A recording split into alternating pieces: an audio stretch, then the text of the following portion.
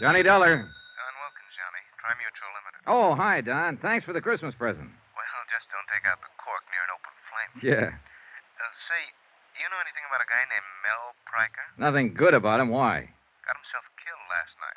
Murdered. Pryker was born to be murdered. Maybe so, but not at our expense. We're holding a $100,000 policy on him. Wow. Who's the beneficiary? His partner, Nick Shern. Nick Shern. You picked a fine pair of rats. Yeah, I know that now. The New York police are holding Shern, but they've got no evidence. Go down there and check it out for us, Johnny. If Nick did the killing, we're off the hook. Any witnesses? One, apparently, the hat check girl in that nightclub of theirs. What's her story? I wish I knew. She's disappeared. We've got to find her, Johnny, before some of Nick's hoodlums find her. Don, maybe they already have.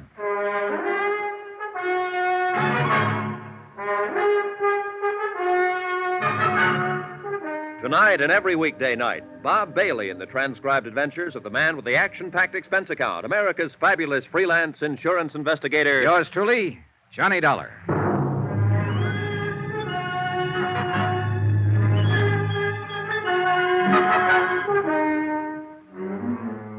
Expense account submitted by Special Investigator Johnny Dollar to the Home Office Tri-Mutual Insurance Limited, Hartford, Connecticut.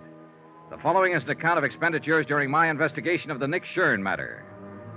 Item 1, 2280, transportation to New York, tips and incidentals, and taxi fare to the office of Lieutenant Ed Rafferty, Homicide Division, the man in charge of the case. Oh, hiya, Johnny.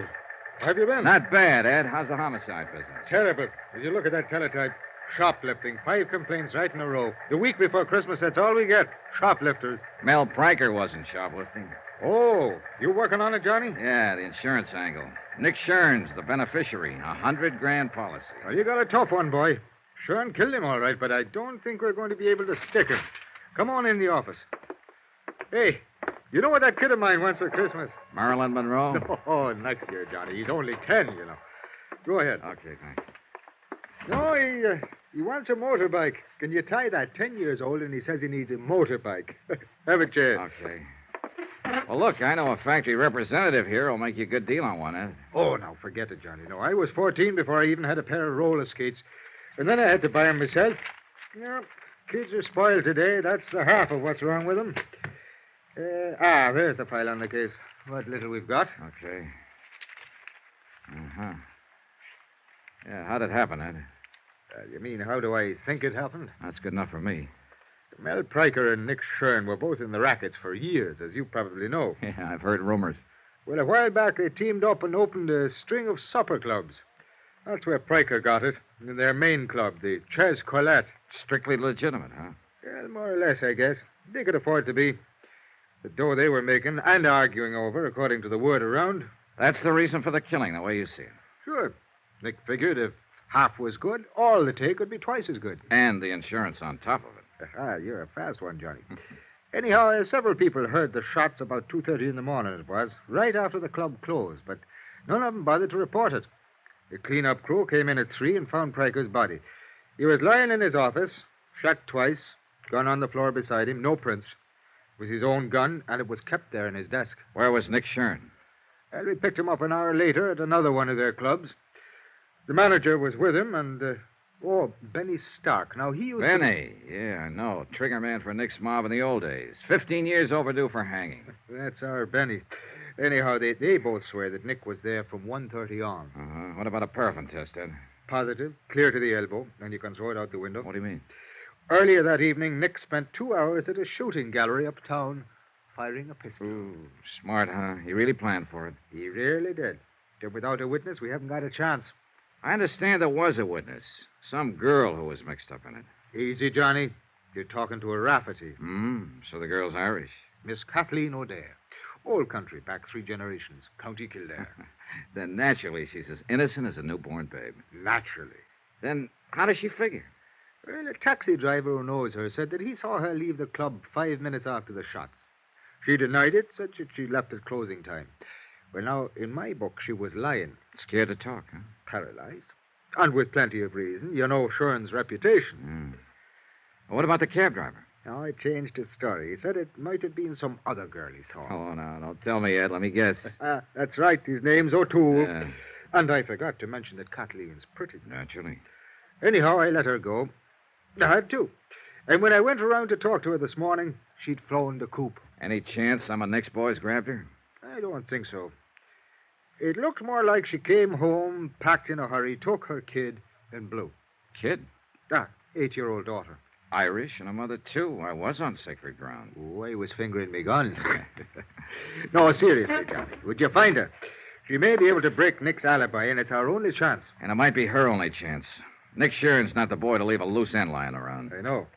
I've got 30 men checking bus depots, airlines. And no luck, huh? In this mess at this time of year, I'm a hard-boiled cop, Johnny. I've got no Christmas spirit. I'm glad it only comes once per annum. Well, there's not very much to go on, that's for sure. I'll see what I can turn up, Ed. Check with you later. All right, that's fine. Oh, by the way, Johnny. Yeah? About that friend of yours. What friend? The guy with the motorbikes. How would I be getting in touch with him? Oh, yeah, his name's Ralph Sterner. He's in the phone book office in the Mackley building. Hard-boiled cop. Well, they're kids, only young ones. Yeah, sure. Now, you find that O'Dare girl. Find her, keep her alive, and get her to talk. How long have I got to find her? What do you mean? Nick Shern. How much longer can you hold him? Johnny, he was turned loose an hour ago. So that was it. A lot of maybes, a lot of questions, and a lot of pressure. A job to be done and done fast. Find one Kathleen O'Dare, former hat check girl at the Chez Colette. Keep Nick Shern's hoodlums away from her, and persuade her to talk. And 3 to 1, Nick was looking for her, too. He was free now, on the loose. And he might be anywhere. Only the way it turned out, he wasn't just anywhere. He was in one particular place. Johnny, Parked right smack in front of the precinct station. over here, Johnny. He was sitting in the back seat of a sedan, and his trigger man, Benny Stark, was at the wheel. Been a long time, hasn't it, Johnny? About 5 years, as I remember it, Nick. It was that warehouse robbery over in Queens when you got away with $40,000 worth of furs. You've forgotten. I was acquitted on that one. Oh, yeah, I know. After they pulled the only witness out of the East River, his feet in a bucket of cement. Just coincidence. I never seen him before. You've seen Miss O'Dare before. Sure I have. She works for me. She's a good kid, Johnny. So I hear. I wouldn't harm a hair on that girl's head. She'll be relieved when I tell her that. Get in. I want to talk to you. No. Sorry, Nick. I like it fine just the way it is. In the car, I'd be outnumbered. You got me all wrong, Johnny. I don't play that way anymore. What about Benny? Has he reformed, too? Well, if that's what... Benny, go take a walk. Yeah, boss, but... I said go take a walk. Okay.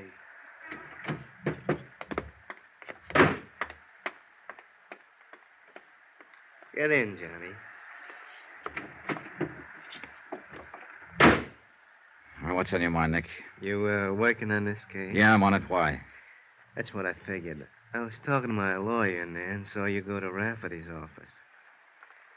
I guess the insurance company's going to try to welch on that claim. It's your Is party, that it? Nick. You talk. I got a better idea. What's that? You know, it's real nice out in Las Vegas this time of year, Johnny. A man can have a lot of fun out there for the next month with maybe $10,000 to play with. What man are you talking about? You. I don't have $10,000. You will. 30 minutes from now, if you say the word. Oh, Nick, you're lucky we're not standing out there on the sidewalk. In a car seat, I haven't got room to swing. Still a fool, huh? I don't know. Why don't you write me about it? You'll have plenty of time. Up there in the death cell.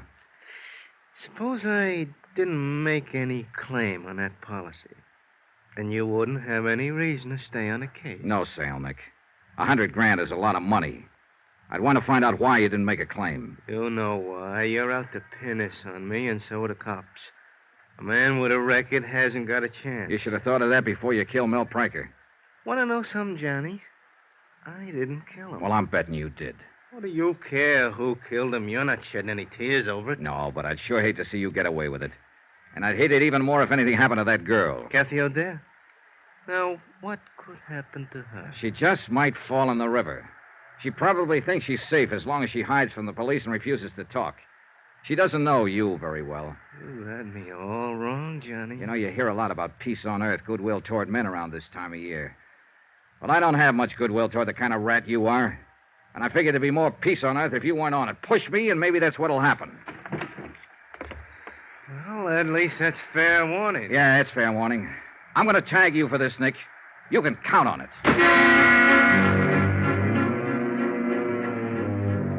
Expense account item 2, $2.40. Taxi to the East Side rooming house of Kathy O'Dare. I didn't have much hope of turning up anything. Ed Rafferty and his men had already been through the place inch by inch. But it was the only starting point I had. The landlady was out, and a uniformed policeman led me into Kathy's flat. I spent an hour and a half and got nowhere. I went through her mail, bills, advertisements, casual notes from men she'd met at the club. But nothing personal, not even a postcard. There were no pictures, photographs of Kathy or her daughter anywhere in the flat. She made a clean sweep, then left in a hurry. And obviously, she didn't mean to be found. But I had to find her, and fast. It was dusk when I left. The street lamps were on, and the colored Christmas lights in the windows along the block. Snow was falling in big, soft, gentle flakes, and there was a holiday feeling in the air. It was neither the time nor the setting for murder. Make contribution, son? Give a little something to help the poor? Oh, sure. How's it going this year, Santa? Oh, it's better than usual, but it just seems there's never enough to go around, no matter how... Well, bless you, son. Thank you kindly. Don't mention it. Good luck, Pop. Thank you, son.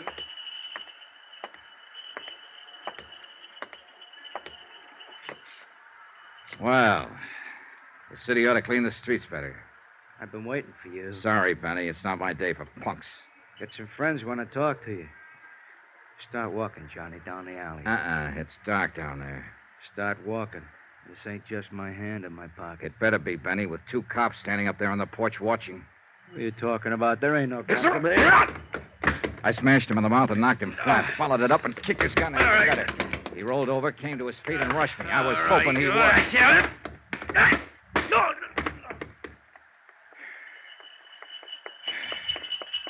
He have that coming, son? He had it coming. Well, he sure did get it. Yeah. Hey, you know something, Pop? I think Benny wants to make a contribution to help the poor. Well, he ain't saying no. Oh, he's a good boy, at the moment at least. Here you go. That ought to help some. 3, 4, $500. Put it where it'll do the most good. Well, Merry Christmas, son. Happy New Year. Yeah, same to you, Pop, and many more of them. Hey, taxi!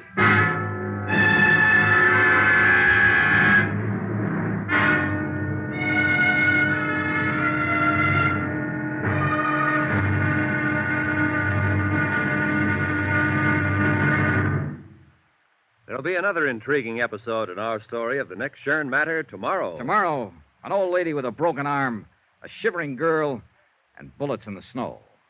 Join us, won't you? Yours truly, Johnny Dollar.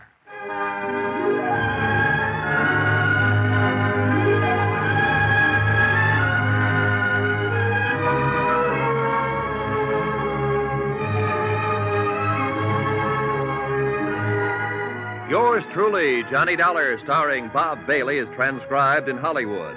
Written by Les Crutchfield, it is produced and directed by Jack Johnstone. Be sure to join us tomorrow night, same time and station, for the next exciting episode of Yours truly, Johnny Dollar. This is Roy Rowan speaking.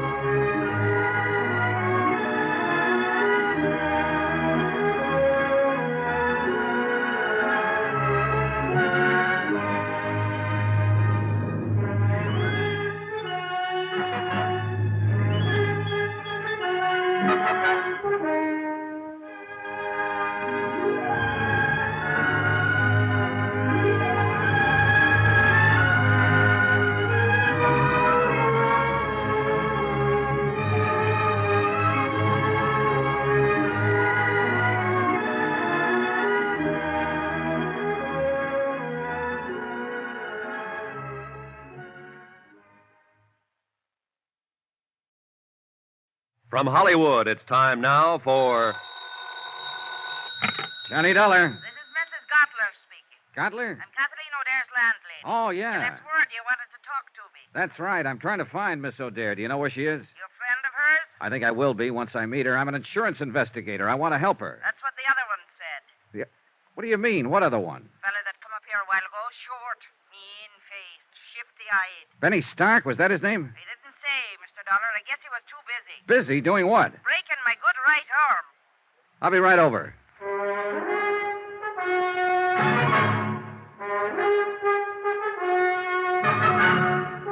Tonight and every weekday night, Bob Bailey in the transcribed adventures of the man with the action-packed expense account, America's fabulous freelance insurance investigator. Yours truly, Johnny Dollar.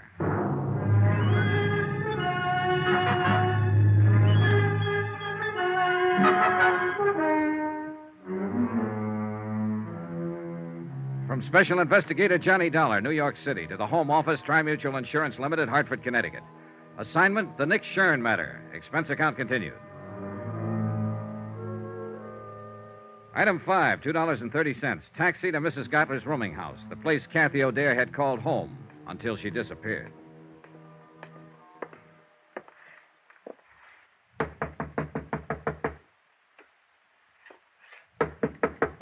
Come in. Get your hands up. Mrs. Gotler. That I, Well, look, I'm Johnny Dollar. I talked to you on the phone. It's all right. You can put that gun down. Well, I guess it's you all right. I'm sorry, Mr. Dollar, but I've only got one good arm left, and I'm aiming to keep it. Pull up a chair. Thanks. Oh, kind of rough boy, huh? I'd have showed him who was rough if I could have got a hold of my gun. I'd have blasted him, Christmas week or not. I'd have blasted him, Mr. Dollar. Yeah, I know how you feel. And me with all these presents to wrap. How can you wrap presents with one arm? Bad as being a paper hanger. Well, I'll be glad to help out, Mrs. Gotler. I won't guarantee what they'll look Well, like. now, I sure do appreciate it, and don't worry about their looks. I got to get them wrapped, that's all. Oh, let's see now. This paper goes on that one. Oh, all right. It's a water muffler for my nephew over in Brooklyn. You know them terrible winters they have over there. Oh, yeah, they're frightful. Of course, it may be better this year. The Dodgers won the pennant. Nothing but luck. It won't happen next year. You never know. Hey, tell me something, Mrs. Gotler. How come Benny worked you over? Why did he break your arm? Here. Stick this card on it as soon as you get the ribbon tied. Oh, okay. No time of year like Christmas, Well, he wanted to know where Kathy went. When I said I didn't know, he jumped onto me. Said I was lying. If I could have got hold of that gun... Where did she go, by the way? You aiming to break my other arm, Mr. Dollar? With all these packages to wrap? Here, hold your finger on that knot. Tie it tight now. Them postmen in Brooklyn are always busting things open. Yeah, no. There. Well, that's one down. Where did you say she went? Oh, I didn't. No, this one I'll deliver myself, so it don't need to be wrapped so careful. All righty. Kathy lit out of here in the middle of the night. You think I'd sit up 24 hours a day spying on my roomers? You might, if the rumor happened to be one of your special favorites. Who told you that? What's the difference? She was, wasn't she? Kathy was everybody's favorite. Anybody that ever met her. Oh, you'll meet them as make remarks about a girl that works in a nightclub. But I'll tell you one thing, Mr. Dollar. Kathleen O'Dare is as fine a lady as you'd ever care to find. And I would care to find her. Well, good luck to you, then. And if you do, let me know where she is. You helped her pack, didn't you? Now, how did you know that? Here. That's about as good as I can get it. Be careful when you deliver it, though. It's not tied very tight. I didn't know, Mrs. Gotler. I was guessing, but it figured. Kathy was scared half to death when she packed up and left here. All she had on her mind was to run and hide. She wouldn't have thought of stripping that flat, taking out every bit of personal identification. Somebody had to help her. Now, where'd she go? I don't know. Look, you don't get the idea. I'm on her side. She's up against a rough deal and doesn't even know it. You've had a sample of the way those boys play, and that was only a sample. With Kathy, it'll be a whole lot worse. They're looking for her, and sooner or later they'll find her. Her only chance is for me to get to her first, so you... I'm not lying, Mr. Dollar. I don't know where she went, and that's the truth to help me. I tried to get her to tell me, but she wouldn't. She said if I knew it would be dangerous for me. I helped her pack, yes, but I don't know where she was going. Well, that's sad, I guess. I don't know where to turn next. She apparently didn't have any other close friends. I don't even know what she looks like. I've never even seen a picture of her. I was hoping you Well, if that'll do you any good, I've got one right here in my sewing basket. One what? A picture. What did you think? She gave it to me about a year ago. But she'd never had many taken, but here it is.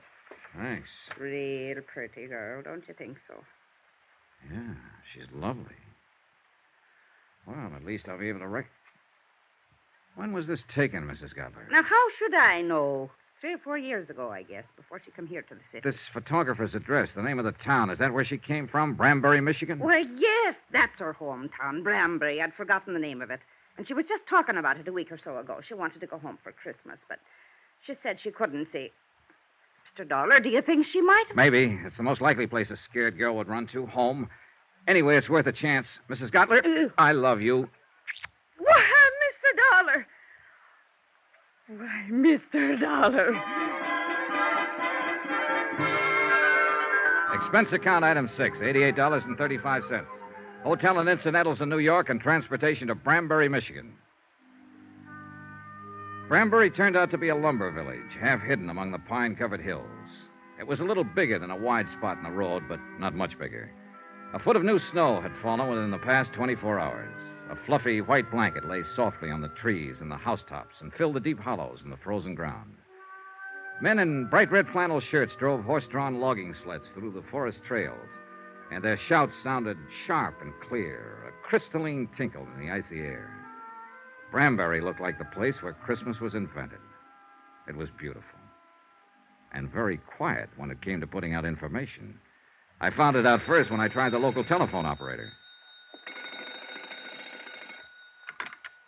Number, please. I just checked in here at the hotel, operator. There doesn't seem to be a phone book, so... People steal them, that's why. Traveling people going through. Oh, souvenir hunters, I suppose. How's that? Look, I wanted to call the O'Dares. Could you put... Not O'Dare's. There ain't but one. That's old Mike. Oh, and that's the one I want to call. Would you mind ringing him? Won't do no good. He ain't there. He's slabbing up at number 4 mill today. Well, actually, it's his daughter I want to talk to. Daughter? Yeah, that's right, Kathleen. Do you know her? Just growed up with her's all. Oh, well, would you You mind... a friend of hers? No, I've never met her, Where but you from? I came here from New York, What's but your name? Johnny Dollar. Now, will you please ring Kathleen? She don't live here. She lives in New York City. I know where she lives. And what give you the idea she'd be up here? I'm psychic. You're what? Look, where can I get in touch with her? I wouldn't know anything about it, Mr. Dollar, and I can't give out that kind of information. You better go on back to New York and write her a letter. Let me talk to your supervisor. Supervisor? Well, I'm all there is, so I guess that's me. Start talking. Forget it. You're welcome. I got the same kind of runaround from the hotel proprietor. As soon as I mentioned Kathy, he suddenly forgot his own name, age, and the time of day. One thing sure, this town took care of its own. I wondered if the law in Brambury would take the same attitude. I decided I'd better go find out. As it happened, I didn't have far to go. On the sidewalk in front of the hotel, the law came to me. Just a second there, mister. Like to have a little talk with you, if you don't mind. All right. It's quite a change to find somebody here who wants to talk. I understand you just got in from New York. Here on business? Look, you know why I'm here, but now everybody in town knows. Got any identification on you? Yeah. Have you? My name's Martin, Dan Martin. I'm the deputy sheriff in charge of this part of the county. Oh, then you're just the man I was looking for. Is that so? I'm Johnny Dollar, insurance investigator. I'm looking for a girl named Kathleen O'Dare. Do you know where she is? What do you want with her? I'm working on a murder case. She's a witness. Is there any kind of a charge against her? No, I just want to talk to her. What makes you think she's here? Are you a friend of hers, Mr. Martin? I've been in love with Kathy since we went to grade school. I'd be willing to die for her. Does that answer your question? All right, let me put it this way. You think you're helping her by hiding her out. All of you think so. But you're wrong. You're helping her right into her grave. Kathy doesn't figure it that way. She's scared. She doesn't know what she thinks. I know these boys who are after her. They don't play kid games. And sooner or later, they're going to find her. So if you love her and if you know where she is, you better take me to her before it's too late. I don't know. I don't know what it is Kathy's mixed up in. I didn't want to ask her. But I know it isn't the police she's afraid of.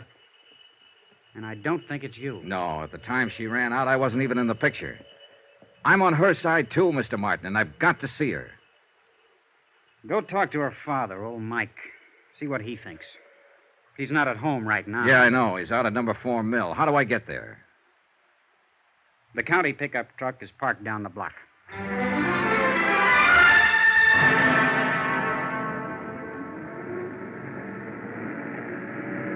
The tire chains bit into the packed snow and pushed the 4 miles of logging road behind us. It was late afternoon, and the sun had dropped behind the timbered slopes, throwing a pale sheet of cold yellow against the western sky. Here and there, a few scattered lights were coming on, in the windows of the village and the bunkhouses of the lumber camps. Bright white sparks against the darkening shadows.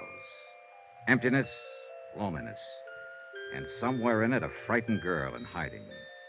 A girl who'd run away from the city of 100 million lights and from an unsolved murder.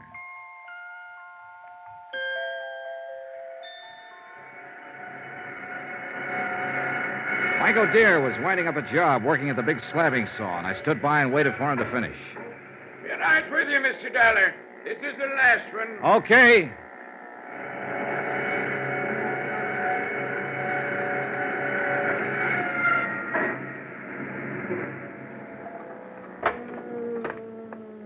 Well, that's the last of it now till after Christmas.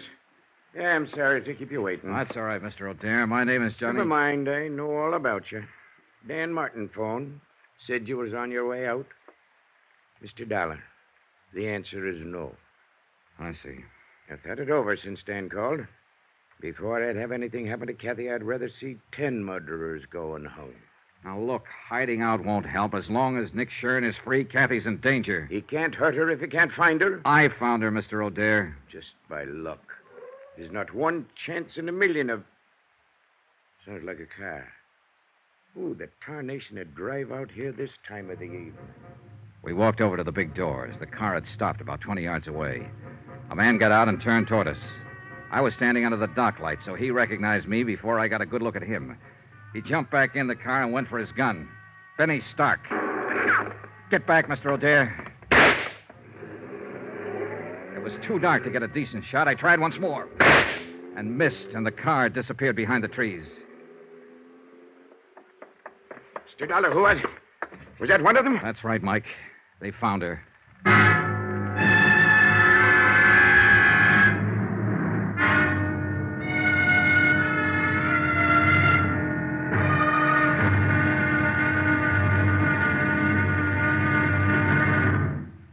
There'll be another intriguing episode in our story of the Nick Shern matter tomorrow. Tomorrow, a lonely vigil in the snow. A killer prowls the night. And a lovely lady vanishes. Join us, won't you? Yours truly, Johnny Dollar.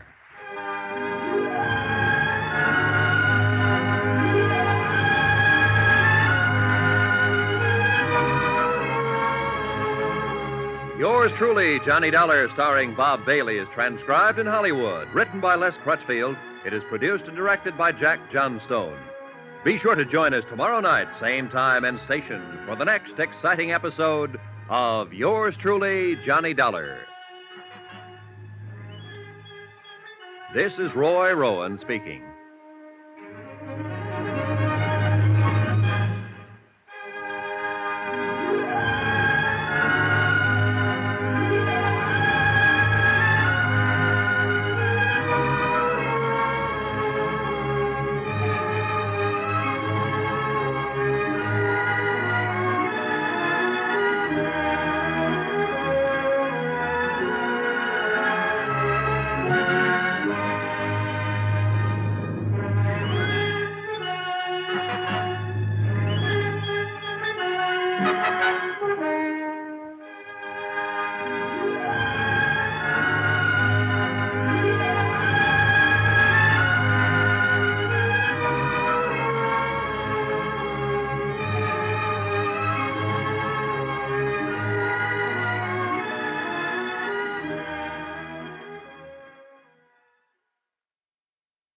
From Hollywood, it's time now for...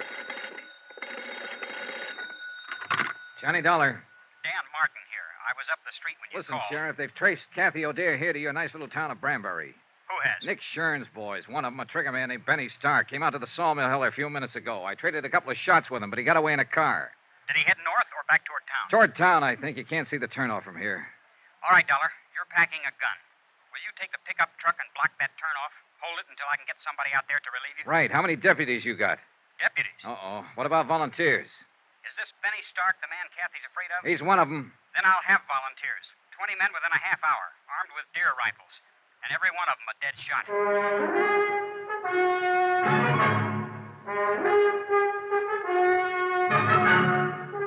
tonight and every weekday night, Bob Bailey in the transcribed adventures of the man with the action-packed expense account, America's fabulous freelance insurance investigator. Yours truly, Johnny Dollar.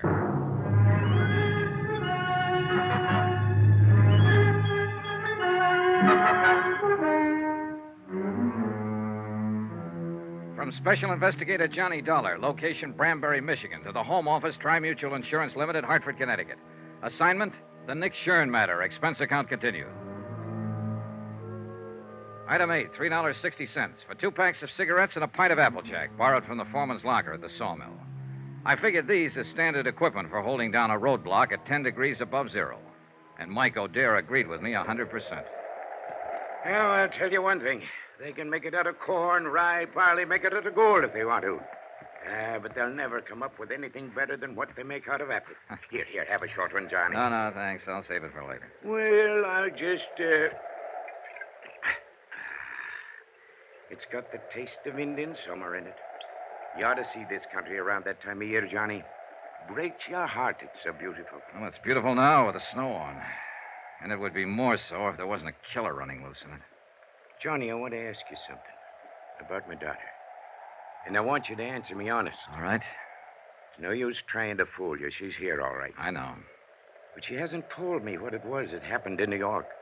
What she ran away from. And somehow I figured it was just as well not to ask her. Your sheriff, Dan Martin, said practically the same thing. Dan's been in love with Kathy since he was 12 years old. He's a good man. Solid. So I figured. Anyway, she was scared. Scared half to death. And she'd come home for help, so we tried to help her. What was it you wanted to ask me, Mr. O'Dare? You mentioned a murder case, Johnny. You didn't give any of the details, just said that Kathy was a witness. Is she mixed up in this murder?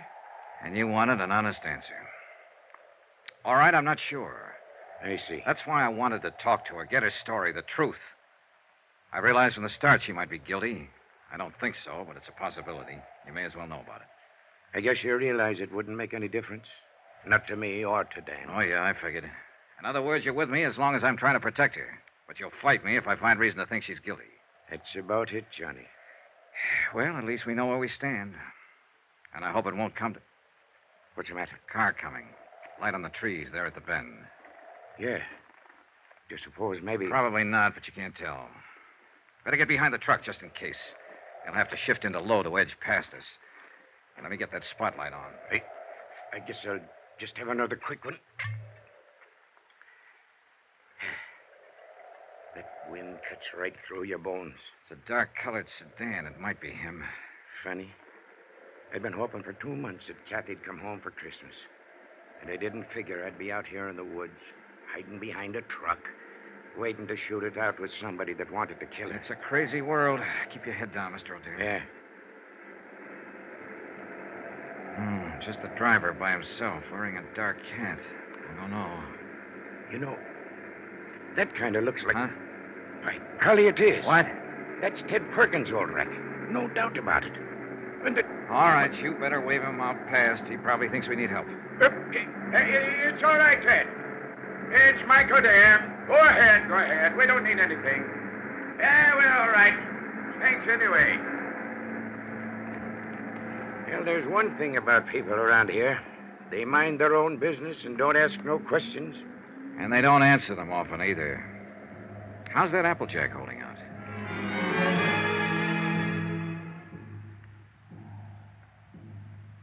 Two long hours went past. Only 3 cars came out from the village. And each time a long moment of tension while we waited to identify the occupants. But all of them were townspeople. Benny didn't show. One truck came down the logging road from the back hills loaded with dwarf spruce and fir. Peace on earth, goodwill toward men. We were waiting for an assassin, but the truck only carried Christmas trees. The night was crystal clear with bright stars hanging low in the blackness, but it kept turning colder and colder until even the Applejack didn't help much. And the wind, too, changed gradually and blew fitful and gusty and strange. It's going to storm. Come a blizzard, maybe. Not tonight. Tomorrow sometime or tomorrow night. I know this country. Know the signs. There's an odd feeling in the air, all right. There's an even odder one in my leg. Log rolled over on it, put in it 6 years ago. Bothers me some in the winter. It's a lot worse, though, right before a storm. Well, that's kind of a handy thing to have. Well, that's one way of looking at it, I guess. Like one time when Kathy was little. When her ma was still alive. God rest her soul.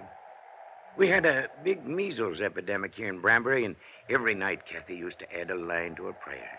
She'd say, "And please let me catch the measles so I can stay out of school like the other kids." Now she's wanted as a witness in a murder case. And somebody's prowling out there in the dark trying to find her and kill her. Little Kathy, who never harmed anybody in her whole life. Some things just don't make sense, Johnny. Some things never have. There was another time once when men like Benny were prowling in the dark, trying to find a little child and kill him. And he hadn't harmed anybody either. That was nearly 2,000 years ago. Yeah, so it was. I like you, Johnny. Kathy will like you, too, and little Jill. Oh, now there's a pair for you. That kid looks more like her mother did at her age. Another car coming, Mr. O'Dare. Yeah, so there is. And this just might be the one. Maybe. I sure wish that Applejack hadn't run out.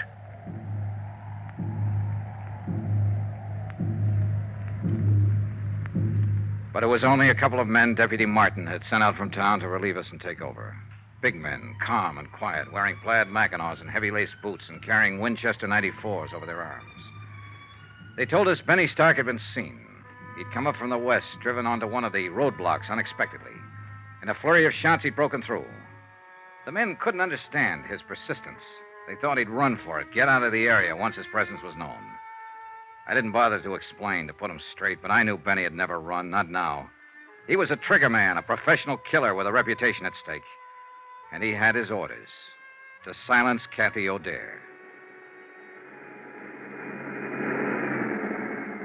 A half hour later, we were back in town, turning into the main street around the village square. Strings of colored lights on a tall pine in the center of the square blinked and sparkled as they swayed in the wind. Around 100 cars and trucks were parked in the street and in the lot behind the town hall. And the sound of singing drifted out from inside. They're practicing carols and things for the big doings on Christmas Eve. Ain't it beautiful? The men at the roadblock had given a description of Benny's car and the license number. It was just barely possible. Got something in mind, Johnny? Yeah, let's take a look through those parked cars. I don't know. If it was me, I sure wouldn't be hanging around here. I'd stick to the tall timber. Yeah, but you're not a city boy, Mike. Tall timber is foreign soil to Benny. He's only comfortable when he's close to a crowd. He the fellow that's supposed to have done that murder? No, it was the man he works for, a cafe owner, ex-gangster, a man named Nick Shern. Let's check that lot around at the side. I don't think he'd show here in front. He'd be taking a big chance showing anywhere. In a town this size, people know each other. It's his job to take chances. And he probably doesn't realize... Wait a minute. That sedan against the building with the side window broken. 7, 8, 2, 1. That's his car, Johnny. Yeah, wait here. I eased my gun out of the holster and started toward the car. There were no lights in the lot, only the soft glow reflected from the packed snow underfoot. And the car itself stood in the dark shadows next to the building. I couldn't see whether anyone was in it or not. The singing seemed to swell louder as I approached. I moved slowly, watching for any sudden movement. The car was empty.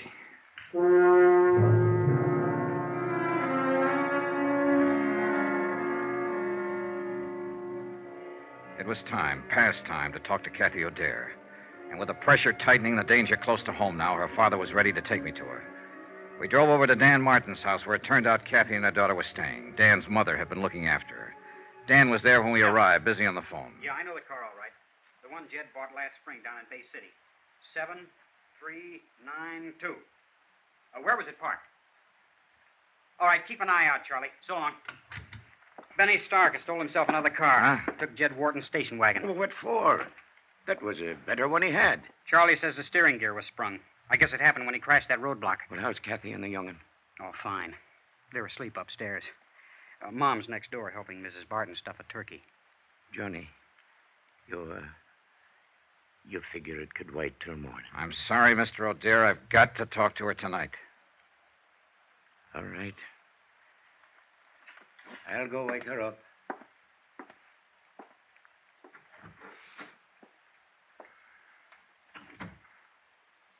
Mr. Dollar, no matter what she's done, don't hurt her any more than you have to. As far as I know at the moment, Dan, all she's guilty of is withholding information. And most people would have done the same thing. Nick Shern's a rough boy to tangle with. She was scared, that's all. Lost her head. She never did belong in a city. She belongs right here in Brambury. This is her kind of life. Why did she leave? Well, we argued one day, and she said she'd show me. So she ran off and married that fellow. He treated her bad. Finally left her. But she was too proud to come back. She wouldn't have come back now if she hadn't have been so scared. Well, maybe it'll work out now. She ought to stay. Her kid ought to grow up here. Learn the outdoors and the woods like Kathy used to know it. Why, she roamed through those hills like a young Indian. Knew every trail in that forest. Every timber camp and trapper's cabin from here to the ridge. I remember one time the two of us were up toward... Dan! What's the matter? What is it, Mr. O'Dare? You said Jill and Kathy were asleep upstairs. Ain't that what you said, Dan? Of course, that's what I... Mike. What's happened? They're not up there. They're not up there or anywhere else in the house. They're gone.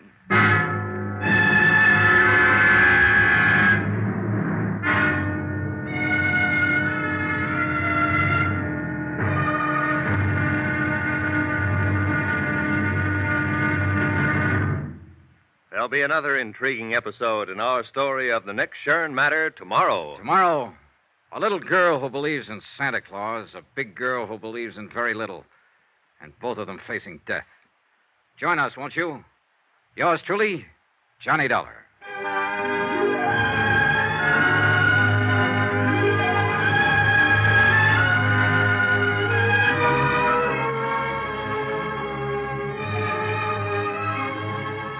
Yours truly, Johnny Dollar, starring Bob Bailey, is transcribed in Hollywood. Written by Les Crutchfield, it is produced and directed by Jack Johnstone. Be sure to join us tomorrow night, same time and station, for the next exciting episode of Yours truly, Johnny Dollar. Roy Rowan speaking.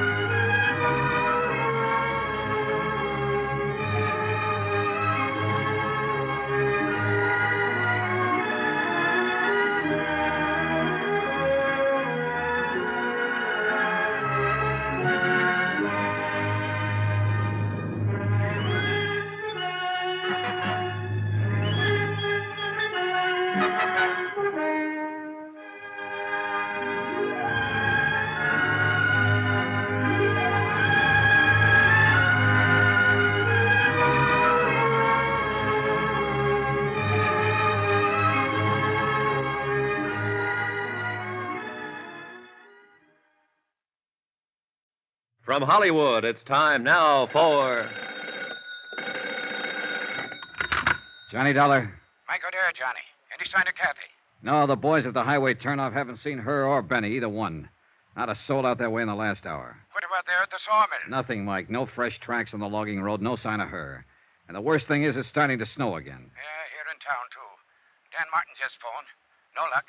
She hasn't shown up at any of the roadblocks. She's around somewhere, and we've got to find her. We will, Mike. And it's got to be fast, Johnny.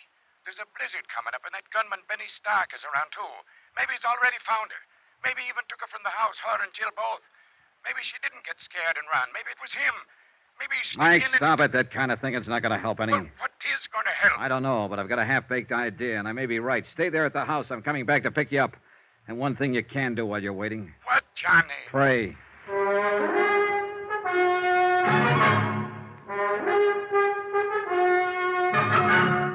Tonight and every weekday night, Bob Bailey in the transcribed adventures of the man with the action-packed expense account, America's fabulous freelance insurance investigator. Yours truly, Johnny Dollar.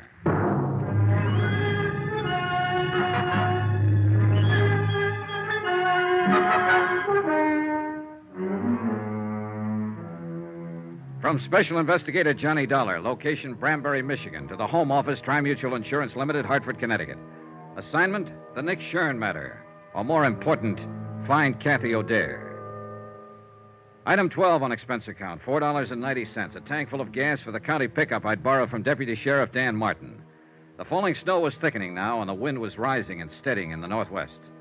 The night had all the makings of a blizzard. And wherever Kathy and her daughter had gone, we had to find them before it hit. It was 10:14 p.m. when I pulled up at the side porch of the O'Dare house, and Kathy's father came hurrying out to the truck, leaving the door open behind him and buttoning his heavy mackinaw as he ran. Any news, Mike? Not a thing. All right, get in. Shut the door. Yeah, we'll get a foot of snow before morning, with a zero wind behind it. Now, listen, Mike.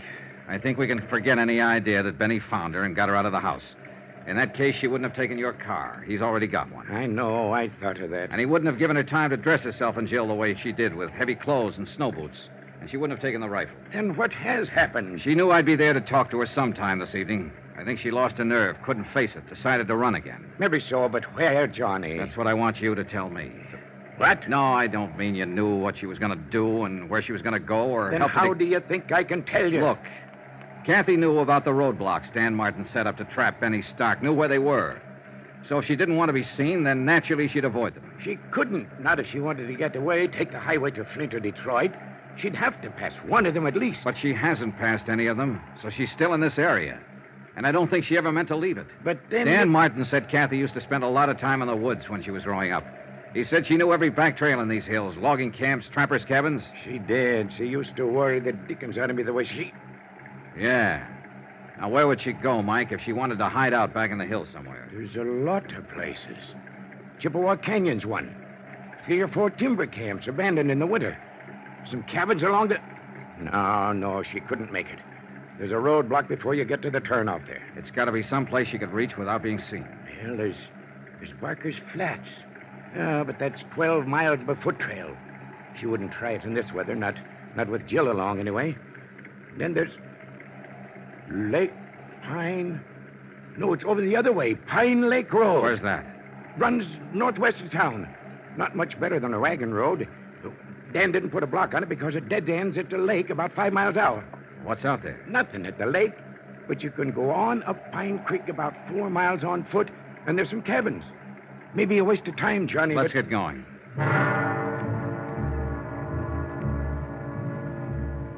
Expense account, item 13, $6.90. 1 dry cell electric lantern, an extra pair of batteries picked up at the Brambury Hardware Company on the way through town. The falling snow, driven by a bitter cold wind, formed a dense curtain in front of our headlights. And from the turnoff all the way up the narrow twisting road to Pine Lake, I had to keep the truck in second gear. There were car tracks in the road, all right, several of them. But they were covered now by the new blanket of snow. And it was impossible to tell whether they'd been made earlier tonight or a week ago. The road ends a couple of yards past this next turn. And we'll soon know. There's 4 or 5 side turnoffs. Clearance where you can park. We'll have to check all of them, I guess. All right. That draw there on the right. That break there in the trees, that's where the Pine Creek Trail starts. Well, we'll swing in it. Mike, I guess we won't have to check those turnoffs. Huh? Is that your car over there under the trees? Yeah. That's it. I left Mike waiting in the cab while I went over to look inside the car. It was empty, abandoned. And there was no note, no clue of any kind to tell where Kathy had gone. I raised the hood and felt the motor block, ice cold. The car had been here for some time.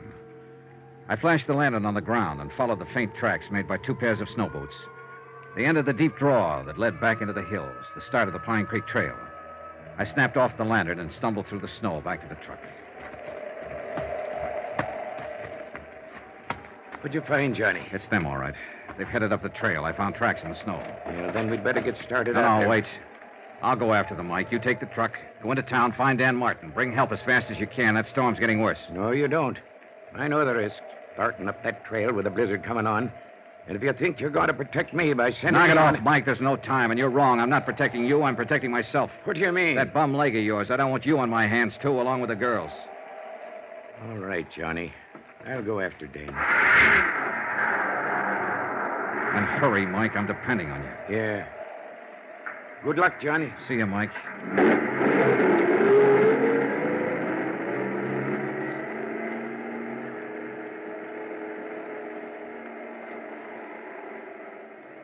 I stood there in the snow watching the headlights of the truck move away.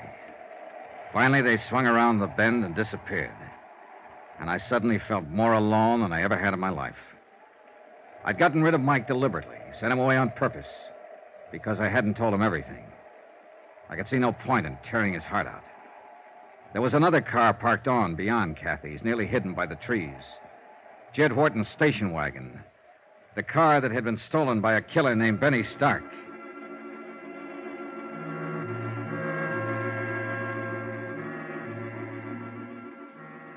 It took me half an hour to cover the first mile, and the storm kept getting worse. The beam of the lantern penetrated a bare 30 feet ahead of me before it was smothered out in the white blackness of the night.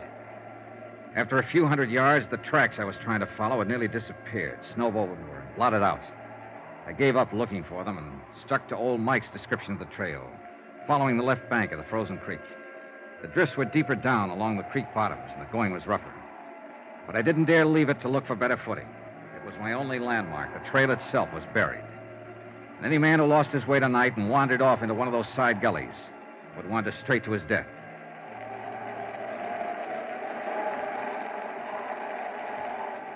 An hour passed.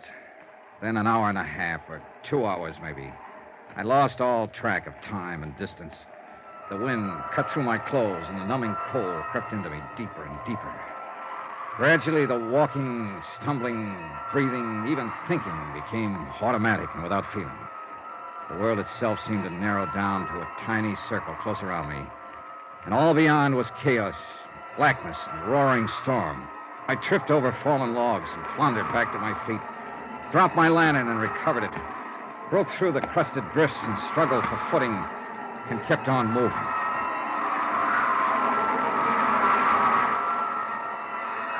In the weird nightmare of the blizzard, I could hardly recognize reality when I came face to face with it.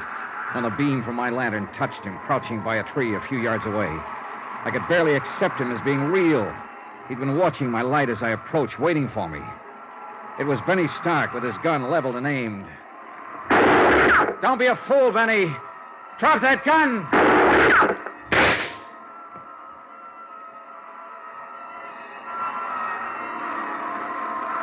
A curtain of snow swept between us then, blotting out the sight of him, and I was grateful.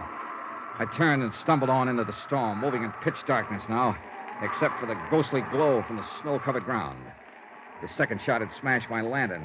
I had nothing left to go by but instinct and luck, and they weren't enough. Within 15 minutes, I was hopelessly lost.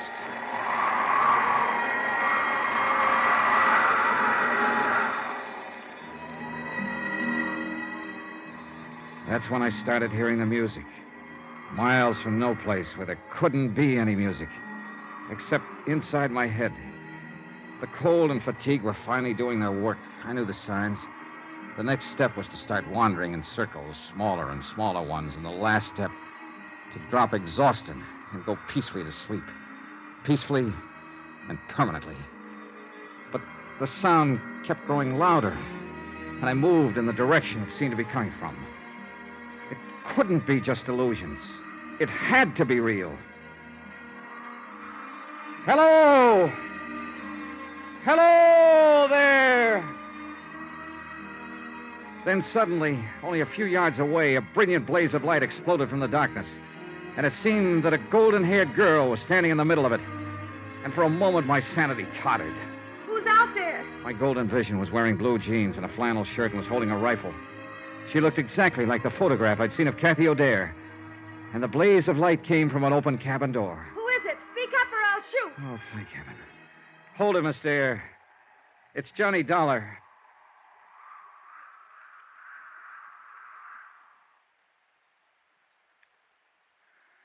Are you getting warm now? I don't think I'll ever get warm again. You will if you don't move away from the stove a little. The back of your shirt is starting to smoke. Yeah, I thought I was beginning to feel something. How's the firewood? There's plenty. And plenty of food. And a radio. If I hadn't heard that music, I'd have blundered right on past this cabin. Oh, we've got everything. We can hold out for a month if we have to. And I hope we have to. What about your daughter? Is she all right? Sure. She's fine. It's a picnic for her. A camping trip. She's sound asleep back there in the lean-to. Dreaming about Santa Claus, I suppose. I wish I could. How did you find me, Mr. Dollar? Oh, hunch. Guesswork. I was born under a lucky star. I wasn't. Oh, I don't know. I think you've been pretty lucky, considering everything. More so than your landlady back in New York. Mrs. Gotler? What do you mean? Betty Stark went to see her. Tried to find out where you were. When she wouldn't tell him, he broke her arm. Oh, no. Oh, the poor woman. Oh, it's a rough game, Miss O'Dare, trying to play it cozy with a mobster like Nick Shern. You know, of course, that he sent Benny here to find you. You'll have a hard time finding me in this place. He did find you. What? Maybe he followed you from the house or saw you drive through town. Anyway, I ran into him back down the trailerways. I thought I heard shooting a while ago. You did. He tried to ambush me. He thought he had the drop, and he wouldn't give up. I had to kill him.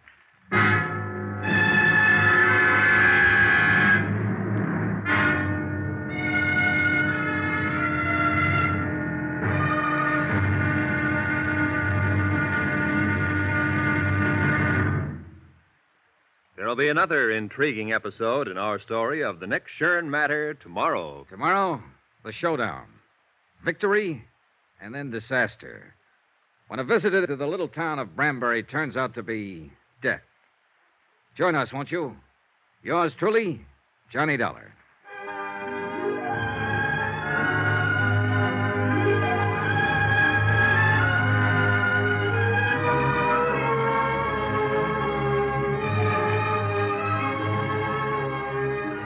Yours truly, Johnny Dollar, starring Bob Bailey, is transcribed in Hollywood.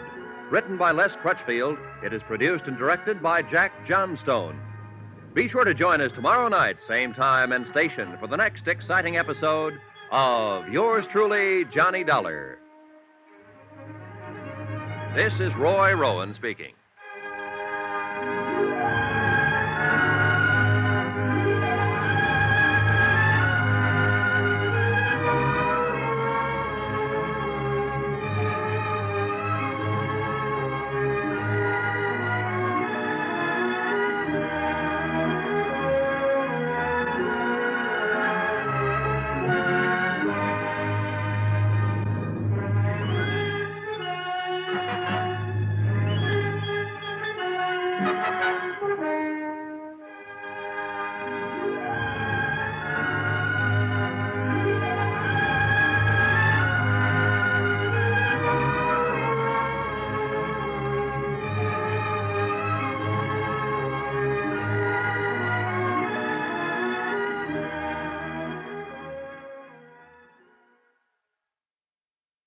From Hollywood, it's time now for Johnny Dollar. Johnny Dollar? Spell it. JOHNNYDOLLAR. That's not right. You forgot to capitalize. Hey, you're right, honey. Let me hear you spell your name. Okay. Capital J-I-L-L, Jill. Capital O, apostrophe. Apostrophe. I never can say that. Capital D-A-R-E, O'Dare. Of course, my last name's actually something else. I forget. But my mother says I'm really an O'Dare. Not the least doubt about it. I could see it in a minute. I like you, Johnny Dollar. And I kind of like you, too, Jill O'Dare. You think my mother's pretty? I think she's lovely. Then why don't you get married to her so I can have a daddy? Well, that's, certainly something to think about. And, not a bad idea. Now, be quiet before you wake her up. I'm already awake, and with a plot like that being hatched, I think I'd better stay awake. Is there coffee, Johnny?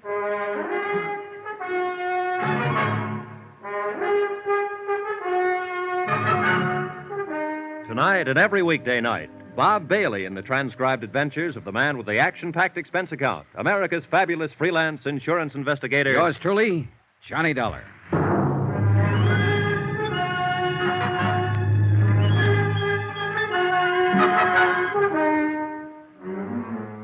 From Special Investigator Johnny Dollar, location a small cabin in the timber outside Brambury, Michigan, to the Home Office Tri-Mutual Insurance Limited, Hartford, Connecticut. Assignment, the Nick Shern matter. Expense account, final page. Item 15, $1 million for a certain feeling. I realize, of course, that the amount of this item is somewhat unusual. It may be cause for mild criticism by your accounting department, unless the accompanying report includes an adequate and detailed explanation. Therefore, to avoid unnecessary correspondence and delay, I am attaching said explanation herewith.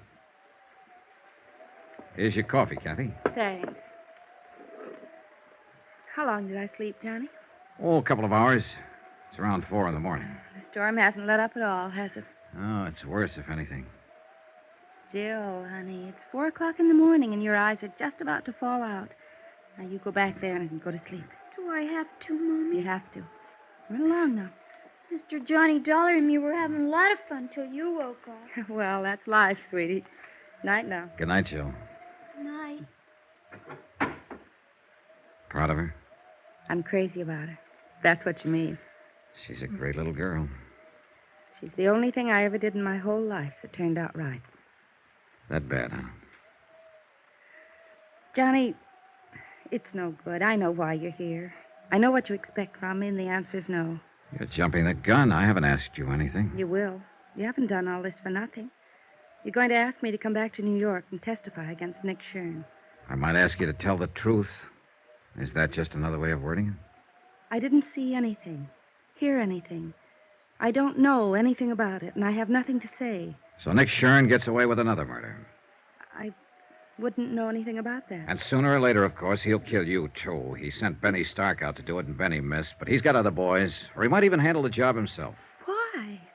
By now he ought to know that I'm not going to tell. But there's always that chance you might change your mind. And Nick's a gambler, but he likes the odds on his side. He doesn't take chances. Whenever he can, he stacks the deck. I wish I could help you, Johnny. But I don't know anything about it. I left before it happened. How long have you worked for Nick Shern? Known him? 2 years. I'm not wide-eyed about him, Johnny. I've heard what he's been, what he may even still be, a gangster, hoodlum, racketeer, but that's none of my business. The club was legitimate, and my job there was on the level, and he never got out of line once. And no doubt he's always been kind to his mother and loves dogs and children. I wouldn't know, except children. He's crazy about them. He was always buying something for Jill, asking about her. And he also shot and killed Mel Pryker. I couldn't say. I see. Well, you're letting a lot of people down. People here in Brambury that you grew up with, people that love you.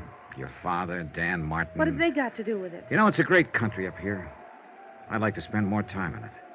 And it's big country, big and beautiful and dangerous. Like that blizzard outside there. It's not the kind of country that turns out cowards. Cowards? Your father said something yesterday. That some people belong in cities and some don't. And that you're one of the second kind. He was right. The city's made a coward of you. You don't understand. And they know it. Old Mike, Dan, all of them. Of course, they'll never mention it. But you're letting them down, and they know it. And you know it, Kathy. They don't have a daughter to think of. It's not her fear we're talking about. It's yours. All right, I'm scared. I've got reason to be. It's easy for you to talk. You don't know what fear is, what it can do to you. I don't. It can push you and drive you and make you do things you hate yourself for. And it can destroy you. How would you know? How would any of them know? Who haven't felt it, who haven't been there. Kathy, you're not alone. We've all been there. It's not the fear that's important. It's the courage you bring up to fight it. I've tried. I've nearly gone crazy trying to think it out. But it always comes back to one thing. Jill.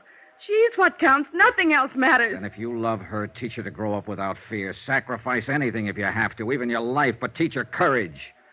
There's nothing greater you could do for her. It's all right, Kathy. It's all right. It's all right. I knew what was right, Johnny. I knew all the time. Sure. Of course you did. All you needed was a little push. Want to tell me about it now? I was there at the club that night. When it happened, I stayed after closing. I had some presents for Jill, and I wanted to wrap them before I took them home. Nick and Mel Pryker were upstairs in the office. Nick was there? Yes. I could hear them arguing. They didn't know I'd stayed, and then... Go on. I heard Mel yell out. He said, "No, Nick, no." And then I heard the shots. Yes? I didn't even think. I ran up to the office. Mel was lying on the floor, and Nick was standing there with a gun. He told me to get out and to keep quiet if I wanted to keep on living. That's it, huh? Yes. Will you make a statement to the police, testify at the trial? Yes. Oh, good. Will you help me, Johnny? Will you stand by me? You know I will. You've got to, because I'm scared. I'll be scared all the way, but I'll do it if you'll help me. I'll help you, Kathy, all the way. Why don't you curl up here and get some sleep? Come on. Maybe now I can sleep. It's going to be all right. Thanks, Johnny, for giving me the push. Oh, sure, honey. You know something, Johnny? I'm with Jill. I like you, too. She went to sleep with her face against my chest. And after a while, little Jill came tiptoeing in and curled up on the other side. And I sat there holding them both, thinking and waiting for the dawn. So that's what I mean about a $1 million feeling. True, it wasn't my little girl, or my big girl either. But for the moment at least, well, that item still goes. I'll still tag that feeling at $1 million. And I was sorry when the storm was over and a rescue party came out from town. Because I felt I'd had one moment in a lifetime that I'd never find again. Good King Wenceslas looked down on the feast of Stephen when the snow lay round about. The big event of the year in Brambury was the Christmas Eve show in the town hall. There was music and a pageant and singing, and everybody took part in it, from the youngest kid in town to the toughest old grizzled lumberjack from the back hills. Jill was in the children's chorus, and old Mike was to operate the spotlight, so they went on ahead. I took Kathy. And since she wasn't quite ready to face people yet, we made a point of getting there late. I didn't care when we got there, as long as I was with her. We slipped in quietly and took seats at the back of the room. The string group from the high school orchestra was playing, and no one noticed us. Not even old Mike, Kathy's father, who was working the spotlights. I hope Jill does all right. She hasn't had any time to practice with them. Oh, she'll do all right. We'd been there about 10 minutes when somebody else came in and slid into the one seat between us and the door. I didn't look around until I felt Kathy stiffen beside me. Oh, no. It was Nick Shern. Nobody gets excited now or makes any sudden moves. We just sit here quiet like. He slid his hand over to feel inside my coat under my arm. Now backing around, huh? Perfect. I'd left my gun at Kathy's house. Old Mike had been dubious about it, but with Benny dead, I'd seen no reason to carry it. And after all, it was Christmas Eve. All right, now we're going to ease out of here now without attracting no attention from anybody. You're crazy, Nick. You're crazy. Shut up. And just don't forget one thing, Dollar. I'm not holding this gun on you. It's aimed right at the middle of Kathy's back. Let's go. Johnny. No choice, Kathy. Come on. The back of the room was dark. Nobody paid any attention. Somebody was always leaving or coming back in.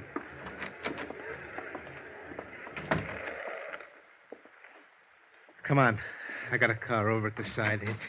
Johnny? Watch it, Dollar. We'll be right back, Mike. Just gonna get some air. All right, Johnny. But don't go running out before I give you your present. Huh? Here. And don't uncork that until you're ready for some serious business. All right, Thanks, Mike. Thanks a lot. Don't mention it. Good luck, Johnny. Yeah, come on. Let's get away from here.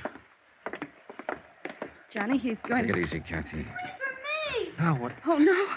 Jill, go back. I want to see Uncle Nick. Why'd you tell me you were coming here to hear me sing, Uncle Nick? Well, listen. Pick me up. Please, Uncle Nick. Take your hands out of your pocket and pick me up. Look, Jill, you run along now. Who's that? Dan Martin. He's a deputy sheriff, and he's a dead shot. Better do like she says, Nick. Take your hand out of your pocket and pick her up. Uncle Nick? All right, reach in my pocket, Johnny, and take my gun.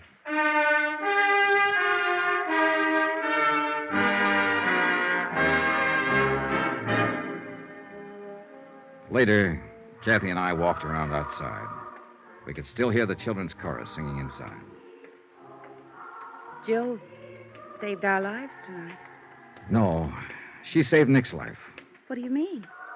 That present your father gave me, up there at the spotlights. He could see what was happening, and he thought real fast. That present was a gun. Then you... I had Nick covered from the time we stepped off the porch. I'm glad he didn't move. I'm glad it happened like it did.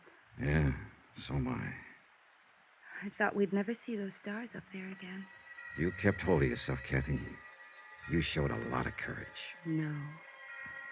But maybe I can learn to show it. I was just thinking, Johnny, looking at the stars up there. There was fear in the world then. 2,000 years ago. And he had courage.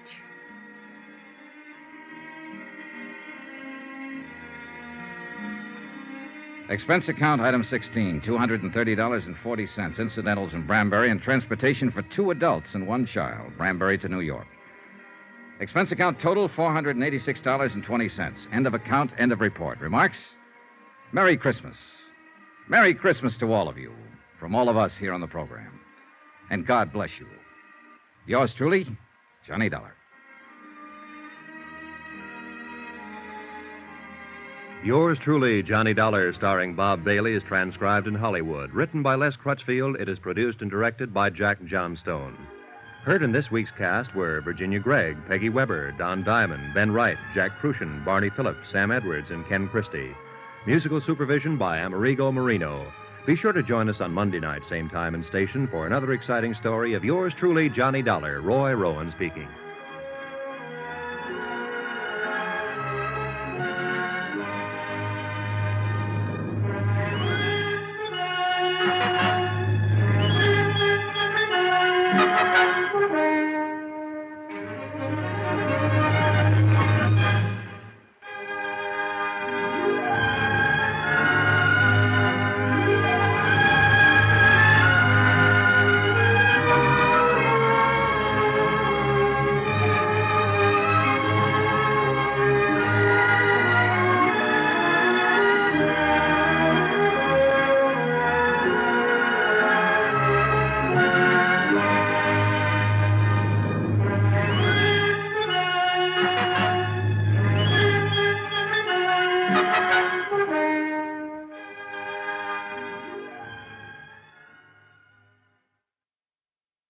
From Hollywood, it's time now for Johnny Dollar. This is Pauline Morris at Victor Turner's office, Continental Adjustment Bureau. Oh, hi, Pauline. How are you? Just fine, thank you. Johnny, Mr. Turner asked me to get in touch with you and find out what you're working on at the moment. Why, nothing. I was thinking of going to New York for a couple of days. Well, good. Would you be interested in handling a case for us while you're there? Oh, Pauline, I'm going to New York on a vacation. Well, this shouldn't take too much time, and Johnny, it's really one of our most important accounts. Well, how much commission can I figure on? Do you want the truth? Sure. Practically none. Oh, fine. Why does Turner foist these things on me? Oh, I guess it's my fault. I told him I thought you might do it as a favor to us. For Mr. Turner or Continental Adjustment Bureau? No. For you? Okay, what is it? Well, Wait, better still, why don't you tell me about it over dinner? Say at the Crystal Room? Oh, I'd love that. I've been wanting to go there for months. Hey, you know something? I've been waiting for an excuse to take you there for years. 8 o'clock, Pauline? 8 o'clock.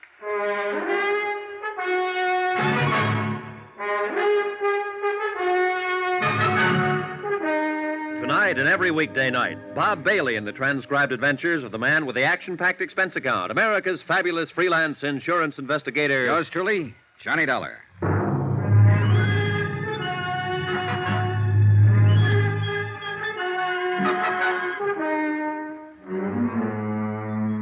Expense account submitted by Special Investigator Johnny Dollar to the Continental Adjustment Bureau, 418 Elizabeth Avenue, Hartford, Connecticut.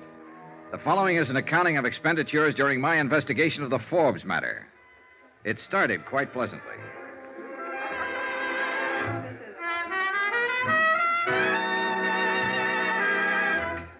Oh, no, Johnny, let's go back to the table and eat. I'm tired of dancing. Yeah, but once you sit down, you'll start talking business again. Well, of course I will. I do have a job to keep. Okay. Frustrating girl. Besides, the sooner you clear up this case, the longer you'll have for a vacation in New York. I said okay. There you are, sit down. Thank you. All right, Miss Morris, let's have the bad news. Well, the insurance company is Delaware Eastern Liability, New York office. Yes, ma'am. Their client who filed the complaint is a large dress manufacturing company. Century Styles Incorporated. Yes, ma'am. Oh, and if you can manage to pick up one of their latest creations in my size while you're there, I love you forever. Yes, ma'am. Now, let's dance. No, wait. The auditors found a deficit in their books, $4,285. Well, naturally, the head of the company wants a settlement. Yes, ma'am. Now, let's... And, Johnny, your biggest problem will be Mr. Elliott. Mr. Robert Elliott, who I understand is something of a personality problem. He can't be any more of a problem than I'm having with you. Now, let's dance. Expense account item 2, $28.63. Train fare and incidentals getting from Hartford to Manhattan.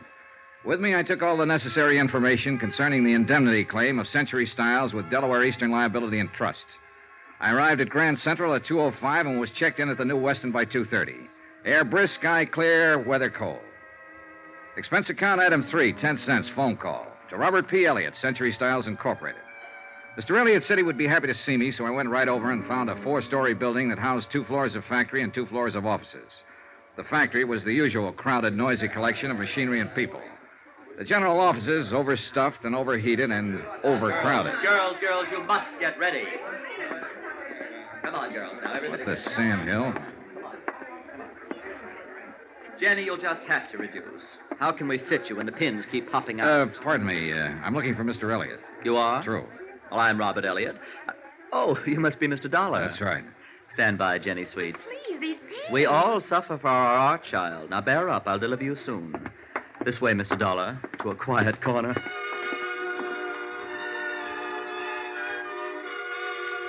Mr. Elliott was small and wiry, wearing white huaraches, green slacks, a corduroy jacket, and a flower print shirt of no identifiable color. As I followed him across the large and elegant showroom floors, I couldn't help stealing glances at the merchandise, animate and inanimate. Everything I saw was strictly high class, a group of goddesses. Mr. Elliott led me through a pair of swinging doors into an office with a carpet so thick I couldn't see my shoe tops.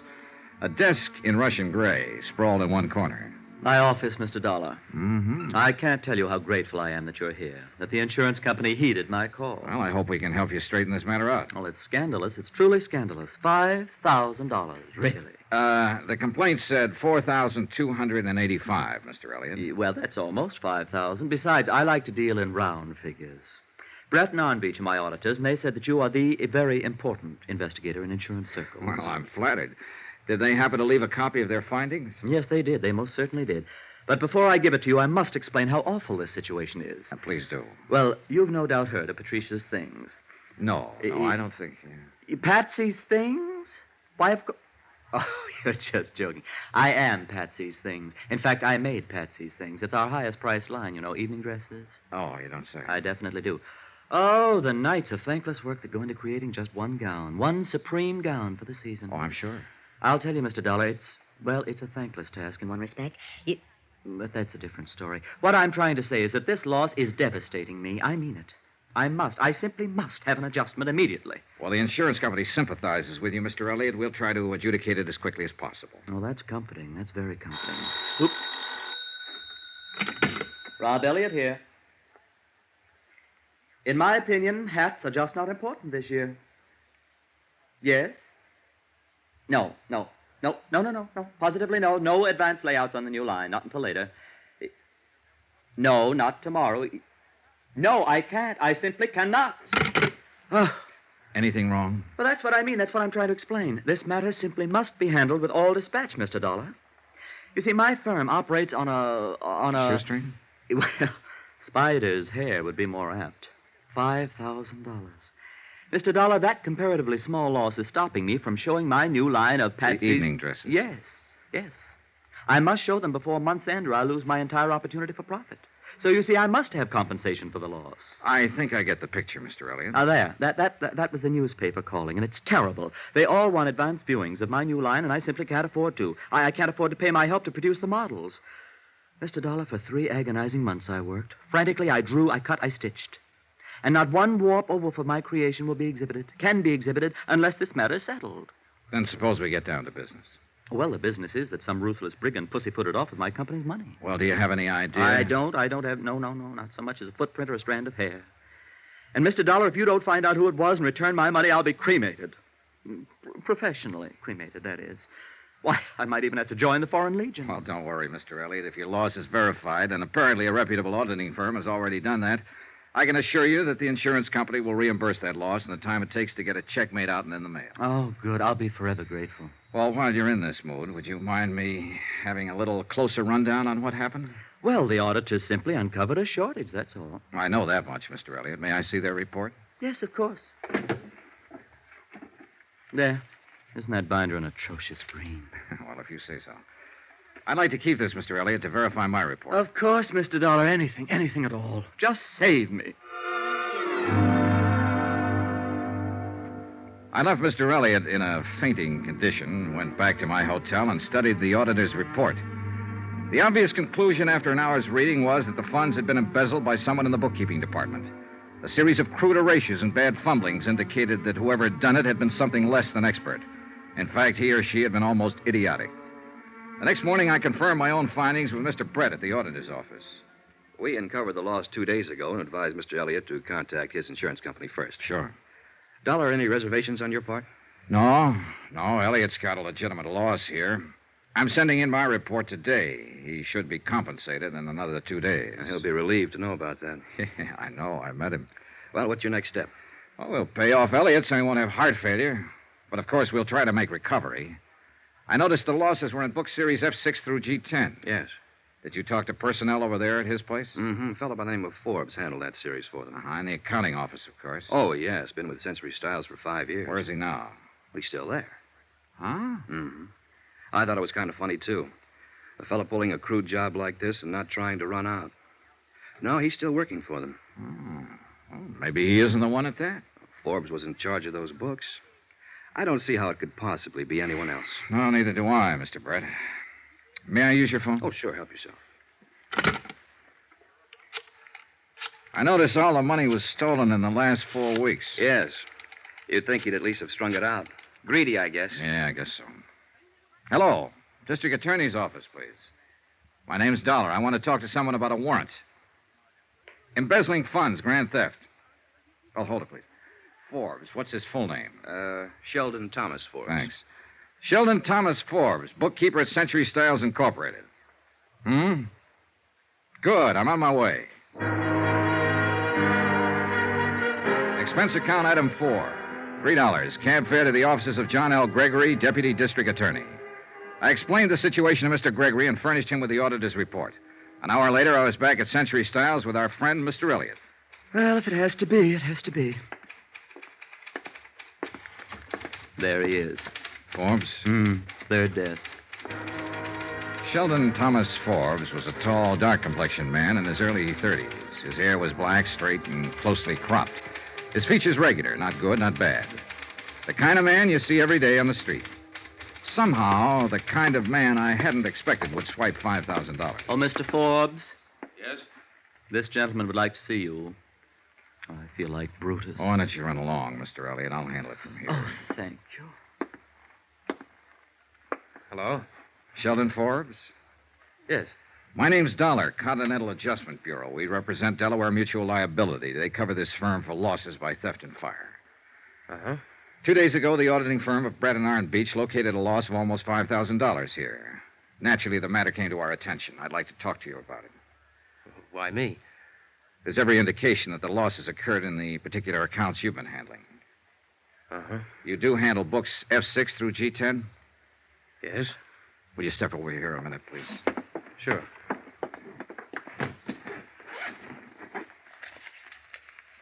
Would you look at this, please? Your figures? Yes. Your handwriting? Uh-huh. Your entries and your initials? Yes. Well, what do you have to say? Nothing. Look, you know why I'm talking to you, why I came to you first. Yes. Still nothing to say? Nothing. Well, aren't you being a little silly? Why? I stole the money. You've proved it. What am I supposed to say? You admit it. How can I deny it? Okay, we've got that much covered. Well, look, my company's interested in recovery of $4,285. Do you understand? I think so. Oh, now, Forbes, come to your senses. What do you want to do? Go to jail, or do you want to give the money back? Oh, that's funny. Well, no, I don't think it's funny. I doubt if you will. I've got 16 cents in my pocket. Will that help? Where's the money? I haven't got it, Mr. Dollar. You'll have to take me to jail. Shall we go? Okay.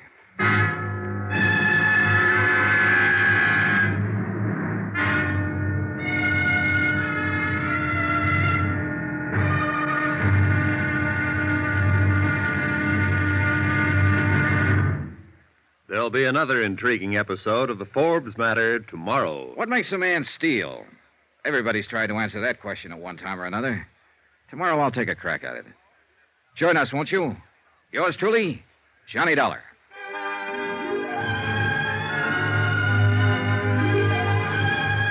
Yours truly, Johnny Dollar, starring Bob Bailey, is transcribed in Hollywood. Written by John Dawson, it is produced and directed by Jack Johnstone. Be sure to join us tomorrow night, same time and station, for the next exciting episode of Yours truly, Johnny Dollar. Roy Rowan speaking.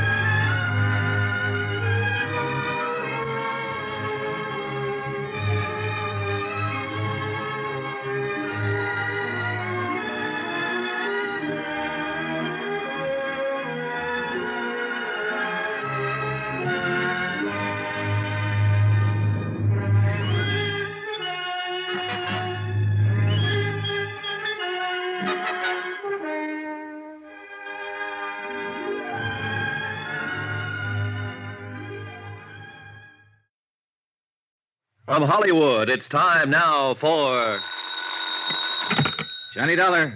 Rob Elliott here, Mr. Dollar. Century style? I know, Mr. Elliott. How are you today? Terrible, Mr. Dollar. I feel terrible. I'm calling from the district attorney's office. You there about Sheldon Forbes? Yes, I had no idea I'd have to act. They want me to sign a complaint. Well, that's pretty usual, Mr. Elliott. Forbes admitted taking the money from your firm. He's guilty as charged. You're the injured party. They want to get on with the prosecution. Oh, dear. So you do whatever they say, Mr. Elliott. Well, will it affect my payment at all? Payment of the claim? No, not a bit. Your check's on the way to you right now. Oh, that's a relief. Now, how about you? Are you going back to Hartford? Should I thank you now? You can thank me, but I'm not going back. What? My job's just beginning. I have to recover the money for the insurance company.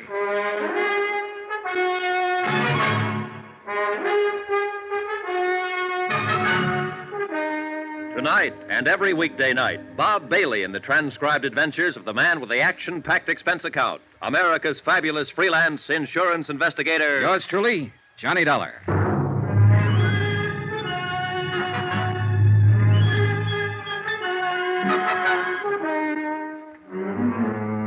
Expense account submitted by Special Investigator Johnny Dollar to the Continental Adjustment Bureau, 418 Elizabeth Avenue, Hartford, Connecticut. The following is an accounting of expenditures during my investigation of the Forbes matter theft of nearly $5,000. Expenses continued. Item 4, I think it is, $10, deposited on a rented car. First stop, Central Division Headquarters, where I was informed that Sheldon Thomas Forbes had been formally arraigned and was being held in the city jail. Second stop, an address on 56th Street. Second floor next to a dental laboratory. And on the door it said Edward Gumby, attorney at law. And below it said, walk in. So I did. Hello out there. Mr. Gumby? Yes, sir. Come on in. It's warmer in here. Edward Gumby was standing in front of a gas heater in the inner office, which consisted of nothing more than a telephone, a desk, and a dozen law books. He was a medium-sized man, about 40 or so, a little tired, a little seedy, but he had a nice grin. Dollar? Yeah, that's right, Mr. Gumby. You don't know me. I'm with Continental Adjustment Bureau, representing Delaware Eastern Liability in this Forbes matter. Oh, yes, of course. Understand you're representing Sheldon Forbes, is that right? Well, I don't know whether it is or not, Mr. Dollar. I happened to be in magistrate's court this morning when Forbes was arraigned. I took him on because he didn't have counsel and the court appointed me. I don't know whether he took me on or not. Sit down. Oh, thanks. New York is the coldest city in the world. Absolutely the coldest when it's cold. Yeah, it sure is. Look, I don't want to take up a lot of your time, Mr. Gumby. Time?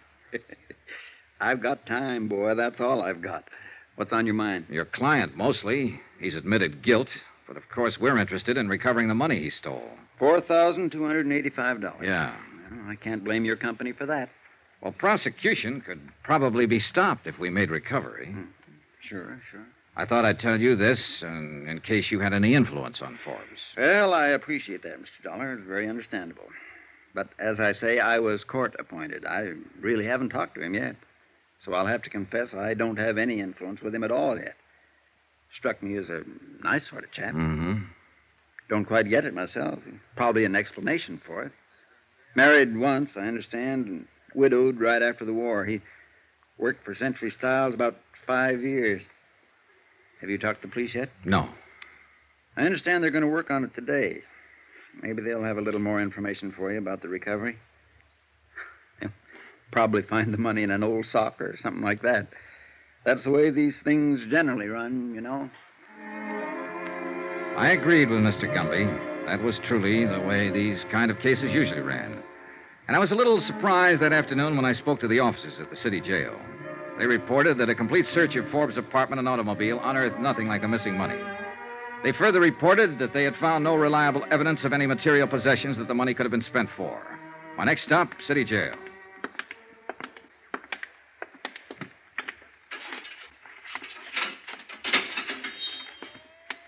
He won't tell you anything. Kept his trap shut all the time he's been in here. As far as we've been able to find out, no previous record, no background. We're checking his prints with Washington. I don't know about this one. You know, ex-cop-wise. Know what I mean? Won't give a police officer the time of day. That means he could have been in before. On the other hand, it could mean he's just scared. That, too. Well...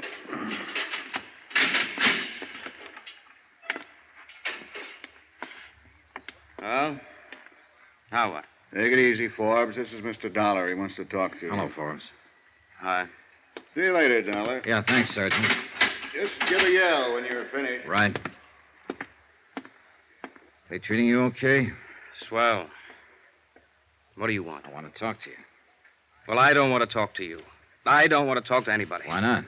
I just don't want to see anybody. That's all.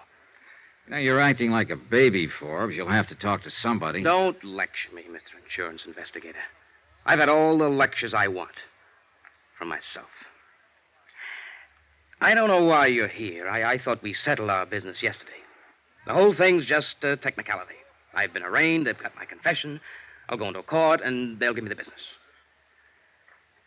What are you doing in here, anyway? Swell day to be outside. Yeah, it is. Want to smoke?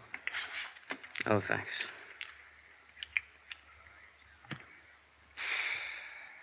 Well, why are you here? To help you out of this mess, if you'll let me. That's funny. Not a bit. Why should you want to help me? Well, it's not because I have any use for you, mister. You're nothing to me but a guy who stole a pile of money. My job is to get it back. $4,285. Oh, that's... Yes, that. Now, how about it, Forbes? Isn't it enough that I'm in jail? That I'll go to prison? That's enough for the police, but not for my insurance company. Oh, it's too bad about your insurance company. No, it's too bad about you. You're being foolish. A whole or partial recovery can have a great deal to do with what happens to you from now on. 3 years is the minimum sentence, you know. 12 years maximum. Now, is it worth it? Sure. Sure, it's worth it. And I don't want to be foolish anymore. But I have been foolish. I took it and I spent it. Every dime of it. There's no way to pay it back. What did you spend it on? That doesn't make any difference. May make a lot of difference. You can redeem it, turn it back. No, I can't. Why did you take the money? All right, look, your salary's close to $100 a week. You're single. Wasn't that enough to live on?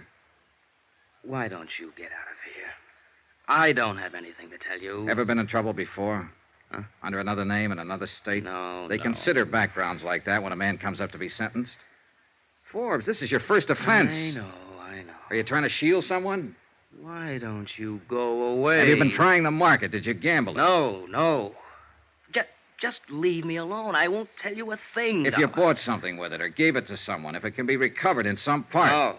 No, I tell you. Just go away and leave me alone. I'd like to. Believe me, I would. You're a thief, Forbes, and you're going to get what's coming to you, but I can't leave you alone. Listen. No, you listen to me. If I don't get the information I want from you, I'll get it elsewhere. I'm going to be very honest with you. Eastern Delaware wrote a comprehensive policy on Century Styles promising to indemnify them in full for every loss caused by fire or theft on their premises. In case you didn't know, Forbes, an insurance company won't take the word of some guy sitting in a jail cell feeling sorry for himself where there's cash to be recovered. Now, you swiped it within the last month. You have something to show for it somewhere, somehow. Whatever you spend it on, or whoever you spend it on, remember that money is the same as stolen property. A car, a diamond ring, or something. Now, if you give it to someone or spend it, when it wasn't yours, it's still redeemable, and we mean to redeem it. All right, now, what do you have to say? This won't do you any good. Don't try to bulldoze me. I'm no punk caught crawling into a drugstore window late at night. I'm a college graduate. I've been in the business world 10 years or better. I know what I want to tell you and what I want to keep to myself. And I don't want to talk to you about this. You or anybody else. I can't make it any clearer than that. Do you understand? And there's no way or no person who can make me talk about it. I took the lousy money. I've admitted that. I did a bad job of it. You caught me. I confessed. And you've got me. Now, what more is there? That's the whole story. Okay. Have it your way, Forbes. Go away. Just go away.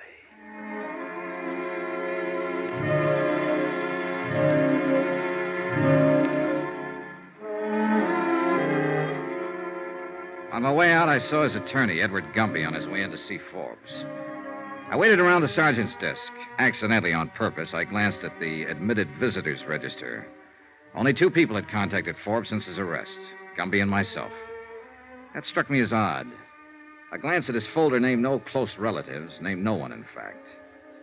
I was thinking about that when Gumby came out from his visit. Gumby looked worn out.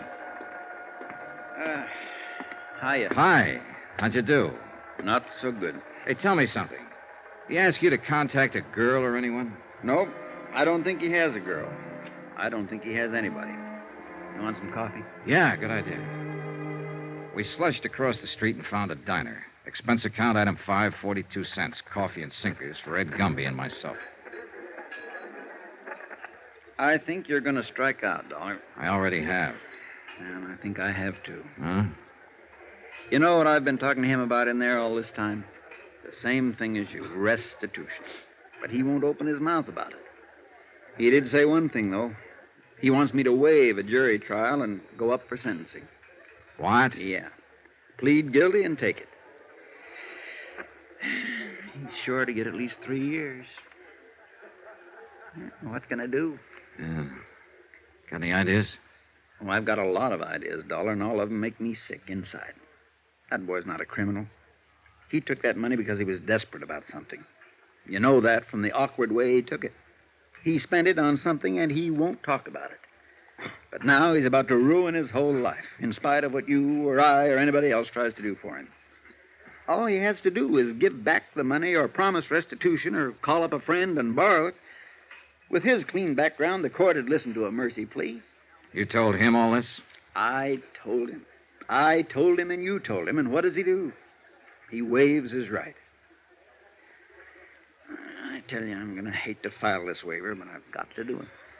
Yeah, I know how you feel. More coffee? No. No, thanks. Dollar, you know what Forbes is? What? He's something I call a calendar job. Calendar job? 33 years old. Now think about that. Born with one war just ended. Raised in a depression, and then bango, another war. You might say the first 25 years of his life, nothing but war and depression, or the effects thereof. A calendar job. Apparently it's what he wants. But, Mr. Dollar, I'm going to hate to see him go to prison. You know something, Mr. Gumby? So am I.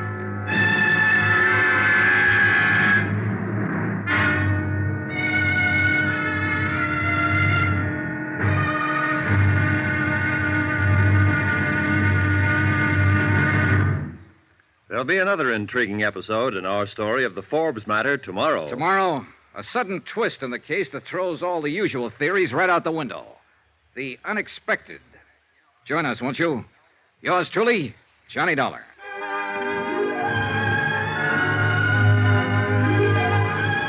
Yours truly, Johnny Dollar, starring Bob Bailey, is transcribed in Hollywood. Written by John Dawson, it is produced and directed by Jack Johnstone. Be sure to join us tomorrow night, same time and station, for the next exciting episode of Yours truly, Johnny Dollar. Roy Rowan speaking.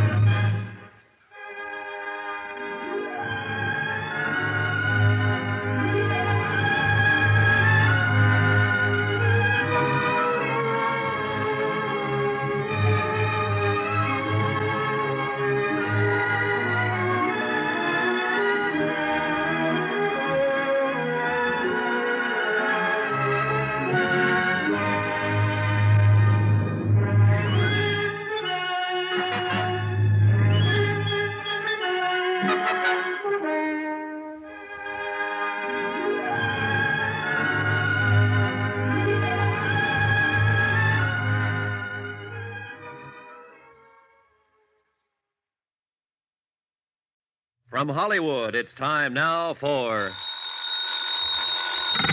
Johnny Dollar. Ed Gumby, Mr. Dollar. Attorney for Sheldon Forbes. Oh, hello, Mr. Gumby. How are you? Oh, I don't know.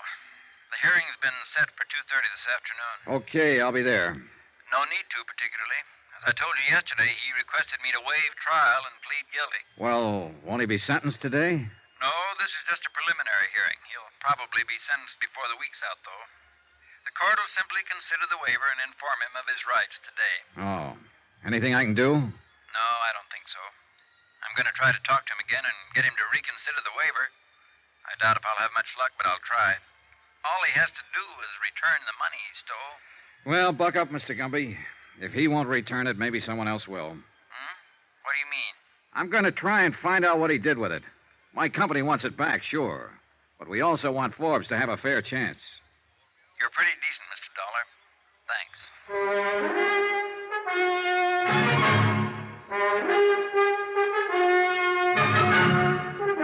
Tonight and every weekday night, Bob Bailey in the transcribed adventures of the man with the action-packed expense account, America's fabulous freelance insurance investigator. Yours truly, Johnny Dollar.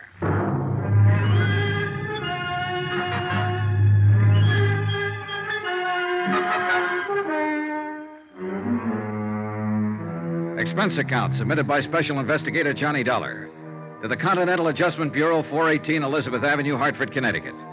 The following is an accounting of expenditures during my investigation of the Forbes matter. Embezzlement and a very frustrating case.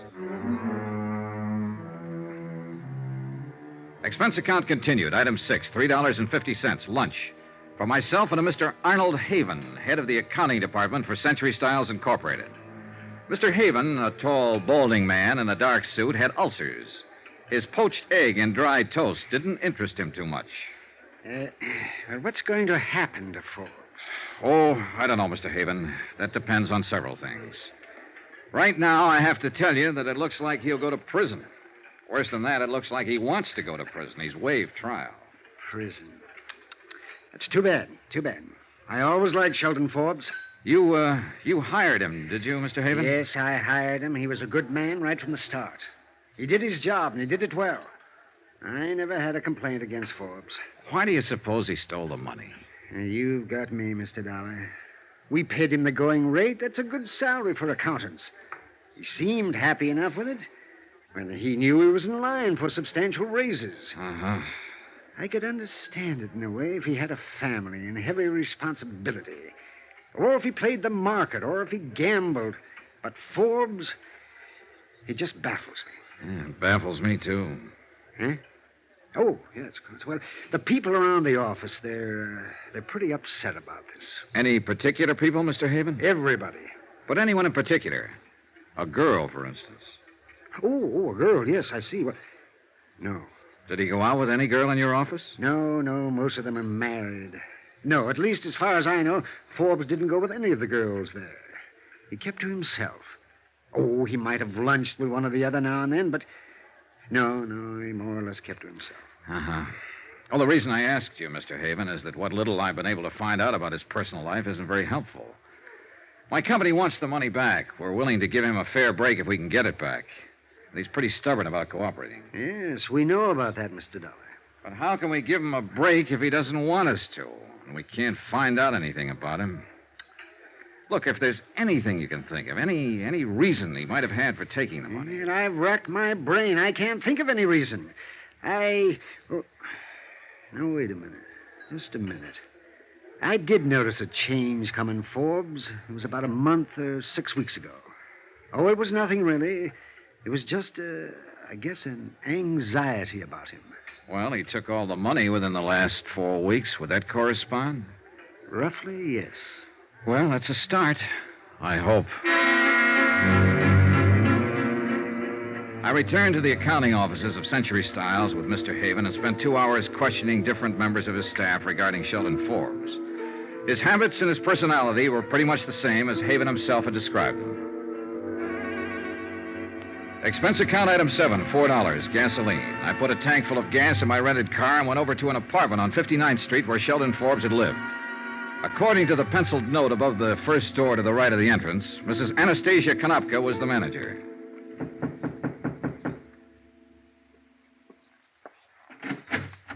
Yes, what is, please? You're Mrs. Konopka?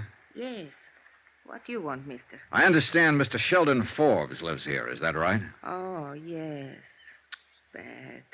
I hear he steals monies. Bad.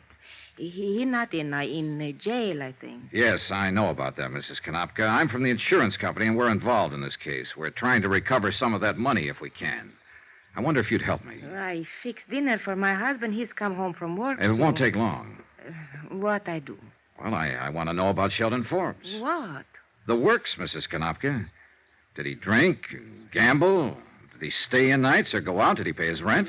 He always pay his rent. You are policeman? An insurance investigator. Please, sometime else. Maybe you speak to my husband. He speak much better than me. But it's important now. I talked to Mr. Forbes on telephone. He called me from jail. He say I no have to answer any questions. No, you don't have to answer any questions, Mrs. Konopka. But I'd sure appreciate it if you would. My husband home pretty soon. You ask him. You can help him, possibly. Now, would you like to help him in this trouble? All right, mister, but how I know these things you ask about men who live here? Well, look, how about his friends? Who visited him? I cannot say. No visitor. Was he a good tenant? No trouble, like Mr. O'Sullivan on 3rd floor. Mr. O'Sullivan always drunk. Called police twice. Mr. Forbes no drink whiskey. Uh-huh. Did you ever meet his girl? Girl? Sure. He had a girlfriend, didn't he? Oh, I think you mistake. I no ever see girlfriend here. All right. How long have you known him? 5, 6 years, maybe. Ever since he moved in here to this place. But no girl? No. Well, how'd he spend his time? Work. He work very hard. No, I mean besides working at the office. How else did Forbes spend his time? He poor feller, that one. Huh? Sure, he steals money, but he poor feller just the same. For him, I feel. Yeah. Mr. Forbes, he quiet and he think. I know he live up in that little room quiet and think. He does all time think. No whiskey, no girls. Oh, he paint sometime, listen to music, think. Oh, my husband dinner burn. Please, you go Well, now. just a minute. I'd like to see his apartment if I can. Oh, no matter. Here. You bring back key, please. Sure. Thank you, Mrs. Konopka. The apartment Sheldon Forbes called home was as dismal as the neighborhood. A tiny closet kitchen, a bed that came out of the wall, a pair of grimy windows that looked across the court onto another pair of equally grimy windows. The furniture was threadbare and dusty. A small ironing board and iron attested to the fact that Sheldon Forbes laundered his own shirts. Other small evidences of frugality were about the premises. A hot plate and a can of souring cream. 2 suits of clothes, neatly brushed and pressed, but inexpensive. The record player and a collection of a half a dozen good albums were the only sign of material accomplishment. The painting materials, easel, canvas, and oils were also inexpensive. No liquor, no jewelry, no expensive clothes. Nothing that cost $4,285 or anything like it.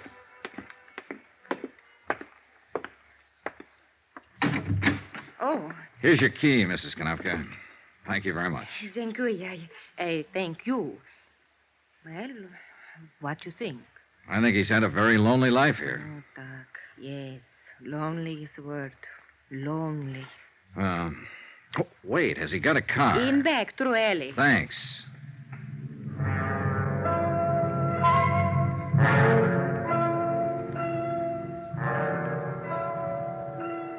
It was a Ford, vintage of 1946, tightly locked up.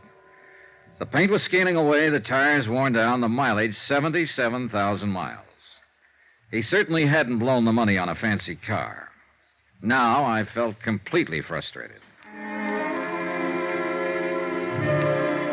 Expense account item 8, 79 cents, dinner.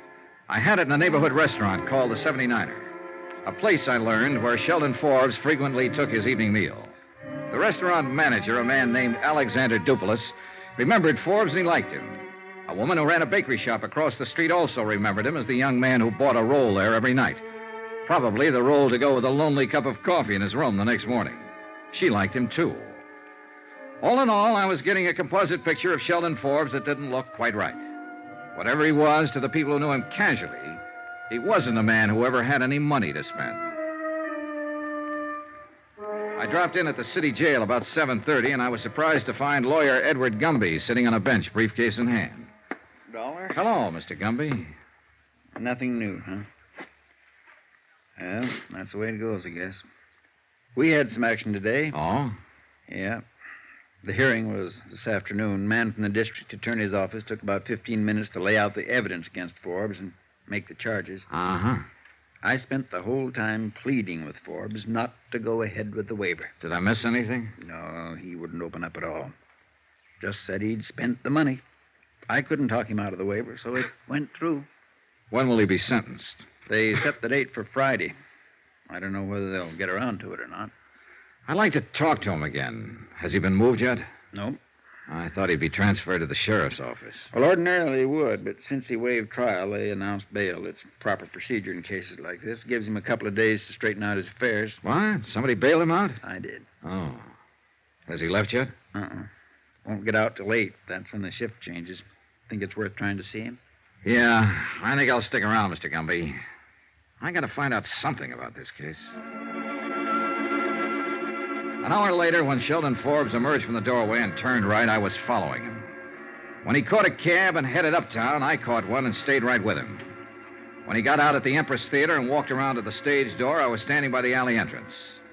10 minutes later, he came back out, hailed a cab. Once more, I followed. This time, I followed him to his apartment on 59th Street. I waited 15 minutes before I went in.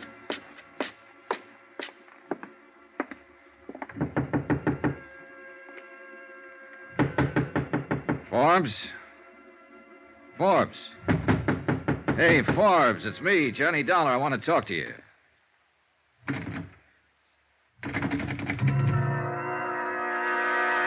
It took me a few seconds to understand what it was.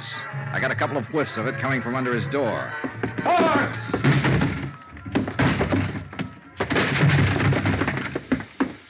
The room was acrid, stinging with gas fumes, and Sheldon Forbes was stretched down on the floor of his 6-foot kitchen.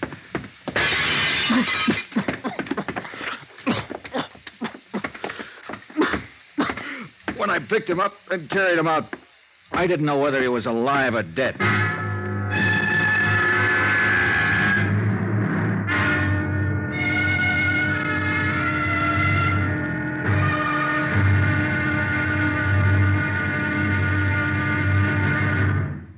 There'll be another intriguing episode in our story of the Forbes matter tomorrow. Tomorrow, a switch in the case that starts a real chase and a race against time.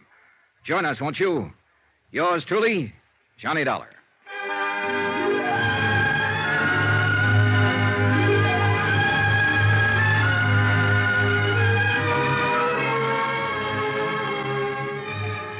Truly, Johnny Dollar, starring Bob Bailey, is transcribed in Hollywood. Written by John Dawson, it is produced and directed by Jack Johnstone.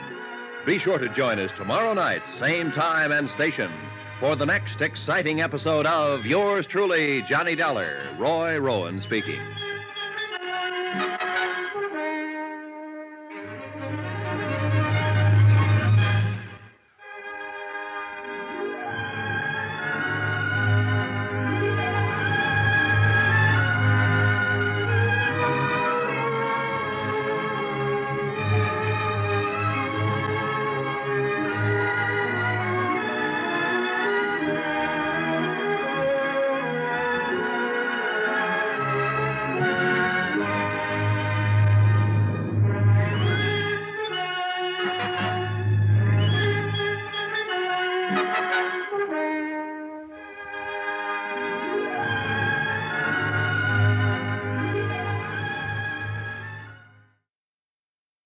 From Hollywood, it's time now for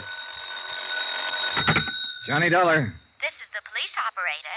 Are you the party who called for an ambulance? Yes, didn't you get it? It's on the way, sir. I'm calling to verify the circumstances. Attempted suicide by gas. Yes, sir, we have that. The victim's name? Sheldon Forbes, Forbes. Forbes? And your connection, sir? Relative, perhaps? No relation. Insurance investigator. I just found him. Will you please remain there until the officers arrive? Are you kidding? I asked you, Oh, well, thank you very much.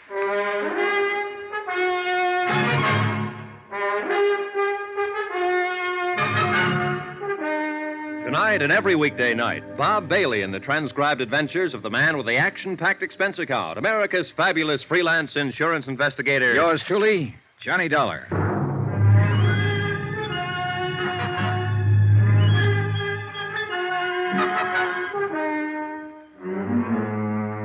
Expense account submitted by Special Investigator Johnny Dollar to the Continental Adjustment Bureau, 418 Elizabeth Avenue, Hartford, Connecticut.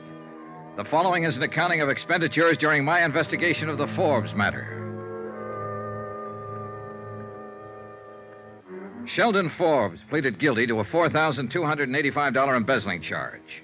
He waived jury trial and was awaiting sentence when he was bailed out of jail, went home, and turned on the gas. 30 seconds after I dragged him from the apartment, I called the police emergency squad. In a matter of minutes, they arrived, and a couple of interns were working on Forbes with a pull motor in that dingy, dirty, badly lighted hallway.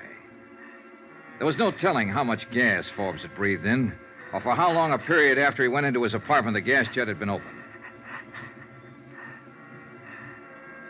Hand me that hypo, Al. Thanks. Swab. Okay. He alive? Barely. You the fellow who found him, mister? Yeah. Hard to say what can happen on these kind. That shot I just gave him should produce some reaction. Hmm? This your place? His. You know who he is? His name's Sheldon Forbes. Nice-looking guy. Al, I'll need that. Yeah, thanks. I think we're getting somewhere now. Hey, look, can I help? No.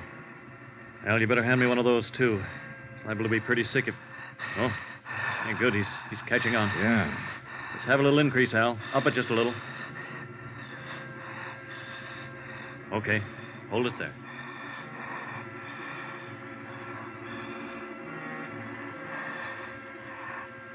The intern and his assistant worked quietly and methodically.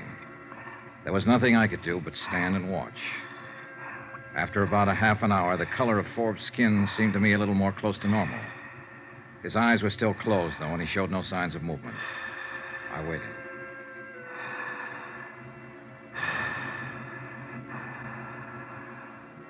Okay, Al. You can kill the pull motor. Getting some pulse now. Respiration, too. Will he make it? It depends, mister. If he has any kind of heart condition, it'll be tough. We can tell more when we get him into a hospital. Nothing more we can do for him here. Okay, Al. Have the boys load him up. Let's get out of here.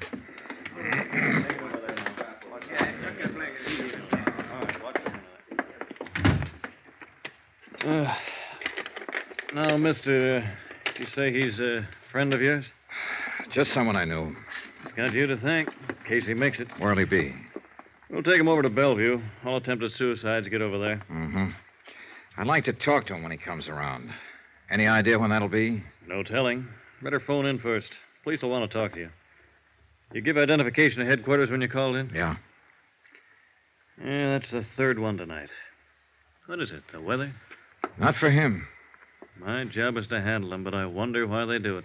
Oh, this guy's got a problem. He's out on bail, goes into court Friday to be sentenced. Embezzling charge. Ah. Seemed like a nice guy to look at. I think he probably is a nice guy. Well, I thought you said he was an embezzler. I did. Well, be sure and call in. Yeah, sure, Doctor. Thanks. Good night. The uniformed officers outside the apartment house questioned me thoroughly regarding the circumstances of the attempted suicide. I told them what had occurred and gave them my business address for reference. They asked me to ride over to the station with them and verify the facts. I did. All of that took about 2 hours. When I was finished, I put in a call to Bellevue. No change in Sheldon Forbes' condition. Expense account item 9, $280, 1 theater ticket. That's what it cost me to see the last 15 minutes of a fairly bad musical play at the Empress Theater. When it was over, I walked around to the stage entrance. Didn't quite get that, mister. Dollar. Dollar? Oh, Mr. Dollar. Uh-huh. Well, what can I do for you? Between 6:30 and 7 o'clock tonight, a man came here to the stage entrance and talked to you. A lot of people talk to me here. That's my job, talking to them. One man in particular. His name is Sheldon Forbes. Don't remember nobody named Forbes. Well, maybe he didn't give his name. He was a tall man, about my size, 30 or so, dark hair, clean cut. Wore a tweed suit. Beats me. Did he come here to see somebody in the show? Is that it? He might have, I don't know. Well, how do you know he came here? I followed him. I saw him. Huh? It's a business, my business. I'm an investigator. Oh, wait now. Did he have a hat on tonight? No, he didn't. A short haircut? Yeah, do you remember him? Sure. What's he done? Struck me as a nice young fella. He's been around here a lot of times. Sheldon Forbes, yeah. I didn't recognize the name at first. Would you mind telling me why he comes around here? Comes here to see Betsy Walker. One of the girls in the show. Betsy Walker. Is she his girlfriend? No, don't think so. It's like this. He comes here asking to see her, and she never sees him. You get it? Yeah, I suppose so. Oh, who is she? Oh, she sings here. Dances a little. Pretty girl. Have you ever seen her with Forbes? Well, I can't say. I guess not. Is she still here? Huh? Betsy Walker, is she still here? I'd like to talk to her. Well, she wouldn't be here this late. She finishes her bit in the second act. Could you tell me where she lives? No. I'm sorry, boy. I can't tell you that. All right. Well, where can I phone her? Can't tell you that either. Now, why don't you drop around tomorrow? It's important tonight. Hey, look, would you do me a favor? Depends. What is it? Would you telephone Betsy Walker? Tell her my business and ask her if she'll see me. Well, suppose I can do that all right, Mr. Dollar. Take a chair there. I'll see what I can do for you.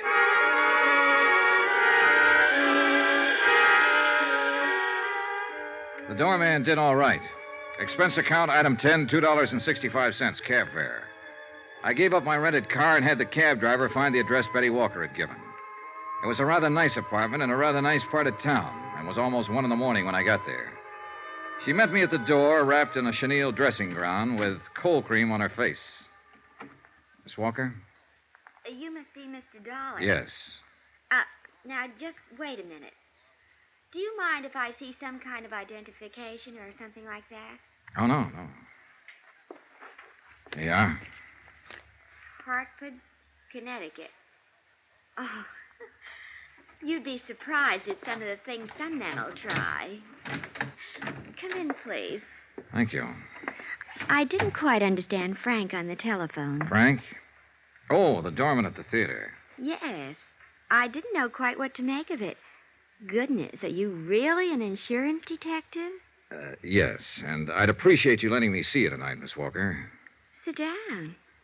Can I fix you a drink? No, thanks. Frank mentioned something about Forbes. You're here because of him? Yes, Miss Walker. I understand that you know Forbes. No, not exactly. That is. There's some reservation in the way you say that, Miss Walker. You know his name. Yes, I know the name.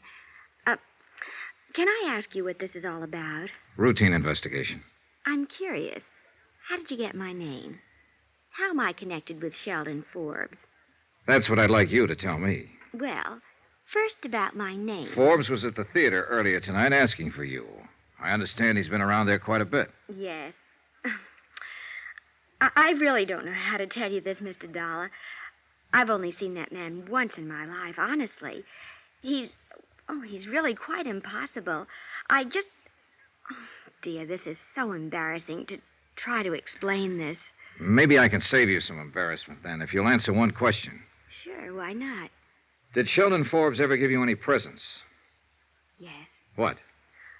Well, that cigarette box on the table there.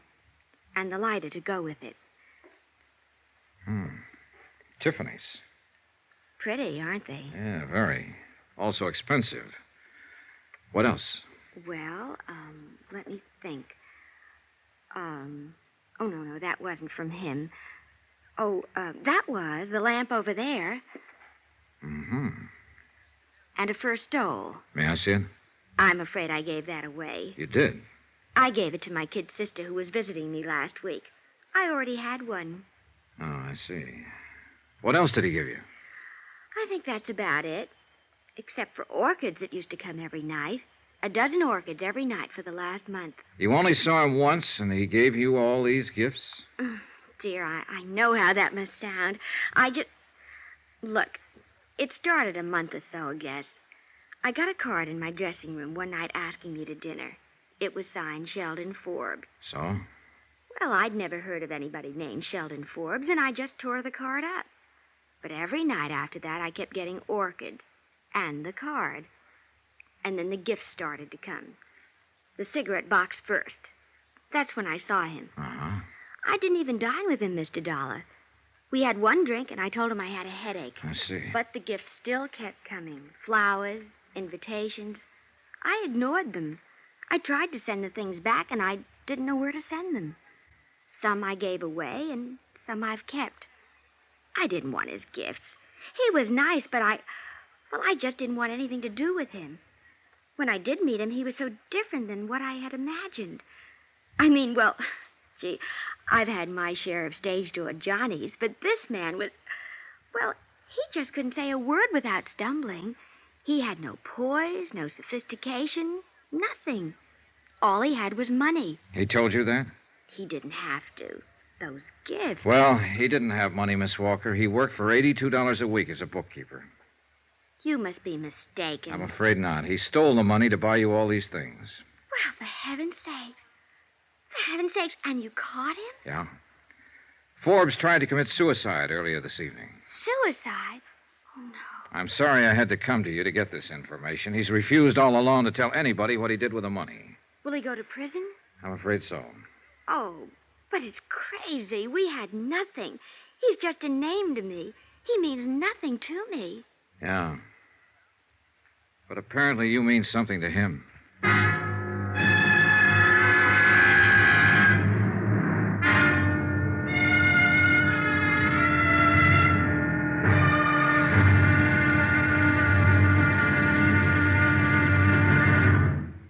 There'll be another intriguing episode in our story of the Forbes matter tomorrow. Tomorrow, proof that $4,285 worth of unrequited love can spell 3 years of prison. But sometimes there's an angle. In this case, a rather startling one. Join us, won't you? Yours truly, Johnny Dollar.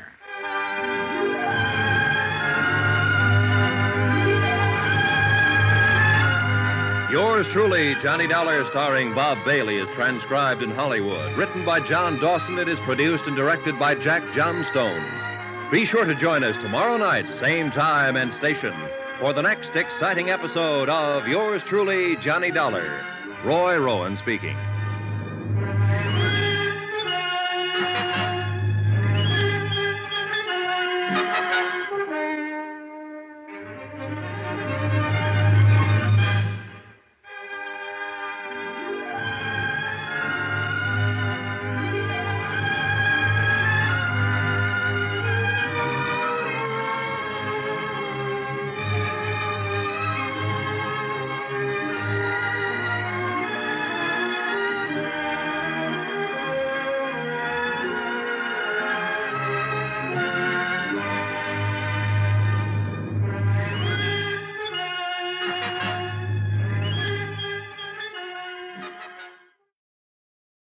From Hollywood, it's time now for Johnny Dollar.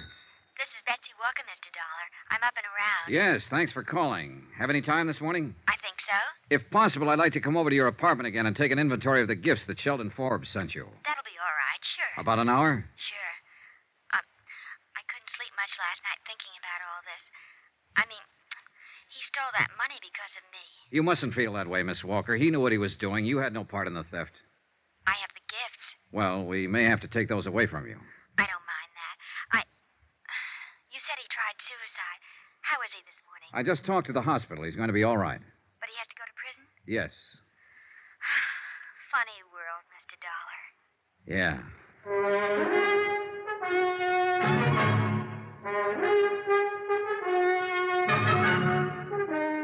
Tonight and every weekday night, Bob Bailey in the transcribed adventures of the man with the action-packed expense account, America's fabulous freelance insurance investigator. Yours truly, Johnny Dollar.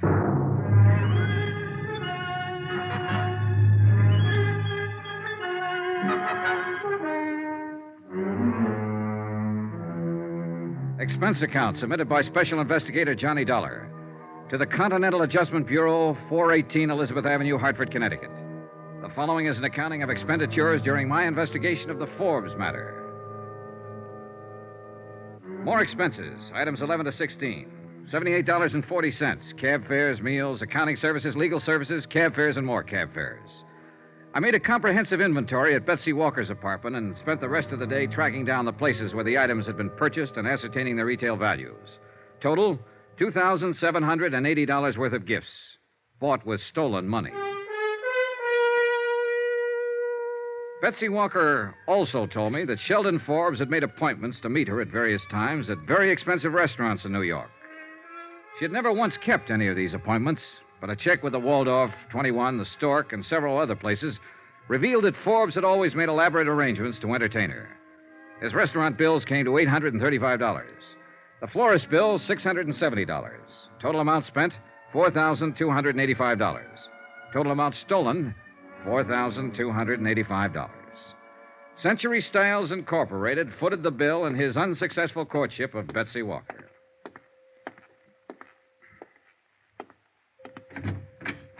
Hello. Hi. Remember me, Forbes? Sure, insurance man. Well, what now? How do you feel?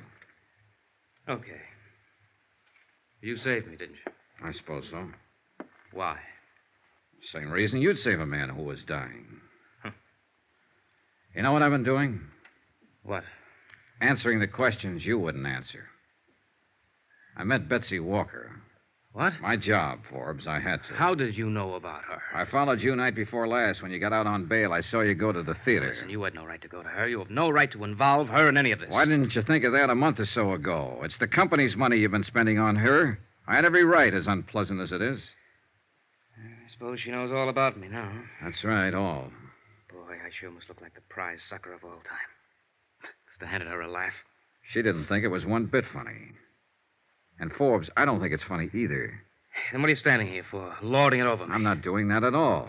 I'm just here to let you know how things are at the moment. All right. How are things? Well, first off, we took back all the gifts you gave her. Dirty skunk. Don't get mad at me, Forbes. Get mad at yourself. I didn't steal the money and try to impress her. You did. Why didn't you leave it alone? What difference does the money make to you? Nothing to me, but it means something to my insurance company. They still want it back, and they'll get as much back as they can. Well, swell. Good for them. What do you want now? Your signature. Hmm? I think I traced most of it down. You want to look this over? Go ahead. Those figures about right? I suppose so. I didn't keep track. Approximately? I suppose so. You're pretty thorough, aren't you? We have to be. Will you sign this? No. It'll help to clear up our bookwork a little. What difference does it make now? We've got you cold. Okay. What difference does it make? Give me.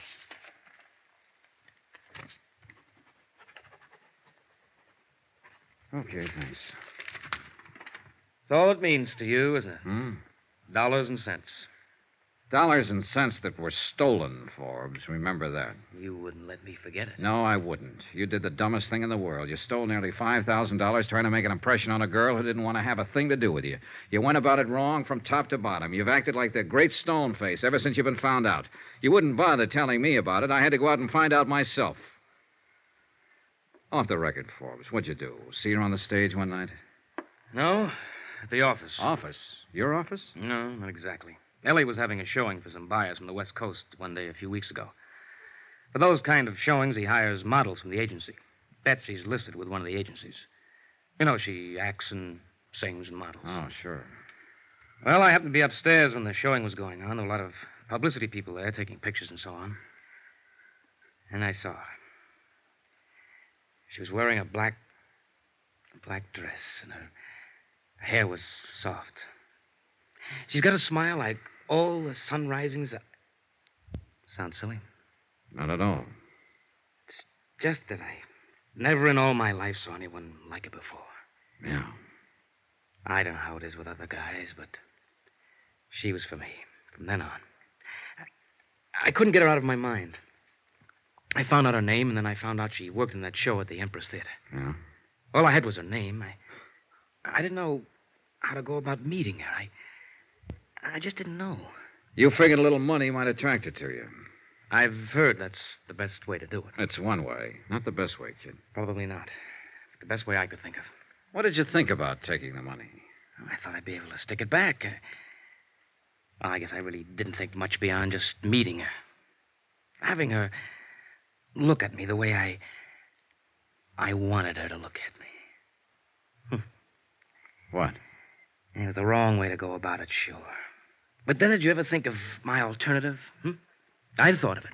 I pictured myself knocking on her door one night, and I could see her answering it. "I'm Shelley Forbes, Betsy," I'd say. "Clothes don't make the man," I'd say, while she sort of took in my tweed suit and the only coat I've got to my name. "Listen," I'd say, "I got an 8x10 apartment over on 59th Street. The halls always smell like cabbage, but I'm a heck of a fine guy. And I drive a 1946 Ford that misses a little, but it's good enough for us." And then I'd say, "Why don't you toss on your mink, and we'll go over to my dump, and we'll have a bottle of beer, and I'll tell you how much I love you. How about that?" Some alternative, huh? She makes more money in an hour than I make in a week. I couldn't even afford to keep her in cigarettes.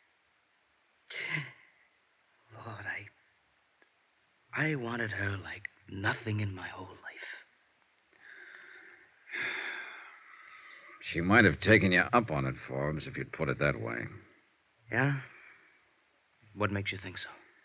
She wasn't impressed by any money or any gifts. More than that, I met her. She's a pretty nice girl. Yeah. Up until the time I talked with Sheldon Forbes in the hospital, I'd always had my doubts about love happening at first sight. After my talk with him, I was convinced that it could and did happen to him. I was sorry that he didn't know quite how to handle it. I was also wondering, if I'd been in his shoes, would I have done the same thing?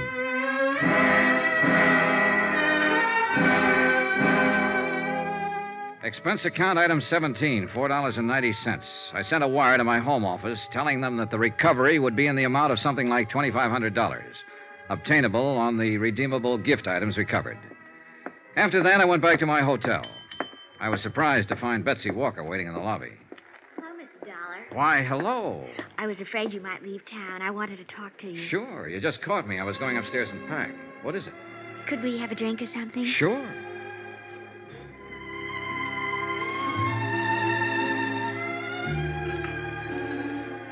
Expense account item 18, $2, 2 drinks. For Betsy Walker and myself at the hotel bar. It was midday and there wasn't much action. She sat across from me, ordered an old-fashioned, and asked for a cigarette. Thank you. Sure. What'll happen to him? Forbes? Yes. Oh, he'll be sentenced Monday.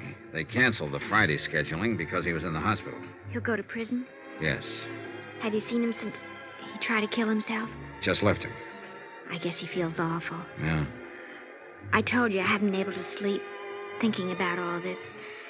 Well, about him, I guess. Mm-hmm. Would he have to go to prison even if all the money was returned?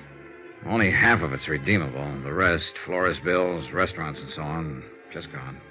How much does it come to, Mr. Dollar? Short about 2,000, roughly.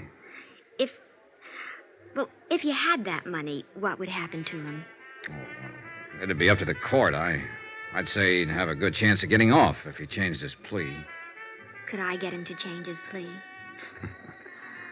I think you could get him to do anything. I want to pay it. You what? I want to pay that other 2,000 for him and get him to change his plea. I'll make up the whole thing. Hey, now, look, Miss Walker, I know your motives might be the best, but you aren't responsible in any way for this man's actions. He stole money because of me. He tried suicide because of me. And now he's going to prison because of me. But you had nothing to do with it, no part of it. You may think I'm 22 years old. I'll be 29 next month. I'm not much of an actress or a singer or anything else. But I've been around this town and I know my way around. And I met all kinds. Whoever he is, whatever he's done, he's the first man I've ever known who actually went out on a limb for a girl he loved. I'm the girl and he's the man. You're serious? I probably won't remember his name a year from now. But that poor, stupid, wonderful dumbbell, he doesn't belong in any prison. He ought to get married to some nice girl somewhere. I want to help him get out of this trouble. Can I? Betsy? After all, he's given me something. Call it faith in mankind again, if you like.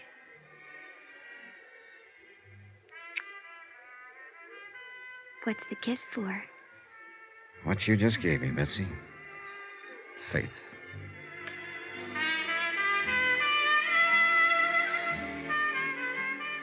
Expense account item 19, $48, hotel. Item 20, $37, meals. 21, $15, miscellaneous. 22, same as item 1, $28.63, fare back to Hartford. Total cost of investigation, $363.51. Remarks? She got Forbes to change his plea. She paid back the additional money. He comes to trial next week. He might get a suspended sentence.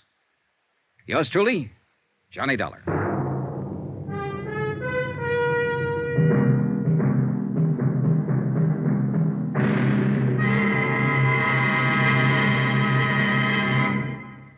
Remember, there'll be another intriguing story for you beginning next Monday night. Next week, a trip south of the border where the flashing eyes of a dark-haired senorita spells plenty of, well, believe me, romance and trouble can go hand in hand. Join us, won't you? Yours truly, Johnny Dollar.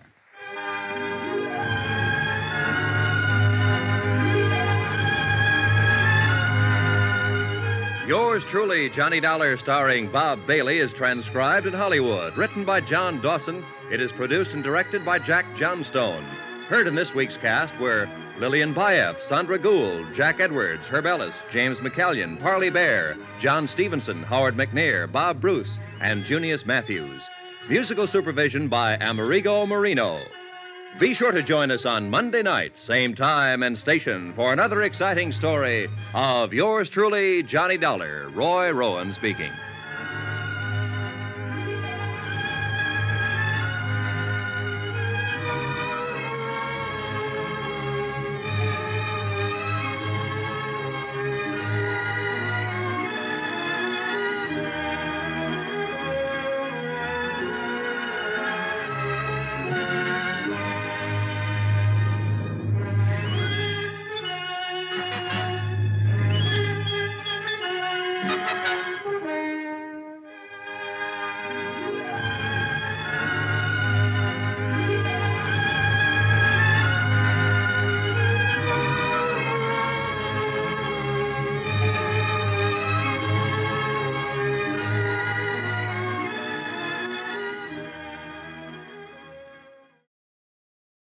From Hollywood, it's time now for Johnny Dollar. Walt Albright, Johnny, Trinity Mutual Limited. Oh, hiya, Walt. How's your health? Terrible, since you ask. I got asthma, Johnny. Again? I thought we agreed Yeah, that... I know. I get suspicious. I get asthma. Happens every time.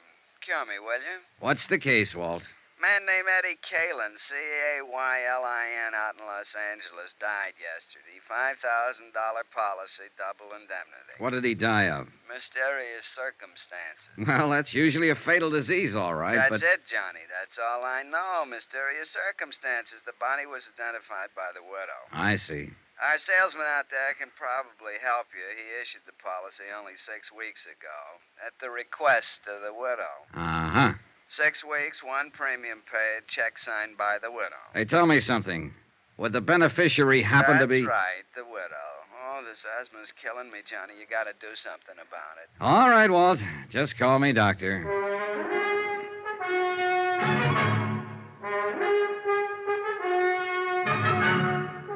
Tonight and every weekday night, Bob Bailey in the transcribed adventures of the man with the action-packed expense account, America's fabulous freelance insurance investigator. Yours truly, Johnny Dollar.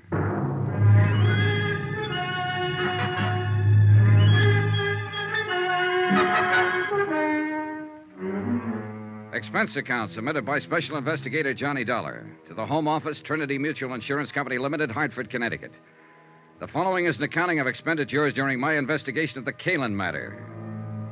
Item 1, $198.20, airline fare and incidentals, Hartford to Los Angeles.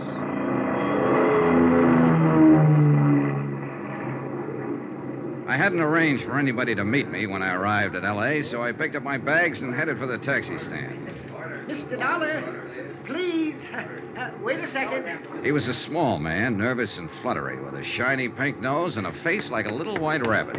I was watching for you out on the ramp, but somehow you must have slipped by. And you are Mr. Dollar, aren't you? Yes, I'm Johnny Dollar, but I don't think I... Welch. Presley Welch. I'm the... Oh, yes, you're the district salesman here for Trinity Mutual. That's right. Well, how are you, Mr. Welch? Well, I'm out of breath at the moment.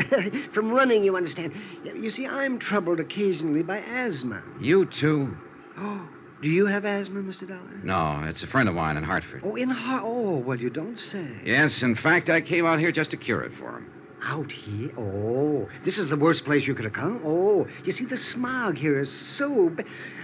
Oh, now, I do believe you're joshing. I guess I am at that. Come on, let's add to my expense account with a cup of coffee. Oh, do you really think we should? Oh, why not? Let's be daring. All right, let's. I always say if the company can't afford it, come on. If Presley Welch sold insurance the way he answered questions, it was amazing that he hadn't starved to death years ago. He skidded around the field, flip-flopped overhead, and buzzed the tower, all verbally, of course, and for 15 minutes he didn't touch a wheel to the ground. But when he did finally land, he came in with a swoop. I do hope you'll accept my apologies, Mr. Dollar, for causing all this trouble, because the whole thing is my fault, of course. Oh, I don't see how, unless you murdered Eddie Kalin. Why, I scarcely knew him. A perfect alibi. Oh, no. You misunderstand. Well, I'm just joshing. What I meant was, I wrote the policy, and I knew better right when I did it. Oh? What do you mean? Well, Mr. Kalin was quite facetious about the whole procedure.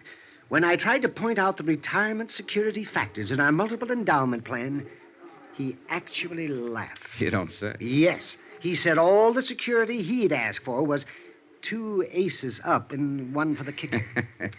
Well, what about Mrs. Kalin? What was her attitude? Well, she was quite serious about it. Wasn't she the one who actually applied for the policy? Well, not technically. The beneficiary can't, you know. It's against the rules. Yeah, I know, but didn't she... She was the one, yes, that called me and asked me to come out and talk to her husband, and he finally signed the application, but he seemed to regard it as a joke.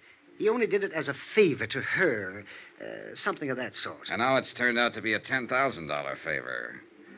What kind of a woman is she, Mr. Welch? Well, she's quiet, well-mannered, quite charming, I thought.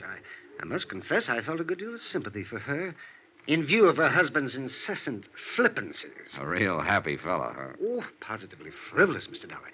And I should have been warned by his attitude. You know, insurance is a serious business. Oh, sure. But Eddie Kalin didn't laugh himself to death. Oh, my. Oh, he died in a fire when his automobile caught fire. Oh, laugh. Oh, I see what you mean. Say, tell me, how well did you get to know the Kalins, Mr. Welch? Oh, hardly at all. I saw Mr. Kalin twice, once at his apartment the evening I sold him the policy, and then 2 weeks later at my office when he came in to sign the paper. And Mrs. Kalin? Only once, that evening at their apartment.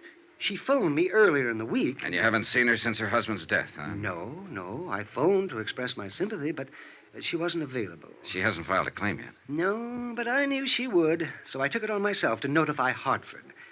I just can't help feeling guilty about this, you know. Yes, so you mentioned. Not that I really am, of course, but, well, you understand. It's Oh, sure, I understand. Well, I'll keep in touch. Watch out for comedians, Mr. Welch. Watch out for who? Oh, comedians, watch out. Expense account item 3, $6.35. Taxi fare to the Beverly Wilshire Hotel, and a second taxi to the West Los Angeles Precinct Police Station. The case wasn't being handled by any of the usual departments, Bureau of Homicide, Missing Persons, and so on. The man in charge was Detective Sergeant Jose Reynosa, unattached, working out of the Central District on special assignment. Pull up a chair, Mr. Dollar. When I talked with him in his office, Reynosa told me the reason for it. Yeah, it's a funny deal, Mr. Dollar. The facts in the case could point a lot of different ways. But the way it stands right now, they just don't add up in any direction. At least not quite. Do you mind filling me in on some of those facts, Sergeant? I'll be glad to. Last Thursday morning at 4:20 a.m., we got a call relayed through the fire department to investigate a burned automobile out on the Palos Verdes headland, up in the hills above the harbor. The car was lying in the bottom of a ravine below the road, and it was a total loss. Apparently, the gas tank had burst and flooded the whole interior. Oh, what do you mean, apparently? Well, the upholstery may have been deliberately soaked with gas. The arson squad isn't sure. I see. That's why this case doesn't quite fit in any niche, Mr. Dollar. It might be homicide, might be arson, missing person, or only an accident. We're not sure yet. Anyway, there was a body in the driver's seat, burned to a cinder, unrecognizable. But we did recover a few personal effects. A signet ring, keychain, wristwatch with the strap burned off, a wallet badly scorched. I noticed the keychain has a metal tag with the address stamped on it. Yeah, that and a part of the driver's license were the only leads. Eddie Kalin, Argus Terrace Apartments up on Sunnyway Drive above the Strip. So we went up there and we ran into a second surprise. What do you mean? Nobody home. We attained access, found the place in a mess. There'd apparently been a fight, a chair and a couple of lamps were broken, and there were bloodstains in the living room. What about Mrs. Kalin? Located her the next afternoon. She'd been spending a few days at a friend's cabin up at Arrowhead. Does the friend confirm it? She was there alone, had her own car. Yeah, she might have come back to town that night, but we got nothing to prove it. Or disprove it. Right. Just another one of those maybes. That's all this case is, a collection of maybes. Yeah, I see what you mean. Tell me, Sergeant, just who was Eddie Kalin?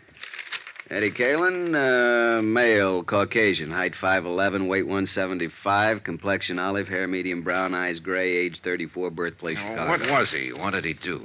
He called himself a promoter. Done a lot of things. Small-time agent for a while, handled a few singers and dancers, vaudeville and nightclubs. Been a bookie off and on, but mainly he was a gambler. Oh, and there's another maybe for you. Now, how's that? According to rumor, Eddie was in an all-day poker game. It broke up only a few hours before we found the car. The game was supposedly run by a big-time gambler named Topo Leanley. And the word has it that Eddie cleaned up something over $60,000. And there was no money found on the body? Nope. Have you talked to this Topo? Sternly. We had him in here for 4 hours this morning. He never heard of Eddie Kalin. Wouldn't know a poker deck if he saw one. Spends all his spare time raising petunias and driving his dear old mother to church. Like that, huh? Like that. So there's another one for you. Maybe Topo didn't like the idea of losing $60,000, decided to get it back. Or maybe the widow wanted the insurance, or it could be that somebody else took a crack at him. And it's possible, of course, that Eddie mailed the $60,000 to a blonde in Milwaukee and just ran off the road by accident. Yeah, it's possible. But I don't think so. I don't think it was an accident. I'm always getting cases like this. It's the kind they always put me on. Officially, it's because I'm a college man and majored in criminology, but actually, it's because I'm a Latin, Mexican ancestry, and they know I get certain feelings about a case, hunches. Oh? And how do you feel about this one? It's hokey. Real hokey. And it's murder, not an accident. But beyond that, can't savvy. Why don't you poke into it a little, see what you can find? Then maybe we can talk it out some more over a bottle of Muscatel. Yeah, good idea. Where can I find Mrs. Kalin? Oh, the widow? Well, that's a good starting point. She's out at their apartment. There's the address. Okay, thanks. Oh, just one other thing, Sergeant Reynosa. When you gained access to the apartment, I assume the door was locked. Yeah, it took a little effort. What kind of a lock? Automatic night latch? Spring cylinder? No, it was an old-fashioned Warden bolt. Had to be locked with a key. Mm-hmm. What are you getting at, Mr. Dollar? Oh, a hunch of my own, Sergeant. Let's save it for the Muscatel. See you later. Expense account item 4, $2. Taxi to the Kalen apartment in West Hollywood. It was shortly after dusk by now, and the lights were coming on all over the city. It was a cool, clear night. Los Angeles at its best. As we swung off the Sunset Strip and started climbing up into the hills, I looked back across the basin toward the dark mass of the Palos Verdes headland that bounded the far side of the great carpet of lights. 3 nights ago, a man had died over there in the darkness. And in a few minutes now, I'd be talking to his widow. Or at least to the woman who claimed to be his widow.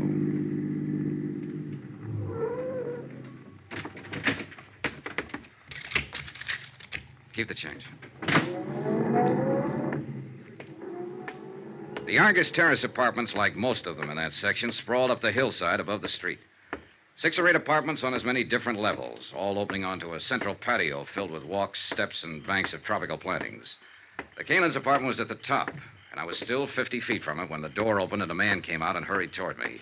I stepped back against the shrubbery and waited for him. Good evening, Mr. Welch. Oh, my. Oh, it's you. Your second visit to Mrs. Kalen? Second? Oh, yes. Yes, it is. I imagine you've been notified, too. Notified? Well, yes. I got a wire from the Home Office in Hartford this evening. That's why I'm here. Well, Mrs. Kalen has filed under the double indemnity clause of the policy. A claim for $10,000. She has, huh? She hopes it can be paid immediately and without any trouble. Well, I don't like to dash a lady's hopes, Mr. Welch, but I've got news for the widow. News? The claim won't be paid immediately. And before this is over, there's going to be a lot of trouble. Oh? In fact, Mr. Welch, if my hunch is right, this claim is not going to be paid at all.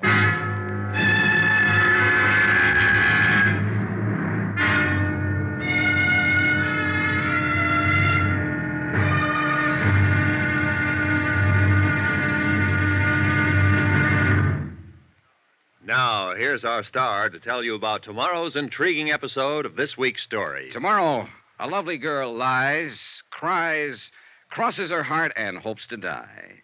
And a killer fires from the dark. Join us, won't you? Yours truly, Johnny Dollar.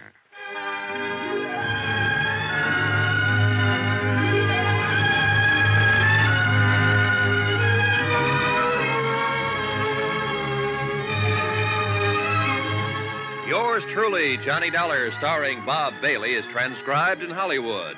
Written by Les Crutchfield, it is produced and directed by Jack Johnstone. Be sure to join us tomorrow night, same time and station, for the next exciting episode of Yours truly, Johnny Dollar.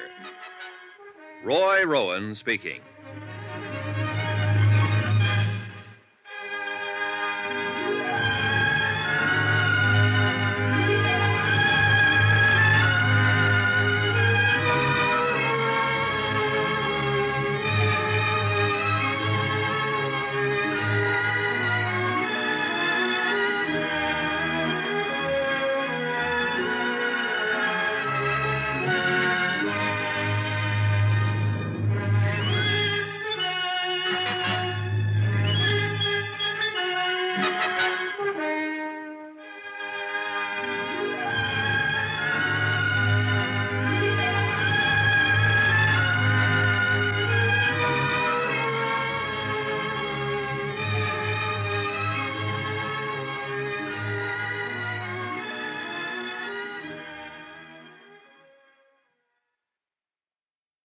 From Hollywood, it's time now for...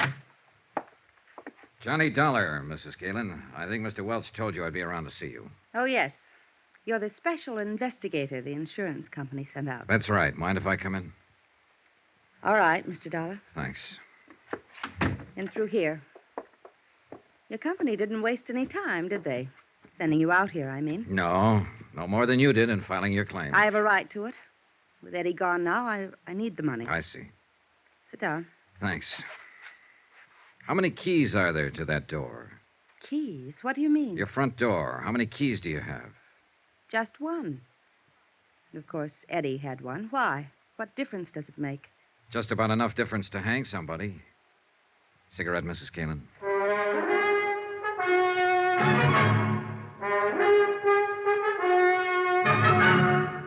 Tonight and every weekday night, Bob Bailey in the transcribed adventures of the man with the action-packed expense account, America's fabulous freelance insurance investigator. Yours truly, Johnny Dollar.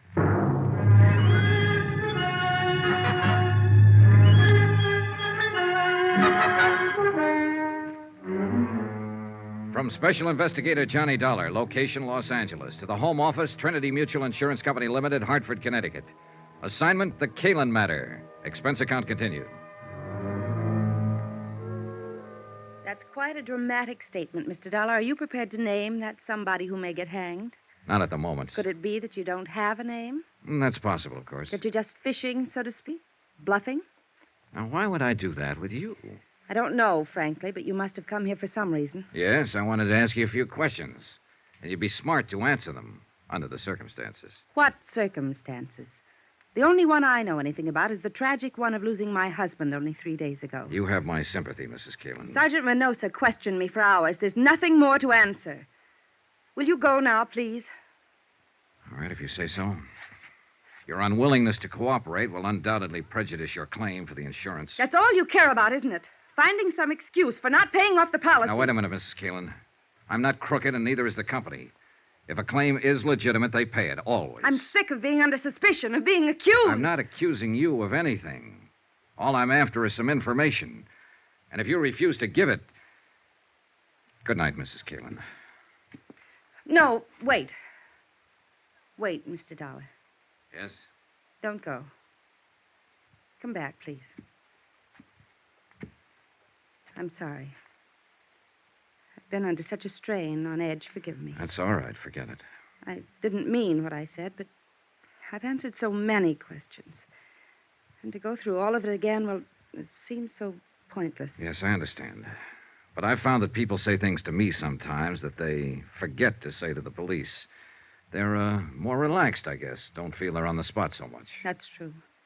But I thought it was just me. No, you're not alone. I remembered something like that after I talked to Sergeant Reynosa. He wanted to know where Eddie hung out mostly, bars and so on. I could only think of two. What are the names of the bars, Mrs. Kalin? The Eloines on Beverly Boulevard and the Brass Monkey Inn down on the Strip. What difference does it make? Eddie wasn't killed in a bar. No, but he probably met people there, talked to them. You see, it's a matter now of trying to reconstruct his life step by step, right up to the moment he died. You'd be surprised how much bartenders see and hear. And remember. I suppose they do. All right, Mr. Dollar. I'll be glad to answer any questions you want to ask. Good. One thing, though. I wasn't expecting visitors, of course, and I wonder if I could have just 5 minutes to change and freshen up a little. Oh, well, that's unnecessary. I won't be here long. But I'd feel better, really. Do you mind? No, of course not. Go ahead. I'll be right back. Pour yourself a drink, Johnny.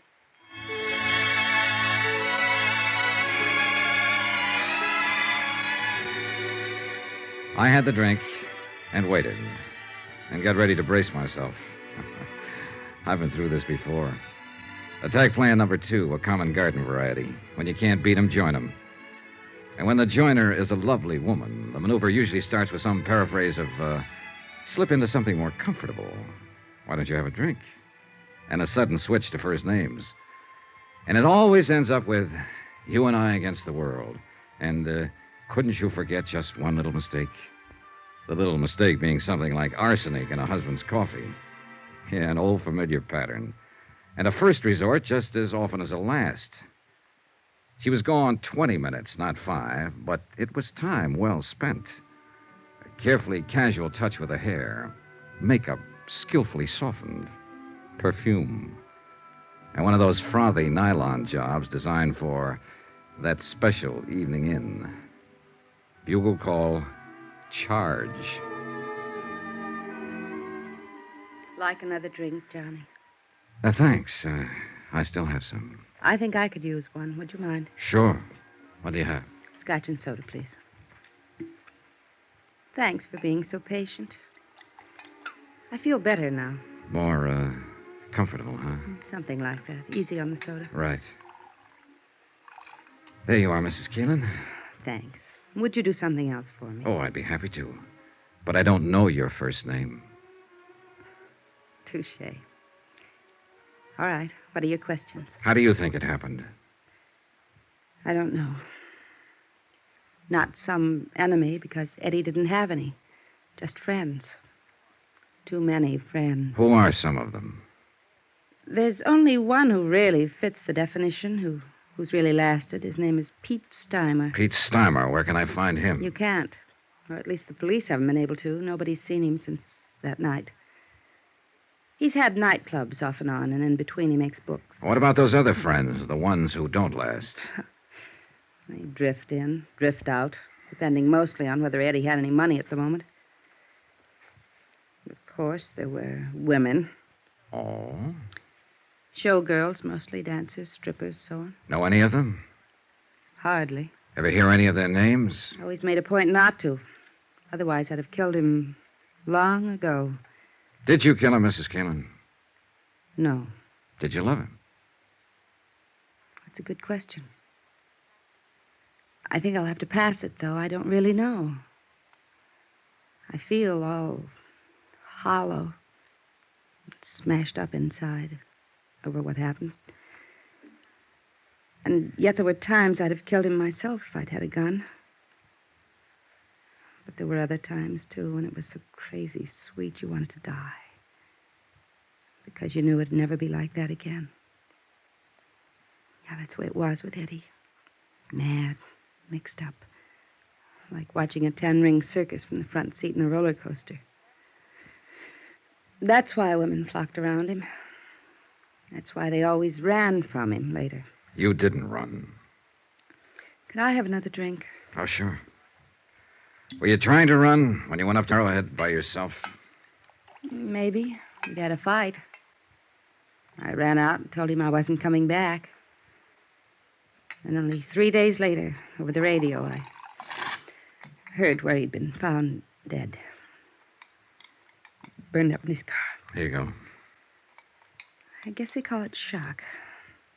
I still can't really believe it, even though I know it's true. Well, I guess you should know. I understand you're the one who identified the body. I identified a wallet, burned black, a wristwatch, a ring. All of them things I'd bought for him. They told me there wasn't anything that could be called a body. Yeah, well, I'm sorry, Mrs. Keelan. I know this is painful It's for all you. right. Like I said, I can't believe it. Not really. Do you have any other reason for not believing Eddie is really dead? I mean, besides just a feeling. No. No, of course not. What do you mean? What do you mean? Well, it was just a question, that's all. Forget it. But Let's get back for a moment to another question. You said you were sure it wasn't some personal enemy who killed your husband. Then what do you think? Well, the same as the police, I guess. They said Eddie won a lot of money that night from some gambler named Topo Leanley. You don't know this Topo Leanley, huh?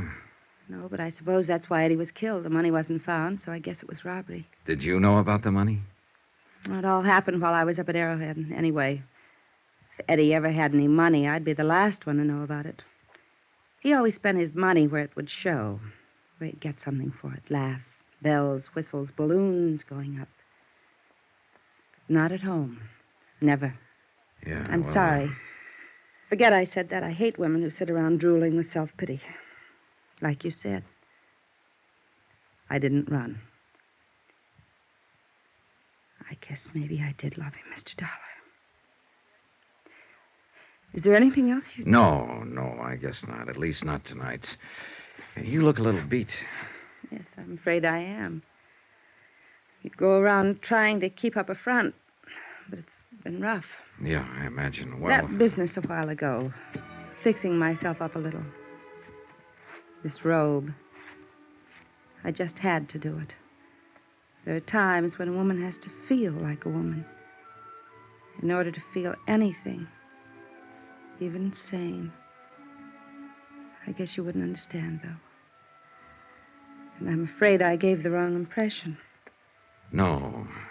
I think I do understand now. And I also think I owe you an apology. For what?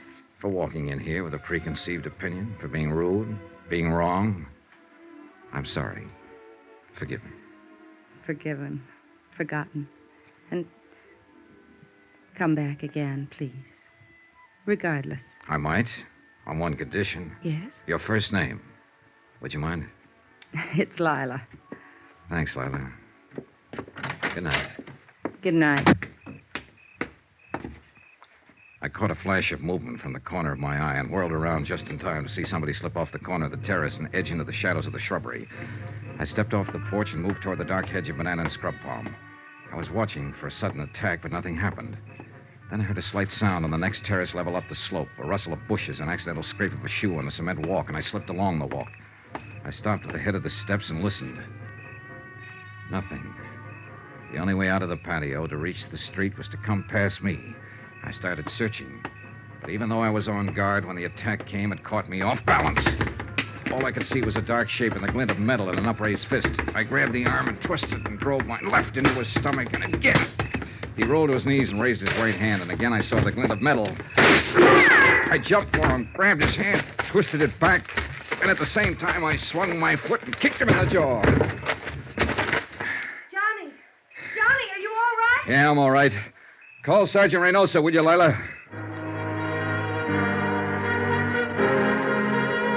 He was out cold. I turned him over on his back and struck a match to get a look at him.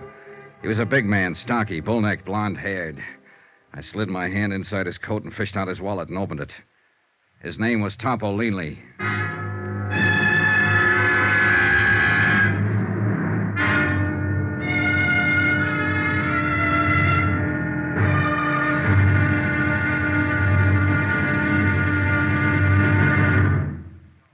Now, here's our star to tell you about tomorrow's intriguing episode of this week's story. Tomorrow, we meet a Latin doll from Santa Monica, an erudite bartender, and a terpsichorean ecdysiast. And they're all in the cast. Join us, won't you? Yours truly, Johnny Dollar.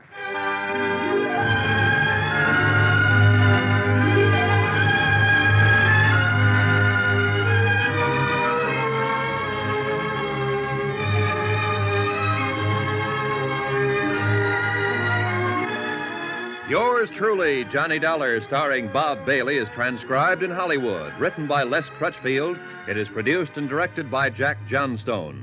Be sure to join us tomorrow night, same time and station, for the next exciting episode of Yours truly, Johnny Dollar. Roy Rowan speaking.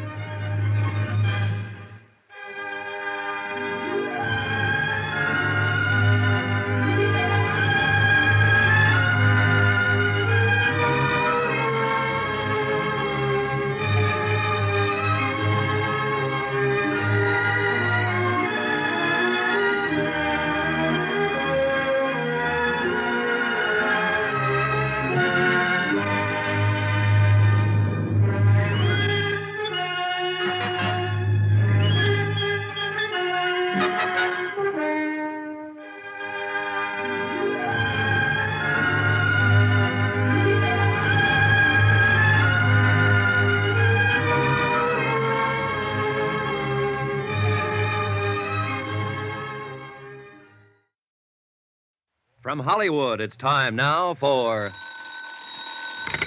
Johnny Dollar. This is Reynosa, L.A. Police. Oh, hiya, Sergeant. Any luck? Nothing. This Topo Leanley boy's been in jams before. He's a tough cookie, and we don't scare him a bit. What's his story? Says he was walking through the courtyard of the apartment house when you jumped him from the bushes. Oh. Claims he thought it was a stick-up and fired that shot at you in self-defense. What was he doing there in the first place? Calling on a girlfriend, only she'd given him the wrong address. Sure. Well, we can hold him overnight for carrying a concealed weapon, but that's about all, Johnny. He'll make bail in the morning. Well, fine. Let him. Things aren't adding up, and it's got him worried. He's afraid he's being double-crossed, and he's fighting mad about it. On the loose, maybe he'll be a help to us. How?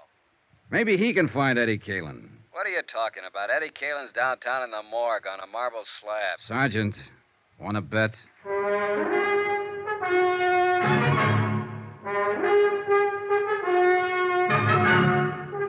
Tonight and every weekday night, Bob Bailey in the transcribed adventures of the man with the action-packed expense account, America's fabulous freelance insurance investigator. Yours truly, Johnny Dollar.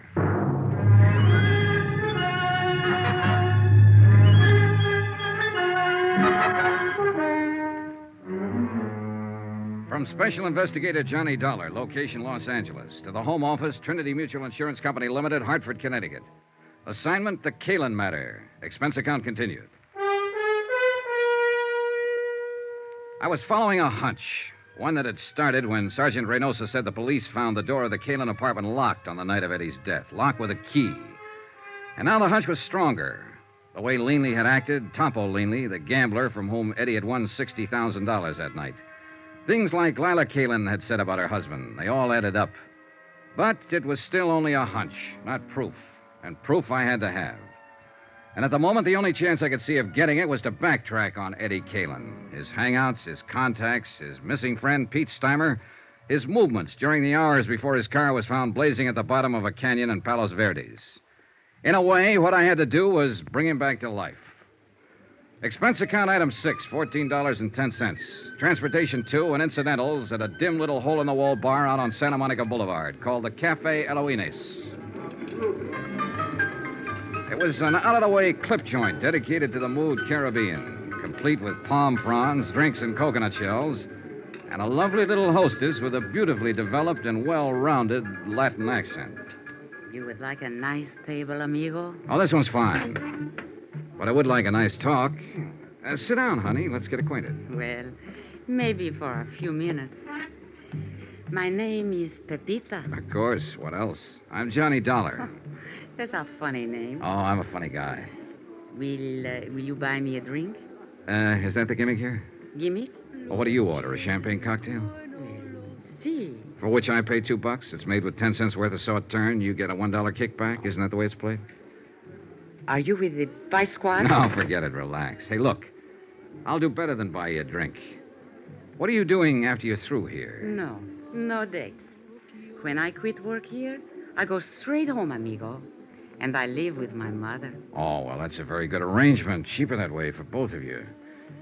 But here's $10. What I want from you is some information.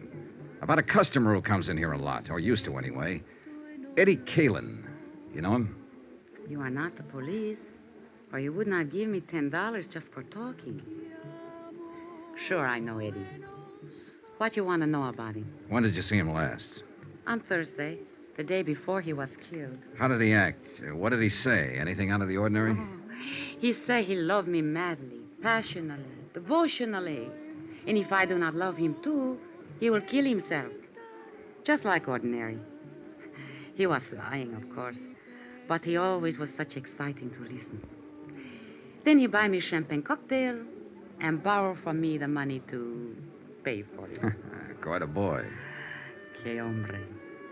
He was, how you say, he was the most. Yeah. How long was he in here that night? Quien sabe?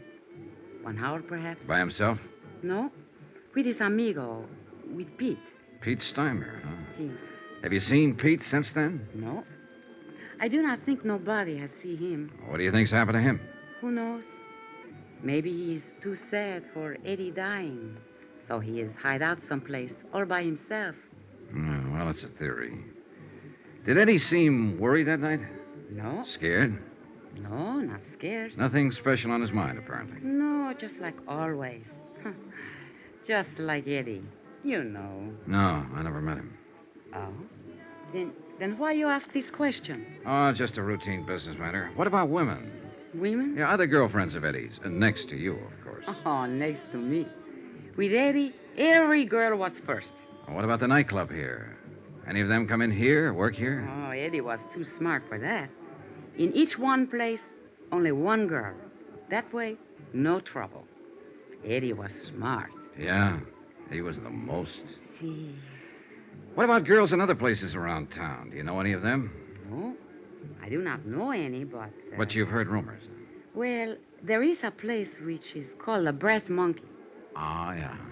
They have girls there which, how you say it, they take off some clothes and go jump around with the music. Strippers? Well, strippers.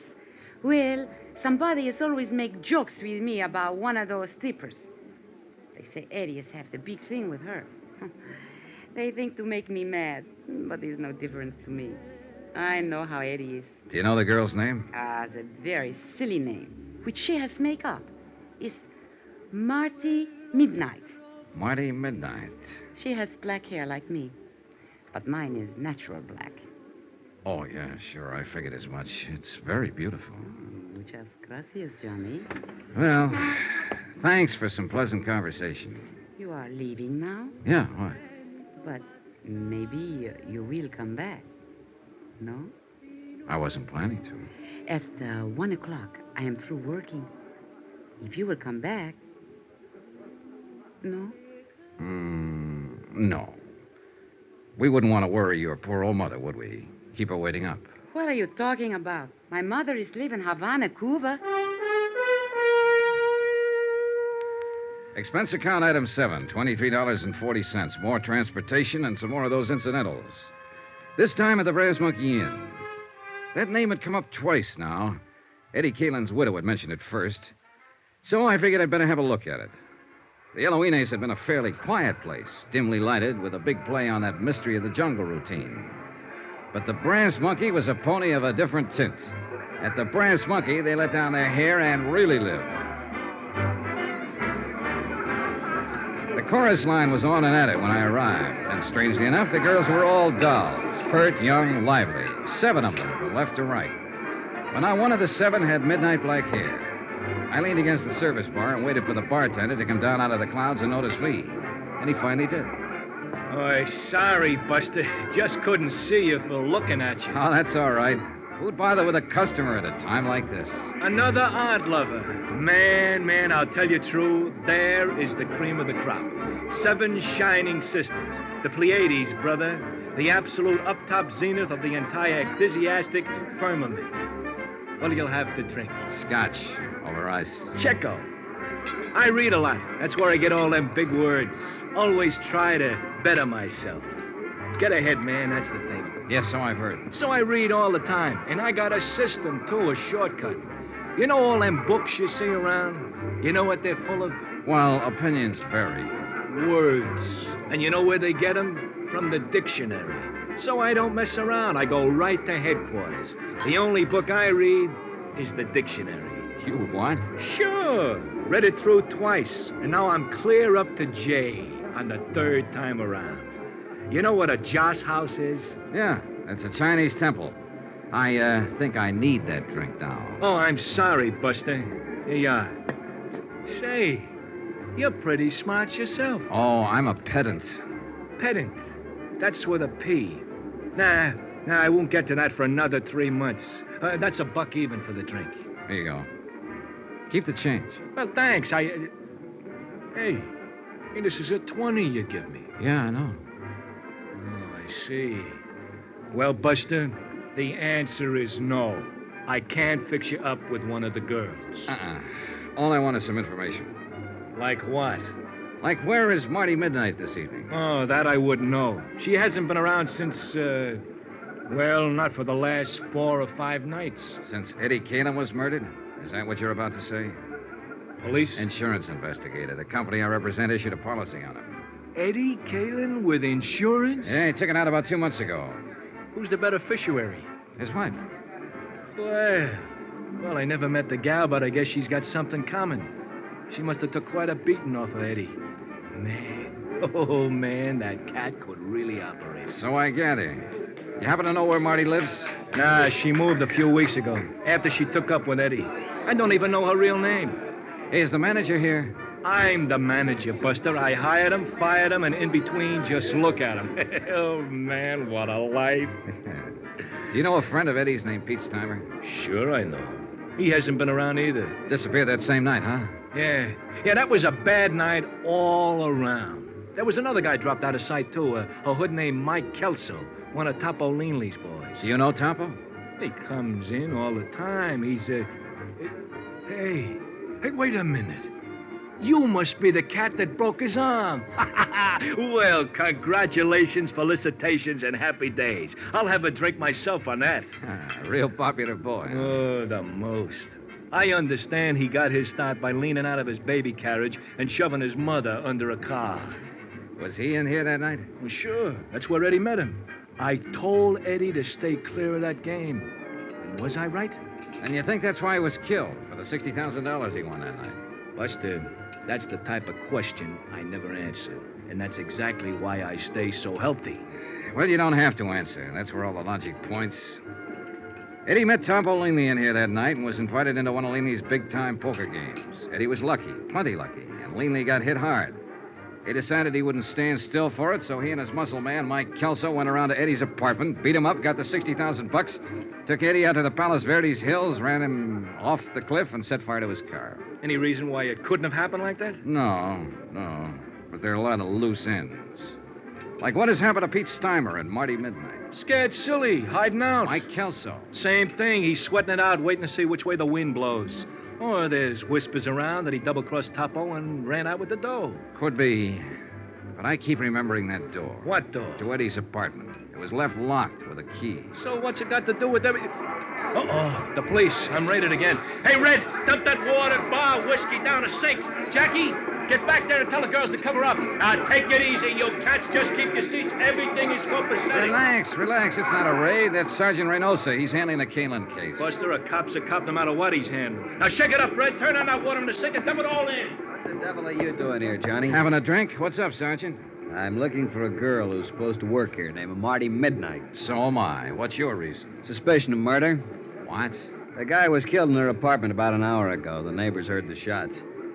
And it's real crazy, Johnny. It just can't be, but it is. We got a fast check on the fingerprints. You know who the guy was? Sure. It was Eddie Kalen.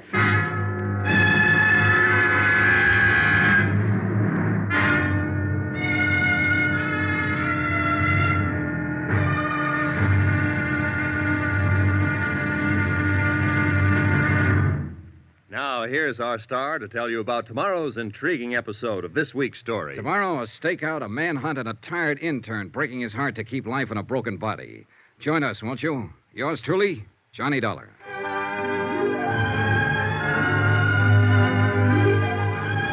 Yours truly, Johnny Dollar, starring Bob Bailey, is transcribed in Hollywood. Written by Les Crutchfield, it is produced and directed by Jack Johnstone. Be sure to join us tomorrow night, same time and station, for the next exciting episode of Yours truly, Johnny Dollar. Roy Rowan speaking.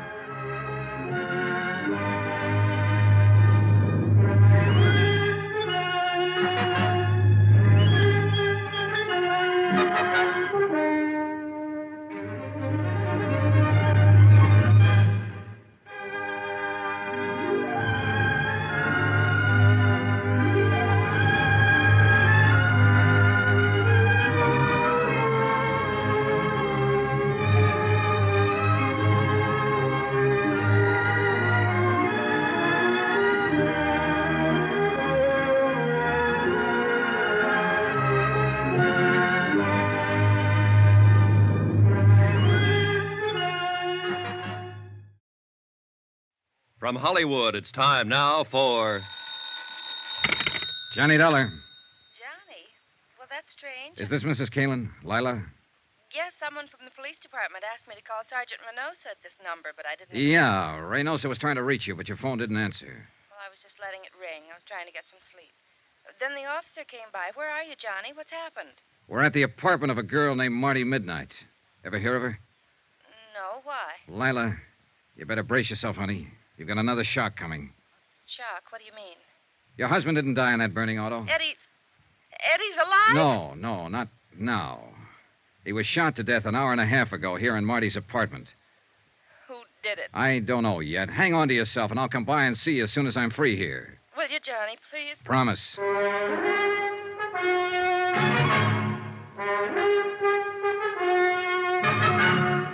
Tonight and every weekday night, Bob Bailey in the transcribed adventures of the man with the action-packed expense account, America's fabulous freelance insurance investigator. Yours truly, Johnny Dollar.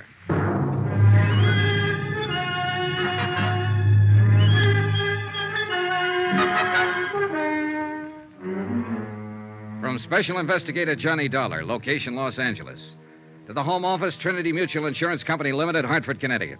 Assignment, the Kalen matter. Expense account continued. The homicide squad was finishing up its work when Sergeant Reynosa and I got back out to the apartment of Marty Midnight, star stripper of the Brass Monkey Inn. Eddie Kalin's body had been photographed, checked, measured, fingerprinted, examined, sketched, written up, and reported on. Taken out finally under a white sheet. I held the door open for the morgue attendants to get out with their silent burden and stood watching them wheel the stretcher down the walk and load it into the waiting ambulance. A light mist had started to fall, and a damp, cold blanket of fog was seeping down from the dark hillsides of Griffith Park beyond the road. There was a feeling of finality in the air, of the end of things. And for the man who died twice, it was final. Yeah, there was no doubt about it this time. Eddie Kalin was dead. I am tired, Johnny. Just plain dead dog tired. Yeah, it's getting to be a long night. Sit down and start talking. Any particular subject, Sergeant? You know what subject. You weren't surprised when you heard Eddie Kalin had been alive all this time that it wasn't his body in the wrecked car out in Palos Verdes. How come, Johnny? Why weren't you surprised? Because I was expecting it. Why else? No, you got to do more talking than that. Well, it started with a hunch. And the hunch started when you told me you found the door of Eddie Kalin's apartment locked when you went there that night he was supposed to have died. Yeah, I know. Locked with a key. You mentioned that, but... Well, that was the important part. If it had been a door with a night lock or a spring latch that snaps when you pull it shut, it wouldn't have been anything. It still doesn't, as far as I'm concerned. All right, look. There was evidence there'd been a fight in that apartment that night. We assumed that somebody had knocked Eddie unconscious or killed him there in the apartment, then taken his body out to his car, driven it out to the Palos Verdes headland, and set fire to it. That's right.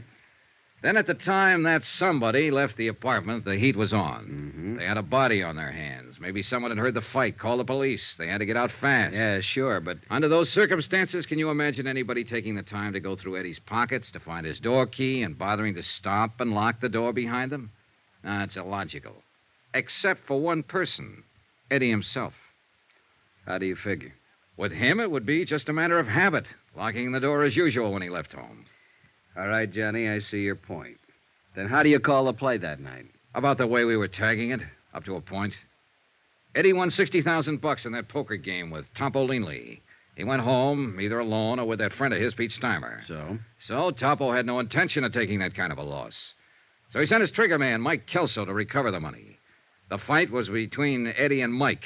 Only Mike was the one who lost, not Eddie. Then you figure Eddie put Mike Kelso's body in his car and drove it out to Palos Verdes and set fire to it? Sure, with Pete Steimer's help, probably. Well, it's possible. The body was practically destroyed. All we had for identification was the wallet, watch, keychain, and so on. They could have been planted. I think they were. It was a sudden idea, spur of the moment. But Eddie was ripe for it.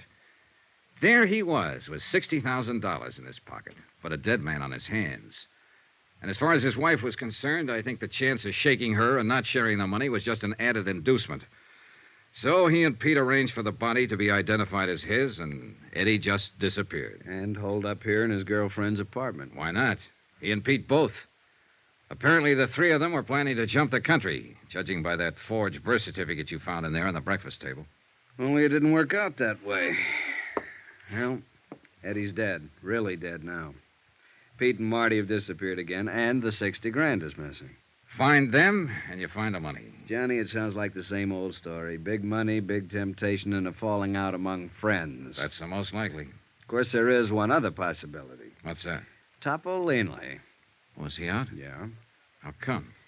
It's a rough combination, Johnny. Good lawyer on his side and a poor case on ours. He was sprung 2 hours before the neighbors reported the shooting here, the anonymous neighbor. Well, it could be, then. But I'm still betting it was Pete Steimer or Marty Midnight. I'm not betting anything anymore. The way things stand now, it's anybody's guess. His own gun, no prints on it. You pays your nickel and you takes your choice. Well, at least the field narrows down. Well, it seems like we got a visitor. Probably one of the uniformed boys on duty outside. Yes? The policeman outside say for me to come to you. I am Jeannette Dubois. Oh? Well, what can I do for you? I am the person who reports the shooting on the telephone. Come on in. Merci, monsieur. How come you refuse to give your name when you phone the police? You are Captain? Sergeant Reynosa. This is Johnny Dollar, Miss Dubois. Oh, he is also police? He's working with us on this. Now, why wouldn't you give your name when you reported the shooting? I am very sorry, monsieur. You see, I have not been in this country too long, and I am afraid that I will be implicated. So I do not give the name at first. But finally, I think it over, and I call my friend the consul, and he say I must come to you immediately. And he's right. So you heard the shooting, huh? Oui, monsieur. I was walking past in front. I live 3 places down from here. All of a sudden, there is bang, bang, bang, and I am scared to pieces. I can imagine. Then the door of this place is slam open very quick, and I jump in the shadow behind a bush. A girl start to come out, and then she stop in the door. What did she look like, Miss Dubois? Well, it is too dark for telling good, but I have seen her before. I know from her hair. Very long, black. Marty Midnight. Was that the one, the girl who lives here? Oui, monsieur. I did not know her name. All right, what happened then? She stand in the door for a second. She is wearing a how you say it, a white raincoat. She is holding something in her hand.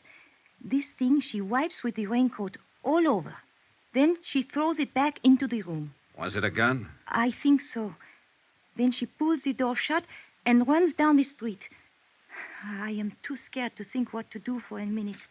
Then I hurry home very fast, and I telephone to the police. You didn't see anybody else around the place or in the street out in front? No, Monsieur Dollar. I watch from my window until the police have come. Nobody else has come out or go in. I see. Well, Sergeant? She won't get far. Girl with her looks draws too much attention. We'll pick her up before morning. Thank you for your information, Miss Dubois. In view of your cooperation now, I think we can forget about you not telling us all this sooner. Does that mean I can go now? Yes, just leave your name and address with the officer outside. Oh, merci, monsieur. Au revoir. That kind of surprises me. I could figure the two of them together ganging up on Eddie. But apparently it was just Marty Midnight, all on her own. Been done before, Johnny. They're not the weaker sex, no matter what the book says. I know. But the fact never fails to amaze me. It shouldn't. You must have been on some of the same kind of cases. The devil. Come on! The patrolman stationed at the back entrance of the apartment house told us what had happened.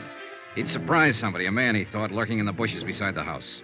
The prowler fired a shot and ran. He paid no attention to the order to halt. The patrolman had fired twice, missed. The fugitive had escaped into the dense underbrush of Griffith Park just across the street. Sergeant Reynosa spotted men quickly along the edge of the brush, set up a portable spotlight from the squad car, sent his other car up an access road to block off the ridgeline, radioed for reinforcements. Within 5 minutes, a 15-acre area of the slope was surrounded and blocked off. Well, what do you say, Johnny? Shall we go in after him? Looks like we'll have to. He seems to be the shy type. Call it. Who do you think? I'm putting my money on Topolini. Good bet. Let's go. Keep that crowd back out of the way. All right, let's get back there now.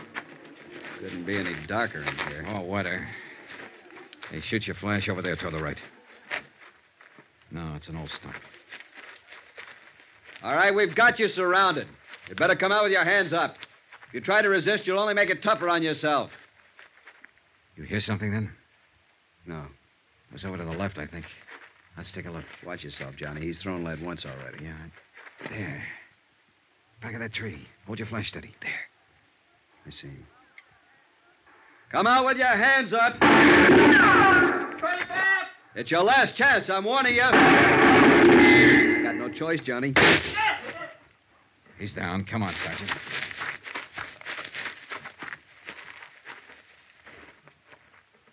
Well, what do you know? It wasn't Topolini. It was Eddie Kalin's friend, Pete Steimer.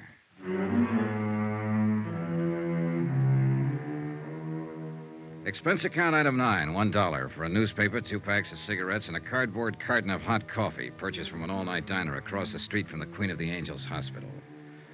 I took them up to the police emergency ward, room 612, pulled a chair up in front of the window, and sat down to wait. Pete Steimer was still unconscious. Still hadn't been able to speak a word since he dropped to the ground with Sergeant Reynosa's bullet in his chest. So I waited. Outside, the cold mist was still coming down steadily. The night was pretty far gone. It was less than 3 hours before dawn. A nurse sat silently beside the bed. The only sound in the room was the hoarse, slow breathing of the wounded man.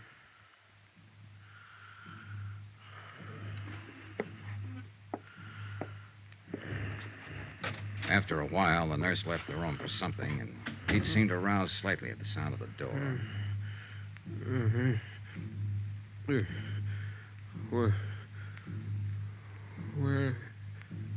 am I? Take it easy, Pete. Don't try to talk. Eddie. Is Eddie here? No, he's not here. He ought to be here. It's always been like this. Relax now. It's all right. Eddie always runs out and leaves somebody else to Easy now, easy. Somebody else to face the music. Pete?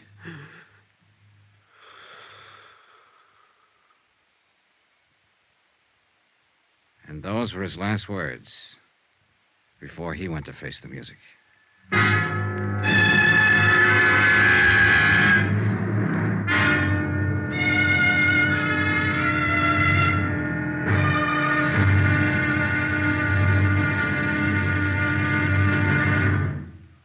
Now, here's our star to tell you about the final intriguing episode of this week's story. Tomorrow, a quarry run to earth, a strange alibi, and a shocking twist at the wind-up. Join us, won't you? Yours truly, Johnny Dollar.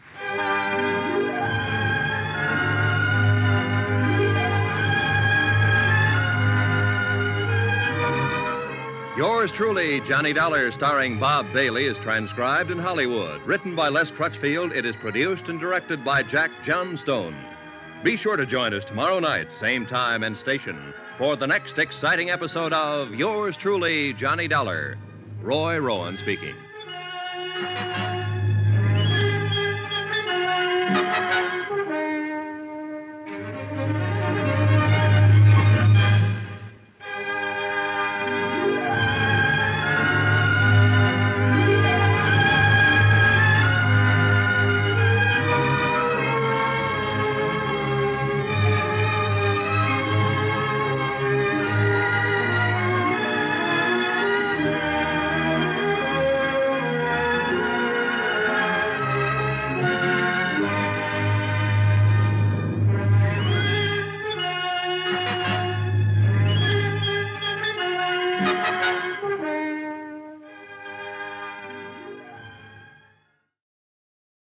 From Hollywood, it's time now for Johnny Dollar. Sergeant Reynosa, Johnny. Oh, I was just going to call you. Has he talked yet? Pete Steimer is dead. When? A few minutes ago. He almost regained consciousness for a few seconds, and that was all. There's no chance to question him. It's too bad. Yeah, he might have been able to clear it up for us. I think maybe it is cleared up, Johnny, or will be at least in the next hour. What do you mean? We picked up Marty Midnight. When? Where? A few minutes ago at the bus depot with a ticket for San Diego in her hand. I haven't talked to her yet. They're holding her downtown headquarters. Why don't you meet me there? Fine, right away. Looks like the wind-up, Johnny. I hope so. I really hope so.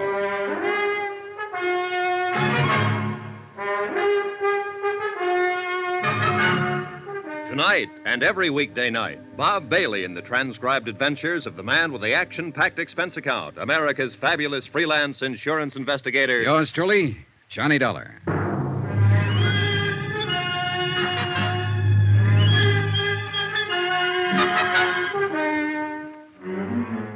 From Special Investigator Johnny Dollar, location Los Angeles, to the Home Office, Trinity Mutual Insurance Company Limited, Hartford, Connecticut.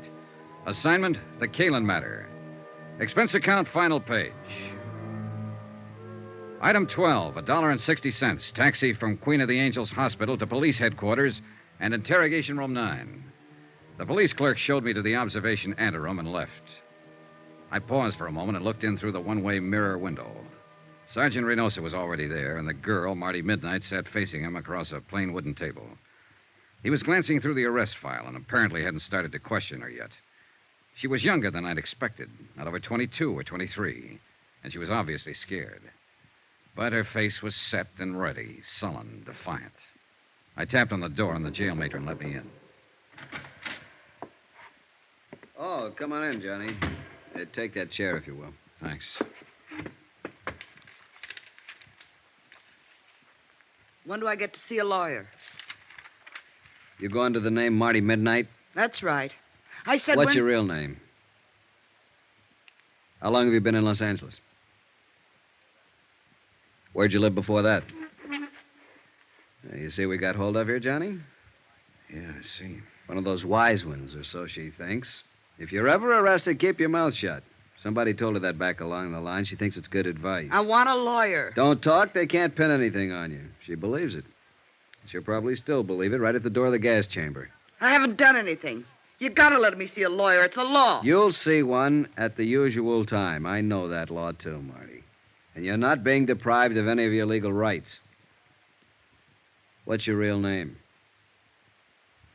Well, then I guess we'll have to contact your folks and see if they have any influence. Contact my folks?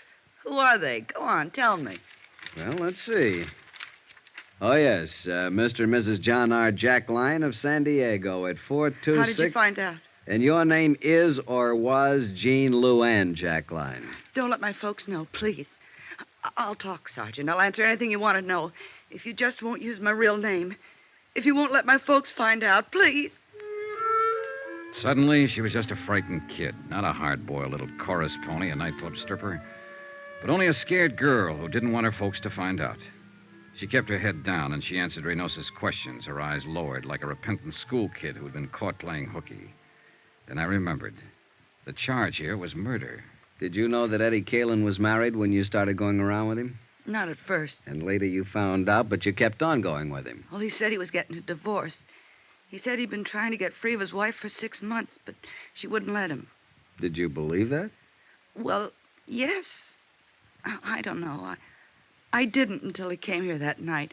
He said we're going to run away to Mexico together. The night he killed Mike Kelso? Yes, but I told you I didn't know about that until 2 days later. And it was self-defense, honest. Mike was trying to hold him up to get back the money Eddie won in that poker game. It was self-defense. Then why did Eddie go into hiding? Well, I told you that, too. It was his chance to get away from Lila and... Where were you going when the police arrested you over there in the bus station? San Diego. To my folks. Nobody here ever knew me by any name except Marty Midnight. I didn't think you could trace me. And you didn't want to be traced? Well, of course not. I came back and saw the police car at my apartment, and then I knew you'd found Eddie. I didn't want to be mixed up in it. Why'd you kill him? Marty? Kill who? Eddie. It wasn't Eddie. It was Mike Kelso. Eddie's the one who killed him in a fight. I told you that. It was... Oh, but you know it wasn't Eddie. You picked him up at my apartment, didn't you? Yeah, sure. We picked him up. In a basket. What? He's across the street from the morgue. Why'd you kill him, Marty? I didn't kill anybody. I didn't know Eddie was dead. I was coming home and I saw the police car. I thought you'd found him, that's all. I didn't know he was dead. I didn't kill him. You gotta believe me. I didn't know anything about it, honest. Honest. Marty Midnight. Sharp, hard, tough. A striptease dancer who'd been around, knew all about it. Marty Midnight. A scared, sobbing little child. Honest. Cross my heart and hope to die. Well, maybe she would. I left a few minutes later, and Sergeant Reynosa walked out with me to get a breath of air. It was a cold, gloomy night with a gray dawn just ahead. 3 people were dead. And in the great stone building we walked out of, the machinery was grinding away, getting ready to take the life of a 4th one. Well, I guess I better get back inside, Johnny. You all right, Sergeant? The lab boys are making a paraffin test. You know, it's too bad. She's just a kid. Yeah. I was hoping it'd be Topo Leanley. That I'd love. He's long overdue. Well, he's still on the loose. It's a kid up there. You know it, and I know it. And anything else is just wishful thinking. That witness saw her leave, saw her wipe off the gun, throw it back into the apartment. Yeah, I know. Well... Where'll you be, Johnny? The hotel? Oh, not for a while. I'm going to stop by Lila Kalin's. At this time of night? Oh, she'll be waiting up. I promised her I'd see her and tell her what happened. She's, taken quite a beating out of this mess. Why do they do it, Johnny? Why do dames fall for a guy like Eddie Kalin? Philosophy? At this time of morning? I'll see you later. Expense account, item 13, $2.80. Taxi fare to the Argus Terrace Apartments to talk to the widow and beneficiary, Lila Kalin. Oh, Johnny, come on in. Thanks, Lila. I've been sitting in here in front of the fireplace all night long. I'd almost given you up. Well, a lot of things happen. Man, I'm really beat. Coffee or a drink? Coffee, I guess. Black. Is it all over now, Johnny? Well, it amounts to that. They've apparently got the killer. Who? That girl he was hiding out with, Marty Midnight. She's a striptease dancer. Why? Why did she do it? The money, I suppose. They haven't found it yet, but they will. Here's your coffee. Oh, thanks. I feel sorry for her. Maybe because I feel sorry for myself or anybody who ever got mixed up with Eddie. Why do we do it, Johnny? Why do we go blind when a guy like that comes along? I don't know. You tell me. I wish I knew. Maybe a girl I met yesterday evening had it tagged. She said she knew Eddie was always lying. But he made it sound so exciting. He did. I had 4 years of it. Never knowing when he'd walk out and not come back. Never knowing who he was with. Knowing only one thing for sure. That he was lying to me every hour of the day. Now that it's over, I wonder why I went through with it. But he did make it sound exciting. Well, the best thing you can do, Lila, as soon as it's cleared up. Who can that be? This Oh, it time? might be Sergeant Reynosa. I told him I'd be here. Hello? Oh, yes, just a moment. You were right. Thanks. Yeah. Hold on to your hat, Johnny. It's wide open again. What do you mean? That paraffin test, negative. What? Marty Midnight hasn't fired a gun in the last 2 days. She was telling the truth, witness or no witness.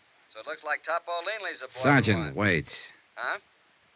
What was Marty wearing when they picked her up at the bus depot?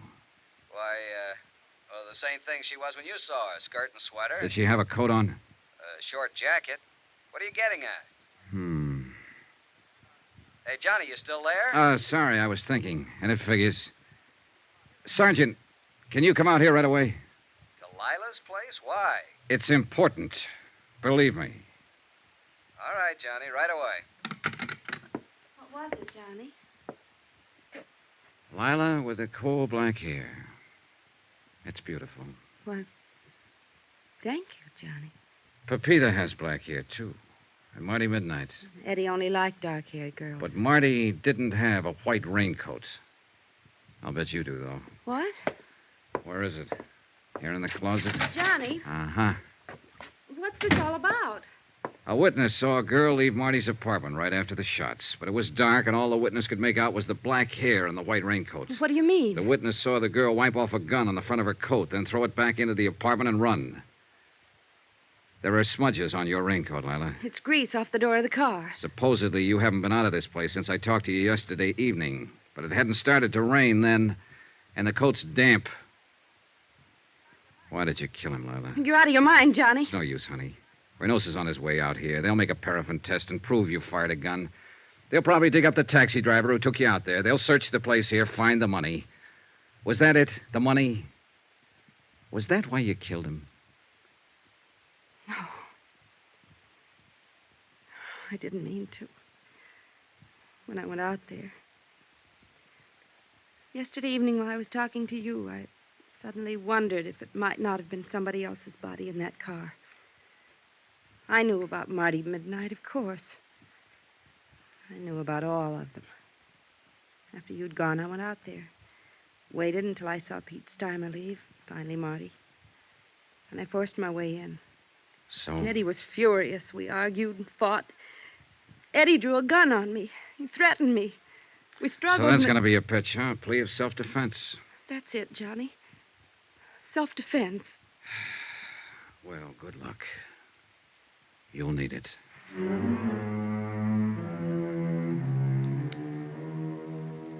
Expense account item 13, $263.35. Incidentals, etc., in Los Angeles and plane fare back to Hartford. Expense account total, $596.85. End of expense account. End of report. Remarks? So the question still stands. Why do they do it? Why do girls go blind when the Eddie Kalins walk in? You might ask a stripteaser down in San Diego. But don't look for her under the name of Marty Midnight. She's Jean Luann Jackline now, a quiet kid. Lives at home with her folks. Yours truly, Johnny Dollar.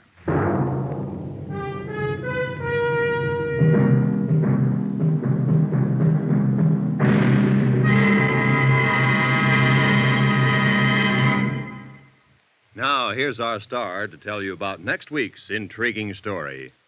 Next week, the case of a beautiful girl who refuses to see the man she loves as he really is. A killer. Join us, won't you? Yours truly, Johnny Dollar.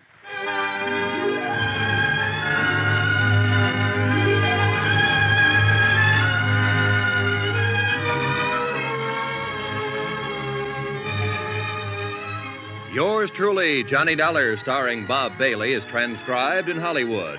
Written by Les Crutchfield, it is produced and directed by Jack Johnstone. Heard in this week's cast were Virginia Gregg, Lucille Meredith, Alma Lawton, Gloria Blondell, Howard McNear, Harry Bartell, Peter Leeds, and Byron Kane. Musical supervision by Amerigo Marino. Be sure to join us on Monday night, same time and station, for another exciting story of Yours truly, Johnny Dollar. This is Roy Rowan speaking.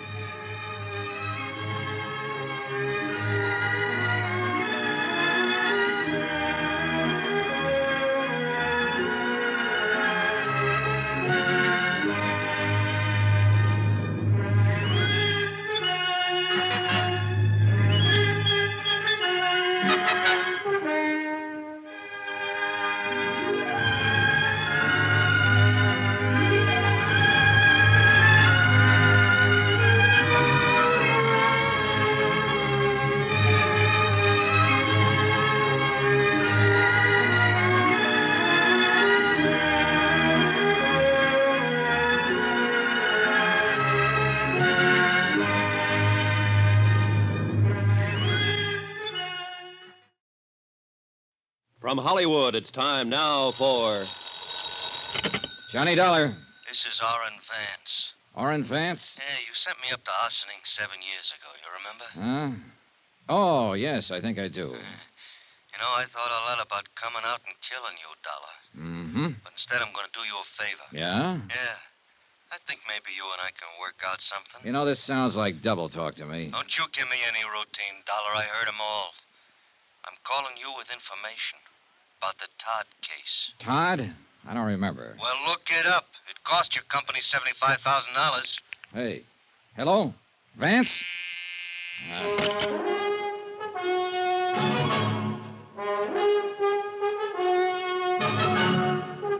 Tonight and every weekday night, Bob Bailey in the transcribed adventures of the man with the action-packed expense account, America's fabulous freelance insurance investigator. Yours truly, Johnny Dollar.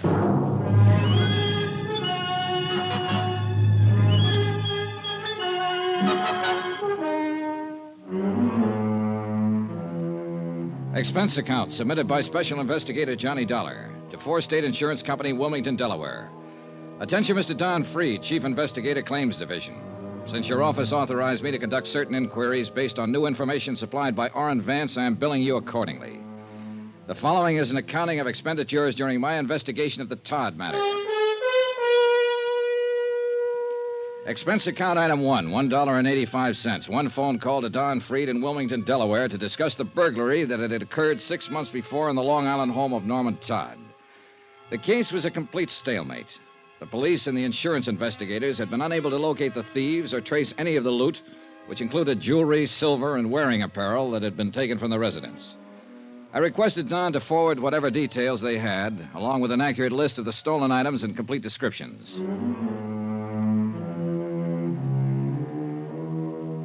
Expense account item 2, $2, cab fare.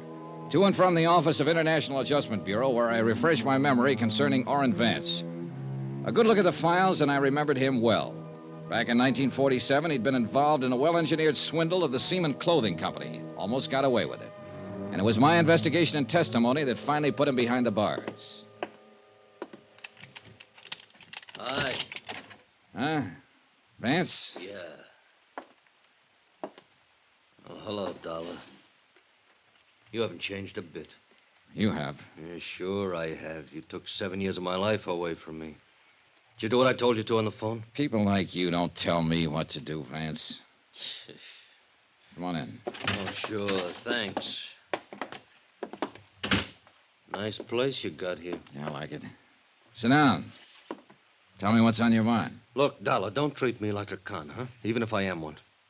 I'll sit down, yeah. I'll have a smoke with you. I'll talk with you. Okay. Okay, have one. Thanks. It's just that everybody's doing it. Treating me like that. Even my wife. Went over to see her the first day I got out. You know what? She wouldn't let me in the house. She gave me $40 and told me to go out and get a decent job. Work hard, she said, and in 6 months, if everything is okay and you're not in any trouble, you can come home to me and the kids. And if not, she says, I'm going to divorce you. Mm-hmm. Well, what do you want me to say? Offer me a seat. Invite me to sit down. I'm a human being, too. Sure. Thanks again. Well? Why, I thought about it a lot. You know, if you hadn't been out to get me 8 years ago, I might have had you over to dinner. Maybe we could have been friends. Yeah, maybe. Now, what's this all about, Vance? Okay. I can't get a job. I'll have to go in business for myself. I need a stake. That's why I called you. Go on. Now, did you do like I asked you to? Look up the Todd case? I called Wilmington about it. There's nothing new happening. I'm happening. That's something new. And I can help. For a price. All right, go on. But I want my name out of the picture. Could you fix that? Probably. But I'd have to talk to the police sooner or later. All I'm asking is your promise to keep my name out of it. Otherwise, it's no go. Well, tell me something about it before I make any promises, Vance. Fair enough. You got a list of the stolen items? Not yet. Won't be here until tomorrow. Now, when it gets here, you'll find it was a mink coat in that lot. I think most of it was jewelry, but it was a mink coat, labeled from Zellerback Furs in New York. And the inside lining carried this serial number, 27356. All right. Take it easy, Vance. Expense account item 3, $2.50. Another long-distance phone call to Wilmington and Don Freed, who verified that the serial numbers furnished by Orrin Vance fitted those on the stolen mink coat. I explained how I'd come about the information at hand, leaving out any mention of names. Freed talked with his boss and phoned me back a half an hour later. You can go ahead and work on it, Dollar. There's a $5,000 reward posted. $5,000? We'll split it between you and your friend, if anything worthwhile turns up. Okay? Suppose it's nothing. Okay. Swindle sheet 2. Ah, right. Okay, Vance. You're in business. How does it work? You tell me where the coat is and who has it, and I'll handle it from there. If it turns out to be anything, you'll get paid for it. All I've had so far is talk. I'll tell you where the coat is and who has it. But before I do that, you give me a check. What? A check for $2,500. You date it 2 days from now. That'll give you a chance to look into it and see if I know what I'm talking about. And you can stop payment any time within 2 days if my tip doesn't work out. Mm-hmm. On the other hand, I'll have the check and bye-bye. Where to? Homewood, Indiana. My plane leaves in an hour. I may want you around for some questions. No, I'll give you the tip. That's all. You ask somebody else the questions. Well? Okay. What's the matter? You afraid? Sure. Haven't you noticed? I'm a stool pigeon.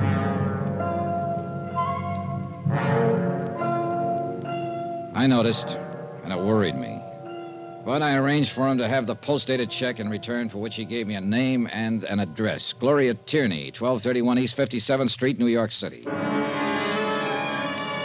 Expense account item 4, $3, cab fare to the airport. I saw Orrin Vance off on a westbound plane to Indiana.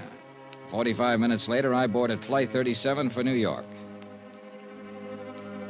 Expense account item 5, $18.85. The cost of getting me from Hartford to New York. I checked in at the New Weston and went directly to the Metropolitan Police Station, where I asked if Gloria Tierney had a record. A check in the police files revealed that she was not listed. About 7 o'clock, I had a bite to eat, and then I walked over to the 57th Street address, a small apartment building.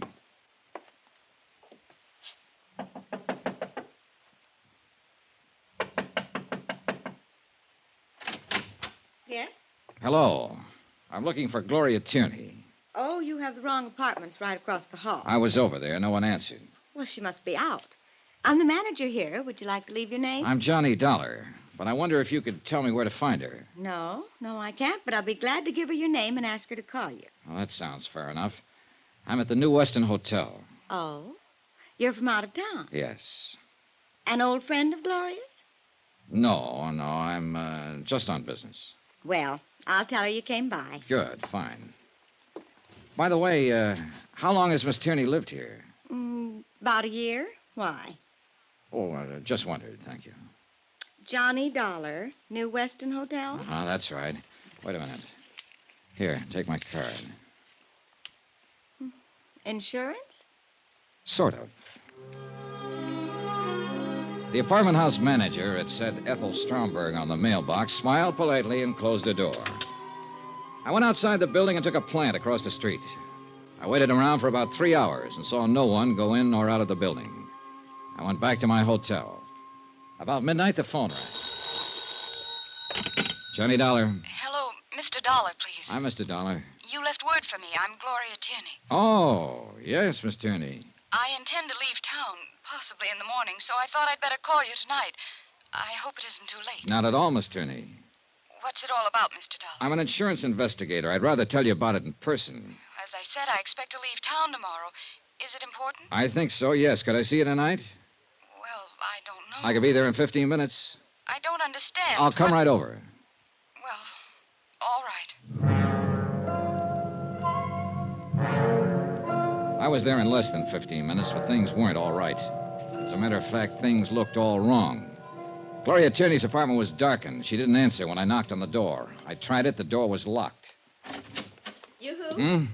Now, look here. I don't think you have any right to bother Gloria.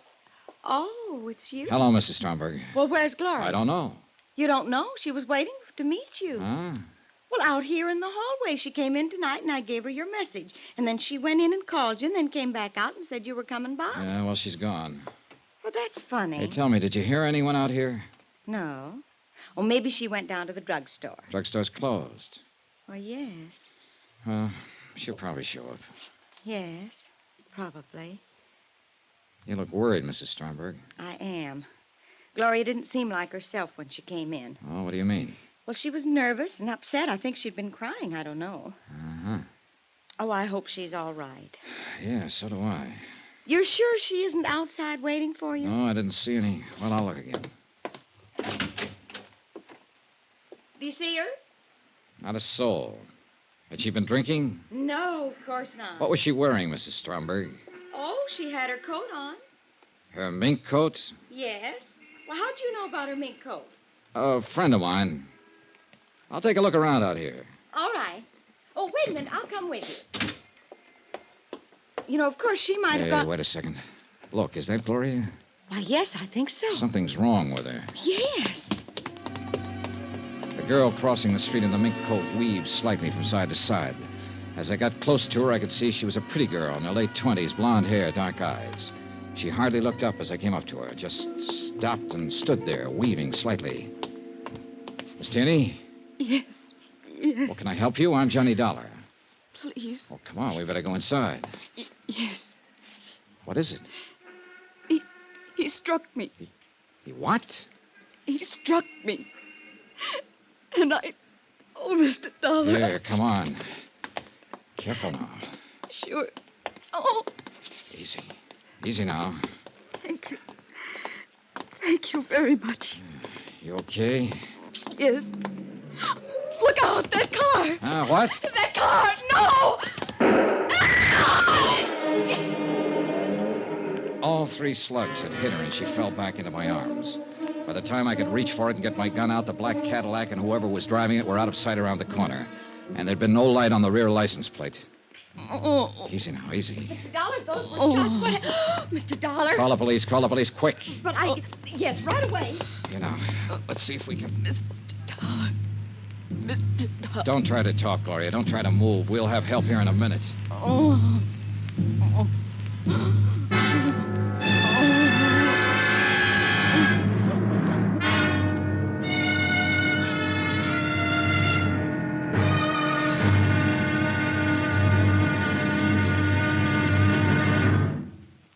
There'll be another intriguing episode in our story of the Todd matter tomorrow. Tomorrow, the same old business of murder, but with a brand new twist.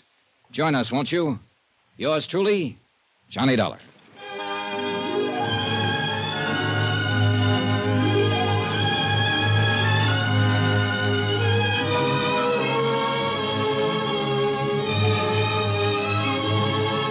Yours truly, Johnny Dollar, starring Bob Bailey, is transcribed in Hollywood. Written by John Dawson, it is produced and directed by Jack Johnstone. Be sure and join us tomorrow night, same time and station, for the next exciting episode of Yours truly, Johnny Dollar. Roy Rowan speaking.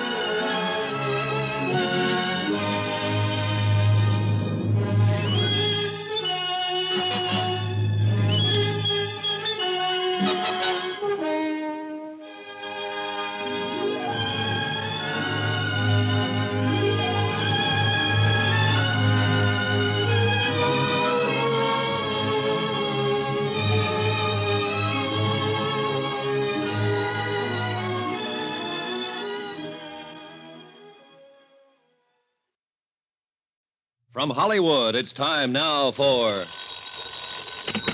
Johnny Dollar. Dan Mapes, New York Police Department, Mr. Dollar. Oh, hi. I just went over your statement to the officers who went to the scene of the shooting. Pretty rough business. Yeah. How's the girl? She hasn't regained consciousness. We've got to get on with this, Dollar. There's some questions I want to ask you. Sure. Glad to do what I can. Where can I meet you? What's the matter with right here at headquarters? Okay. Say in about an hour? Make it a half an hour. I said I want to get on with the case. Room 212, Sergeant Daniel Mapes. Okay, Sergeant. I'll be there.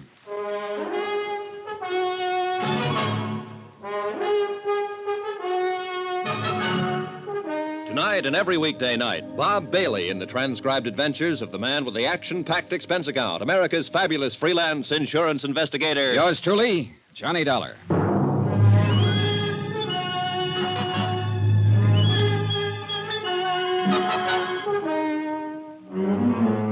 Expense account submitted by Special Investigator Johnny Dollar to Four State Insurance Company, Wilmington, Delaware. The following is an accounting of expenditures during my investigation of the Todd matter, a burglary that occurred 6 months ago, but the murder try occurred only a few hours ago.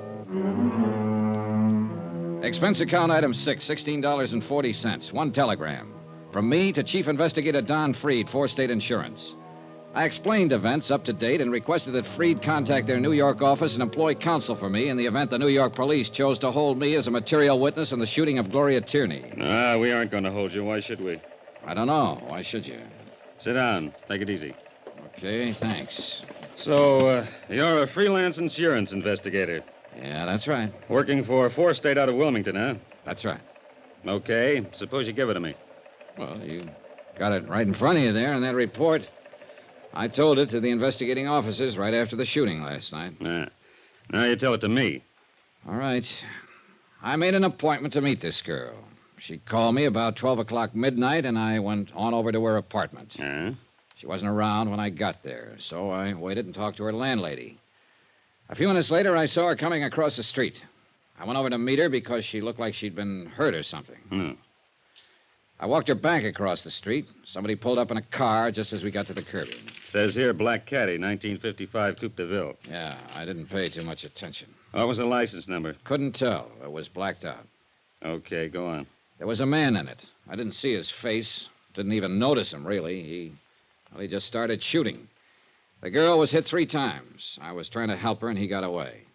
Well, what else? That's it. Okay. Tell me why you were in here yesterday afternoon checking to see if this Gloria Tierney had a record. I was about to contact her. I wanted to know if she'd ever been in trouble. Now tell me what you're working on. The Todd case. Todd? Yeah, burglary out in Long Island about 6-7 months ago.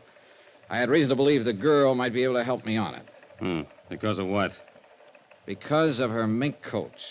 Well, I'm glad you answered that way, Dollar. The coat's in the lab now. They're looking it over.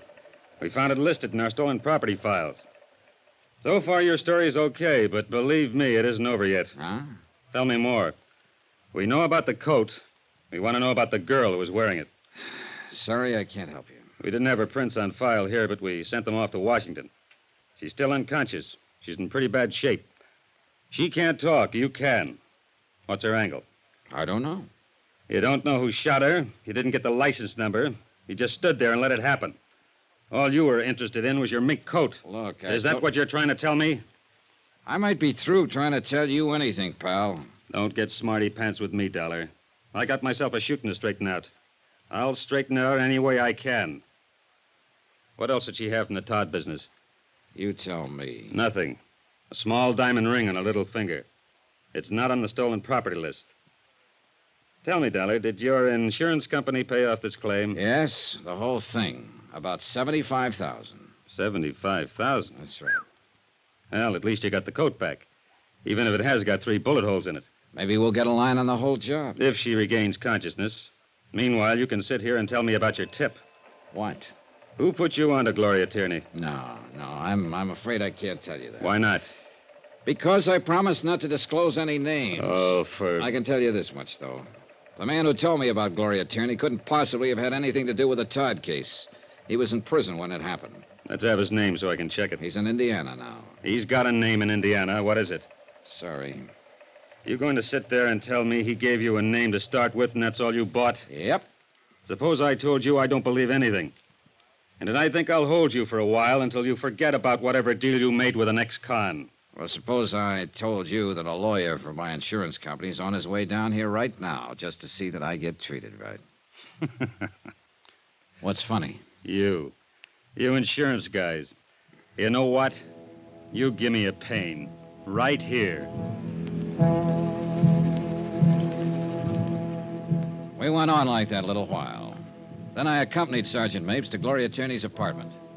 A full crew of technicians were there, giving the premises a complete check. Mapes dispatched 2 sets of detectives to cover the neighborhood for possible witnesses to the shooting. Another pair began to cover the apartment house itself. I went with Mapes to talk to the manager, Mrs. Stromberg. She looked white and shaken. You remember, Mr. Dollar? Yes. Hello, Mr. Dollar. How's poor Gloria? Not very good, Mrs. Stromberg. She's still unconscious. And we're still pretty much in the dark about all this, Mrs. Stromberg. Where is she? What hospital? I'd like to go see her. Maybe there's something I can do. Best thing you can do is try to help us find out who shot her. She's at the police emergency hospital right now, Mrs. Stromberg. I'll have them phone you when she can see people. Well, thank you. Oh, what an awful thing. Well, what's it all about? Why would anyone want to shoot Gloria? We hope we can ask her that question. Right now, we're going to try to find out all we can, and maybe you can help us. Well, I hope so. What can I tell you? Where she worked, how she lived, what people she knew. Oh, dear. Yesterday, you told me you'd known her for a year. Yes, ever since she moved in. All right. Was she a nice girl? Of course she was a nice girl. Quiet, minded her own business. Where's she work at? Well, I don't know. I mean, Gloria doesn't work as far as I know. Who pays her rent? She always gave me a check. Who gave her a check? Well, I really don't know. Don't you know anything? What's the matter with you? Well, I'm trying. Mapes, why don't you go sit down? All right, I'll sit down here. Mrs. Stromberg, what can you tell us about her? Do you know where we can contact her family? Think about it. Well, I don't know. I know they live in California somewhere, but that's all I do know. She talked about them now and then. Uh-huh. How about her friends here in town? What about them? Well, for instance, the man who drove the black Cadillac last night. I never saw that car around here before. Did she talk about her friends to you? Why, no. Well, she's a pretty girl, young. Boyfriends? Oh, yes, she did talk about them now and then. Do you suppose one of them had something to do with this? Mrs. Stromberg, some guy pulled up in a black caddy last night and pumped 3 slugs into her. She acted funny before that, according to you. Run out when she was supposed to meet Dollar here. Don't you know if any of her friends drove a car like that? No. You know this, but you don't know that. What kind of a friend were you? What? What kind of a friend were you? That girl's lying in a hospital right now. She's got a slug here, another one here, and here. They've operated twice. You weep and holler and stand around wringing your hands about her, but you won't open your mouth about helping us find who did it. Now, let's start with that car again. You've got the front apartment here. You can see the street from those two windows. Have you ever seen that black caddy here before? Yes. Well, why didn't you say so in the first place? Whose is it? I don't know. I don't know his full name. Well, what do you know about him? His name is Bill something. Bill something. Yes? That's a big help. What does he look like? Where does he work? What does he do? I don't know. I really don't know. She never introduced me to him, but she talked about him. She'd say, Bill's coming by tonight, or Bill did this, or Bill did that, but she never mentioned his last name. But he drove the caddy. Yes. Now, what does he look like? I told you, she never introduced me. I heard that part. But I know if someone young and fresh and pretty like Gloria Tierney lived across the hall from my wife would be at the window every time she heard the bell ring or heard a car drive up out front. She'd want to see who was buying her the candy and flowers, who was knocking on the door. Isn't that so, Mrs. Stromberg? Yes. No. Yes. Well, what do you mean? Now, look. For the third time, what does this guy Bill look like? Well, he's tall and very dark. Tall? What does that mean? Tall like me? Tall like Dollar? Tall like what? Like Mr. Dollar. How old? How'd he dress? What kind of build? Easy, Mapes. Why don't you go through that offering me to sit down part now? All right. I was wrong about you, Mapes. I admit it. Well, maybe I was kind of wrong about you, Dollar. Hardly anybody ever admits anything these days. Okay. I'm sorry I'm raising my voice, Mrs. Stromberg. But tell us about the man. All you can remember about Bill. Heavy? Light? A husky fella, and he dressed very nicely, too. What color was his hair? Dark, I think. He always wore a hat. How about his eyes? I don't know. Uh-huh. About how old would you say? Oh, 30, maybe 35. I'm not very good at ages. How often did he come here to see her? Oh, once or twice a week. Gloria's been going with him? Yes. Did she ever mention where he works or what he does? No, she never mentioned that. Do you have any idea how long she's known him? How long she's been going with him? Well, I have no idea. I just know he's been coming to see her ever since she moved in here. This, Bill. Would you say he had money, Mrs. Stromberg? Yes, I'd say so. He drove that big, expensive car and always dressed so nice. And, of course, he gave Gloria that coat. The mink coat? Yes. Oh. Do you know if he ever gave her any jewelry? I don't know. I don't think so. Gloria'd usually run across the hall and show me when he gave her something. Mostly they were small gifts, candy, and things like that, but I don't remember if he ever gave her any jewelry. Did he ever bring any friends here? I don't know. All right. Was Gloria going to marry him? Oh, she never talked about it. You sure about that? Yes, she never said, and I never asked. Why? Why not? Well, I don't know. I never asked her. I wanted to, but I never asked her. You think right away I've been a busybody watching that girl and so on. Well, yes, I watched her from time to time, and I was her friend here. But there are some things we just didn't talk about. There sure were. Well, as you ask me questions, I realize how much we didn't talk about.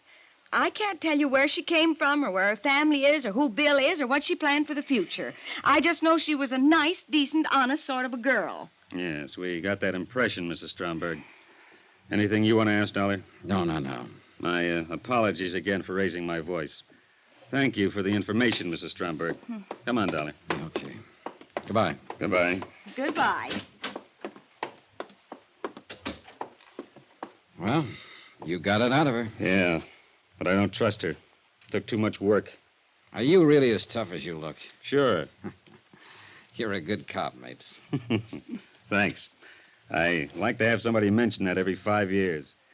Well, better get out this guy's description. Yeah. There's a hall phone right there. Uh-huh.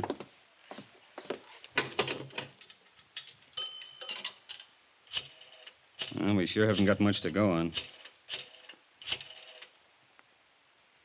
Communications, please. Yes, Dan Mapes. I want an APB out on... What? Oh, I'll give it to you later. Johnny, the hospital phoned in 2 minutes ago. Gloria. Yes. They think she's dying.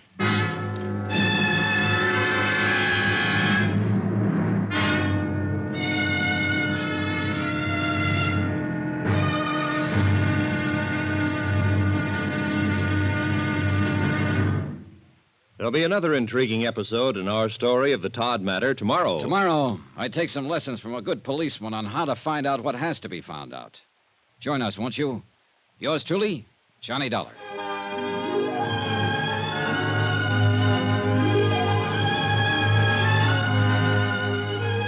Yours truly, Johnny Dollar, starring Bob Bailey, is transcribed in Hollywood. Written by John Dawson, it is produced and directed by Jack Johnstone. Be sure and join us tomorrow night, same time and station, for the next exciting episode of Yours truly, Johnny Dollar. Roy Rowan speaking.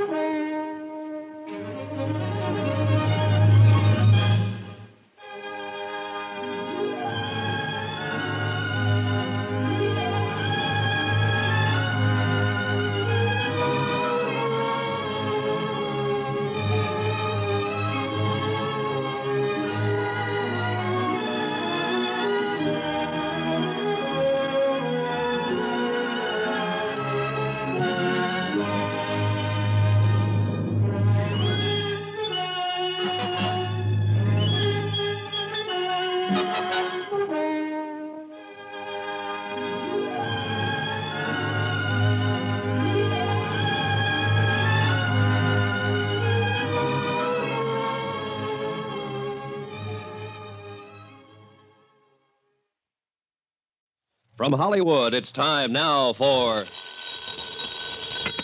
Johnny Dollar. This is Dr. Kane, Police Emergency Hospital. You left word for me to call you, Mr. Dollar? Yes, sir. I'm with Sergeant Mapes. Has there been any change in Miss Tierney's condition? No, sir. No, none. Do you think she'll make it, Doctor? It's hard to say right now. Sometimes they rally, sometimes not at all. Doctor, it's very important that we see her. I don't know whether it'll do any good, Mr. Dollar. We want to question her. Yes, I know. Why don't you and Sergeant Mapes come on over to the hospital? All right, sir. We'll be right there.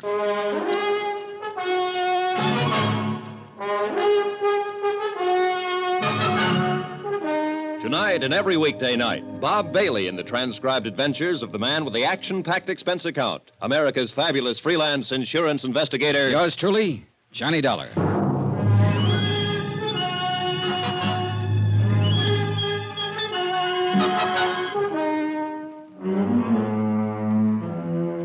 Expense account submitted by Special Investigator Johnny Dollar to Four State Insurance Company, Wilmington, Delaware. The following is an accounting of expenditures incurred during my investigation of the Todd matter, the burglary that resulted in a shooting.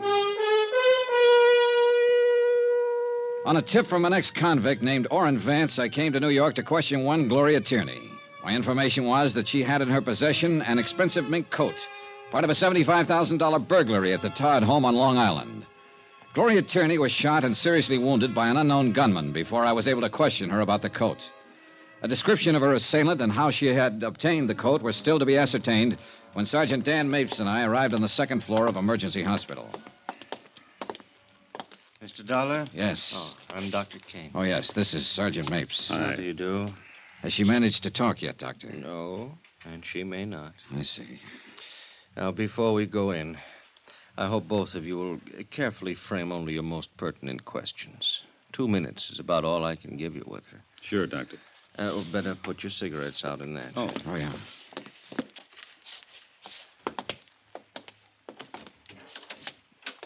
Ego facultate mihi ab apostolia sede tributa indulgentiam plenarium et remissionem omnium peccatorem tibi concedo. Father Deering wanted in his nomine word. Patris et Filii et Spiritus Sancti. Amen.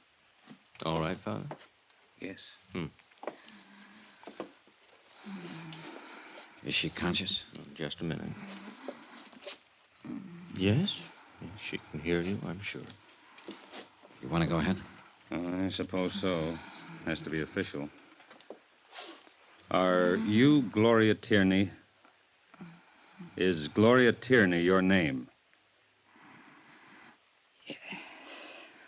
Do you understand that you're seriously hurt? Do you understand that? Yes. Can you tell us how you came about these injuries, Miss Tierney? Miss Tierney. Bill. Bill. Bill shot you? Yes. What is Bill's full name? Where can we find him? Bill.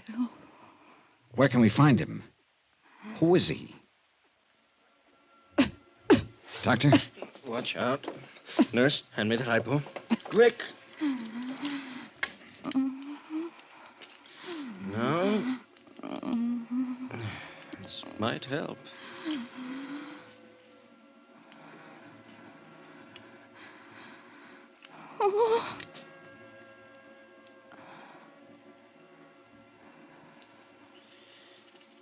Sorry, fellows. Nothing more I could do.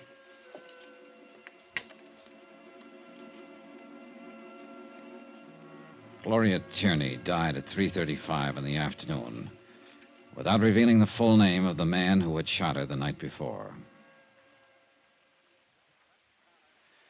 Expense account item 7, $6. Drinks.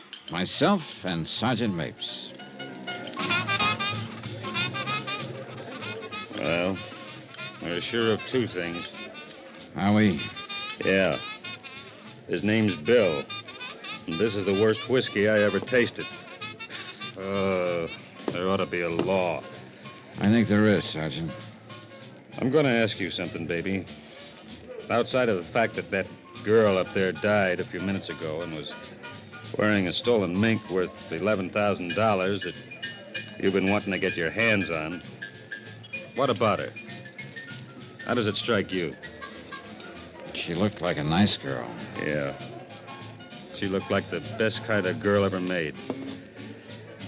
What else? What would someone like that be doing in a stolen mink coat? Exactly. What would she be doing with a stolen mink coat?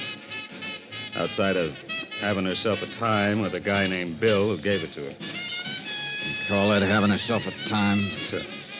I'd like to get drunk. Every bum in town's named Bill.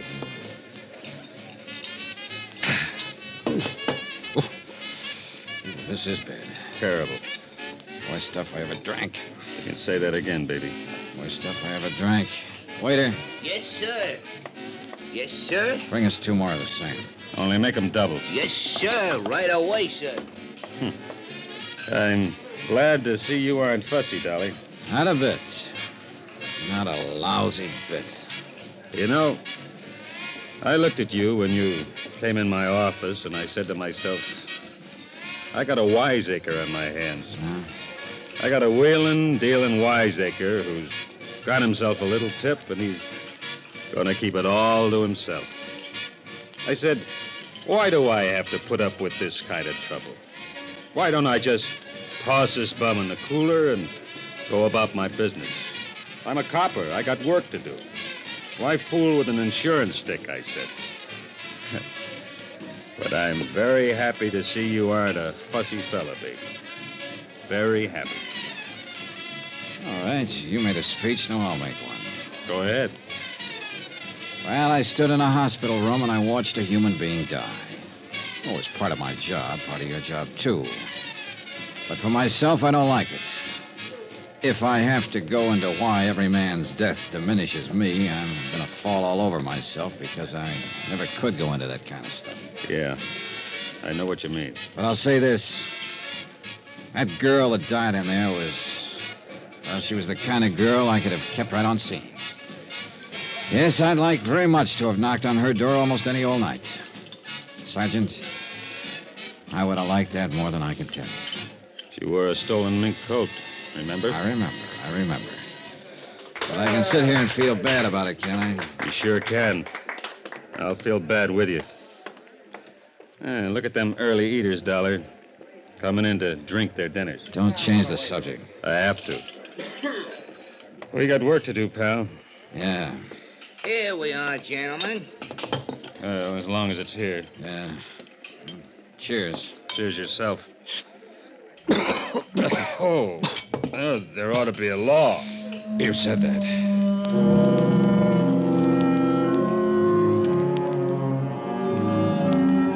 I remained with Sergeant Mapes the rest of the day as he continued his investigation of the death of Gloria Tierney and the Todd burglary. The apartment where she'd lived finally yielded some information. Here it is. Letters from a Robert J. Tierney in Riverside, California. Looks like her father, maybe. Yeah. I'll have the business office down at headquarters notify him. Hey, what's this? Huh? Picture. Oh, nice-looking guy. Yeah. Love Bill. He loved her, all right. Anybody identified this yet? That Mrs. Stromberg's supposed to be here right now. What time you got? I passed. She said she'd be here at 6. Hey, Sergeant, did you get anything on the bullets? Well, they didn't check with anything in our lab. Ballistic says it was an Army Colt, old model. Pretty good for killing. And what gun isn't? Yeah, you're right. Hello? Oh, hello, Mrs. Stromberg. We've been waiting for you. Come in. Hello? Hello, Mr. Dollar. Hi. Do I have to answer any more questions? Oh, a couple, if you don't mind. I'm just all worn out. I can't get over this terrible thing happening to Gloria. Did you ever find out about her family? We're going to contact them right now. Seems they live in Riverside, California. Yes. Yes, I believe that's what she said. I want to ask you one question, Mrs. Stromberg. Take a look at this picture. Yes. Do you know him? Oh, yes, that's Bill. The man Gloria Tierney's been going out with these last few months? Yes. The man who drives the black Cadillac? Yes, the Cadillac. Oh, I wish I could tell you his full name. Did he do this terrible thing? It looks like it, Mrs. Stromberg. Oh, dear. Have you arrested him yet? We haven't found him yet. Well, I hope you do. I hope you clear this up. I left word for the office to get me here. What about her things? Hello. Her family will probably take charge as soon as they're contacted. Oh, that poor girl. That poor girl. So alone now. Yeah. Mrs. Stromberg, did Gloria Tierney ever mention to you that she'd been married? Married? Gloria? Yeah. Why, no, she never mentioned it. Was she? Married in the state of New York in 1951. Divorced in 1953. Routine check of vital statistics. What was her husband's name? Bill. Bill Powers. Sergeant Mapes requested immediate file checks on William B. Powers, the ex-husband of Gloria Tierney.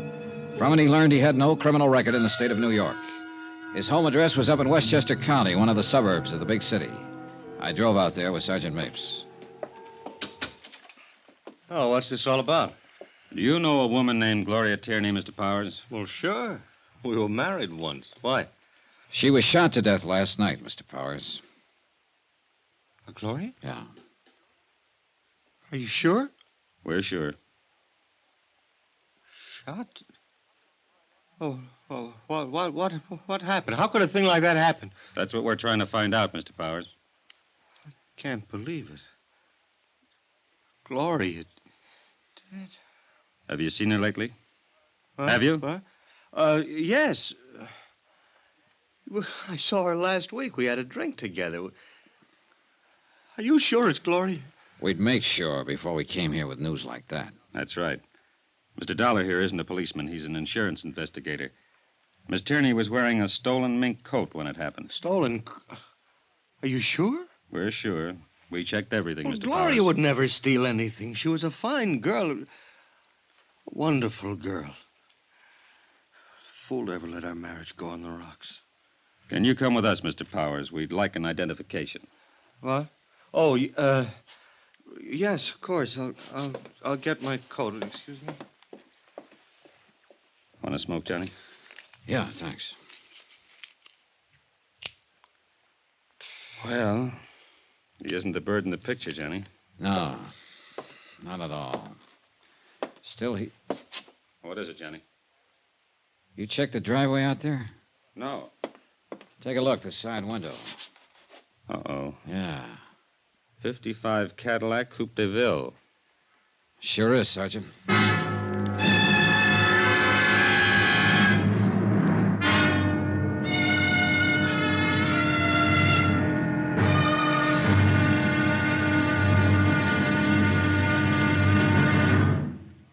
There'll be another intriguing episode in our story of the Todd matter tomorrow. Tomorrow? Well, you find one killer and you find them all. And then you have to start all over again. Join us, won't you? Yours truly, Johnny Dollar.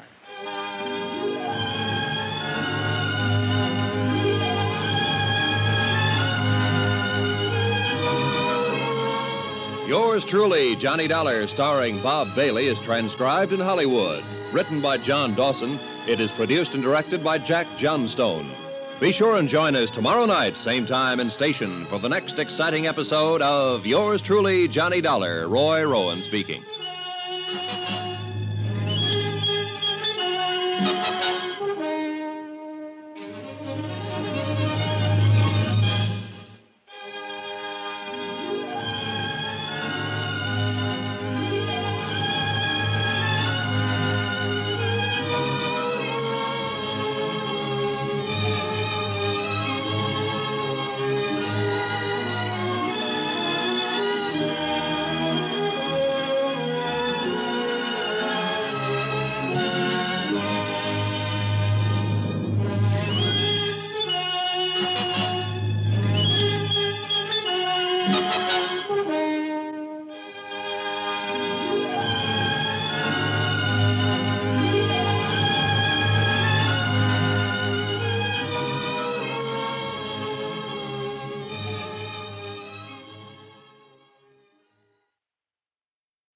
From Hollywood, it's time now for Johnny Dollar. Long distance operator, Wilmington, Delaware is calling you. Okay. Go ahead, please. Johnny? I do. Well, this is Don Freed. What's happening there? Your expenses are running away up, and we haven't gotten a report from you. I've been too busy. What's that supposed to mean? That's supposed to mean that the tip I got was good and it was bad. Yes, Gloria Tierney, 1231 East 57th Street, had a mink coat that was stolen from the Todd estate. No, she didn't tell me much about it because she got herself shot down on the street last night. Yes, I'm working with the police here trying to find out how she comes by the coat. But what I want... Listen, an hour ago I went out to see an ex-husband of hers. His name's Bill Powers, and he seems to be the bird we're looking for. You know what he did? He cried and blubbered all the way down to the morgue. And he's in there right now making a positive identification. I don't blame him for crying. So what's new with you, Mr. Expense Account? Boy, you're a real man-eater today, aren't you? I sure am. Bye.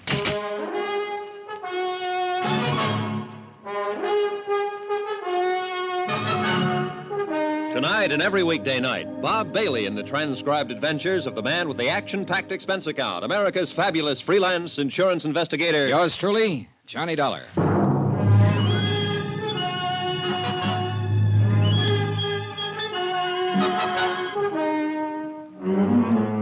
Expense account submitted by Special Investigator Johnny Dollar to 4 State Insurance Company, Wilmington, Delaware.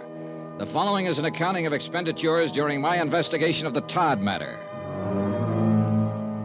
Expense account item 8, 20 cents, aspirin. I bought them in a drugstore across the street from the morgue. I figure I needed them. On the way down in the police car, the ex-husband of Gloria Tierney gave us a very little information about her activities up until the time of her death. After he made the identification, we all walked across the street.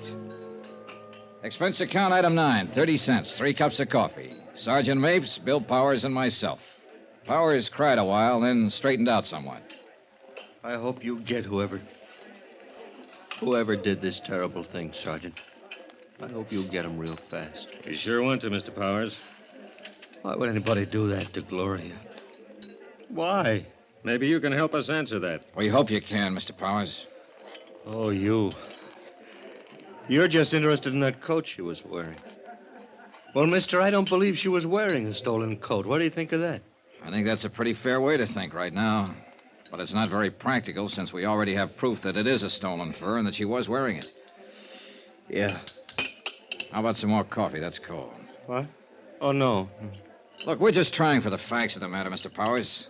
I saw Gloria Tierney. I know what kind of a person she was. But we have to start somewhere. You can understand that. Yeah, I suppose so. Now, you told us you saw her last week for a drink. That's right. Have you been seeing her right along? Yeah, sure. Even though you were divorced a year or so ago? Yeah. Did you know she's been going with someone else, too? Yeah? Bill? Yeah. Bill Chambers. That his name, Bill Chambers? Well, yeah, I don't know him, but she talked about him a lot. Here. Take a look at this picture. Is this him? Yeah, that's him. I thought you knew. You're sure this is him? Oh, sure. The picture was in her apartment. I've seen it there. One day I asked her who he was, and Gloria told me about him. Well, what did she tell you about him? She just said she was going out with him. Oh, she told me that he asked her to marry him. She said he had a lot of money. Anything else? Oh, I don't know. Did she happen to mention where he works? No. What kind of work he does? No. Do you know where we can get in touch with him? No, I don't know that either. I can't help you. I only know she's been going out with him. I don't get this. You and her were divorced, but you kept on seeing her. And she got this new boyfriend. And she told you things like that? Yeah. Funny, isn't it? Why'd you bust up? Oh, this and that. Kid stuff. I suppose. It was spat over this and that. I don't know what exactly. Anyway, we were going to straighten it out. We were going to be married again. Oh, what about this Bill Chambers? No, she didn't want to marry him. She wanted to marry me again. She told me. When? Day before yesterday. She said she would marry me. Now she's dead. You know what kind of a car Chambers drives? A Cadillac. How do you know that? Oh, she told me about his car. Another thing, I went out and I bought one myself just like his. I thought it might do me some good with her. We were crazy, weren't we? Where were you last night? Home. Can you prove it? Oh, yeah. Home. All night. I was home while she was out getting herself killed.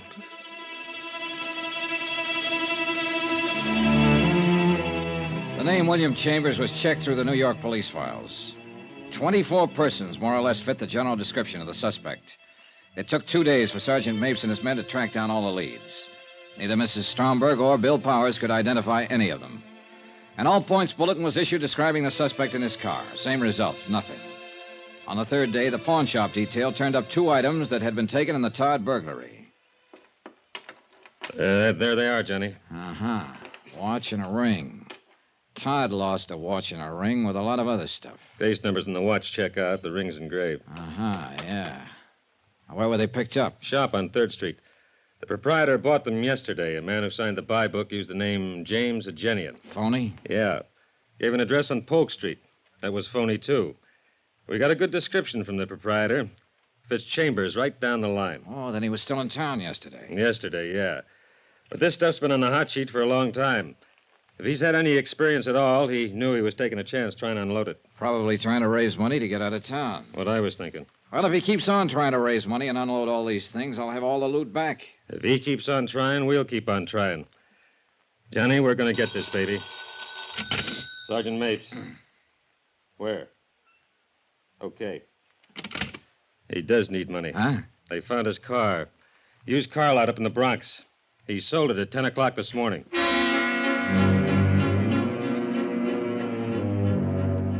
At the used car lot, we learned that a man answering the description of William Chambers had driven in that morning and offered a black 55 Cadillac for sale. The used car lot manager had finally settled on a price and made out a check. He reported that Chambers seemed extremely nervous and anxious to make a quick deal. The car was impounded and examined. A full set of fingerprints on the steering wheel and dashboard gave us a positive identification on William Chambers. Oh, what do you know? William Charles, William Carls, William Charles, Walter Cameron. 1, 2, 3, 7 aliases. Real name, William Charles. Male, Caucasian, age 33. 178, 6'1". Now, let's see. 14 arrests, 2 convictions. Both car thefts. Quite a boy. Well, we got a real tag on him now. Shouldn't be long before we pick him up. Doesn't look like a killer, does he, Johnny? I don't know. What's a killer supposed to look like? The search for William Charles continued. Associates and relatives listed in his criminal file were contacted and questioned. All denied knowledge of his whereabouts. In the meantime, 2 more pieces of stolen property connected with the Todd burglary were recovered by the pawn shop detail. Expense account item 10, $3, 1 telegram to 4 State Insurance in Wilmington, explaining our progress in the case and listing the recovered items. Johnny Dollar. You interested in finding Bill Charles? Who's this? My name's... Never mind. Do you want him or don't you? Sure, I want him. I'm at Traft's Restaurant on 42nd off Broadway. Can you meet me? Yeah. 15 minutes. I'm in a gray suit, pinstripe. I'll be sitting alone. I'll watch for you. Expense account item 11, 75 cents cab fare. From my hotel to Schraff's restaurant. A small, pretty brunette woman in nice clothes was seated at a table all alone. She looked more like a housewife on a shopping tour than someone who might be connected with a bandit and a killer. Sit down, Mr. Dollar. Okay, sure. There's a reward posted for William Charles, isn't there? For that Todd matter? That's right, $5,000. Well, I get it if I turn him over to the police. Not all of it. Half of it goes to an ex-convict who tipped me off in the first place. Half? Yes. You don't seem very anxious to get him. Oh, we're anxious. But that's the way it is. This other half of the $5,000 is spoken for. I want to get something else straight. What happens to me? What do you mean? I've known he had a part in that Todd matter for a long while. I haven't said anything. Does that make me a party to it or something? I don't know. Well, this is going to get me in trouble. If I have to spend the money for lawyers to keep out of jail, I don't want any part of it. All right. My company will cover that part. Now, where's Charles? Not so fast. I better have something in writing. Something that says your insurance company will pay me a reward and give me help if I get in trouble. I'll talk to them. I'm thinking of the future. I'm going to have one once this is over. Are you? Yes. Yes, I am. Now, how long will it take you to arrange this? Oh, about an hour. I can do it by phone, I guess. That'll be fine. Who are you? Melva Charles. His wife? Yes, that's right. $2,500. Not much for a husband. He's not much of a husband. He was once, but then he had to give away a mink coat and spend time away from me. I see. I doubt it. You people hardly ever see anything. We try. You make the arrangements. I'll meet you again in, say, 2 hours. 2 hours. I gave her a 50-second start before I left the table. When I got out on the street, I was just in time to see her climb into a cab. I was trying to hail one to follow her when a black coupe pulled up to the curbing. Come on in, baby. Hey, Mapes. Get in, the light's changing. That is Melva Charles in that cab up there. Yeah, that's who she said she was. She wants to sell you her husband for the reward, doesn't she? Yeah. What's the delay? She wants to be sure she'll be handled right, the money and all. Say, how did you get in on this? Very dirty trick, baby. Everybody my men questioned about Charles mentioned your name, where you were staying, and what interest the insurance company had in this matter. Somebody was bound to look you up, especially Mrs. Charles. So we've kept an eye on you. Now, where are we, Sergeant? Her name was Melva Thaler before she married Charles. Her old man had a pot of money back in Minnesota. But she couldn't keep out of trouble and got herself disinherited. Money's always been her problem. Isn't it everybody's problem? Not the way it is with her. You should see her record. How much you offer her? Half. The other's spoken for. $2,500. Well, Charles is no good to her now. If he sticks his head out, he'll get caught. So she might as well cash in what she can on him. Nice people, huh? Swell. Uh-oh, she's leaving the cab. Get down to the corner and park. Can you see her? She went into the apartment building. Let's go. Which apartment, Johnny? Here we go. Right. Now where? Beats me. Just a minute. Johnny! Now, what?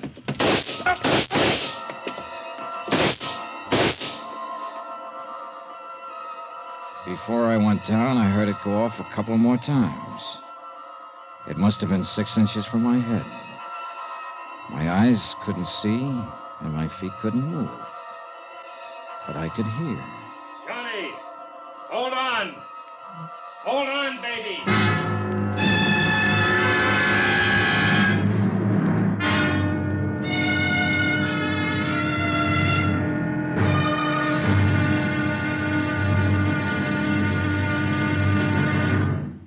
There'll be another exciting episode in our story of the Todd matter tomorrow. Tomorrow? Well, there are times when $75,000 worth of stealing isn't worth a plug nickel. Join us, won't you? Yours truly, Johnny Dollar.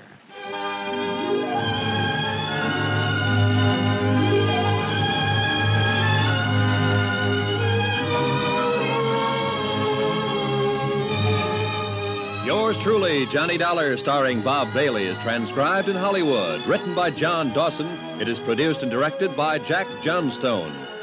Be sure and join us tomorrow night, same time and station, for the next exciting episode of Yours truly, Johnny Dollar. Roy Rowan speaking.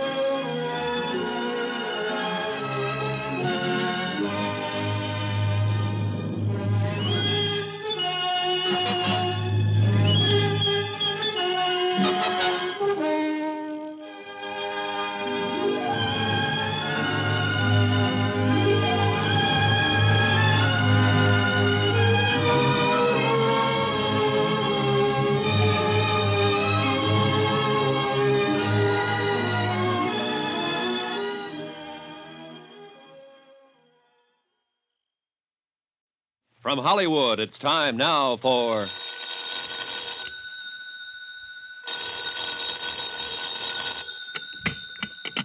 Johnny Dollar. Hi, baby. Dan Mapes. Glad they gave you a telephone in your room. Yeah, that's the only thing good about it. Well, hospitals are designed to make a man impatient. You're a pretty lucky fella at that. Let me tell you about your operation. Yeah, please do. You stopped 2 slugs. They pried one out of your neck and another one out of your rib cage. Missed your heart by a snake's whisker. I was luckier than Gloria Tierney. Yeah, yes, you were. I'm on my way up to see you. Don't run out on me. Oh, fat chance.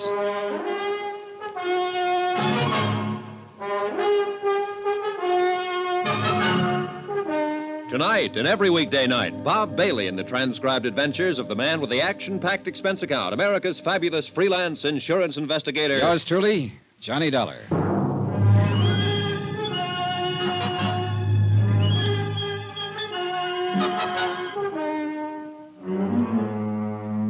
Expense account submitted by Special Investigator Johnny Dollar to 4 State Insurance Company, Wilmington, Delaware. The following is an accounting of expenditures during my investigation of the Todd matter. Expense account item 11, $3.05, breakfast.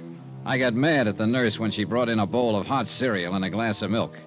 So I bribed an orderly to slip across the street and get me a tray of bacon and eggs. I was just finishing same when up came Sergeant Mapes. He looked haggard and tired and worried. You nearly got it for good, baby. I got enough of it. You sure did. What do you remember, if anything? Well, we tailed Melva Charles to an apartment house. We stepped inside, and somebody began trying to kill me, and that's when I left town. Yeah, it was quite a mess. Coroner had a real job in his hands. Yeah. Hey, how about you? Not a scratch. Coroner, did you say? Yeah. Melva Charles got it. Her husband stuffed a butcher knife in her back. Oh. That was for trying to sell him out to you. Yeah. Yeah, maybe he thought he was worth more than $2,500. Maybe. A man named Henderson, who happened to be walking down the hall at the wrong minute, took 3 in the head. He was dead before he hit the floor. Woman on the street got hit, not too bad. 2 people outside, just getting into a car, got cut up pretty bad when bullets smashed their windshield. You keeping track of all this? I'm trying to. This all happened after we got there, huh? Yeah. You see, when you and I walked in there, William Charles had just finished killing his wife. He saw us and began pumping. You got hit, and I pumped back at him. You get him? Yeah, but not till he had shot up everybody else. He's on the floor above you, hanging on by a hair. He knew his ticket was up, and he just didn't care. It's my fault you're here, baby. I'd have rather cut off my arm than get you in on this. What do you mean? Well, tagging you and going after her. I didn't use my head. You know what? What? I still think you're a pretty good copper, Mapes. Thanks, Johnny. Here, I brought you a book of poetry. Poetry? Read. Take it easy. We'll be talking again soon. I felt awful. Sergeant Mapes dropped in later that afternoon, but I was half asleep. Vaguely, I remember they wheelchaired me down the hall for x-rays and lab tests.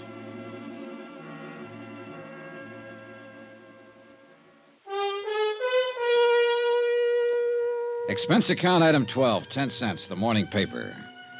The story of the shooting was splashed all over page 1, and the solution to the Gloria Tierney killing in part. Slugs from William Charles' gun were matched with those that had killed Gloria Tierney. No mention was made of any loot from the Todd burglary being found in the Charles apartment.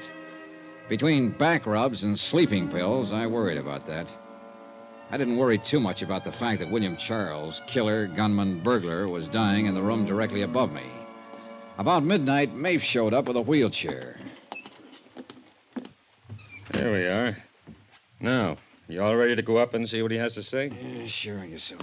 I still have to finish my job. Let's take it easy now. All right. Hey, weak. Dizzy.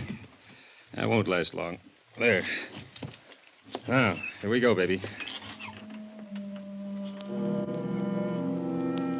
It was the second time within a week I'd been in a hospital room with a dying person. The first one had been a young and beautiful woman who had been shot by the man who now lay dying of police bullets. What'd they say? You know what they say, Charles. You haven't got a prayer. I didn't mean to kill Gloria. I didn't mean it at all. I want you to know that. You took a lot of pains to do it. I was there, remember? Yeah, I remember. Sorry. Been doing pretty good with those house jobs. Todd Place, another one in St. Louis. Doing all right. Enough to buy a nice car, live in a decent place, get around a little bit. Work all alone. Met her. I liked her, wanted to marry her. I did. Really did. You already had a wife. You think I'm kidding? I gave her a mink coat, didn't I? Thought that it'd cinch. She didn't want to take it. Told me she was going to marry some other guy. Some guy she'd been married to before. I got mad. I came back that night, let her have it. That all? Yeah, that's all. That's it. That's it, mister. You take it or leave it. How did you meet her?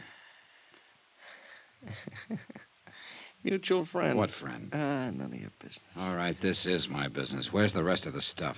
What stuff? The stuff you took from the Todd place. Where have you got it? Oh, what's funny? You think I'd tell you that? Oh, what's the difference now? Come on, what's the difference now? Oh, it's a laugh, kiddo.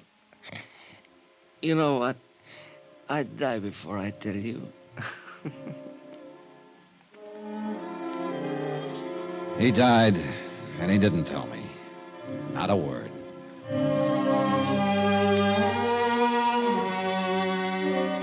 Later, a private ambulance took me from police emergency hospital to my hotel room. 3 days after that, I was able to get back on my feet. I went right down to Mapes' office at headquarters. How do you feel? Better now. Boy, you sure look lousy. Here, sit down, baby. All right, thanks. Should you be out of bed? Yeah, sure. You're lying and you know it. I suppose so. Well, how's it going? You mean have we located the rest of the stuff? No, not a lick of it. Funny guy, wasn't he? He had his last laugh. Well, you shouldn't be worrying about this stuff now. You ought to be taking care of yourself. I am. I'm sitting here helping you worry. I'm not worried about anything. You're worried about the same thing I am. Where's all the rest of the Todd stuff? Oh, it'll turn up somewhere.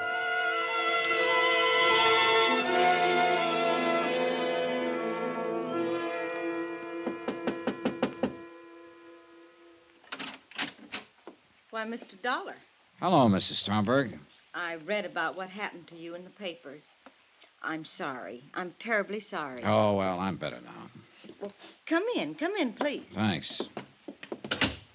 Say, you'd better sit down, Mr. Dollar. I'll get you a cup of coffee. Do you have any bourbon? Why, yes, I think so. All right, I'll take that. Well, all right. Is water okay? Yeah, sure, fine. Should you be out of bed, Mr. Dollar? You know, everybody asks that. No, I shouldn't, and yet I should. Well, here you are. Oh, thanks. Well, here's cheers. Remember the night Gloria was shot? Of course, very well. You know, I've been worried about that night. Huh? Uh-huh. Remember I came over here and I told you I was in the insurance business and you said you'd have her call me when she came in? Yes.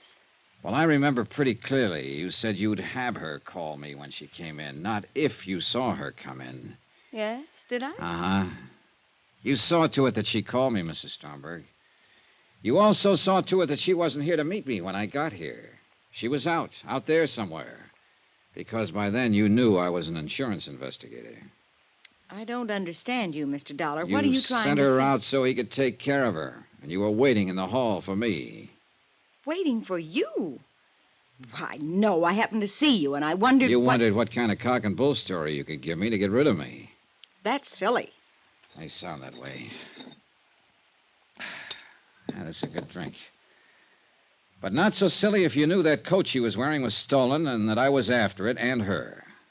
How would I possibly know that? Because you introduced her to one of your friends one night and he went overboard for her? And eventually he gave her that little present? Are you saying that I had anything to do with Gloria's trouble? Yeah. Why, that's silly. Oh, here's something sillier. A small-time burglar and thief lay on a hospital bed yesterday and wouldn't tell me how he met Gloria Tierney. Oh, he was a real gallant one, this bird. He killed an innocent girl Because she was wearing a mink coat and might tell me who gave it to her. Mr. Dollar. He shot up 2 or 3 people in an apartment, including me. He got shot himself. He knew he was dying. But a simple thing like telling me how he met her wouldn't come out. He wouldn't tell me that for anything. Now, where could he meet her? Was he her kind? Did he go in the same circles? Did he? Nah. He was introduced by a mutual friend, Mrs. Stromberg. You, the manager of the apartment house. No. Something else he wouldn't tell me. What happened to the rest of the loot from the Todd burglary? 2 things he wouldn't tell me. He didn't have to when I sat down and thought it out. You've been working with him right along. You've been keeping all the stuff here. That's fantastic. Not so fantastic at all, Mrs. Stromberg, when you think that his wife, and she was a girl who'd do anything for money, they tell me, was willing to sell him to me for $2,500. $2,500, when there's still over $60,000 worth of loot from the Todd burglary lying around. She didn't know where it was, but you do, Mrs. Stromberg. Well, if you say I do, I do. Now what? Let's go down to Sergeant Mapes. Oh, no, I'd like a good excuse to use this. Yes. Suppose you would. If I can't charm you or plead with you, can I buy you? You could have prevented her death. You practically ordered it. What is it you want? You. Behind bars. You're silly, but I'll go. For a while, it did look silly. Mapes and his men searched the apartment house from top to bottom and found no trace of the Todd loot. That is, until they found a movable cement block in the basement. Well, the Todd matter ended with a 90% recovery of the stolen items. About $70,000 in dollars and cents. In lives, Gloria Tierney, 1 innocent bystander, and William Charles. For me, let's see. Expense account item 14, $162.30. Hotel and board while in New York. Item 15, $17.40. Airfare and incidentals back to Hartford. Item 18, $230. Miscellaneous. Expense account total, $1,095. Remarks, nil. Yours truly, Johnny Dollar.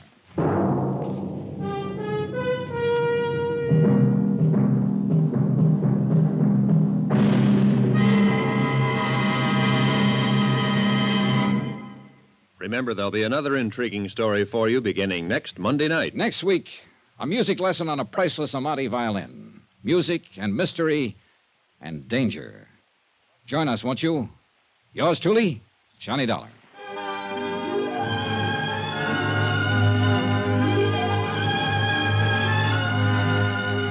Yours truly, Johnny Dollar, starring Bob Bailey, is transcribed in Hollywood. Written by John Dawson, it is produced and directed by Jack Johnstone. Heard in this week's cast were Vivi Janis, Barbara Fuller, Shirley Mitchell, Lawrence Dobkin, Frank Gerstle, and Marvin Miller. Musical supervision by Amerigo Marino. Be sure to join us on Monday night, same time and station, for another exciting story of Yours truly, Johnny Dollar. This is Roy Rowan speaking.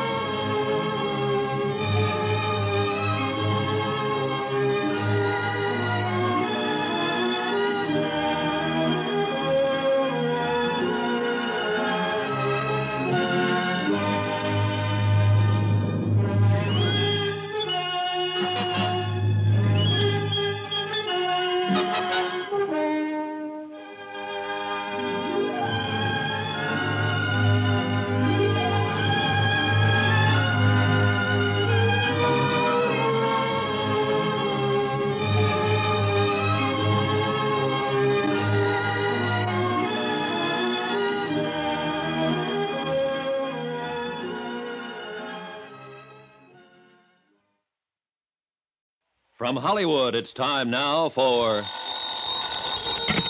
Johnny Dollar. John, this is Harry Branson of Philadelphia Mutual. Harry, what are you doing in town? I'm not. At least not in your town. But you've got a case for me. Do you know anything about violins? Oh, don't tell me. So he opened up his fiddle case and out came a submachine gun, that it? John, that technique went out with Prohibition. Now, seriously, this case contains a genuine Amati. Good. What's an Amati? One of the finest, most expensive violins ever made. This one was insured for $30,000. Was? Yes. Now, someone has to find it for us. What's more... Okay, Harry, I'm on my way.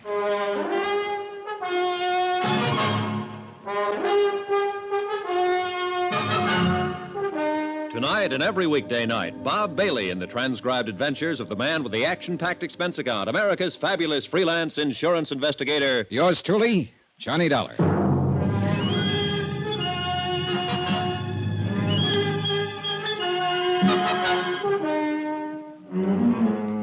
Expense account submitted by Special Investigator Johnny Dollar to the Philadelphia Mutual Liability and Casualty Company. The following is an accounting of expenditures incurred during my investigation of the Ricardo Amerigo matter. Expense account item 1, $12.40, train fare and incidentals to Philadelphia, Pennsylvania. I took the train because Harry Branson didn't seem to be in any particular hurry, and I kind of like a slow look at the countryside this time of year. When I got to Philadelphia, I checked in at the Bellevue Stratford, shaved and showered, then went over to Harry Branson's office in the Security First building on Walnut Street. You deceived me, John. I thought when we talked long distance that you'd be here right away.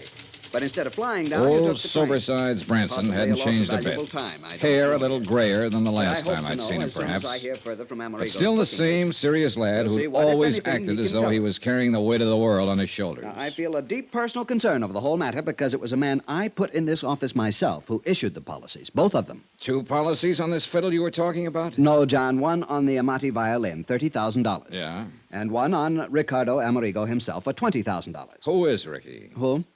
Well, isn't that what you said his name is? I'm sure I didn't mention anyone by the... Ricardo Amerigo, yes.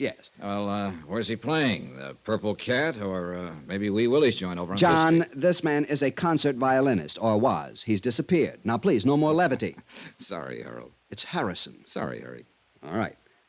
Quite all right. Now, I realize that you have quite a sense of humor, John, but in a matter as important as this... Yeah, sure. Now, let's have the story. Very well. A few years ago, Ricardo Amerigo was one of the world's leading concert violinists, as famous in London, Paris, Rome, as in the concert halls of this country. Uh-huh. Such virtuosity, almost unbelievable. I shall never forget one evening here in our Academy of Music. He had just finished a perfectly brilliant Wieniawski. Amazing technical performance. Yeah, well... And for an encore, he played Sarasate's Zapatiado. Even more brilliant. Harry... But the audience wouldn't let him leave the stage. Ricardo Amerigo... has disappeared. Oh, yes. And you're in a hurry to get on with the case. I'm sorry. Now, thinking of his superlative performance that night carried me away. Yes, he's dead, disappeared. And the violin, no trace. Dead? You didn't say that before. I know. You see, there's no proof of death. No body. Disappeared. Well, don't let me shock your finer sensibilities, Harry. Murder? We have thought of that, of course. Who's we? The Port Morris police. Port Morris, New Jersey, that is. Oh. Yes, you see, since Amerigo's car went through the bridge rail, crashed right through it, and plunged into the river, stream... Trying to tie Harry down to pertinent Port facts Morris that would police help me in came my in. investigation was, futile. At least 3 times during the next half hour, he went off on glowing descriptions of violin recitals he had known. Heifetz, Selman, Chrysler, and so on. But he did come up with 1 or 2 things I wanted. First, Amerigo and his fiddle had been driving down from Philadelphia to some spot on the South Jersey seashore. Crossing an old wooden bridge over a little stream, an inlet from the ocean, the car had smashed through the guardrail and gone to the bottom of the inlet. The car, of course, was found. Amerigo and his violin, no. Second, and just as important, the name of the beneficiary of Amerigo's policies. Item 2 on expense account, $1 even. Taxi to the Harnell building, also on Walnut Street, in the office of Peter Corbin, Amerigo's booking agent. The building was plush, but Corbin's office was about as bare as I'd ever seen. An old beat-up desk, a battered filing cabinet, and a couple of straight chairs. That was it. Come in, Dollar. Come in. Sit down. Corbin was chewing the stub of a cigar that he'd forgotten to relight for at least a couple of days. We made with the usual howdy-do's. Well, your man Branson told you exactly right, Dollar. I'm Ricardo Amerigo's sole and only beneficiary. Well, isn't that a bit unusual for a man's agent to be his heir? Or, was it because you were old personal friends? I'm going to give it to you straight. I brought Amerigo over to this country. Myself, my own sole expense. I actually gave him the build-up. I started his whole entire career. I kept him on top, all at my own expense. Well, didn't you collect a regular agent's commission on his earnings? Oh, sure. Plenty more. Why kid about it? Sure, while he was working. What's that supposed to mean? Bottle. What? Yeah, started hitting the bottle. Bad, not good. And believe me, the word gets around fast. Instead of making me money, himself, too, of course, he started costing me money. But you see, he never saved anything, even when he was earning big. You know how these artists are. Yeah, I've heard. Well, it's the same with all of them. He got in debt actually up to his ears. And nobody, no family, no relatives, nobody to pull him out. Nobody but me. Big-hearted Corbin. So you had him take out a lot of insurance and name you as beneficiary? Well, that was his idea, actually. Of course, he always did have the Amati insured. That's his violin. Oh, so I've learned. Oh, you know about violins? No. Oh. Well, but the life insurance, that was his own idea. Double indemnity, all that sort of stuff. Double indemnity? Oh, yeah. But guess who had to dig up the moolah for the last couple premiums? Big-hearted Corbin. You're right. Not a bad investment, though, was it? What? Hey, Couple of wait thousand a in minute. premiums, and you stand to collect plenty. If we can find proof that he's dead, and if we can't Oh, recover I don't the... like that dollar. I don't either, Corbin. It doesn't smell good. Oh, you think me, his own agent, actually rigged something like that for one of my best friends? You think that... Listen, wise guy. Even if I did have any of a such idea, it'd be crazy. Anything actually as obvious as that. Well, sometimes the most obvious is the best cover-up. Oh, get out of here, Dollar. Unless you want somebody to start collecting on your insurance. Even if it isn't you, huh? Get out! So help me. Yeah, pretty obvious. And every time you open your mouth... Oh, no, you don't. Why is it that people who telegraph their punches are always the first to start swinging? I don't know. Anyhow, I left Corbin to pick himself up and start thinking about some alibis he might need. And in the cab back to my hotel, I did a lot of thinking myself. Sure, the obvious off times is the best cover-up, and yet it might be too obvious. Far too obvious. Branson here? Johnny Dollar here. Oh, John, good. Listen, at least there'll be no double indemnity to pay in the Amerigo matter. For accidental death, that is. You see... Wait a minute. About an hour ago, you weren't even sure he's dead. Did somebody find the body? No, unfortunately, but I've just received a call from the Port Morris police. They completed their examination of Amerigo's car. After they pulled it out of the creek, of course. I hope so. John, they found conclusive evidence of murder. Harry, I'll call you from Port Morris. Expense account, item 2. Subway, ferry, train, and bus fares to South Vineland, New Jersey. South Vineland because Ad Bowles lived there, and I knew that if anything at all happened in the heart of sunny southern Jersey, Ad would know about it. Retired and raising some of those wonderful South Jersey sweet potatoes and peaches with plenty of hired help, he amused himself by moseying around, getting to know everybody and everything that happened in his section of the state. He had an insatiable curiosity and money enough to keep it satisfied. Hi, you conniving, chiseling son of a gun. I've been waiting for you to get here. What took you so long? Hey, what was that conniving, chiseling crack, son? We're still on expense account, aren't you? Yeah, sure, but... Sure, and so help me, nobody in history ever had the knack of padding out an expense account the way you can. And collect those fancy commissions on top. When I was a private investigator... Who is retired? You call this retired 270 acres of sandy soil from which to try to wrestle the poor living? Oh, no, wait a minute. That Cadillac Eldorado out front, that belongs to one of the hired hands. 983 peach trees. And isn't that a landing field I see out there through the window? A lot of sweet potato land to be cultivated. Well, yes. Say, why didn't you fly down or let me know and I'd have picked you up? Look, with all the time I have on my I thought you hands- said you were very busy. Yeah. How long are you going to stay? So I can figure out where we'll go, what we'll do. Ed, I'm on a case. Well, sure. Ricardo Amerigo and his priceless fiddle. Oh, no. It was easy. When I heard about him going over the bridge, I contacted Barney Peters of the Port Morris PD. From Barney, I learned all about the next of kin. His agent, that is. Pete Corbin. Right. And that boy at Philadelphia Mutual, Harry Branson. And I knew Branson wouldn't call anybody but you in on the case. So here you are. Still a private eye, aren't you, Ed? You gotta have some way of killing time. And I suppose you have the whole case solved. Yep. Well, according to Harry Branson, who heard from the Port Morris police just before I left Philly, it was murder. Oh, you point killer. I thought I'd be the one to tell you that. No, sorry. The cops knew it first. Second, I told them. Huh? Yeah, I showed him where somebody'd used a hacksaw on the steering arm of Amerigo's car when they dragged it out of the creek. Uh-huh. So that was it. Yep. And who wielded the hacksaw? Well, Pete Corbin. Who else? Why? Who else stood to benefit by Amerigo's sudden trip to the great beyond? No. It's too easy, Ed. What's more, he's the only one who had constant and complete access to Amerigo's car. Why, he not only mothered little Ricky, clothed and fed him and kept him in booze, but he paid his rent, swept out his apartment, serviced his car. No, it's too easy. And Johnny, that car was even kept locked in Pete Corbin's own garage. And Corbin had the only key. Where did you learn that? From Corbin's landlord, by phone, of course. Said he thought Corbin did that so Ricky couldn't go out driving when he was drunk. And me? I think it was the other way around. He'd only let him drive when he was drunk, huh? Instead, a good chance of smashing up what would look like accidental death. So that Corbin would collect the double indemnity. It's open and shut. Any proof, Sherlock? Just get to Corbin, throw it all at him, and break him down. Maybe he'll even find the hacksaw tucked up his sleeve. Too easy. Any bets that it isn't Corbin? Yeah, I'll bet you. You name it. My commission on the case. I'll match it. Oh, and plus your expense account. Look, Ed, I want to see that car and the bridge and the creek, anything else I can find. Sure. I'll fly you down there. Then we can go on over to Atlantic City, hit some of the night spots. Your treat.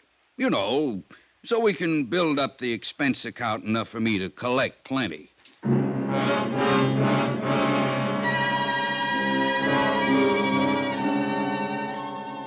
Ed Bowles had been a pretty good investigator in his day, seldom gone off half-cocked. Yet all his evidence was purely circumstantial. And where was the body? What's more, Pete Corbin acted anything but scared. Or so I thought until I put through a routine call to Harry Branson. He was worried. He had a right to be. Pete Corbin had packed a bag, jumped into his car, and disappeared.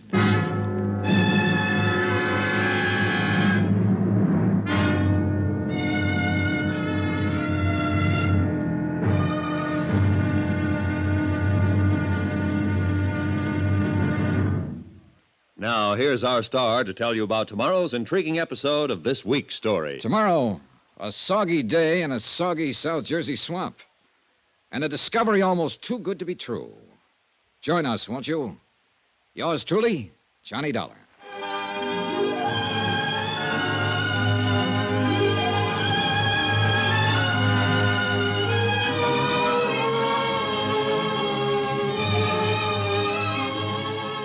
Yours truly, Johnny Dollar, starring Bob Bailey, is transcribed in Hollywood.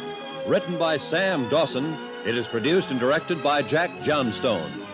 Be sure to join us tomorrow night, same time and station, for the next exciting episode of Yours truly, Johnny Dollar.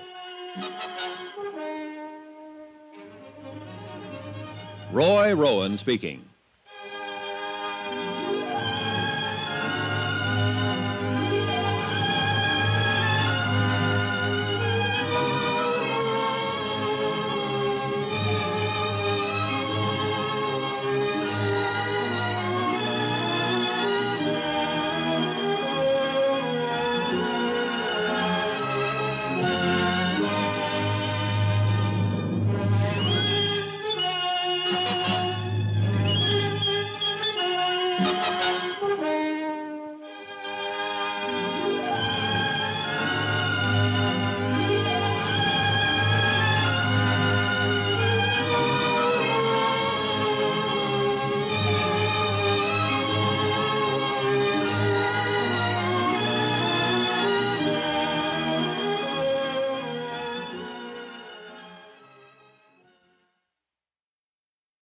From Hollywood, it's time now for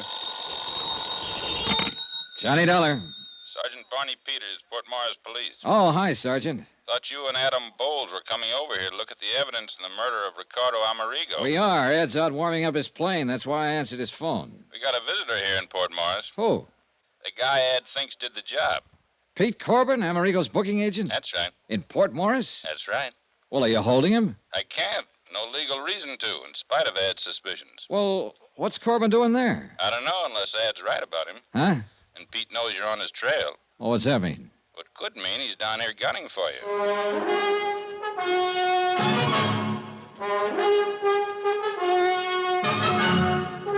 Tonight and every weekday night, Bob Bailey in the transcribed adventures of the man with the action-packed expense account, America's fabulous freelance insurance investigator. Yours truly, Johnny Dollar.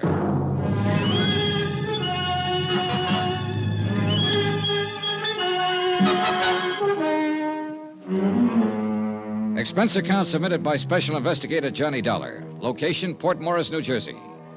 Following is an accounting of expenditures incurred during my investigation of the Ricardo Amerigo matter. Item 3, $1 even. For whatever it was, the local druggist recommended to pull my stomach back together after the flight in Ad Bull's private plane from Ad's farm in South Vineland to Port Morris. In a sense, I'm glad we flew. In a car with Ad at the wheel, we'd have been all over the road. As it was, we were only all over the sky. Oh, beautiful day for flying, isn't it, Johnny? Can't you hold a straight course, Ed? What's the matter with this ship? Not a thing. I like to weave around a bit. I like the feel of it. You know, all that power under you. Yeah. Sure you're not just trying to scare me into welching on our little bet? I'm going to win that bet, Johnny. Your commission on the case, plus all that goes on that well-padded expense account of yours. You just get busy and find the body. Why don't you forget your dark past as a private eye and stay retired? What? And leave an old friend like you floundering around with a case that's clear cut? You don't watch your steering, we'll be floundering around in those salt marshes down there. Sorry. But can't you see, Johnny? Pete Corbin, Amerigo's agent, has to be the heavy. He's the beneficiary of Amerigo's policy. Amerigo owed him a lot of money. Too easy. And Pete's the only person we know of who was with Amerigo constantly. You got motive, opportunity. Too easy, I tell you. But I wonder what under the sun Pete's doing in Port Morris. That we'll be finding out. We'll land there in a couple of minutes now.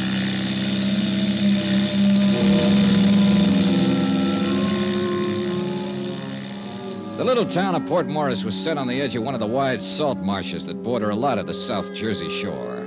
Just a vast expanse of salt hay indented with little coves and inlets. Soggy, swampy country. Ideal breeding place for the famous Jersey mosquitoes. And I guess for me, the ideal breeding place for trouble.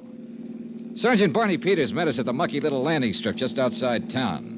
And we headed out on a narrow, muddy road across the marshes. Yes, sir, Mr. Dollar. If I were you, I'd try to pin down this Corbin. Well, where is he now? Back in town. Got Alf McCracken keeping an eye on him. Alf's the boy you saw Amerigo crash through the bridge that night, you know. Barney, I still wish you'd cooked up something to hold him. But what, Ed? Sure, Ed. Every bit of evidence you think you've got on Corbin is purely circumstantial. What else have you got to go on, John boy? Oh, we'll see. We'll see.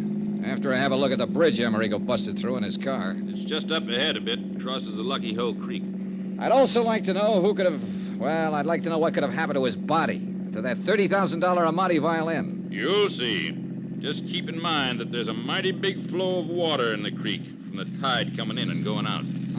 Tell me, Sergeant. Johnny, I checked it. Huh? Tide had just turned, was on its way out to the ocean at the time Amerigo's car went over the bridge. Right, Barney? That's correct, Ed. Right now, though, it's probably about as low as it'll... Whoa! What's the matter? Just pulling over to let this car that's coming past us. Otherwise, one of us might sheer off into the swamp. Yeah, these roads weren't meant for two-way traffic. Darn fool's coming pretty fast for a road like this. If he isn't careful... Hey, look, Pennsylvania plates. Huh? He's right. That's Corbin's car. Corbin, huh? Swing across the road. Block him. Quick! Son of a gun. Oh, now, where's Corbin, all right? Well, then swing around. Go after him. On this road? He'd slide off into the swamp so fast. By the time we go on up to the bridge and turn, he'll be halfway back to Philadelphia, blasted. Well, we had the bird in hand and didn't know it. What are you going to do now, Johnny? Just exactly what we started out to do. You're losing valuable time. Now, if I were still in this Ed, racket... why don't you stay retired? We drove slowly on up to the bridge, stopped and got out. And although the tide was almost low now, it was easy to see how that rush of water would easily carry a violin or a body or most anything right out to sea. Or could it? The tide was running this same way when it happened. Out. Yeah. And the current was a lot stronger than it is now, so you can imagine what it would... Huh? Yeah. What's the matter, Johnny? Well, that big bird nest, whatever it is, down there at the side of the creek, 50, 60 feet. Oh, that's just where the reeds and hay got matted up. Does look like... Hey. Yeah. If that isn't a fiddle case propped up on top of it. Sure looks like one. Sure it is. Sure. The tide was higher then. The fiddle's stuck in those reeds. Wait here. Well, now, Johnny, don't. You come back here. Dollar, it's like quicksand. Stay out of it. You darn fool. It was Come like on back. quicksand, too. You'll never make it. Black, gluey muck. And I sank into it up to my knees. I almost had to swim through it, hanging onto it, pulling myself along by the reeds and bulrushes. But half of this case hung on that $30,000 Amati violin, and I wasn't going to let it slip out of my hands. A couple of times I dropped into soft holes, almost up to my shoulders, but somehow I kept going. Pulled the fiddle case off the pile of matted weeds and started back. But I'd used up most of my strength. With only one hand to pull myself along to... Ed! Johnny, try and grab this rope. Here. Can't Breach. Try it again, Ed. Drag it back. Try it again. Johnny, use the violin case. It'll keep you afloat. I'll try. You all right, Dollar? Here, Johnny. The rope again. Johnny!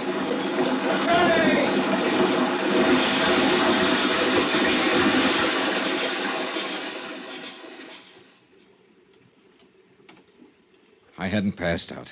So help me, I hadn't. Not entirely, that is. Or I'd never have been able to grab the line that Ad Bowles threw to me. Needless to say, I took a lot of kidding from Ad and Barney Peters on the drive back to Port Morris, especially since I didn't really know what had happened until I came to in the back seat of the car, clutching the fiddle case. Jerk. If you'd held onto the rope with the death grip you have on that violin case, we'd have got you out of that muck before you swallowed half the salt water in that inlet. Yeah, sure. I'll say this for you, Mr. Dollar. You don't give up easy. The fiddle. The $30,000 Amati. At least I had half of this miserable case in hand in my hands. There'd be no insurance collection on that violin. And then I saw it. What's the matter, Johnny? You passed out again? No, Ed.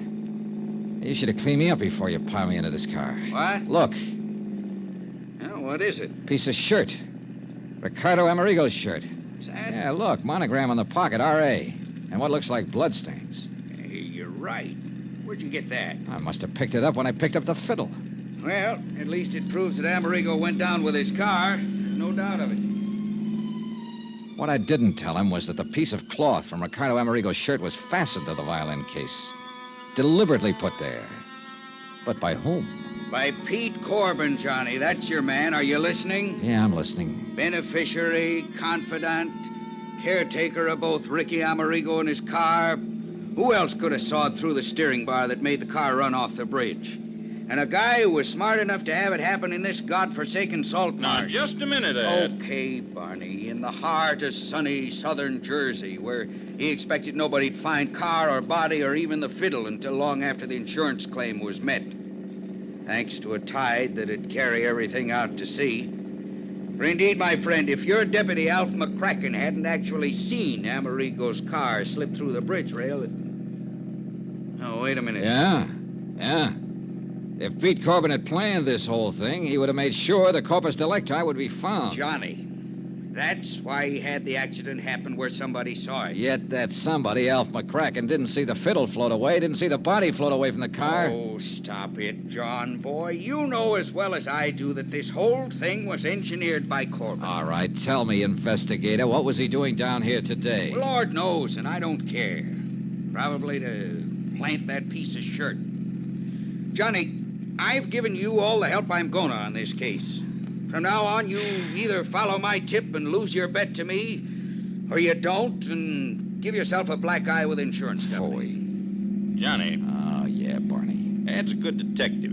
He'd have to be to retire on that nice farm of his over in South Vineland. He even broke a burglary case for me once here in Port Morris a couple of years ago when I couldn't break myself. Pastime. But you've got guts. I like you for it. Thanks a lot. And to me, the Pete Corbin theory looks, well, too easy. Oh, not you, Barney. That's what I've been trying to preach to that stubborn egghead sitting beside you. I'll lend you a suit of clean clothes, and you can chase this thing down in the way you want to, without the dubious help of somebody who's just trying to win a bet from you. Traitor. And if I were you, I'd hunt up a few other people who knew Ricky Amerigo besides his press agent, Pete Corbin. You are a mind reader. Gentlemen, I have only one thing to say. And, Johnny, it's addressed to you. When you finally find that Pete Corbin done it, you know where to send the check to me.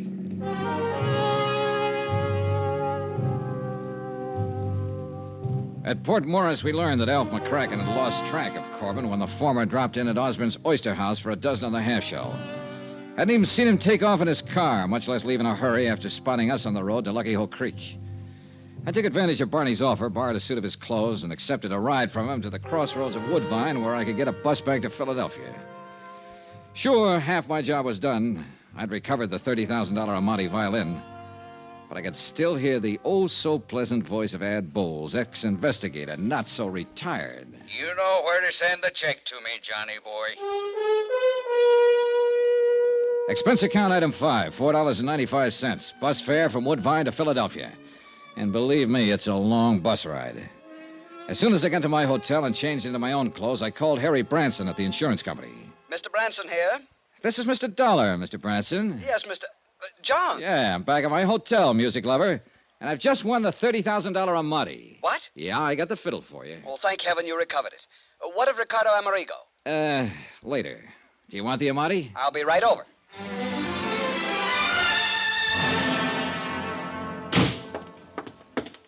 Where is it, John? Where is it? Right here, Harry, right here. Case, bow, and all. Oh, thank heaven.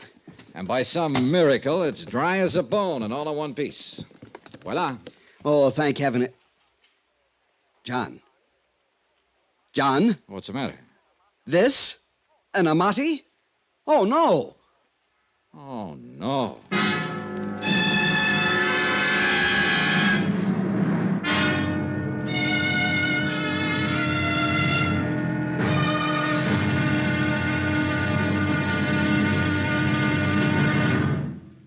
Now, here's our star to tell you about tomorrow's intriguing episode of this week's story. Tomorrow, the results of a poker game. And believe me, there are times when the cards can be really stacked against you. Join us, won't you? Yours truly, Johnny Dollar.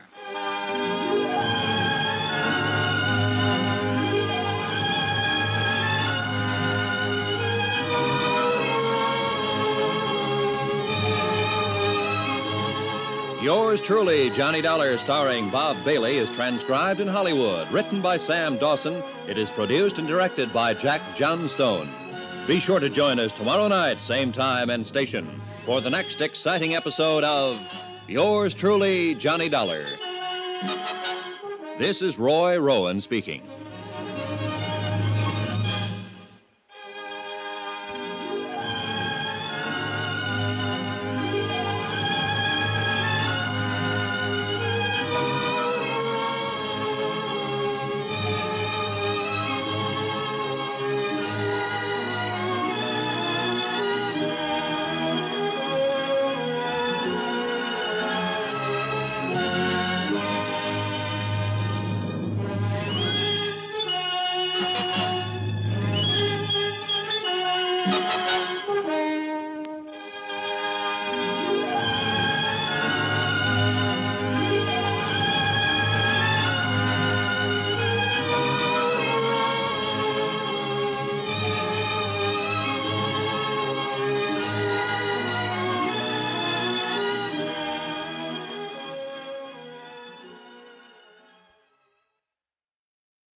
From Hollywood, it's time now for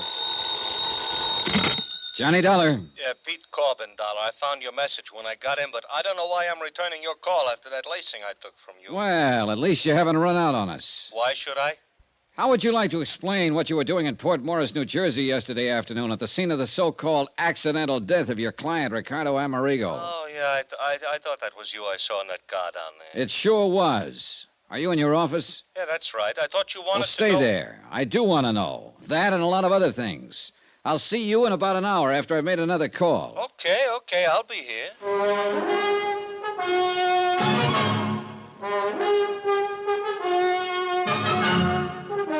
Tonight and every weekday night, Bob Bailey in the transcribed adventures of the man with the action-packed expense account, America's fabulous freelance insurance investigator. Yours truly, Johnny Dollar.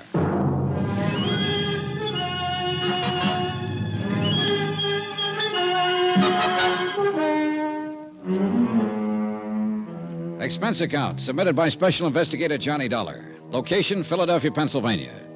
To the Philadelphia Mutual Liability and Casualty Company. Following is an accounting of further expenses during my investigation of the Ricardo Amerigo matter.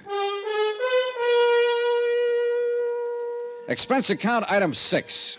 $33.75. Dry cleaning and new shirts, socks, and so on, including one pair of shoes to replace the ones I lost in the South Jersey swamp while rescuing what I'd thought was a priceless Amati violin in a muddy tidewater inlet called Lucky Hoe Creek. But when I showed it to Harry Branson at Philadelphia Mutual, well, at least he promised to have an expert look it over and pass final judgment. That's the reason for item 7, 85 cents. Taxi to Harry's office in the Security First building. Oh, come in, John, come in. Hi, Harry. Well, what have you found out? Nothing yet, but I should hear from the violin man any minute. John, I do hope I was wrong. Sit down. Thanks. Harry, I could have committed mayhem when you told me that fiddle I picked up in the swamp isn't the Amati. To think you nearly drowned retrieving it. Oh, brother, that's putting it mildly. But I'm sure Foresto will know. Foresto? Foresto Nigliario, however he pronounces it, the violin man. He really an expert? Well, he's the one who okayed the $30,000 policy on Amerigo's violin. Well, let's just hope this one's it. Did you learn anything in Port Morris? Only confirm what you'd already learned from Sergeant Peters down there. That someone had sawed through some steering connection on Amerigo's car before it crashed through the bridge. Yeah. Still no sign of the body? Nope. Oh, a man named Adam Bowles called. Oh, he's an old friend. Used to be a private detective and just can't get it out of his system. Oh. Well, he called me, you know. I know. And I must confess, John, that I'm inclined to agree with him. That Peter Corbin, Amerigo's agent, did it? Agent and beneficiary, John. And apparently the one person who knew Amerigo well enough. I said it to Ad Bowles until I was blue in the face, Harry, and I say it again. Too easy. But who else? I don't know. That's what I came back here to find out. All the evidence. Circumstantial evidence. The kind of man that'd be a fool to let pile up against him if he really was guilty. Even so. Harry, let me do it my own way, huh? What if this Corbin tries to skip out? Then will be the time to... Excuse me. Yes. Mr. Sherniero to see you, sir. Sherniero. I knew that was it. Send him in. Man is here, John. Foresto? Yes, sure. Oh, well. Come in, Foresto. Meet Mr. Dollar. Yeah. How do you do, Mr. Dollar? You brought the fiddle? Yeah. Right here on the desk. Well?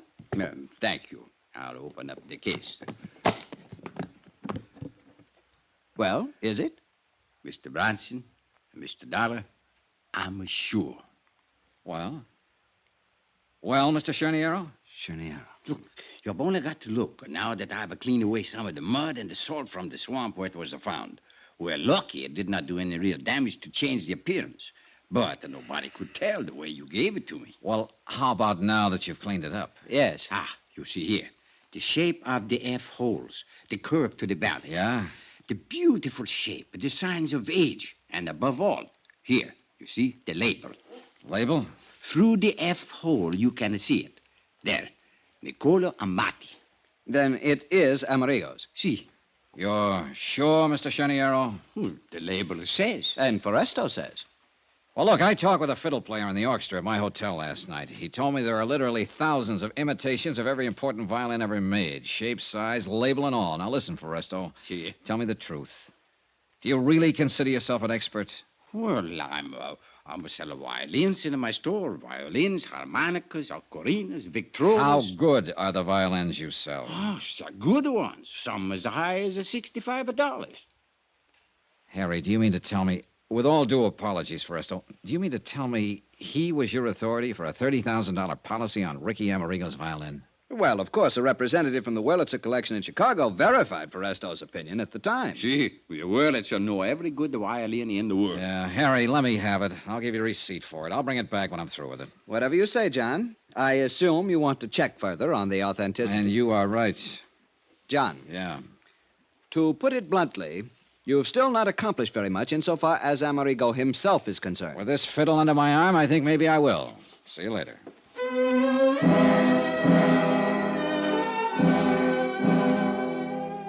Maybe Harry'd been right in the very beginning.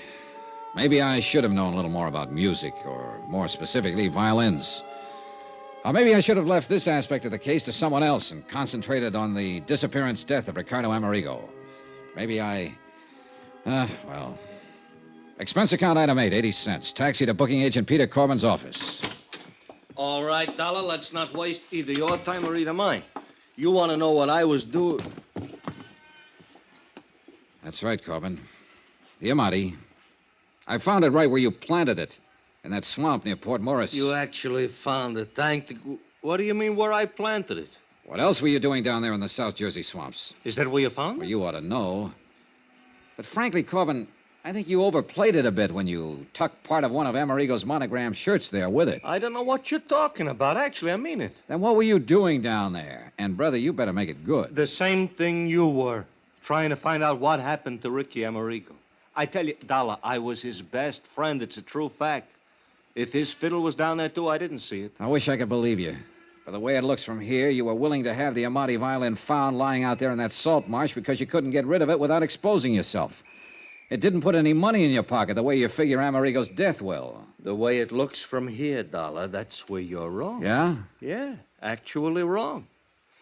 If Amerigo's dead, I collect on his insurance as his beneficiary. That's what the policy says, but believe me. All right. But you think I wouldn't collect on the Amati fiddle, whether it was found or if it wasn't found. That's where you're wrong. What are you talking about? Because I'm also a beneficiary to his will. How do you know? Because I'm not only the sole and only heir in his will, I'm also the executive of his estate, too. Oh. Yeah. So if I was the heavy, what would I take a chance leaving a $30,000 fiddle laying around in some swamp? Cover up? $30,000 worth? All right, what did you do with the hacksaw? You mean somebody sawed up the fiddle? Oh, no, let me see. No, easy, will you? Somebody sawed partway through a steering arm on Amerigo's car to make it crash. Murder? Well, that's a pretty fair question. Oh, no, Dollar, no. Oh, no, who would murder a nice, sweet guy like Ricky? Maybe he was a drunk, maybe he hit the skids, but he had no enemies. He couldn't have. Okay. Please. Maybe he was just a drunken bum, worthless. He threw away a concert career, but he was a gentleman, an actual gentleman. And he was a sweet guy. Nobody could have murdered him. Oh, no, Dollar, not Ricky. Pete, would you? Who was it? Tell me, huh? Who was the lousy punk? I'll kill him. Okay, Pete, I believe you. I don't care whether you believe me or not. Will you tell me who done it? Pete. Pete, will you listen to me? I'm listening. Now, look here. Look here and tell me. Is this Ricky's Amati violin? Yeah, that's it. Ah, poor Ricky. Poor drunk. You're sure? I'm sure. All right, Pete, I'm going to give it to you straight. All I ask is you now, listen tell to me, will who... you? We don't know who killed Ricky Amerigo. We haven't even found his body. The Port Morris police are still trying, of course, but it could have been carried by the tide through that inlet, the Lucky Hole Creek, right on out to the sea.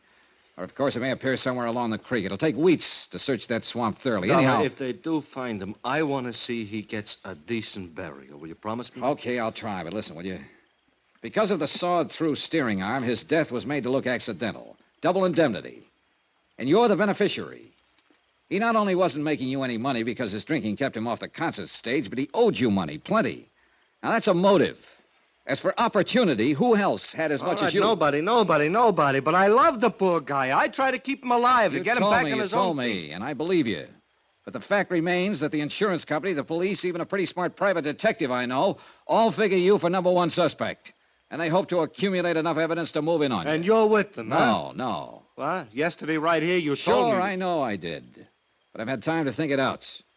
Now, pinning it on you is just too easy, much too easy. I'll say it to your face, Pete. You're no mental giant.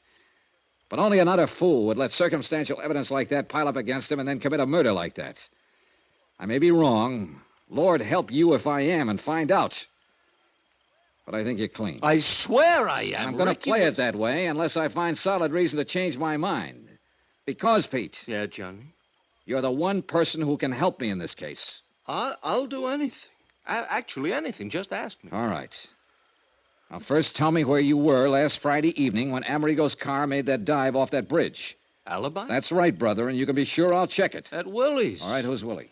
Willie Elliott. He's a saxophone player. He's one of my clients. He was a friend of Ricky's, too. Well, where can I find him? What's his address? I'll write it down for you. We had a four-handed poker game. Who else in the game? Jerry Goldsmith, 120. He know Ricardo, too? Oh, yeah.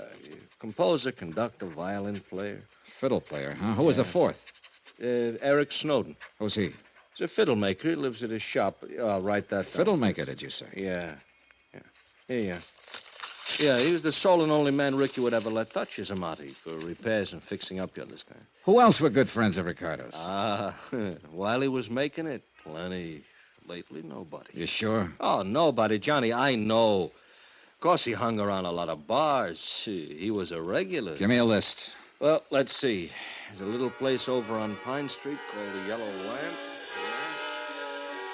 Expense account item 9, $370. A quick sandwich for Pete Corbin and myself and a flock of phone calls to Pete's poker pals. Just to make sure they were in and available when I could get around to see them. I had to phony up an excuse for seeing each of them. A friend of Pete's, just in from out of town, suggested I give you a call, that sort of thing. And apparently it didn't arouse any suspicion. At least it was a start. And for the first time, call it a hunch or whatever you like, I felt I was going to get somewhere in this case. As it turns out, I was. Believe me.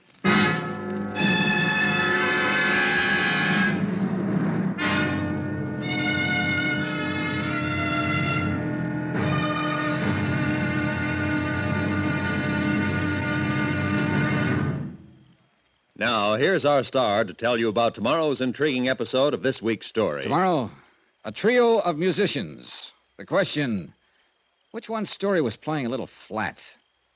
Join us, won't you? Yours truly, Johnny Dollar.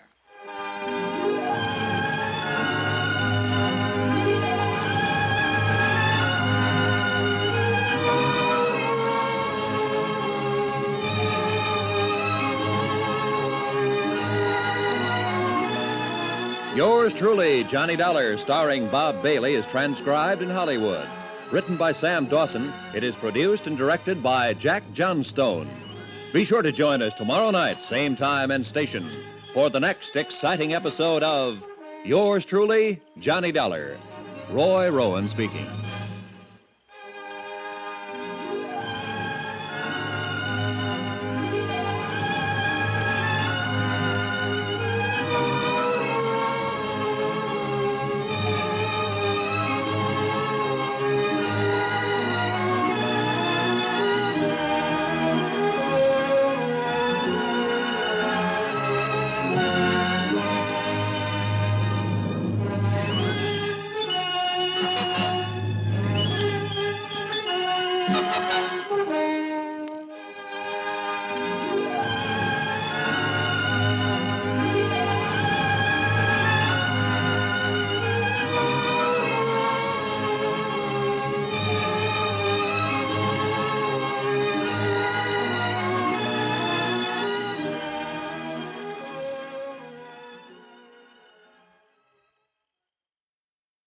From Hollywood, it's time now for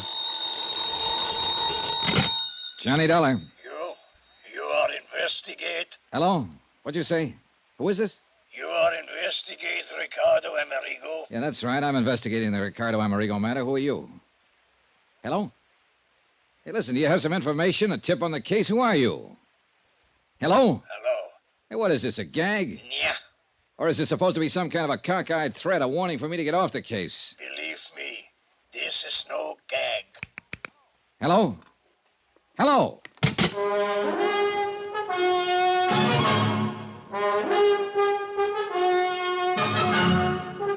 Tonight and every weekday night, Bob Bailey in the transcribed adventures of the man with the action-packed expense account, America's fabulous freelance insurance investigator. Yours truly, Johnny Dollar.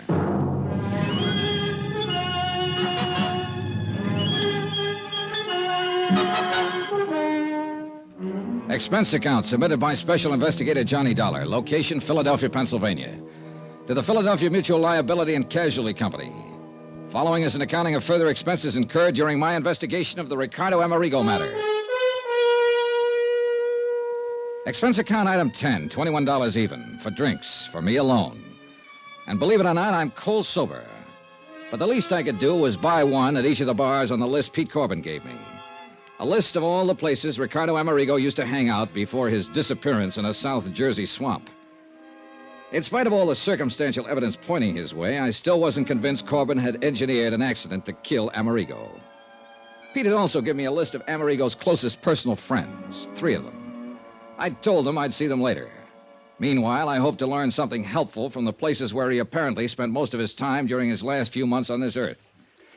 But the result can pretty much be summed up at the last bar on the list, the Hangover Club. There you are. Cost you 80 cents. Here, keep the change. Oh, thanks. Yeah, it's just like I tell you, mister. You come in here, buy a few drinks, sit and drink them, leave. Well, didn't he ever talk to anybody? Not even me. Just sit there and get plastered until one of his friends would come in and drag him away. Who? Did you know any of them? Oh, sure. Willie Elliott, saxophone player at the Crystal Room. Oh. Who else? Jerry somebody, fiddle player. Jerry Goldsmith. Yeah, they're on my list. Huh? Anybody else? No. Oh, yeah, wait, sure. His agent, Pete Corbin. Yeah, that's... Hey, if you knew that, why'd you ask me? I've heard the same thing exactly 20 times so far today. Yeah, well, I'll say this for him. They must have loved Amerigo. They might have fought and argued with him when they caught him in here, but it was all for one thing, to try and straighten him out. But, mister, he was too far in. Yeah. Yeah, shame for a talent like him, concert violinist, to hit the skids the way he'd done, but nobody couldn't seem to help him. The story had been exactly the same in every bar on the list. Apparently, the only friends, the only associates that Ricardo Amerigo had were those Pete Corbin had named. Expense account item 11, 110, cab fare to the apartment of William Elliott over on Callowell Street. Same story. No new names of friends or even acquaintances. He and Corbin and Goldsmith and the old English violin maker, Eric Snowden, had known Amerigo for years, good times and bad. Had all tried to help him, straighten him out, were deeply grieved over his death. Item 12, 570, cab to a suburb called Lanark to see Jerry Goldsmith, where I'll admit I expected to get the same story, the same names, no more, no less. This time I took the Amati violin with me.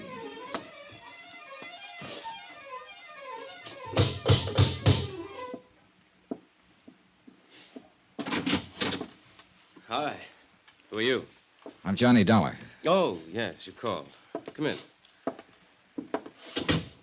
Friend of Pete Corbin's, you said. Sit down. Mr. Goldsmith, I'll get right to the point. I'm an insurance investigator, and I came That here... violin case. That looks like Ricardo's. It is. And the Amati? Yes. Oh, thank God. I found it down in a South Jersey swamp where Amerigo's car plunged off the bridge. It had been lying there, hidden by the marche for several days. Is it all right? May I see it? Well, one reason I brought it along was so you could substantiate identification. I make no bones about it, Mr. Dollar. I coveted this violin like nothing else in the world. I've played many fine instruments, Strads, Guarnieri, even this, my Stainer. I see. But Ricardo's Amati, there was something between that violin and myself that could exist for no one else. Not even Ricardo Amerigo when he was at his greatest. And when he started his terrible downfall. You, wanted it even more, huh? Yes, more than anything else in the world. Enough to kill for it? Mr. Dollar, I should kill you for even thinking such a thing. I loved Ricardo. Okay, sorry. The fact remains somebody sawed through a steering arm on his car. I still can't believe that. No one could have killed Ricardo, no one. Only 3 others beside myself even knew Ricardo these past few years. Corbin, Elliott, and Eric Snowden. Pity him, feed him, clothe him, try to fight him away from the liquor that had ruined his brilliant career, yes. Even hate him at times for what he'd done to his life, but murder... I'm sorry. May I? Sure. It, is the Amati. Yes, I know it as well as I know my own. May I play it? Sure.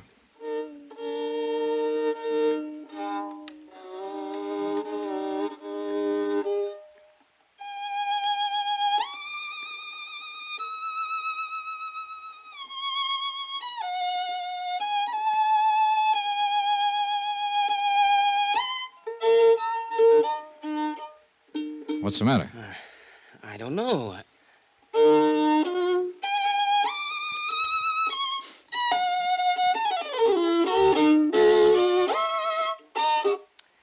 Mr. Dollar, it isn't here.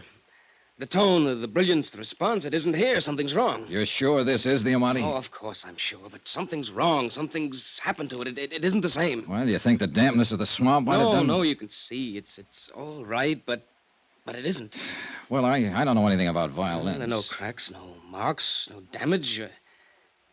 Even the sound post. But you're sure it's Ricardo Amerigo's Amati? Yes, I told you so. I couldn't possibly be mistaken. But something is... Mr. Dollar. Well? I don't know. You know something? I don't either. I'm afraid I left Jerry Goldsmith rather abruptly and in a rather distressed condition. But I had plans, and the sooner I could carry them out, the better. Item 13 on expense account, $4.20 taxi fare back into town to the shop of Eric Snowden, violin maker. The only man who'd been allowed to touch Ricardo Amerigo's Amati, except, of course, for the music store owner who'd cleaned it up after I found it in the swamp. Yeah, it was possible he had done something to it that would destroy its tone. But for some reason or other, call it a hunch if you like, I hope not. Snowden's shop was located on a colorful little side street. Really not much more than an alley called Eisminger Street. Right in the middle of one of the busiest sections of the city, surrounded by skyscrapers, office stores, and all the traffic that goes with them. This one little alley.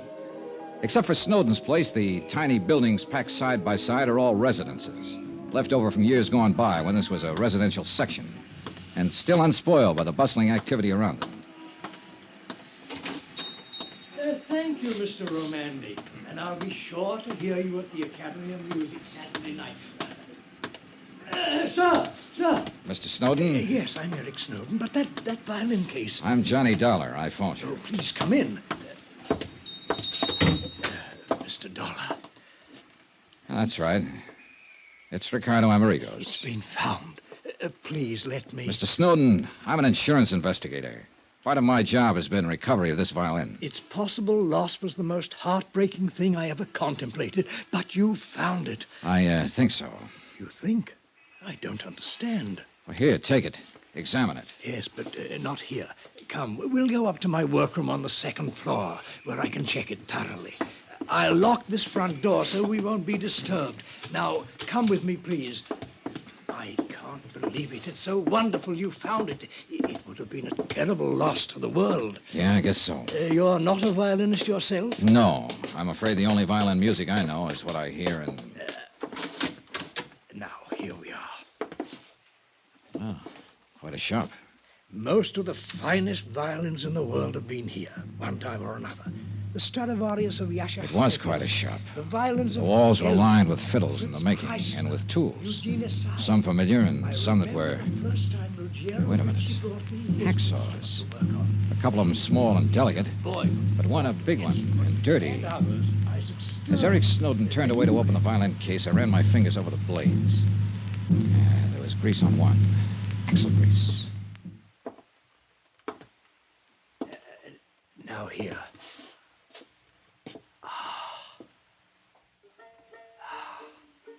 Well, Mr. Snowden? Yes, Mr. Dollar. This is Ricardo Amerigo's violin. You're certain of that? Eh? Do you think that I, of all people, wouldn't know? Mr. Dollar, aside from Ricardo himself, I am the only person who has touched this magnificent instrument for years now. I must confess I resent your least question of my judgment. All right, I'll be honest with you. I don't pretend to know much about violins, so I had somebody play it a while ago. Sacrilege. All right, be that as it may. It didn't sound to him or even to me like a $30,000 violin. And whom did you permit to lay hands on this priceless instrument? A friend. Should be horsewhipped. Only an artist, a great artist, should be permitted to handle a thing like this. But I suppose you understand that, Mr. Dollar. I don't suppose you... Well, go on. Mr. Dollar, someone has tampered with this. Oh? Of course it doesn't sound right. Did this friend of yours presume to be a violin maker, too? What do you mean? The sound post, the placement of the bridge. Of course it doesn't sound right. Now, why does somebody have to... Do you want to answer that? No, let them wait. This is more important. No wonder you or your friend or anyone else question the validity of this instrument. Hey, whoever that is down there, he really wants you. Look here, a simple adjustment here and here. Oh, bother. Go ahead, I'll wait. All right, I shall be right back. It was a quick suspicion when I spotted the hacksaw on the wall, and I couldn't forget the warning over the phone. While Snowden waited on his customer, I poked around the shop some more, looking for goodness knows what. And I found exactly nothing. No doubt Snowden was telling the truth. Until I started to sit down to wait for him, and as I pulled over a stool, I knocked open the door of a cabinet next to his workbench. I started to close it again, and then I saw it. Hanging there on a hook was a violin. I grabbed it out of the cabinet and held it under the light beside the one in Amerigo's case. I held them up together. It was unbelievable. The shape, the color, the markings, nicks on the little pegs you tune them up with, a spot of stain on the scroll, even a tiny, almost indiscernible scratch on the back, an old pencil mark on the inside near the label. It was impossible, but it was true. These two violins were absolutely identical.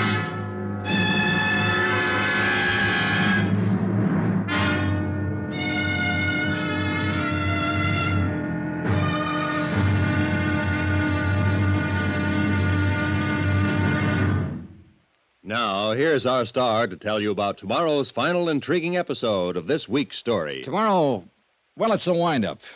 But believe me, a wind-up with a real twist. Join us, won't you? Yours truly, Johnny Dollar.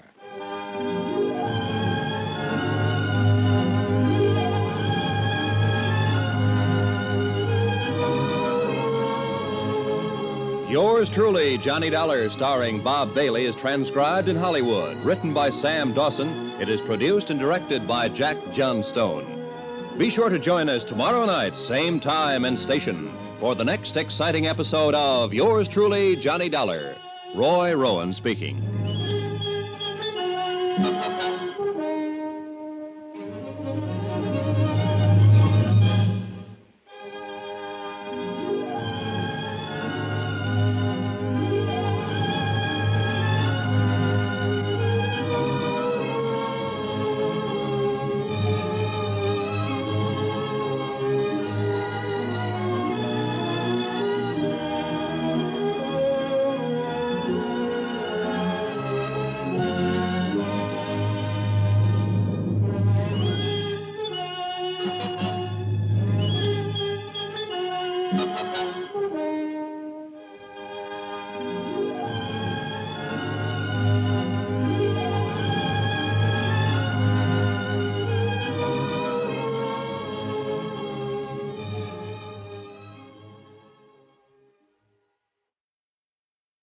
From Hollywood, it's time now for...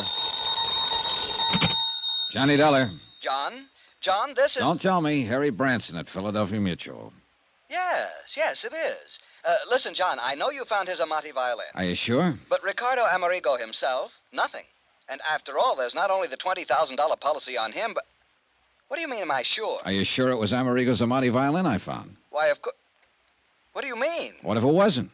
What if it was just an imitation? John, stop it. That's What do you mean? That $30,000 well-insured fiddle I picked up in the South Jersey swamps may be a phony. Oh, no. For heaven's sakes, come over here to the office and tell me... Oh, take it easy, Harold boy, until I've had time to find out a few things. John? See ya.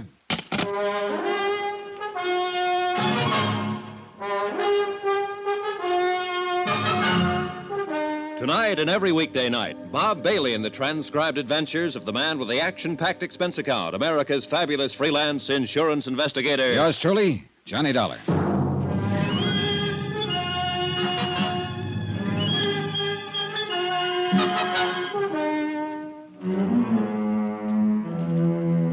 Expense account submitted by Special Investigator Johnny Dollar, location Philadelphia, Pennsylvania, to the Philadelphia Mutual Liability and Casualty Company. Following is a final accounting of expenditures incurred during my investigation of the Ricardo Amerigo matter. When Ricardo Amerigo's car was hauled out of a swamp somewhere near Port Morris, New Jersey, there was no sign of his body. Only a sawed-through steering arm on the car that indicated somebody had done him dirt. However, I did find the fiddle, the $30,000 Amati that had helped him become one of the world's top concert violinists. Anyhow, with a fiddle under my arm, I ended up at the shop of violin maker Eric Snowden for final confirmation that it was the genuine Amati that I'd found. This Eric confirmed. However, while we were in the second-floor workroom of his shop on Eisminger Street talking about the fiddle, somebody pounded on the street door downstairs. Oh, bother. I'll be back in a moment, Mr. Dollar. And that's when I accidentally, and so help me it was accidental, I knocked open the door of a cabinet and discovered another violin, identical in every respect with the one I'd found in the swamp at the scene of Amerigo's accidental death. Okay, so I did exactly what you would have done. I put the one in the cabinet into Amerigo's case and the one from the case into the cabinet. One of them was the genuine Amati. But which one? I'm sorry, Mr. Dollar, but he was so insistent, I thought he was one of my, shall we say, better clients. As it turned out, it was just a youngster who wanted to see one of the new G-strings. A youngster? Oh, I see you're joking. But now, let me take this magnificent instrument, readjust the sound post and bridge so that it... No, wait, Mr. Snowden. Eh? It's later than I thought. There are some things I must do immediately. Suppose I come back here later. Very well. Meantime, I shall make the adjustments on the Amati to restore its tone. No, I've got to take it with me. But I don't understand. There are a few things in this case I don't understand right this minute, but I hope to before very long. Mr. Dollar, you talk in riddles. Why don't you leave the violin? No, thanks. I'll see you later. But please be careful with it. If anything should happen to that priceless... Don't worry. Nothing will happen to it. I found that I'd almost spoken too soon, for I pounded down the stairs, across the floor of the store, and out of the door without the caution the book says one should exercise when leaving a suspect in a case. I'd no sooner got out on the street... It was a flower pot big enough to have killed a horse in its fall from the upper story window ledge. Oh, no. Good heavens, wait, Mr. Dollar. That was an accident. But I didn't wait. Expense account item 14, 10 cents. Phone call to Harry Branson at the insurance company to have the police put a man on Eric Snowden's shop immediately to make sure he wouldn't try to skip. Item 15, $7.50 for a cab to the house of fiddle-playing Jerry Goldsmith out in Lanark. Mr. Dollar. Hello, Goldsmith. I didn't expect it. But you left in rather a hurry earlier. Sorry, I had to keep a date. Hey, look, Jerry, when I was here before... You still have the violin? Yes, when I was here earlier and you played it, you didn't seem to think it was really Ricardo Amerigo's Amati. No, I didn't say that. At least at least it didn't sound like it when you played it. Yes, Mr. Dollar, that's right. Oh, now, think a minute. You were a bit upset, excited, whatever you want to call it, when I brought it to you. Yes, that's true. Nevertheless... And I think you were also afraid I might have suspected you of Amerigo's murder when you admitted his violin was the one thing you wanted more than anything else in life. Except, of course, to have Ricardo straighten out. Become himself again. Become the artist again. Deserve to have this... Oh, I don't know. Whatever I say seems to make it sound like a... I don't know. All right, now, look, Jerry, calm down, will you? I'm not trying to pin a murder rap on you. Calm down and do something for me, will you? Well, yes, of course. What? Here. Have you had something done to it to restore the tone it used to have? It hasn't been touched by anyone else since I laid my hands on it. But I want you to play it again. Yes, of course I will. But didn't you say that some old fool with a music store cleaned it up? Jerry, it hasn't been touched by anyone else since I laid my hands on it. Now play it. All right. Go ahead, Jerry.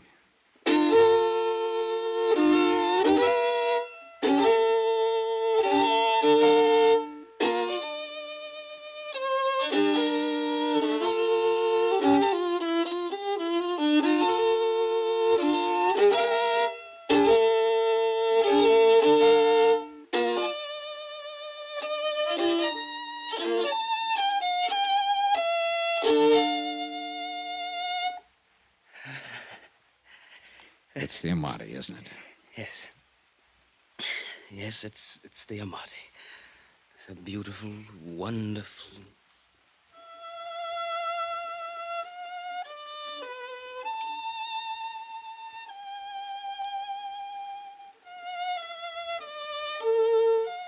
Funny. I never realized what a violin could. Can you hear me, Jerry? Yes. Yes. And to think it's taken something like this to lead me to a killer.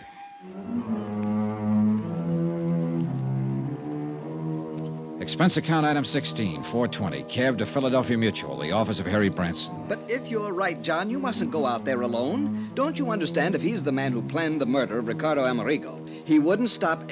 Yes, I had the police put a man out there to cover his shop. But, John, I still think it's... Expense account item 17, $1.60. The buck was a tip for going through a couple of red lights. Back to the shop of the violin maker, Eric Snowden. Mr. Dollar. Hi, Mr. Snowden. I'm afraid I left you rather abruptly a while ago. Mention it, Mr. Dollar. It's you. That near accident when you left that flower pot. I don't know how it possibly could have shifted on the window ledge up there. On the third floor window ledge of this little combination store, workshop, and home of yours. That much I did notice while I was ducking it. If it had come off a second floor window, you know I might have suspected you of giving it a helpful shove. Oh, good heavens, Mr. Dollar, you can't possibly mean that. All right, forget it for the moment. But how can Let's go up to your workshop on the second floor. Come on. Well, yes, of course. But may I ask why? I want to show you something, and I think you know what. No, I certainly don't. Unless something has happened to the Amati. Oh, something certainly has. You damaged it since you were here. No such luck. Mr. Dollar, please, what are you talking about? Okay, here. Now tell me the truth. Is this Ricardo Amerigo's Amati violin? Yes. I've told you so. You're sure? Of course I'm sure. You know something? You aren't, but I am. What? Now open that cabinet there beside your work table. What for? Because I tell you to. But I... just what are you getting at, Dollar? Are you going to open it or shall I? No. Get out of here. This is my shop, my place. You can't do this sort of thing to me. Would you rather the police did? They're on their way. The police? But I... Well? There's no need to open it. Ricardo Amerigo's Amati is in it. Well, that's where you're wrong. This is the Amati. In this case, the one in the cabinet is the identical copy of the Amati that you made.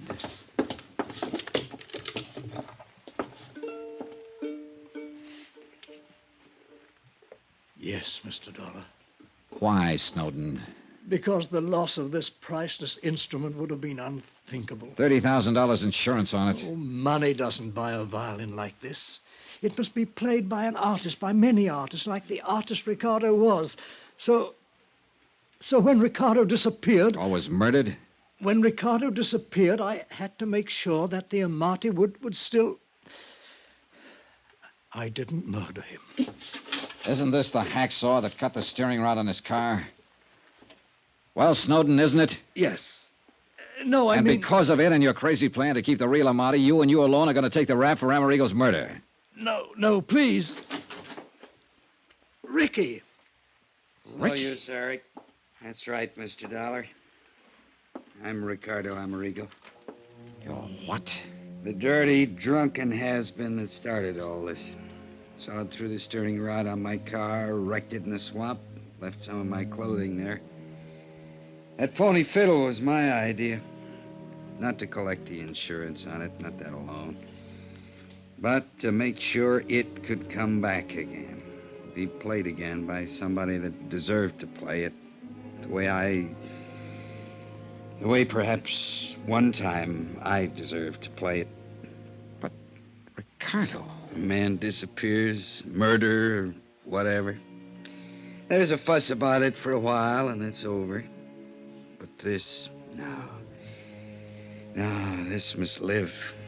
This violin, it will now. And the world will be the better for it. But you, and this apparent murder... The insurance was my last hope of paying back Pete Corbin, my agent, and the others who tried so hard to straighten me out.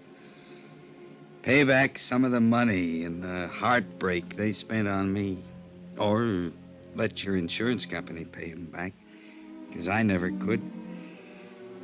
I couldn't even leave my hiding place here in Eric's house. Because I knew that sooner or later he'd pity me enough to give me more of the drink that's been all I've been living for. Eric, God bless him, Eric knew, of course, but only he. Be kind to him. If you can. Ricky. That's all, Mr. Dollar. Oh, unless... Will you buy me a drink before you call in the police?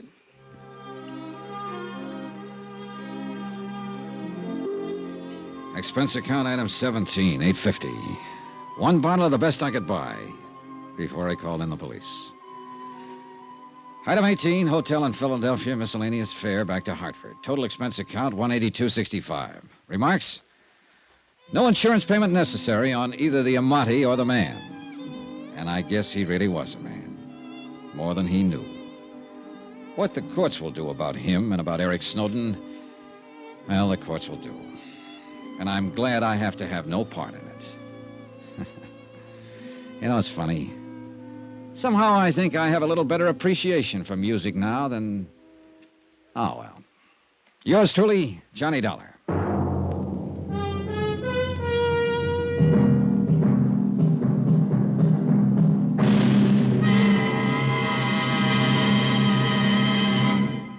Remember, there'll be another intriguing story for you beginning next Monday night. Next week, the Duke Red matter. A racehorse that could only be stopped by a killer. And the killer didn't stop with horses. Join us, won't you? Yours truly, Johnny Dollar.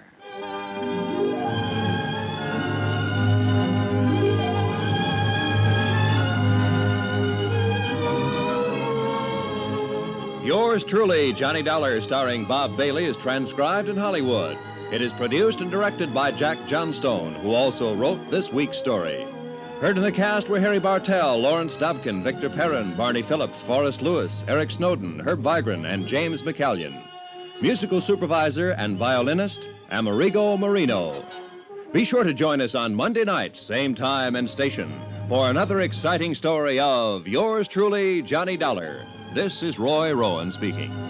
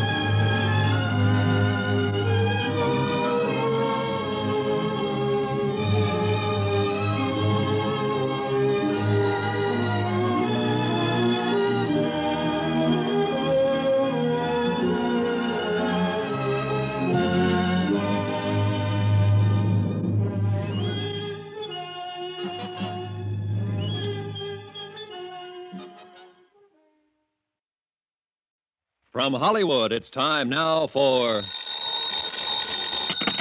Johnny Dollar. Niles Pearson, Johnny, at Universal Adjustment Bureau. Oh, how are you, Niles? Worried at the moment. Can you help me out? I don't know. What's on your mind? $65,000 worth of horse flesh. Ever hear of Duke Red? Yeah, I think so. The Futurity last year? That's the horse.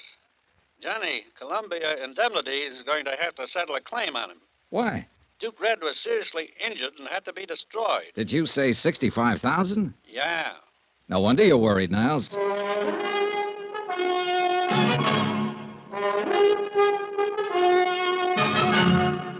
Tonight and every weekday night, Bob Bailey in the transcribed adventures of the man with the action-packed expense account, America's fabulous freelance insurance investigator... Yours truly, Johnny Dollar.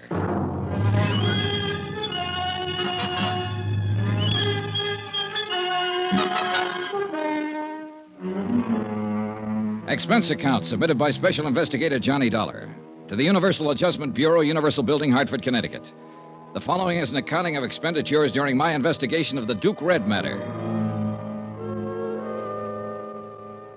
Expense account item 1, $197.80. Airfare and incidentals getting me from Hartford to San Francisco and a town about 40 miles south of there called San Pietro. At the San Pietro Hotel, I learned that the Abbott Ranch was some 5 miles outside of town, but that the Abbott stables maintained offices in San Pietro.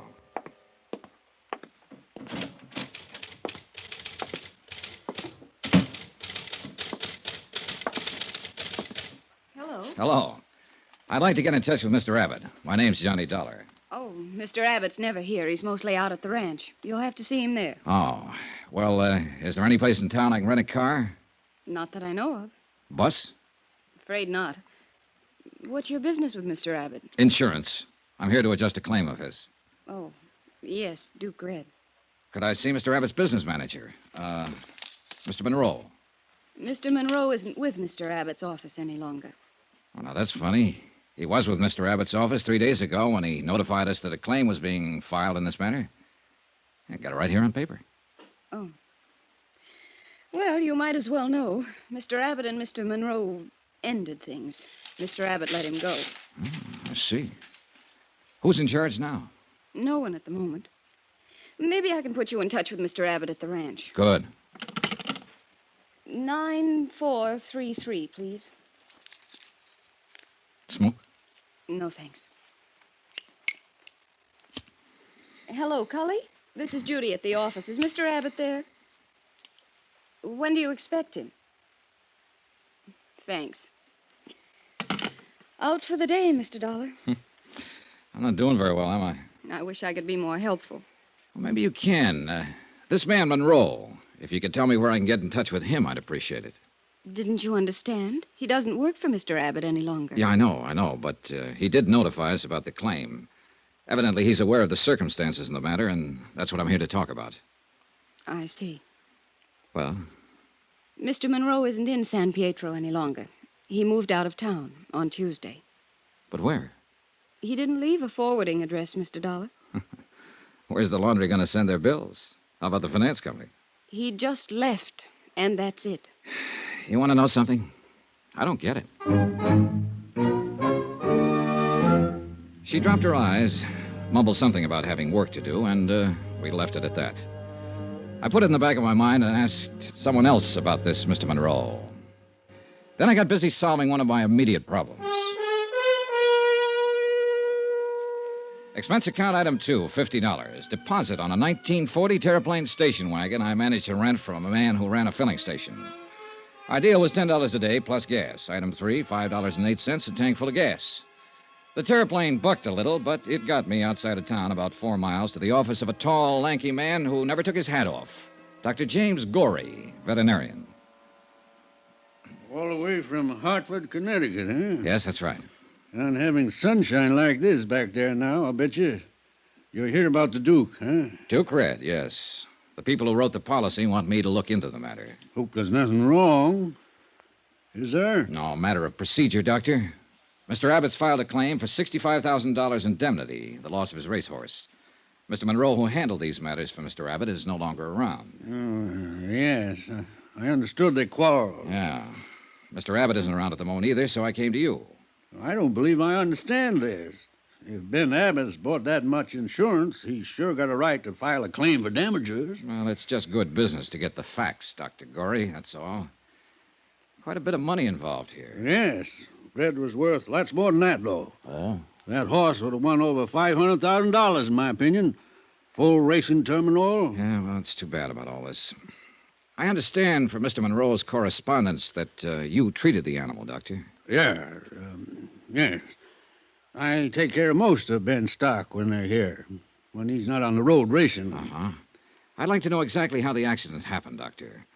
There was something about a piece of machinery? A tractor with the blades up. Huh?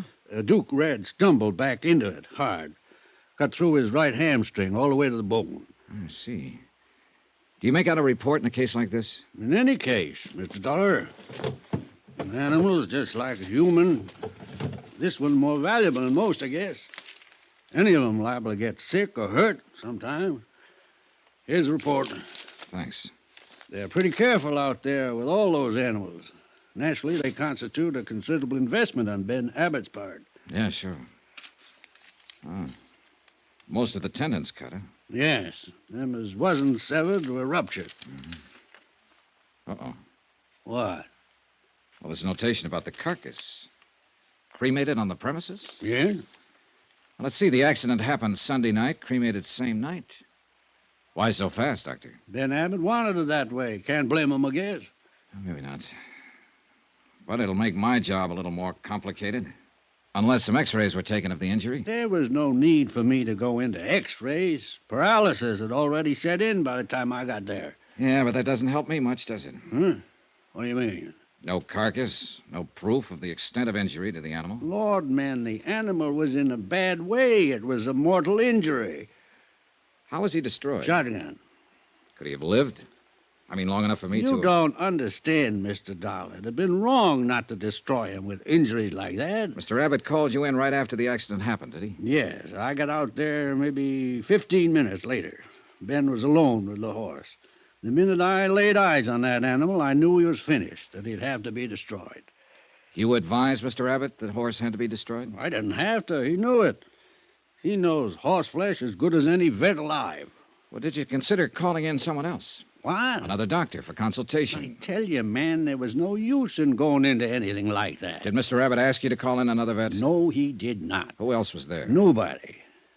No stable hand? No member of Mr. Abbott's family? No. Well, who saw the accident? Mr. Abbott. Who else? I don't know, Mr. Dollar. Like I said, just Ben was there when I got there. I haven't any proof that the animal was injured. You just read my report? I've got $65,000 to worry about, Dr. Gorey. I'll need more than just a report. Young man, I've been in business here over 30 years. I've done business with Ben Abbott over 20 years. You come here asking me if I called in another vet, if I did this, if I did that. There isn't a man around here who won't take my word. Why don't you? Part of my job, Dr. Gorey. Huh? I can't take anybody's word for anything. Mr. Dollar, I'd be obliged if you'd get out of here.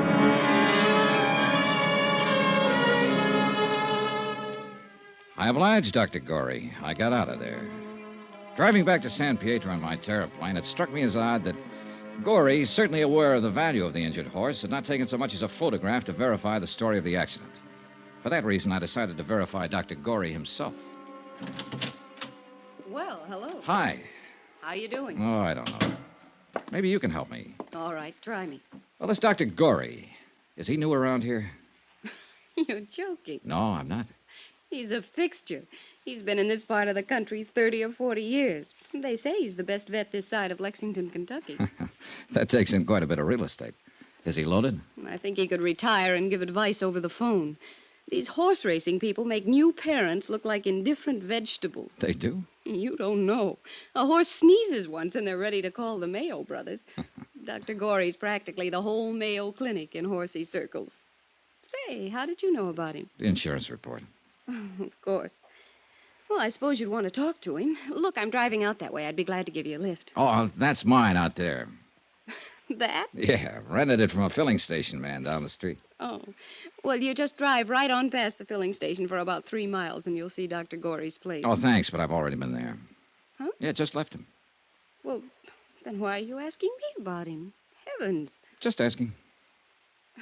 You're a funny one. Hey, what's your name? Judy Brown. About finished here for the day? As a matter of fact, yes.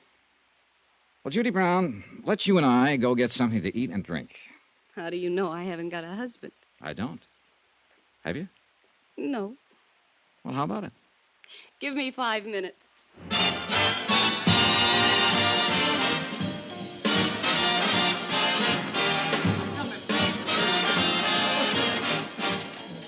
Judy, I'm going to get right to the point. How long have you worked for Mr. Abbott? A year and a half. Why? You're from San Pietro? No, San Francisco. I answered an ad. I wanted to get out in the country for a while, away from the city life. Mm-hmm. All right. What happened between Monroe and Abbott? They had a quarrel. A loud quarrel. Mr. Abbott's very good with a quarrel. Oh, is he? Yes. You know, even I've wondered about that. What? Mr. Monroe quarreling with Mr. Abbott and then just leaving all of a sudden. Probably went to San Francisco. I don't know where else he... Oh. What's the matter, Judy? That looks like Mr. Monroe now. Monroe? Yes, end of the bar. I thought he was away. It's him, all right. Well, I'd like to talk to him. You'll have to hurry. Looks like he's getting ready to leave. Yeah. Excuse me. Sure. Hey, just a minute. You calling me? Yes. Mr. Monroe? Yes? Johnny Dollar, Universal Adjustment Bureau. I'm in town about the claim on Duke Red. But I heard you'd left town. I had.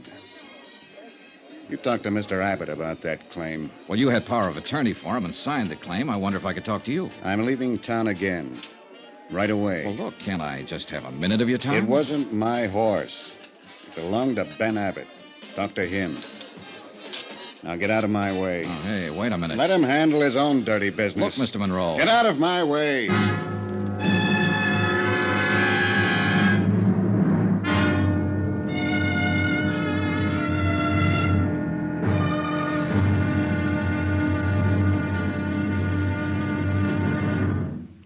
Now, here's our star to tell you about tomorrow's intriguing episode of this week's story. Tomorrow, there's proof that things are just about as wrong in this case and as dangerous as they can get. Join us, won't you? Yours truly, Johnny Dollar.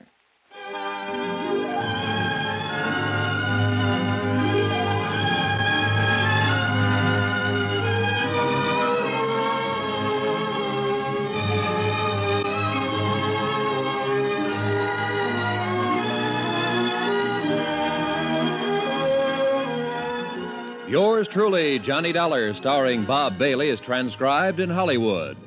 Written by John Dawson, it is produced and directed by Jack Johnstone. Be sure to join us tomorrow night, same time and station, for the next exciting episode of Yours truly, Johnny Dollar.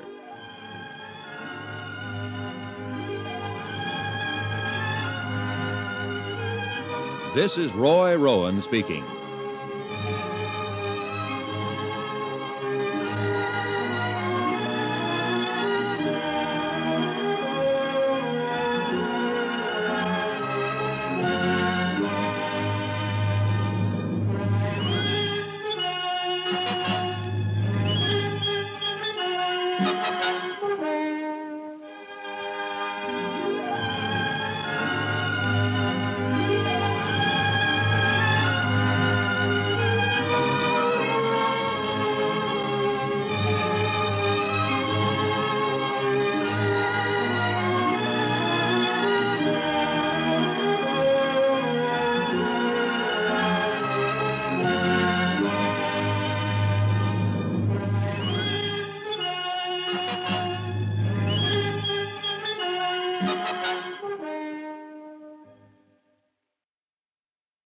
From Hollywood, it's time now for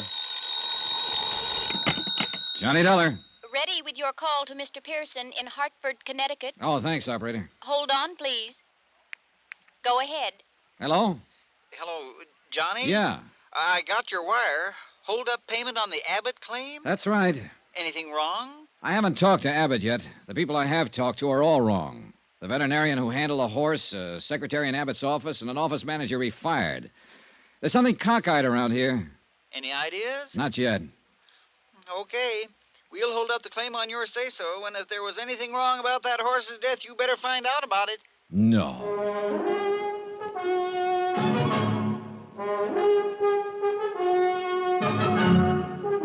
Tonight and every weekday night, Bob Bailey in the transcribed adventures of the man with the action-packed expense account, America's fabulous freelance insurance investigator. Yours truly, Johnny Dollar.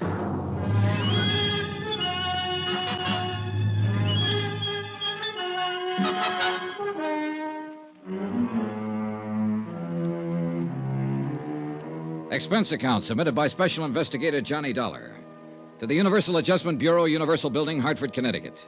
The following is an accounting of expenditures during my investigation of the Duke Red matter in San Pietro, California. Expense account item 3, 48 cents, postage. I sent a registered letter containing a copy of Dr. Gorey's injury report on the racehorse Duke Red to a veterinarian service in Cleveland, asking them to verify the extent of injuries to the animal. Item 4, 25 cents, toll call to the Abbott ranch outside of San Pietro. Whoever answered the phone told me that Mr. Abbott was busy somewhere in the grounds. I didn't bother to leave my name. Instead, I drove right on out. The Abbott breeding farm was complete with white fences, rolling green hills, bluegrass, and a stately old colonial residence set at the end of a long roadway among towering trees. From the porch of the house, I was able to see the stables and a trainer working with a horse out on the ranch track.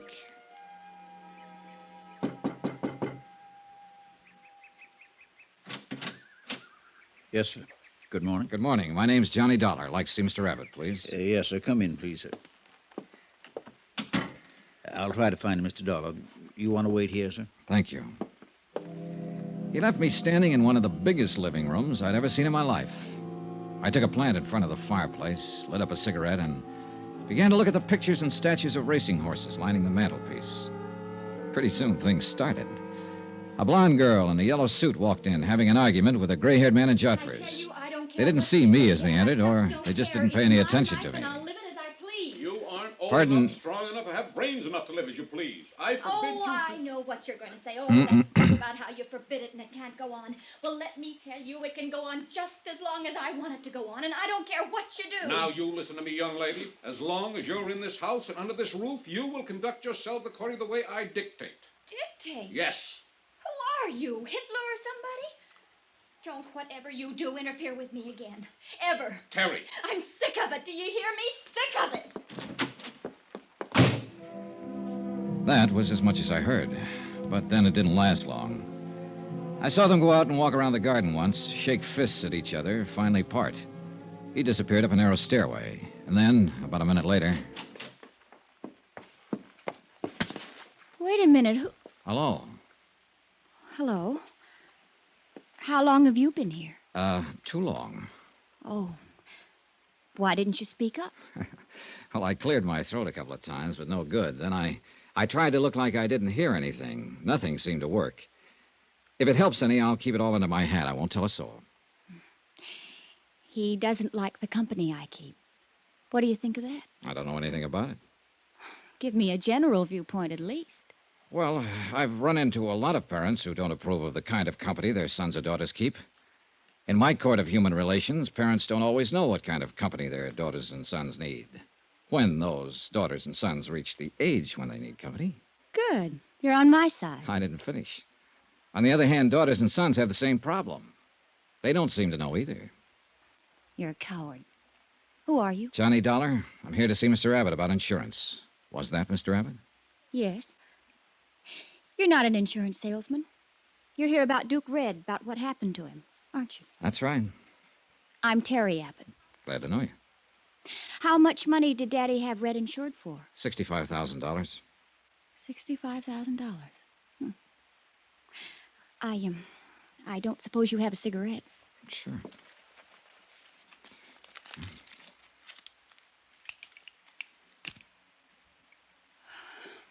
Thank you. Has the claim been paid yet? No, not yet. If Red had made the tracks this year, he would have doubled that. Tripled it, probably. There's not enough money in the world to replace that horse. He was a great running horse. I've heard that before. Dr. Gorey mentioned it. Look, I'm sorry all this happened. Dad shouldn't have shot Red. We understand he was injured beyond hope. That's a lie. That's a what? Dad shouldn't have shot him. He just shouldn't have done it. Red was the only horse in the whole stable's worth anything. The only thing around here worth anything. Wasn't the horse injured? Injured? Oh, that's what you'll hear. They'll all tell you that. But I can tell you something else. Terry, what are you talking about anyhow? He's an insurance man, Dad, and I can tell him the whole thing, and I will. Go to your room, Terry. It was a terrible thing to do, shooting Red. It was just like murder, and you know Be it. quiet and go to your room. It was murder. Murder. Murder. Stop it! Now go to your room. Thank you for the cigarette, Mr. Dollar.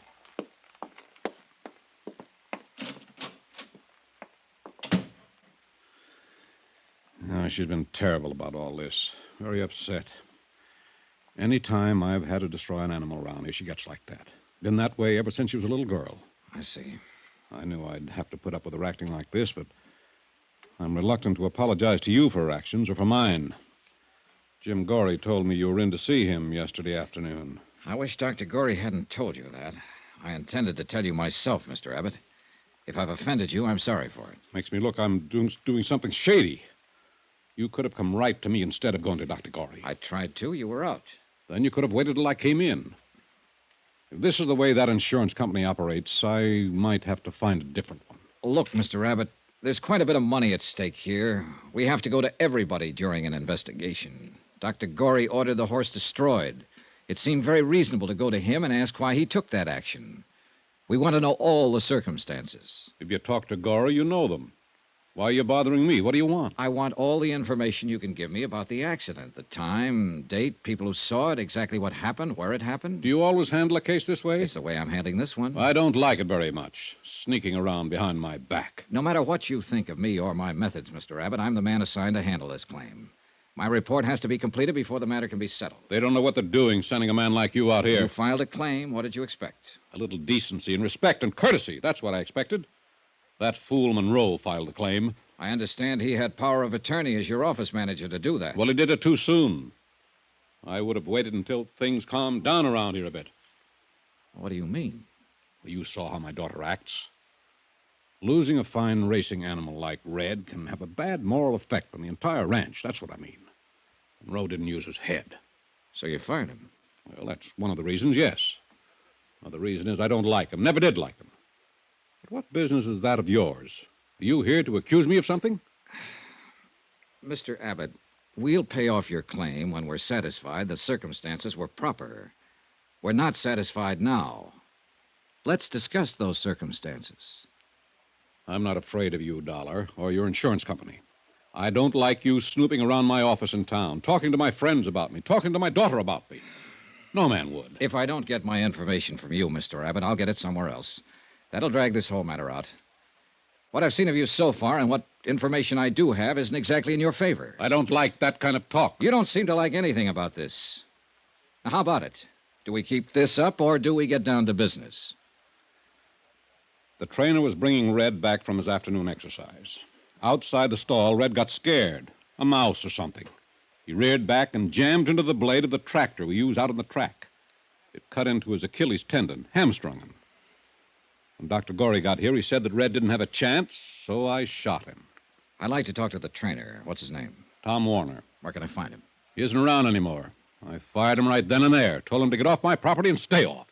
Where'd he go, Mr. Abbott? I don't know. He took his things and cleared out as fast as he could. He knew better than to hang around here. Well, what do you mean by that? What I said. He knew better. That's what I mean. Well, I'll have to find him and talk to him. Who else was there when it happened? No one. Just me. The rest of them were up at the house having dinner. No stable hand, chore boy? I just told you. No one. How about right afterwards? I went to the office in the stable and called Dr. Gorey. Before or after you fired Tom Warner? After I fired him. You were there alone with an injured horse? You didn't call up to the house for help, send for anyone up there? You went in and called Dr. Gorey? Yes, we handled it together. Any objections? It would have been better. Perhaps we could have avoided all this unpleasantness if you'd left the remains for us to examine. Dollar. I've got maybe 150 head on this farm. Now and then accidents happen. If one of my stock is dead, I get rid of it as fast as I can with as few people as involved as possible. I do that for a number of reasons. That's the way I operate. Nevertheless, you were aware the insurance company would ask you for proof of loss in this matter, and if the insurance company does not run my farm. I run a Dollar, and I take orders from no one. Look, I'm trying to tell you the problem we face. We have no carcass to examine. Therefore, we have to ascertain the facts from other sources. Did your daughter see any of this? The accident or destroying the horse? Terry. Yeah. Of course not. You mean those crazy things she was saying when I walked into the room? Well, in view of the crazy circumstances, what she was saying might be worth listening to, Mr. Abbott. Huh. I had the impression that she saw the accident. Pipe dreams. She wasn't even around. I'd like to talk to her just the same. Cully! Cully! You talk to anybody you like, Dollar. I don't care. But I hope you made notes today because you've already got all the information you're going to get from me. Yes, sir, Mr. Abbott. Yes, sir. Cully, I want you to look at this man. Yes, sir. His name's Johnny Dollar. Yes, sir. If he comes knocking at this door again, if he even comes to the front gate, if you see him on the grounds ever again, throw him out. I don't want him around here. Yes, sir, Mr. Abbott. And right now, Cully, you can just show him out. You're being foolish about this, Mr. Abbott. Show him out, Cully. This way, Mr. Dollar, sir. Never mind. I can find my own way.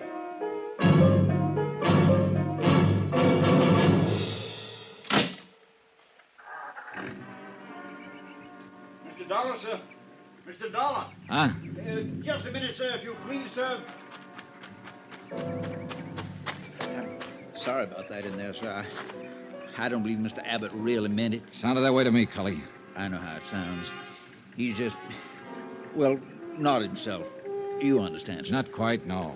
losing the horse and all. Sounds to me more like he's losing his mind. Does it, sir? Huh? Do you think Mr. Abbott's losing his mind? Do you? Yes, sir. Yes, sir, sometimes I do.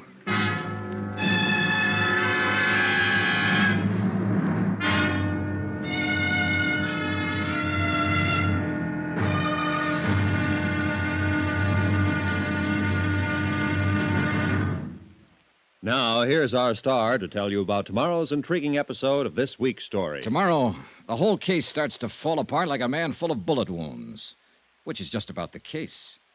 Join us, won't you? Yours truly, Johnny Dollar.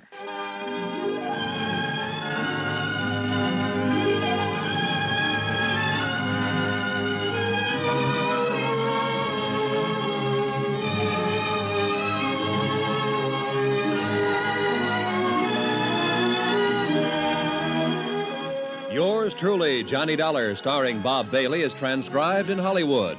Written by John Dawson, it is produced and directed by Jack Johnstone. Be sure to join us tomorrow night, same time and station, for the next exciting episode of Yours truly, Johnny Dollar. Roy Rowan speaking.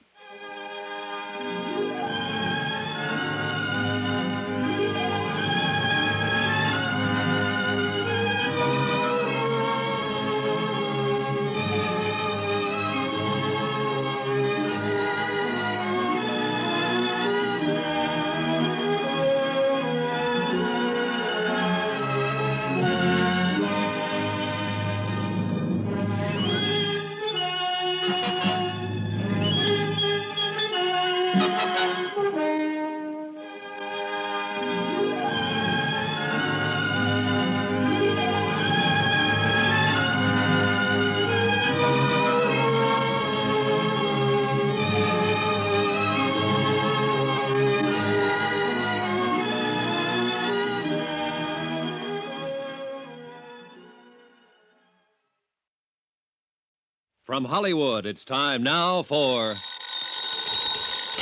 Johnny Dollar. Who? Johnny Dollar, the insurance investigator. This is Miss Abbott, isn't it? Yes. What are you doing in the stable office? Waiting for you to call me. Your father threw me off the farm a few minutes ago. A man named Cully, who works for your dad, said he really didn't mean it. Said he'd fix it up for me to talk to you. Cully. I guess that's why he asked me to phone the stable office. You told me the horse wasn't injured, shouldn't have been destroyed. I hope you didn't believe all that, Mr. Dollar. Well, now, look, I've got to settle a $65,000 claim on the death of a racehorse. The carcass was cremated, and I have no evidence that the horse was destroyed or even injured. I don't know what to believe yet, but I can tell you this. Don't ever talk to an insurance investigator the way you did earlier today, not unless you can back it up. My, you sound grim. You sound like it's a laughing matter. Hardly anything's a laughing matter. I'll be right down.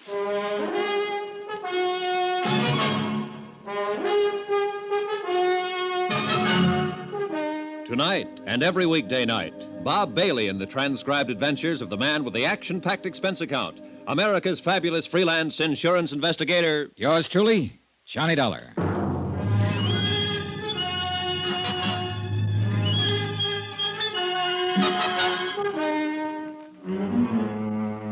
Expense account submitted by Special Investigator Johnny Dollar. Location, San Pietro, California. To the Universal Adjustment Bureau, Universal Building, Hartford, Connecticut. The following is an accounting of expenditures during my investigation of the Duke Red matter. 15 minutes after I spoke with Terry Abbott on the phone, I looked out the window of the stable office and saw her starting down toward the stables. She'd changed clothes. This time she was wearing blue jeans and riding boots. She carried a quirt in one hand, a cigarette in the other. There was a scarf or some such tied around her hair. All in all, it was a classic impression. Rich girl, racing horses, and fast cars. She wore a disdainful pout, also classic. Hi. How do? Father asked me where I was going, and I told him I was going for a ride. Why'd he throw you out? He didn't like questions I asked him, I guess. I don't know. Maybe I won't like the questions you ask me. Possibly. Probably. You don't really work very hard trying to please anyone, do you? Industrial hazard in my business. Hope it doesn't bother you too much, Miss Abbott. Nope, I like it. You're so darn sure of yourself, and you know so darn little, and you look like you might be thinking all kinds of things. How tall are you? No. Let me guess. 6'1"? Not quite. Well, you're tall enough, I suppose. Do you like this office? I suppose you've been opening the files and going through all of Father's papers. That's what you're supposed to do, isn't it? Nope. Well, unless you know something about horses, the papers around here wouldn't mean much to you. Times, weights, whole schedule and chart for every bit of stock on the place. Do you know anything about horses? Just one. Duke Red. Oh. He was insured for $65,000. And he's dead now. You know, I didn't think I'd ever see you again. I wanted to talk to you before I left. What about? I didn't insure Duke Red. My father insured him. Your business is with my dad, not me, Mr. Dollar. Pardon me if I seem a little confused, but earlier today you were very anxious to tell me something about all that. Was I? Yes, you were. Hey, what is this anyway? I wish we hadn't met. But we did, and you mentioned there was no need to destroy Duke Red after he'd been injured. Now, did you say something like that to me because you were angry at your father? Or did you say it because there was some truth to it? Well, now, what's that supposed to mean? Do you just stand around and pout when people ask you questions? Did you mean that horse wasn't injured, or that he was injured, but that he could have been saved? Well, did you have any reason at all for saying the things you did? I've been very upset lately. All of us around here have been very upset. Yeah, I'm getting that way myself. Duke Red was the best horse we've had around these stables in 5 years. His father was a real champion, Earl Red, and maybe you've heard of him. He earned $190,000. We've all been counting on Duke Red since he was a colt. He had it then. This was going to be his big year. When this stupid accident happened, it just turned all of us upside down. Uh-huh. Is that your explanation for the things you said to me? Yes, for the moment. Now, please, don't ask me any more questions right now. One more. What? Your father fired a couple of people I wanted to talk with. One of them was a Howard Monroe. Dad's office manager. Yes, I met him a couple of nights ago. He wouldn't talk. He was too mad. Said something about letting your father handle his own dirty business. What? Now, I don't know what that meant, and I don't think I care just now. But the other man who was fired was a horse trainer named Warner, Tom Warner. According to your father, it was Warner's neglect that caused the horse to stumble and back into the tractor blades. What? Warner isn't around here now, but he must be somewhere, and I want to talk to him. Now, where can I find out his address? He's from Baltimore, Maryland. Baltimore. What about his address? Well, it'd be in the personnel files. You can get those at the office in town, in San Pietro. Okay. Do you think he went there? I don't know. And what's more, I don't care.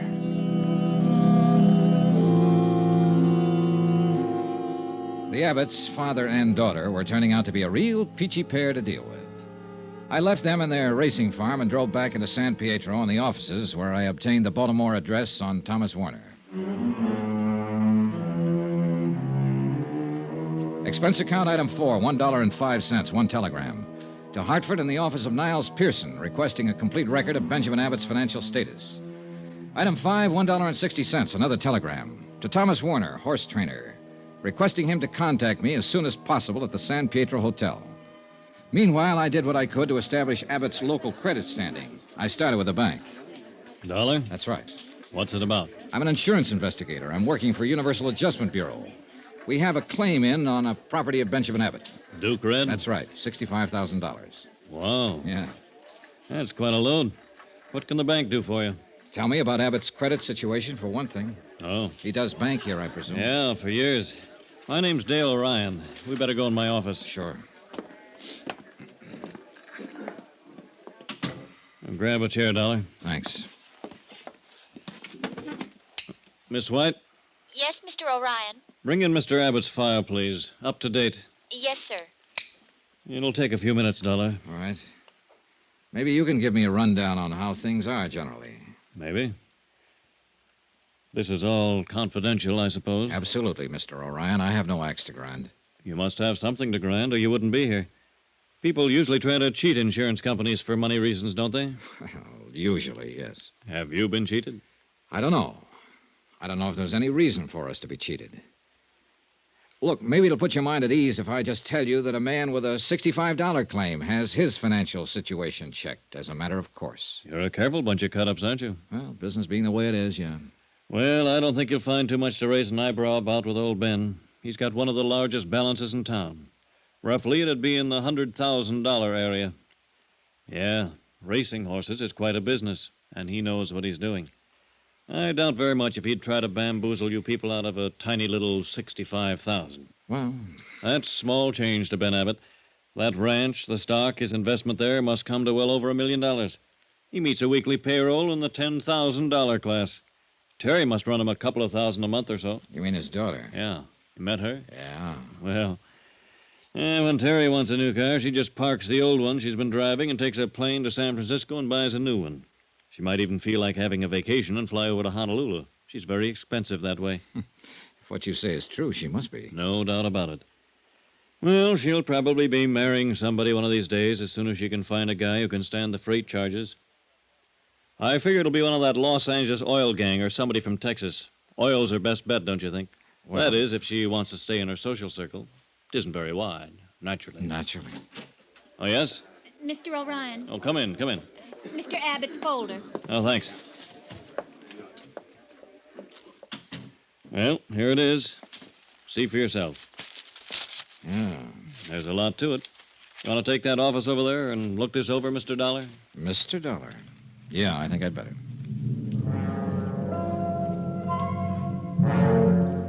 I spent the rest of the afternoon going over Benjamin Abbott's local bank standing.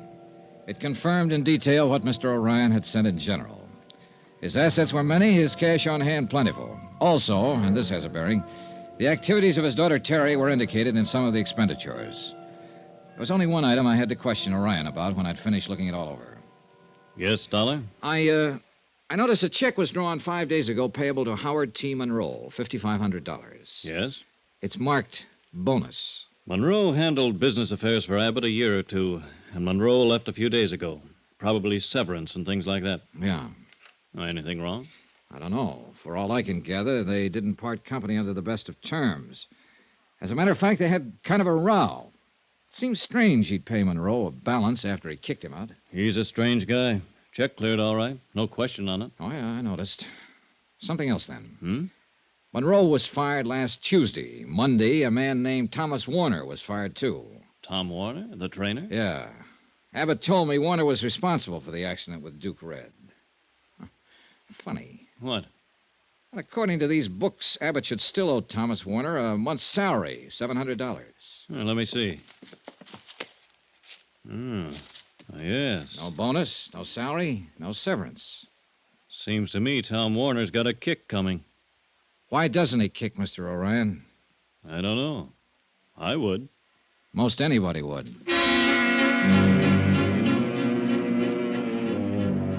I rechecked Abbott's local office in San Pietro and learned that Warner had not left any kind of forwarding address. As a matter of fact, he told no one he was leaving. Expense account item 6, $1.98, dinner, alone, in the dining room adjacent to the lobby of the San Pietro Hotel. I wasn't enjoying my chef's special with a limp green salad when the clerk came in. Mr. Dollar. I thought you might be in here. A long-distance call for you, Baltimore, Maryland. Oh, yeah, fine. Where can I take you? Use the lobby phone, Mr. Dollar. I'll plug you in from the switchboard. Yeah, go ahead. They're on the line now. Good, thanks. Thanks very much. Hello? Hello? Hello. Is this Johnny Dollar, the man who sent the telegram? Yes, who's this? This is Thomas Warner's father. The wire I opened it said it was important for Thomas to get in touch with you. I thought I'd better call and tell you where you could reach him, Mr. Dollar. Well, that's very kind of you, sir. I come home from work. I think this is best. You call him in San Pietro. He worked near there for a man named Benjamin Abbott. Ben Abbott, training horses. You get in touch with Thomas. Oh, Mr. wait a Abbott. minute. I'm in San Pietro now, Mr. Warner. Your son left here 4 days ago. Didn't he come home? No. Are you sure Thomas is not at Mr. Benjamin Abbott's farm? Positive. Do you have any other ideas where he could be? No. Not sound like Thomas, though, Mr. Dollar. He would not go off away without letting his mother and me know. Are you sure? I am sure, certain. Thomas, my son, he always let my wife and I know where he is, so we don't worry. Something is wrong, Mr. Dollar? What? Is something wrong? Yeah. Maybe there is. Yeah. Plenty.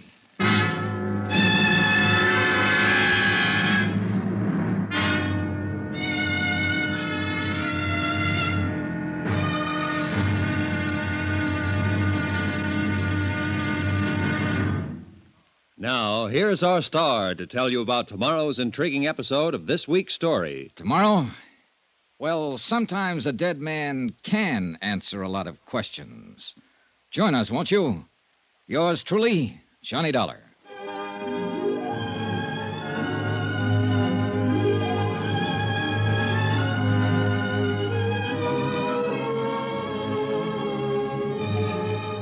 Yours truly, Johnny Dollar, starring Bob Bailey, is transcribed in Hollywood. Written by John Dawson, it is produced and directed by Jack Johnstone. Be sure to join us tomorrow night, same time and station, for the next exciting episode of Yours truly, Johnny Dollar. Roy Rowan speaking.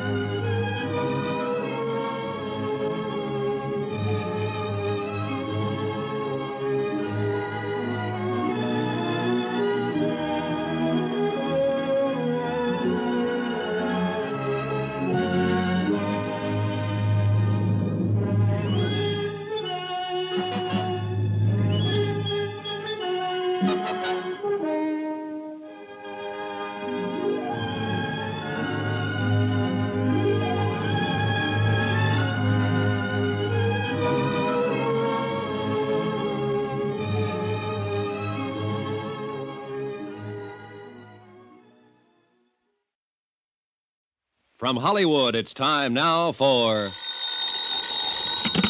Johnny Dollar. You placed a call to the Universal Adjustment Bureau in Hartford, Connecticut? Yes, I did. We have Mr. Pearson on the line now.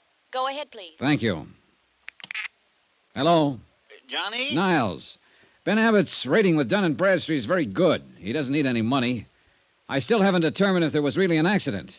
Oh, and no one seems to know what happened to Thomas Warner. Who's that? The trainer who was supposed to be with the horse when Abbott destroyed it.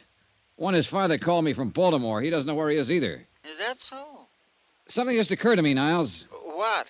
Abbott's claim was filed over a week ago, yet he hasn't threatened to sue us or go to the insurance commission. I know. And that's usually pretty standard procedure with a man like Abbott. It is, if he has a just claim.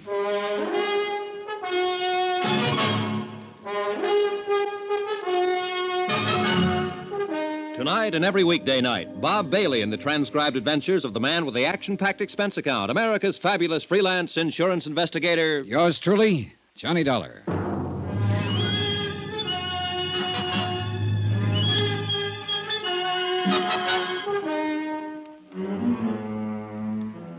Expense account submitted by Special Investigator Johnny Dollar. Location, San Pietro, California. To the Universal Adjustment Bureau, Universal Building, Hartford, Connecticut. The following is an accounting of expenditures during my investigation of the Duke Red matter. I had a strong suspicion that the death of Duke Red, a racehorse, had not happened as reported. The one man who could possibly answer my questions was missing. He had left the Abbott Ranch in San Pietro without collecting a month's back pay and without telling anybody about his forwarding address.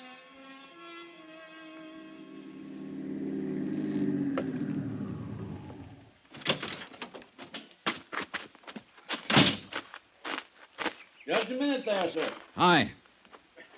Mr. Dollar. Hello, Kelly.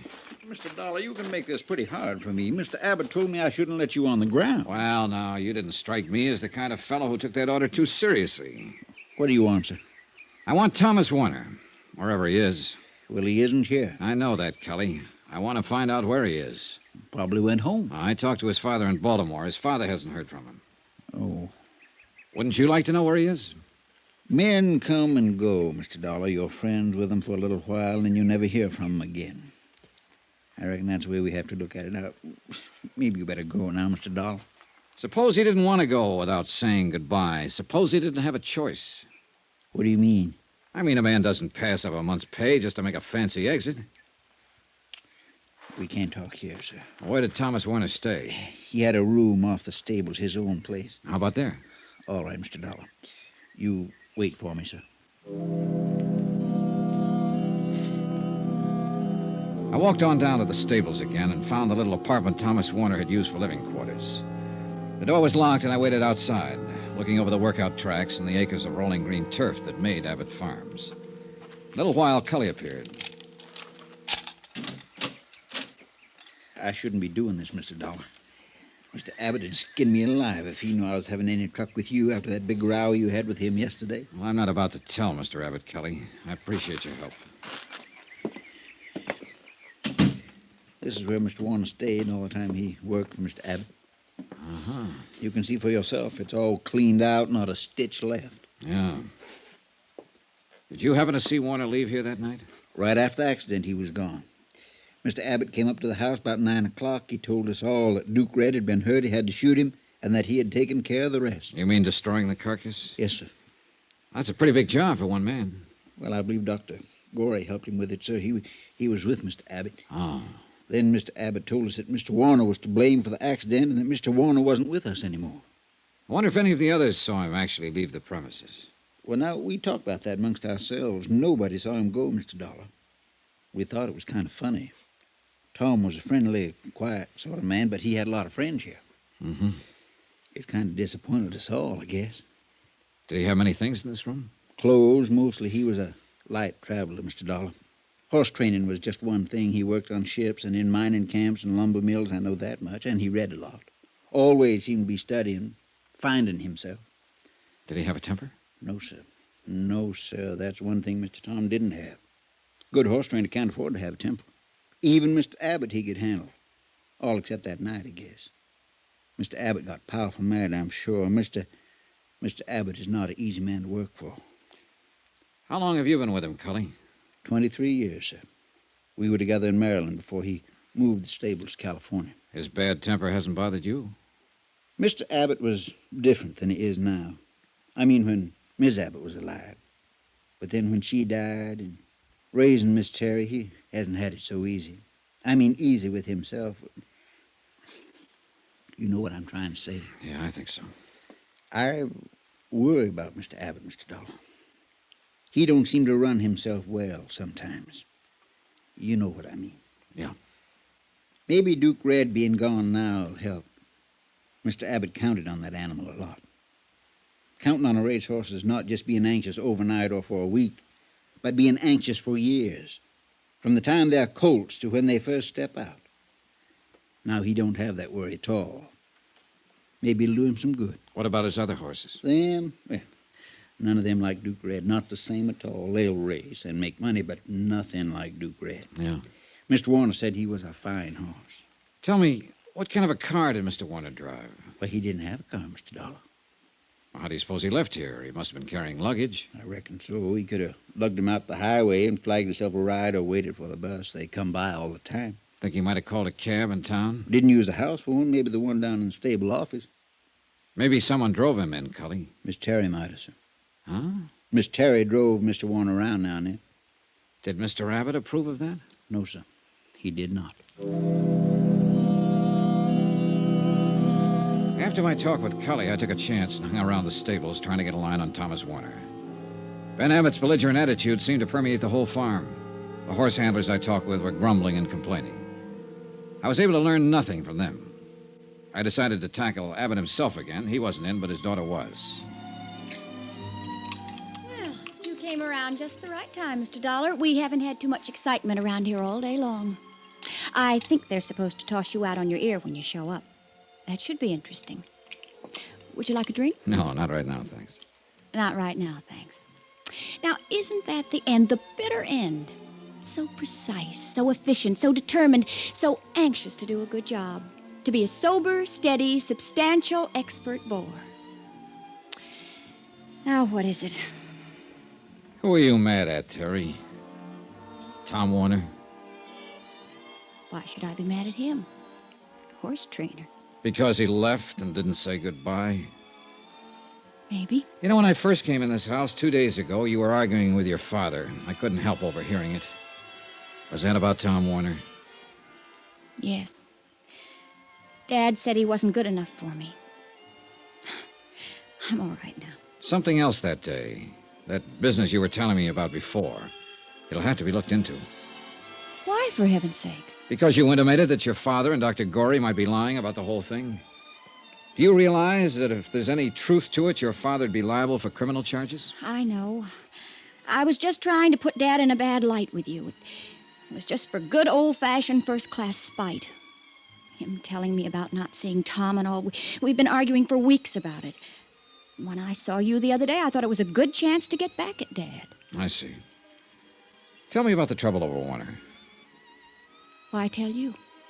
Well, let's say I'm an interested party. I like you, Terry. Well, Tom and I saw quite a bit of each other, and Dad never liked it. I suppose because I'm all he has left. Mother and Bob, he was my older brother, were killed in an airplane accident a few years ago. Dad's always expected me to marry one of the Long Island Horsey set, the turf, something, I don't know. Anything but a horse trainer. He's been looking for an excuse to get rid of Tom.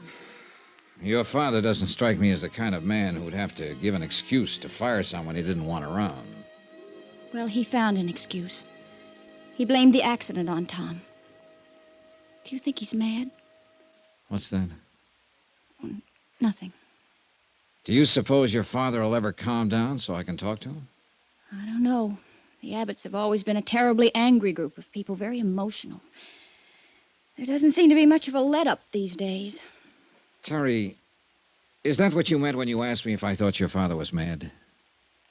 I suppose so. It's almost as if he's been on the verge of something lately, something desperate. His moods frighten me sometimes. They didn't used to. I don't easily frighten.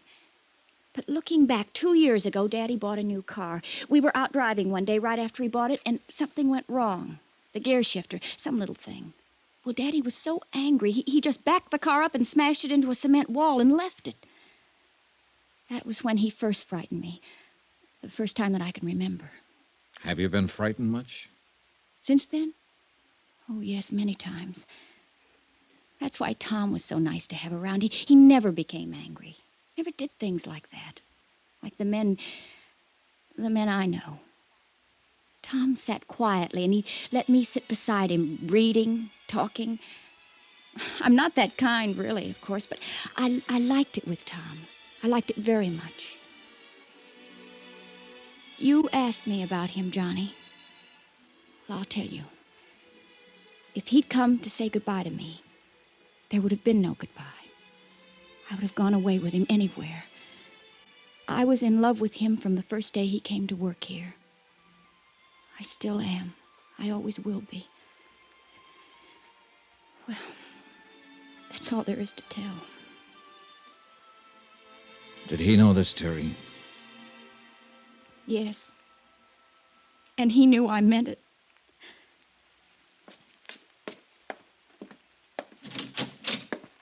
I do. Hi. What can I do for you? Constable in? I'm in. I'm the constable, Tad Polk. My name's Johnny Dollar. I'm from Hartford. Mm-hmm. What's your trouble, Mr. Dollar? Well, I'm worried, I guess, Mr. Polk. I walked around for a long time before I came in here. Yeah, sit down. Yeah, hardly anybody drops in this time of night, unless they're drunk. How about you? Nope. No, didn't think so. Mr. Polk, I'm an insurance investigator. I've been in San Pietro 3 days now trying to get the facts about a claim filed by Benjamin Abbott. Mm-hmm. I suppose about his horse, Duke Red. That's right, Mr. Polk. I can't seem to locate a man named Warner, Thomas Warner. Worked as a trainer for Abbott up until the day of the accident. Go ahead, sir. Warner and Abbott had an argument over the accident. Warner left. He was fired. His folks in Baltimore haven't heard from him, and they're worried. I can't seem to get a line on him myself, and I need to talk to him. Yes, well, what exactly do you want me to do for you, son? Help me find him. You sure he's missing? He isn't around.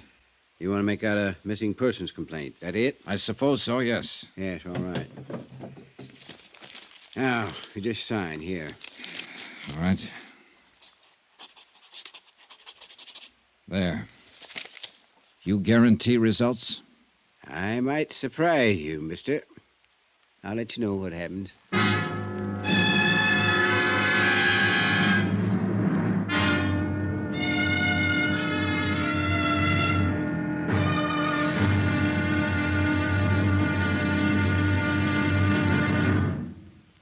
Now, here's our star to tell you about the final intriguing episode of this week's story. Tomorrow, well, it all hinges on a decent man who knows he's loved and never said goodbye. Join us, won't you? Yours truly, Johnny Dollar.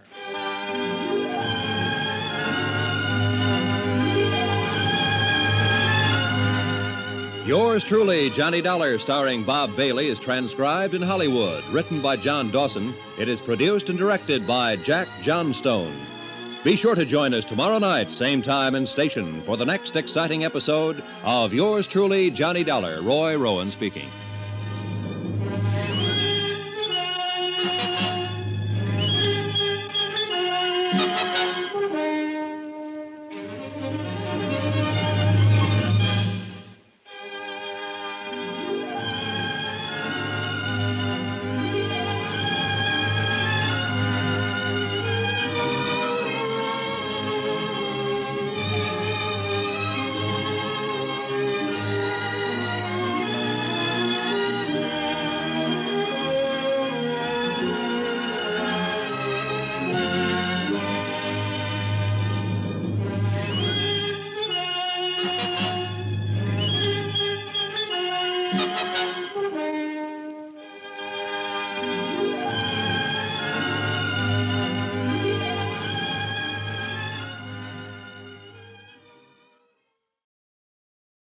From Hollywood, it's time now for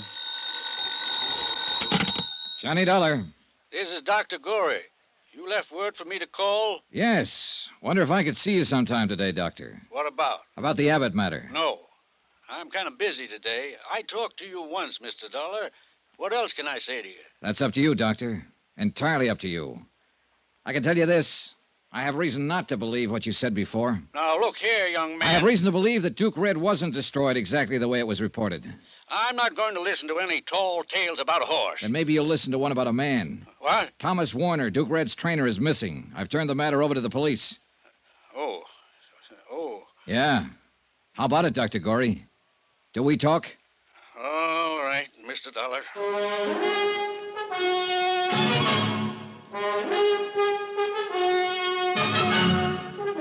Tonight and every weekday night, Bob Bailey in the transcribed adventures of the man with the action-packed expense account, America's fabulous freelance insurance investigator. Yours truly, Johnny Dollar.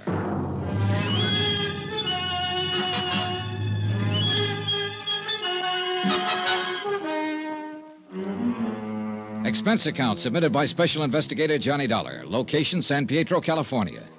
To the Universal Adjustment Bureau, Universal Building, Hartford, Connecticut. The following is an accounting of expenditures during my investigation of the Duke Red matter. Expense account item 8, 90 cents. Breakfast for me and coffee for Constable Tad Polk, San Pietro Police Department.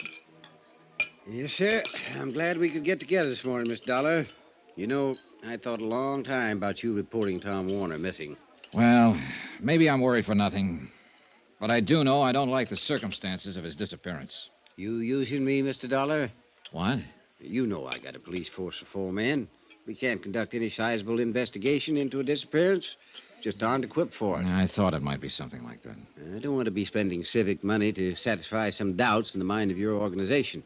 It's not my province, Mr. Dollar. Look, the man's missing. Nobody knows where he is. He didn't leave a trace.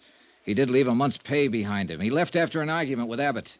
Nobody saw him leave that farm, Constable. No one knows where he is now. Now, just hold on to your britches, boy. I didn't say I wouldn't do anything about it.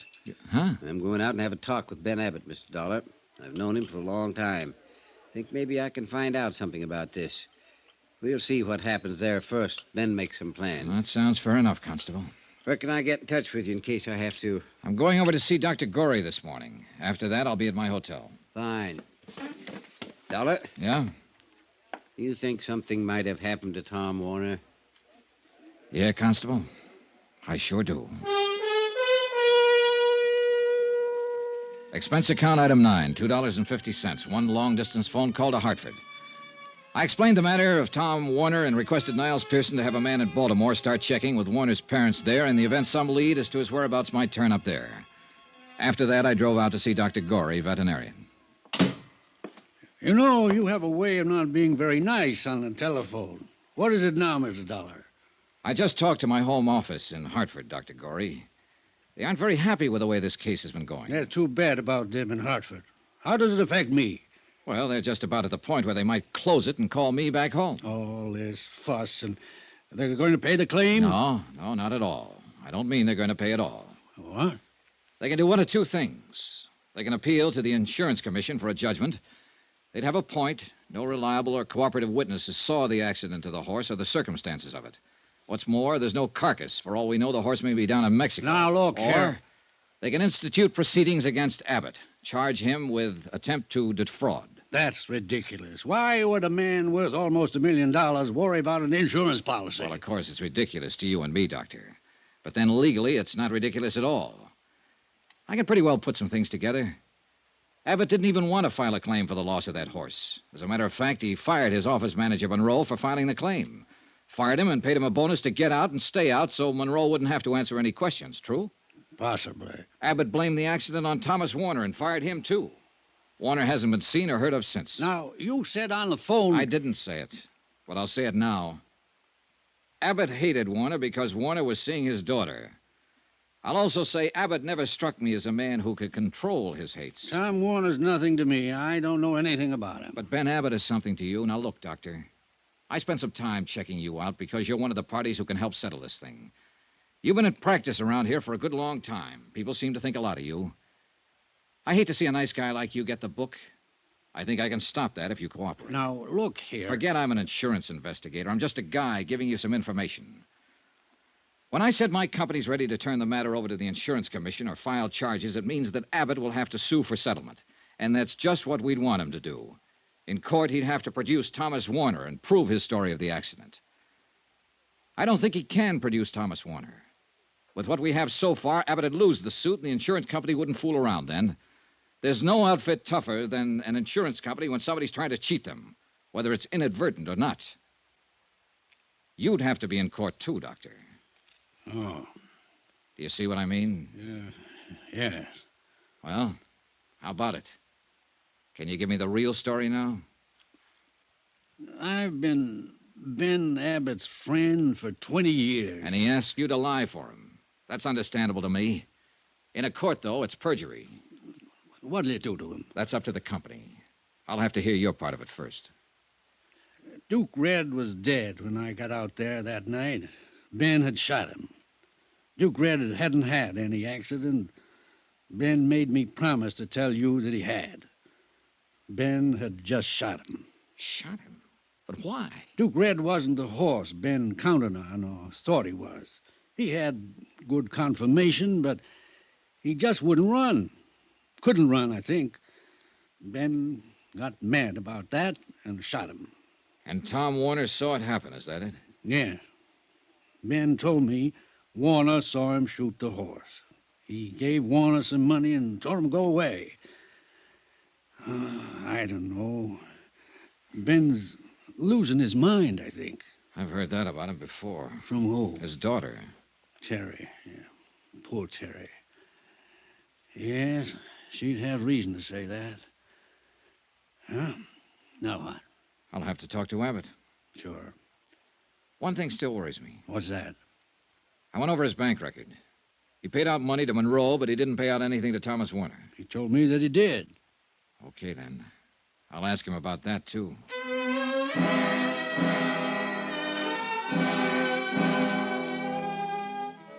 Expense account item 10, 35 cents. I lost it in a payphone trying to get in touch with Ben Abbott. No one answered, so I drove on out to the farm. The short winter day was over when I got there. Darkness had already come over the fields. Darkness and loneliness. Hey. Hey in there, open up. Open up. Open up, somebody. Open up.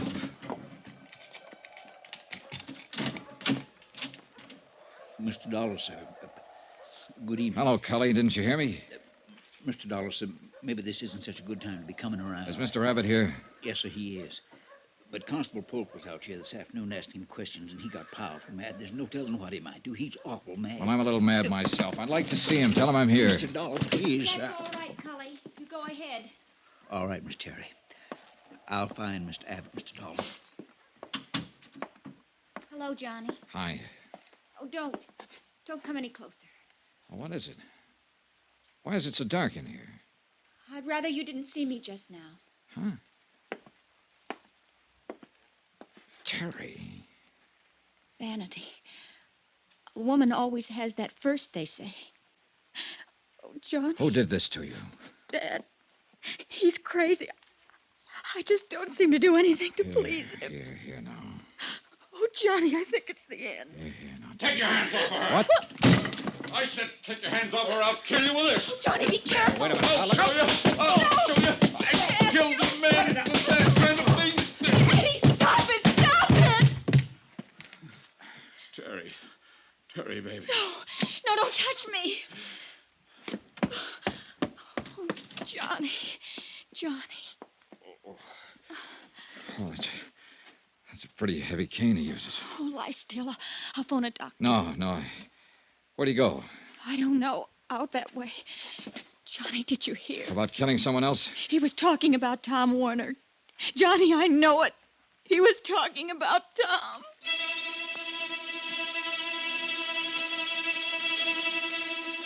I placed a call to Constable Polk's office, told him what happened. He said he'd start right away.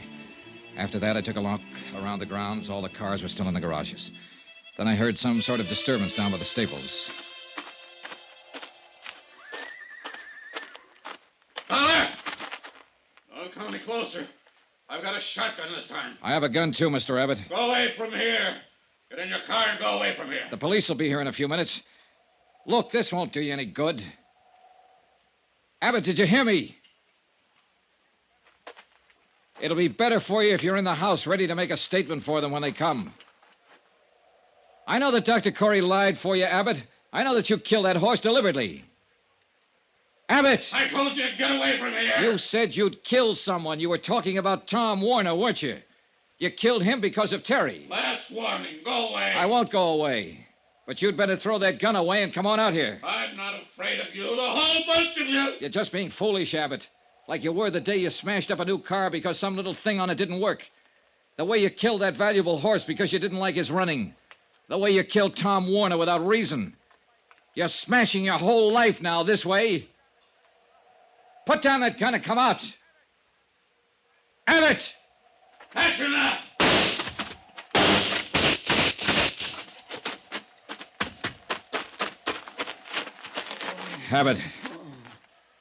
Abbott. Oh, you didn't have to do it this way, Abbott. Lie still. Warner's body. Under this floor. All his things with it.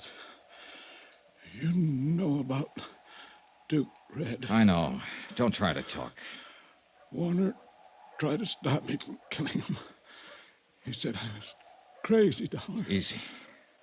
I'm not crazy. Am I, Dollar? Don't move. Am I?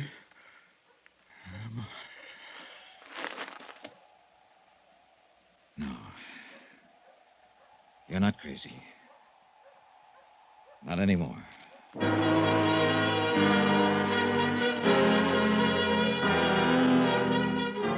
They found the body of Thomas Warner where Abbott had said it was.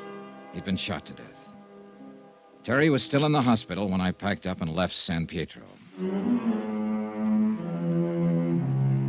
Expense account item 11, $65.30. Hotel and board at the San Pietro Hotel. Item 12, $175, airfare and incidentals back to Hartford. Item 13, $43 even, miscellaneous. Expense account total, $802.65. No remarks. Yours truly, Johnny Dollar.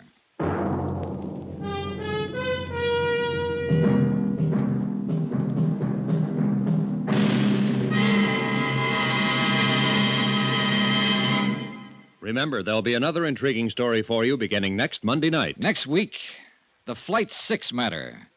A story involving a girl so beautiful that men were willing to kill for her. Join us, won't you? Yours truly, Johnny Dollar.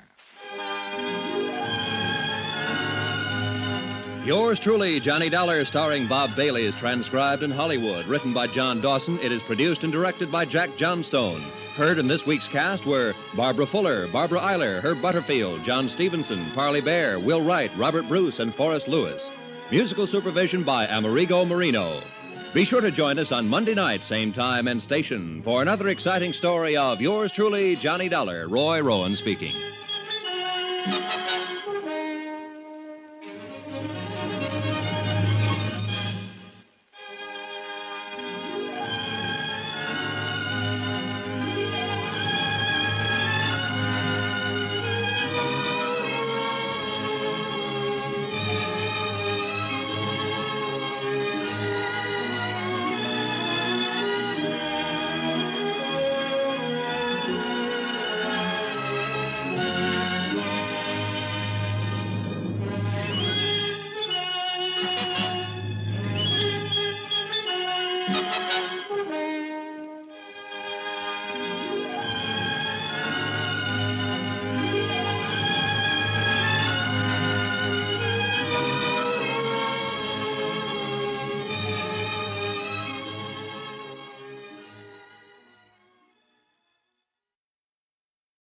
From Hollywood, it's time now for...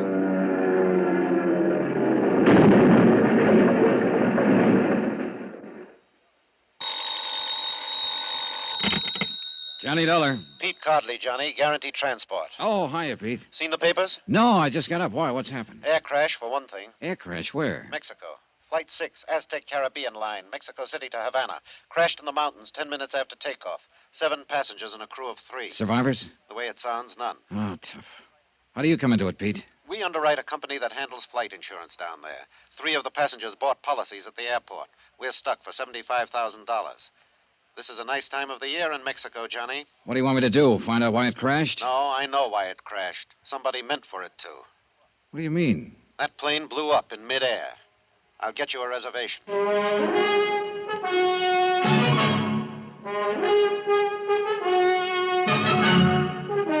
Tonight and every weekday night, Bob Bailey in the transcribed adventures of the man with the action-packed expense account, America's fabulous freelance insurance investigator. Yours truly, Johnny Dollar.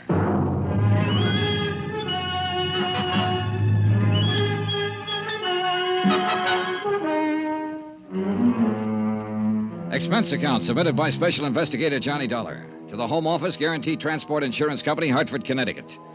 The following is an accounting of expenditures during my investigation of the Flight 6 matter. Item 1, $173.20, airline fare and incidentals, Hartford, Connecticut to Mexico City.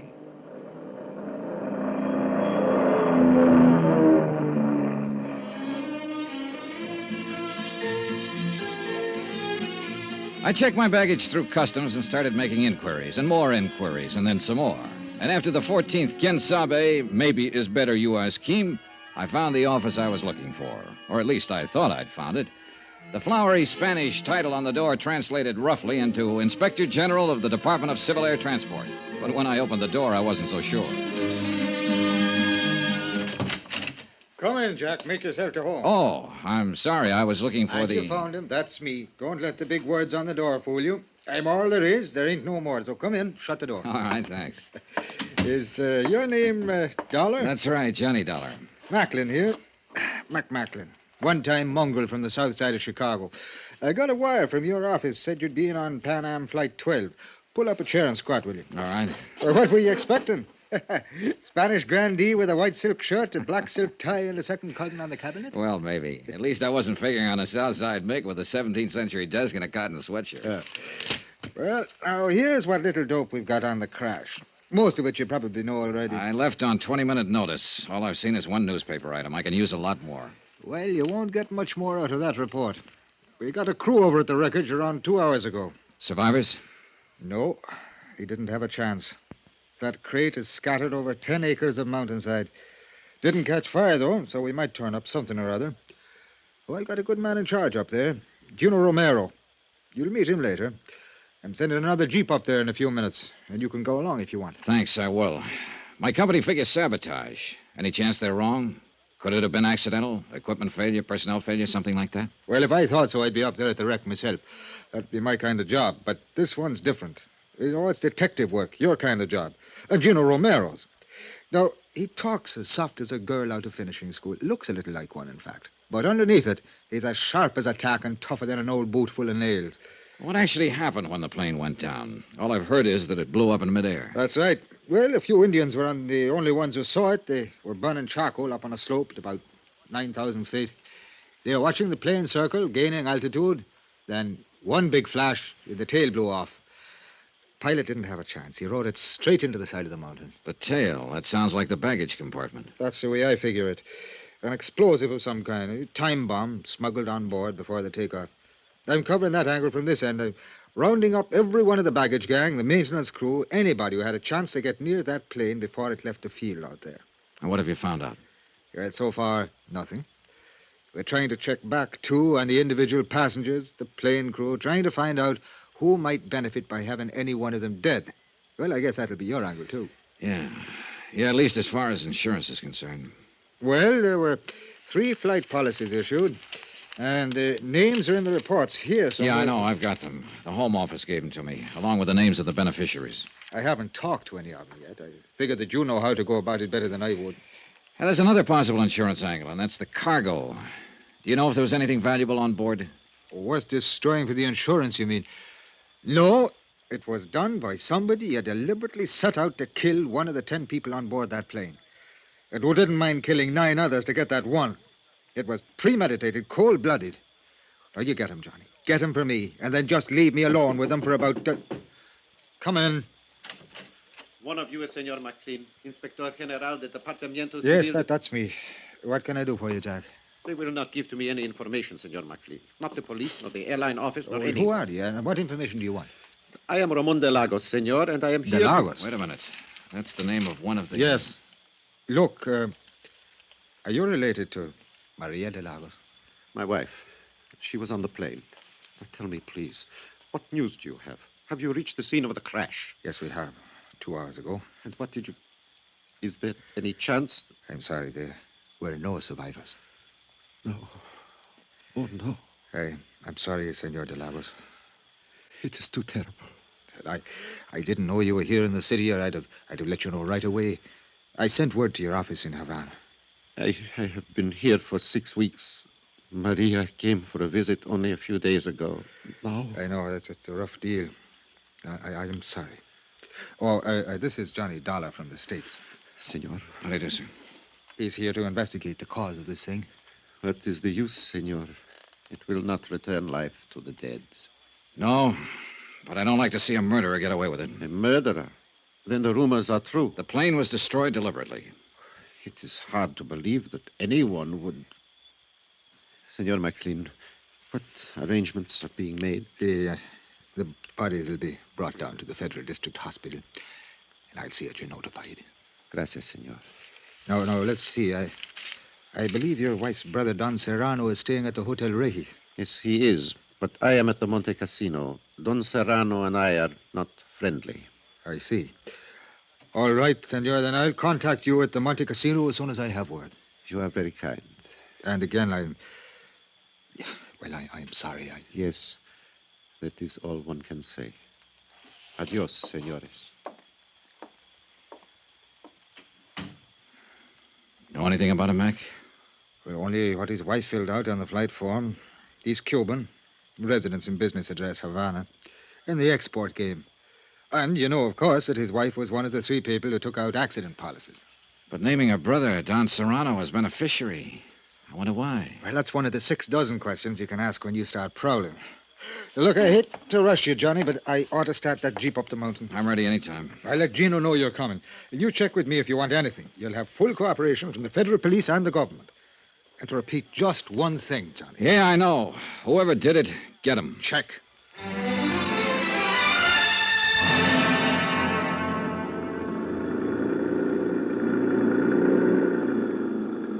The Jeep driver was a young Mexican boy who'd been brought up in the best and wildest chauffeuring traditions of the capital. He knew only one way to drive, with both accelerator and horn wide open. Since most of the other drivers were playing the same game, it was a sheer miracle that we ever got through the narrow streets of the city and finally reached the open valley. Maybe the colored postcard pasted on the dashboard, a picture of the Virgin of Guadalupe, had something to do with it. We finally left the last cart road and bumped along a narrow woodcutter's trail, cleared and widened enough now so that we could drive into the crash area and miss the 1.5-mile walk the first rescue party had been forced to take. For some reason, only a small part of the wreckage had caught fire and burned, and the rest was strewn piecemeal along a great raw gash through the trees and brush. Men in uniforms of the Mexican Army searched through the tragic debris, lifting, sorting, and collecting. And nearby, a silent group of Indians were watching, with the age-old sadness in their eyes. You are Senor Dollar, no? Yes. Gino Romero, senor. Oh, glad to know you, Gino. It's a terrible thing, no? Yeah. Any ideas yet? Not of importance, but it's certain nowadays. It was caused by one explosion which has occurred in the baggage compartimento. Véngase. Come on. We have found many pieces which can be identified, can be known which part of the plane they are in before the crash. I see. Toward the front, these pieces are more large, but in the back, near the tail, they are very little. Here, you look. These are pieces of the baggage, muy pequeño, very tiny. Oh, yeah. The crash itself wouldn't have done this. It had to be an explosion. Seguro. Look, it's burnt a little, each one of these pieces, but these more big ones from the seats of the plane, they are not burnt. Here, you smell these ones. Hmm? Yeah, I see what you mean. Either dynamite or nitroglycerin. Was dynamite. We have found little tiny pieces of red paper from the wrappings on the sticks. Was dynamite. Any idea how much? How big a charge? One of the soldados, Pascual, who have used much explosive, is think maybe 30 or 40 pounds. Light enough to be put on board in a piece of luggage. It's going to be tough, Gino. Plenty tough to. They're bringing out the bodies. The Indians set up a low, wailing dirge. And one of them tapped softly on a native drum. A wordless terror before the ancient mystery, death. One by one, the bodies passed us, borne by the silent soldiers. Madre de Dios, may they find peace. Then, for the first time, I noticed the girl, standing alone some distance away, watching without expression as the stretchers passed her. She was young, blonde, and beautiful. Not conventionally so, but beautiful as a young animal is beautiful. And she looked very much out of place. You are observing the señorita, no? What's she doing up here? ¿Quién sabe? She's strange, that one. Always she's look for danger. She's what you say, the daredevil. But it's like she's always have the charm. Death has never find her.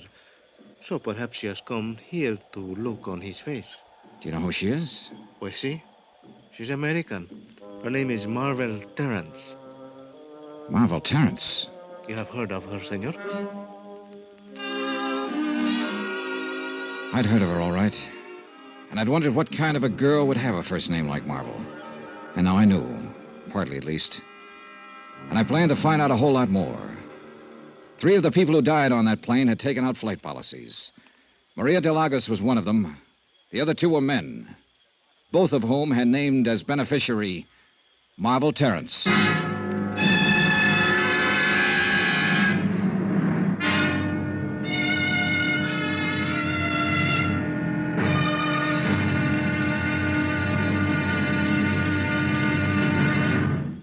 Now, here's our star to tell you about tomorrow's intriguing episode of this week's story. Tomorrow, a fighting girl and a lucky break.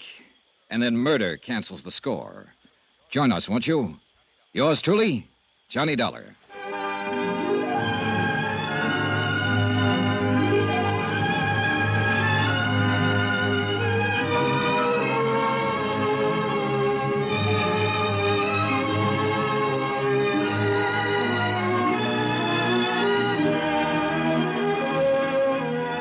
Yours truly, Johnny Dollar, starring Bob Bailey, is transcribed in Hollywood.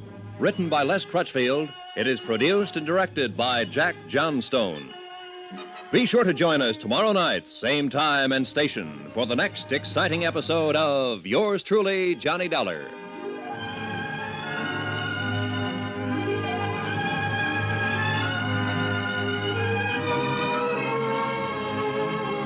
This is Roy Rowan speaking.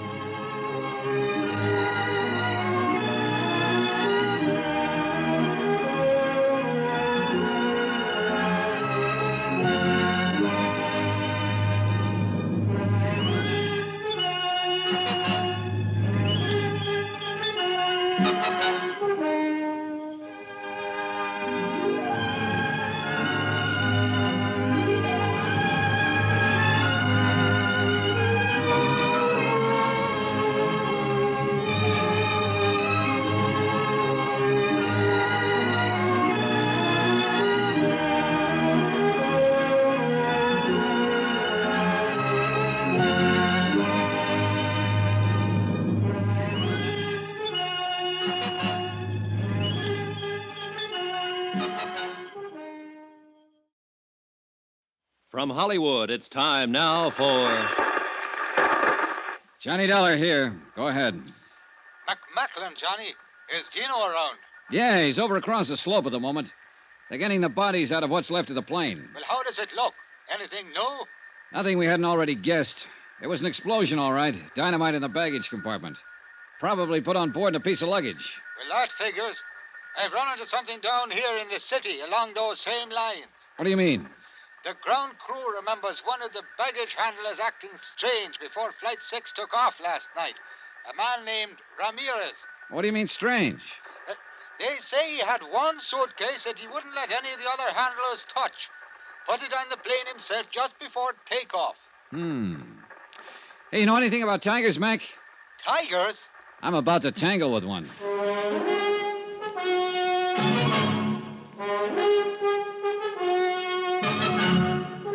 Tonight and every weekday night, Bob Bailey in the transcribed adventures of the man with the action-packed expense account, America's fabulous freelance insurance investigator. Yours truly, Johnny Dollar.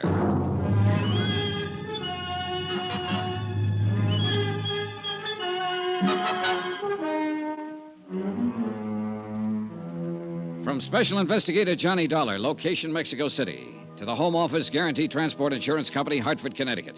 Assignment, the Flight 6 matter. Expense account continued. I was taking Gino Romero's word for it that the girl was a tiger. His word and my own instincts. At first glance, she seemed soft, shy, and lovely. Then you sensed a wildness about her, a kind of suppressed violence that brought you up short and made you stop and reappraise her.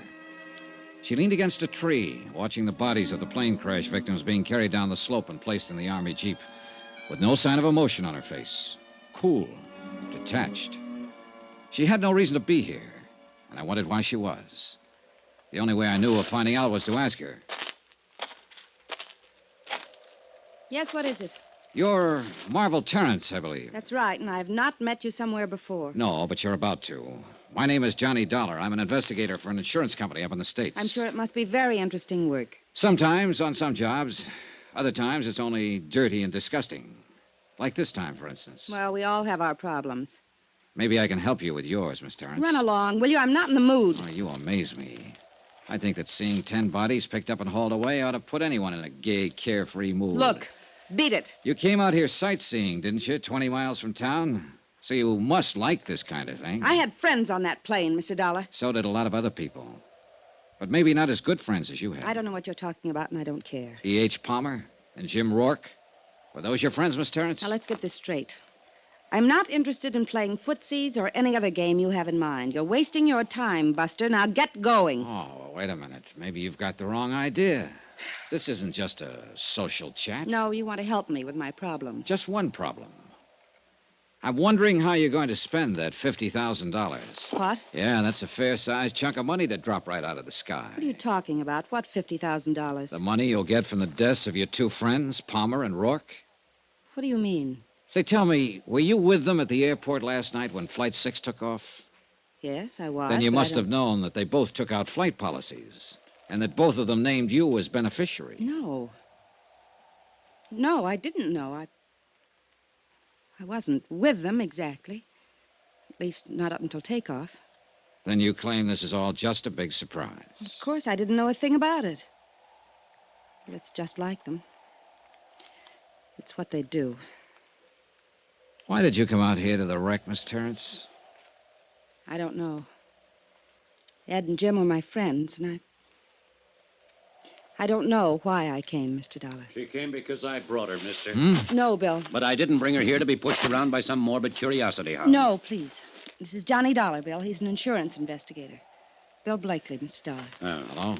He was asking me some questions. Why you?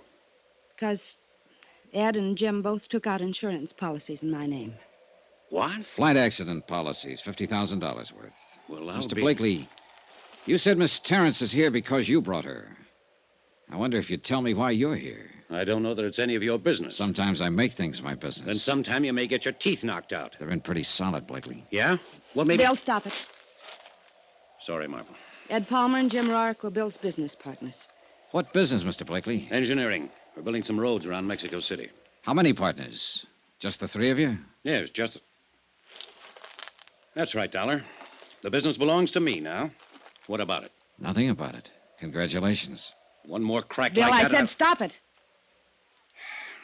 Let's go, Marvel. I've got to get back to town. Wait for me at the truck. I'll be there in a few minutes. All right. Suit yourself. Dollar, just one thing. Don't push me. Blakely, 10 people died over there on that hillside last night. They were murdered. I intend to find out who did it. And if it takes pushing to find out, then I'll push. See you around. Yeah, you probably will. This thing hit Bill pretty hard, Mr. Dollar. You have to make allowances. How long have you known him? A couple of months. And Palmer and Rourke? The same. It's nothing serious, nothing romantic, if that's what you're thinking. It was all just for fun. Was that all it was on their side? Oh, men always claim to be serious. But that's only part of the game. What else do you do, Miss Terrence, beside play the game? That's all. I'm a wealthy orphan, Mr. Dollar, and my only career is drifting around the world playing the game. I'm ornamental, irresponsible, and rather useless. Maybe not entirely useless. Just being ornamental has some importance in this world. So you play too, huh? I meant it. I guess I was pretty obnoxious when you spoke to me a while ago. Well, I suppose I asked for it. I'm staying at the Hotel Monte Cassino. Are you? I'd like to see you again. I could teach you the game, Johnny. Well, that's a very attractive offer. Outside of business hours. But you think I'm mixed up in this? No, I'm not sure. Well, think about it, Johnny. You can call me at my hotel. The Monte Cassino. That's where DeLagos is staying. Happen to know him? Ramon? Well, yes, of course. Why? Well, one of the passengers killed in that plane was his wife. Didn't you know? I saw the name DeLagos, but I didn't even know he had a wife. Another, just for fun? I think you've got some wrong ideas about me, Johnny. Come see me and I'll straighten them out for you. All right. I will. And something else. You'll find it out anyway, so I may as well tell you. Tell me what? I had reservations on Flight 6, too. I was going over to Havana for the weekend. I canceled out at the last minute. I see. Maybe that's why I came out here. To see for myself. I'm not afraid of death. I've tempted it too many times to be. But it does fascinate me. I stood there watching and thinking. Could have been me being carried down that slope. Except for luck. Why did you cancel out at the last minute? I was talked out of making the trip. By whom? Bill Blakely. I watched her swing down the slope, lithe, erect, and lovely. A strange girl, with an air of aloneness about her. An air that I felt would be with her even in a crowd. Strange, but also compelling. Exciting. She might be involved, or she might not. I didn't know. But I was sure of one thing. In either case, I was going to see her again.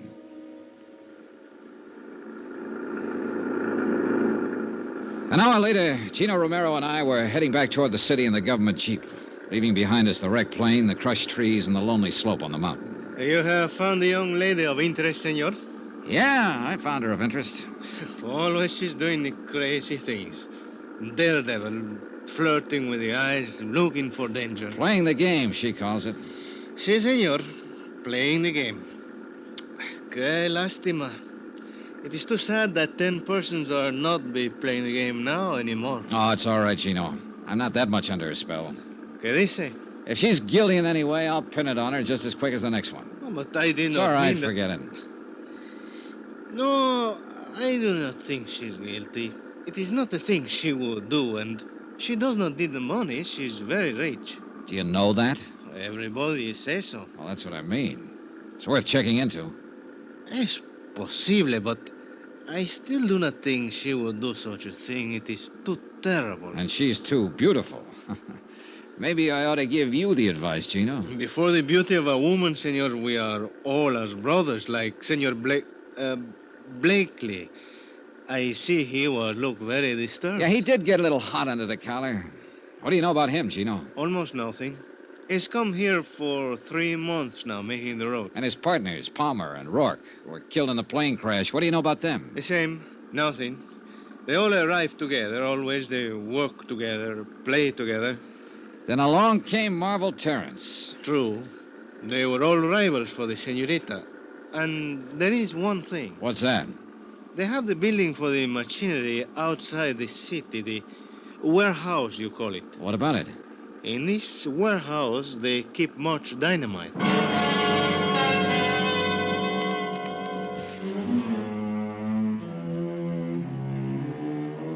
Gino dropped me at my hotel, the Del Prado, on Avenida Juarez. I changed clothes, cleaned up, sent some telegrams to the States. And about that time, Mac Macklin phoned up from downstairs and asked me to join him in the bar. Expense account item 3, $16.40. Drinks and dinner with the chief inspector of the Federal Department of Civil Air Transport. And then some more drinks. I've been here 7 years, Johnny. I like it. I feel at home here. I like the people and their way of life. But it'd still be good to see old Shy again. The snow piling up along the loop and the wind ripping in off the lake. The crazy little joints along Baker Street. When were you there last, Mac? 1932. Oh, then you're about due. Well, why don't you take a couple of weeks and fly up there? No. Too much water under the bridge, Johnny. Too many little wars here and there in the world since 32. And too often McMacklin was flying in them. On one side or the other. Oh, what of it? Well, Uncle Sam frowns on that kind of thing, Johnny, so we've got a sort of an understanding. I stay the heck away, and he forgets about me. I see. I've got no complaints, actually. I'm doing all right here, but sometimes I sure do get homesick for the old town. Of course, it's probably changed so much that Oh, yeah, yes. Con permiso de telephone, Senor Macklin. Oh, thanks. I plug it in. Hello, yeah? What? All right. Well, have you told the federal police? Yeah, I'll be here for a while. Adios. Well, we just lost our best angle, Johnny. What do you mean? That baggage handler, the one I figured slipped the dynamite on board the plane. The boys just now located him. His throat has been cut.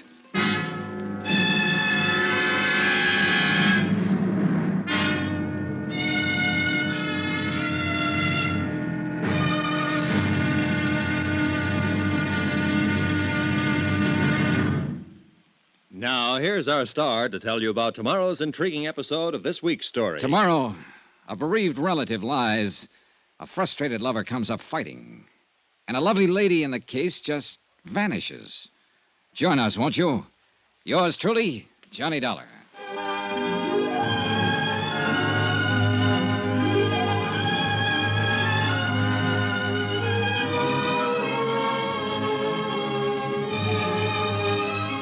Yours truly, Johnny Dollar, starring Bob Bailey, is transcribed in Hollywood. Written by Les Crutchfield, it is produced and directed by Jack Johnstone. Be sure to join us tomorrow night, same time and station, for the next exciting episode of Yours truly, Johnny Dollar. Roy Rowan speaking.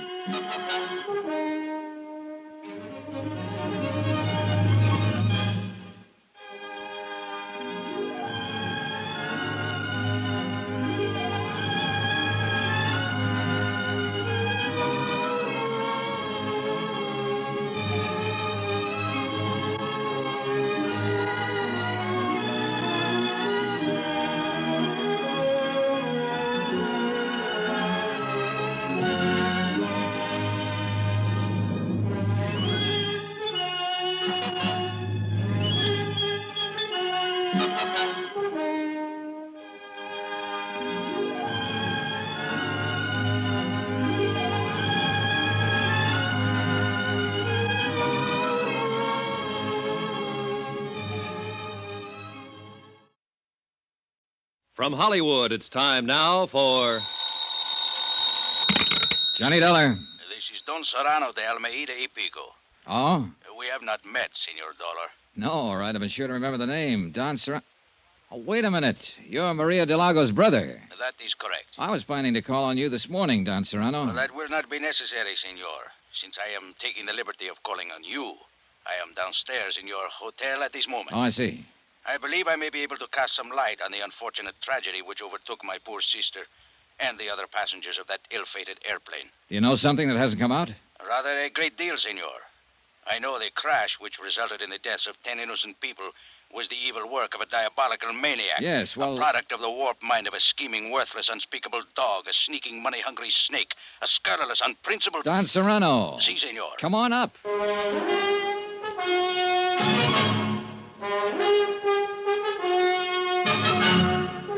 Tonight and every weekday night, Bob Bailey in the transcribed adventures of the man with the action-packed expense account, America's fabulous freelance insurance investigator. Yours truly, Johnny Dollar.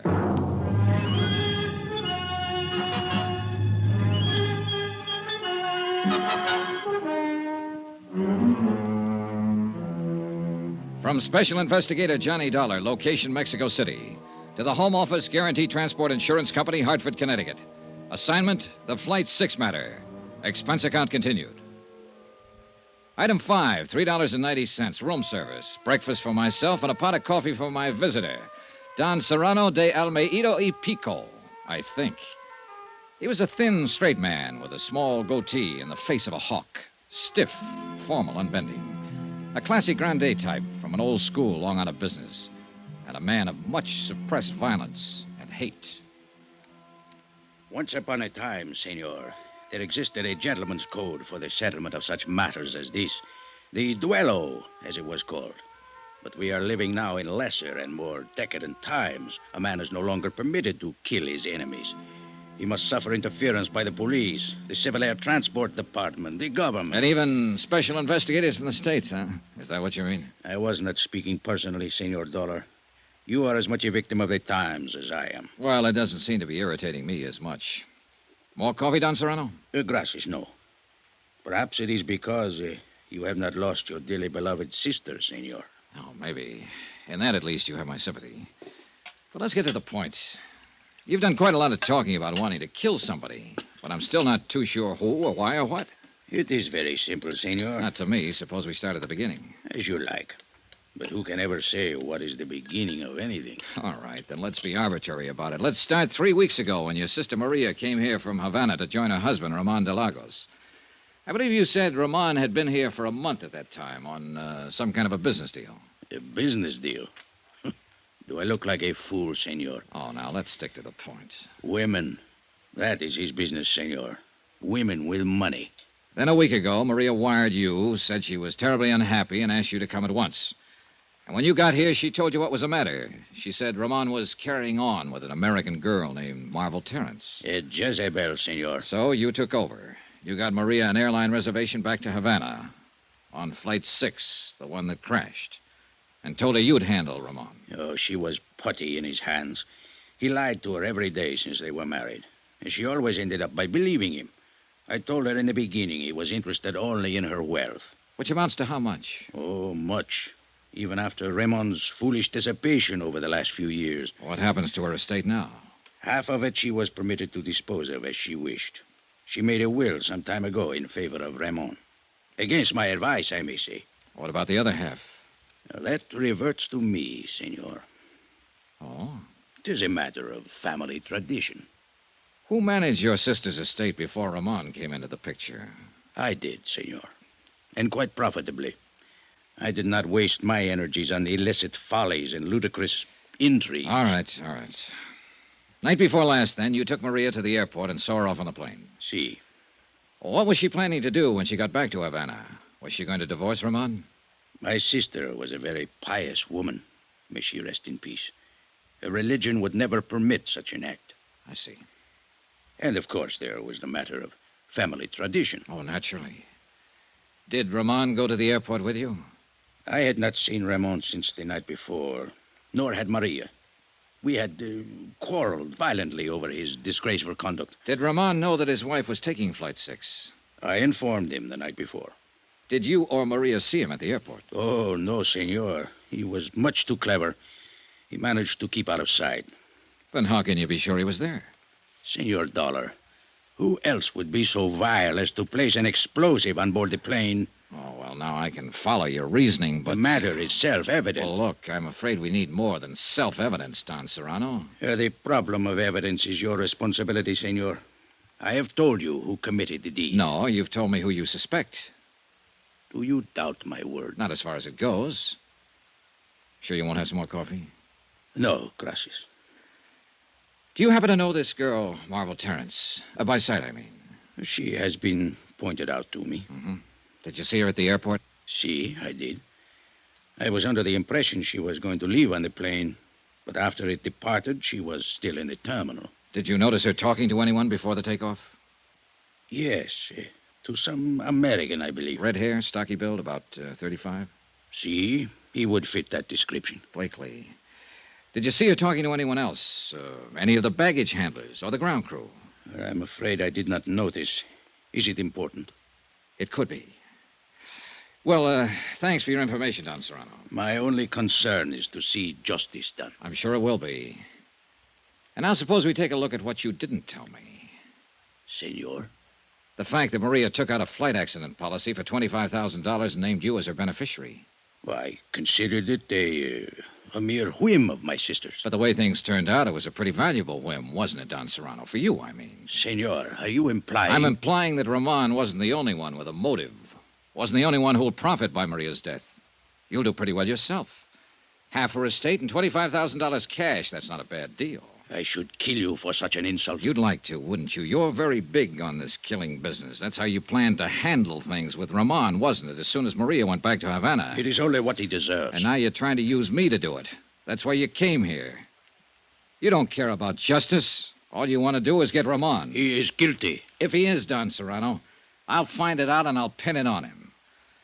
But if he isn't, I'm not going to be pushed into framing him. So you can take these dirty, underhanded insinuations of yours and you can... Get out, Don Serrano. Expense account item 6, $12.60. Taxi fares in and around Mexico City. I checked with the federal police first. They had their best men working on the murder of the baggage handler at the airport. And so far, they'd turned up nothing. They didn't have a single lead. I went through their files on the other 7 people who died on the plane. Nothing.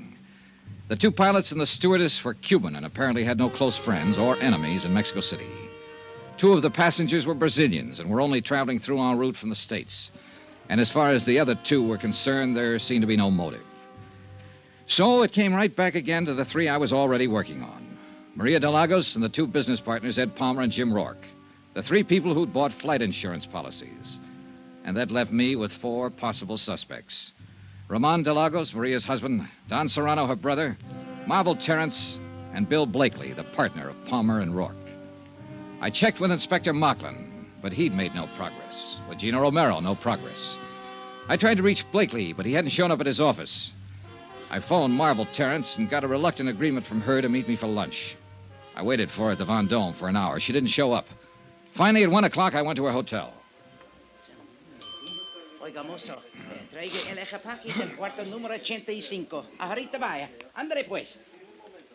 Si, senor. What can I do for you? I'd like to see Miss Marvel Terrence. I wonder if you... Miss Terrence. Que señorita tan bonita, tan hermosa. Yeah, well, if you'll... She's the most beautiful woman who has ever stayed at this hotel. Yeah, she's pretty gorgeous, all right. Would you mind Sometimes telling... I think everybody in the world is in love with this señorita. All day long, it is one man after another which call up to talk to Miss Terrence. Well, would you ring her and tell her I'm 2 waiting... times so many calls we get on the switchboard while the señorita is live here. That's very interesting. And now would you You must please- forgive me, amigo. When I think of Miss Terrence, I lose all sense in my head. All right. You're forgiven. Now, if you... What is it you wish, senor? Will you ring Miss Terrence and tell her I'm waiting down here in the lobby? Immediately, senor. Your name, please? Johnny Dollar. Johnny... D-O-L-D-O... How do you spell it, please? D-O-L-L-A-R. L-A-R. Gracias. I will tell her at once that you... Sacre nombre. I had forgot. Forgot what? She's not here no more, senor. What? She has checked out of hotel at 11 o'clock this morning. Expense account item 7, $2.10. Lunch at the Monte Casino Hotel, alone. I was sorry she'd skipped. I guess I was secretly hoping Marvel would turn out to be in the clear. But if she were, then why run out? It didn't add up. I paid my check and started to leave the dining room. And at the entrance, I ran square into a man I was planning to see later in the day. He didn't seem very happy about it. Senor Dollar. How are you, Ramon? It is a pleasure to see you again, senor. And I'd now, like to if talk will to you a excuse couple me. of minutes. Come on, let's step into the bar. But I have a most important engagement, senor. Oh, this is important, too. I understand you're a friend of Marvel Terrence's. See, it is my honor and pleasure. Well, she's checked out of the hotel here. Do you know where she went? Oh, senor, I do not discuss the private affairs of my friends. Oh, knock it off, Ramon. This isn't a tea party. 10 people have been murdered by an explosion aboard a plane. One of them was your wife, remember? I cannot help you. I know nothing of Miss Terrence's plans, and now... I if talked to you your will brother-in-law this morning, Ramon, Don Serrano. He tells me you're the one who put the explosive on board the plane. It is a lie. He seemed pretty certain of it. He tells me you stand to inherit half of your wife's estate. Then he is better informed as to the details of the matter than I am. I do not know what happens to the estate, senor. He seems to think you wanted to get your wife out of the way in order to have a free hand with Miss Terrence. Don Serrano, as you may have noticed, is a bigoted and jealous old fool who thinks only of money. He knows better than that. What do you mean? Maria was different from the women of your country, senor. She understood such matters as my friendship with Miss Terrence. And accepted them? Except such times as Don Serrano goaded her into being foolish, yes. It is a difference of the Latin temperament, senor. I see. Then there was no trouble between you and Maria? None of importance. The trouble was Don Serrano. He has hated me from the day of our marriage, because from that moment on, he no longer had any control over Maria's fortune. If you wish to discuss this further, senor, I will be happy to do so later, but I must leave now. Con su permiso. I watched him hurry out of the hotel. I had no real reason to stop him and no authority to. On sudden impulse, I crossed the lobby to the public phones, called the Hotel Regis, and asked for Don Serrano de Almeida y Pico. Don Serrano had checked out. No forwarding address. I called the Del Prado and asked for Bill Blakely. Mr. Blakely had checked out. No forwarding address. I left the phone booth and hurried back to the desk. The clerk was very sorry. Ramon de Lagos had checked out earlier in the day. No forwarding address.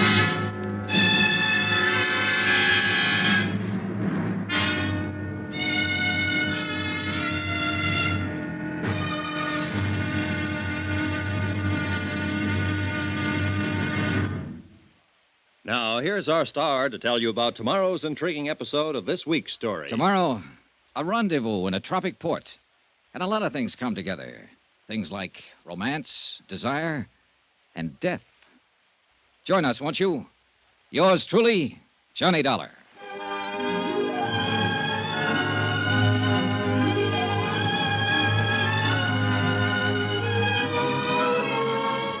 Yours truly, Johnny Dollar, starring Bob Bailey, is transcribed in Hollywood. Written by Les Crutchfield, it is produced and directed by Jack Johnstone. Be sure to join us tomorrow night, same time and station, for the next exciting episode of Yours truly, Johnny Dollar. Roy Rowan speaking.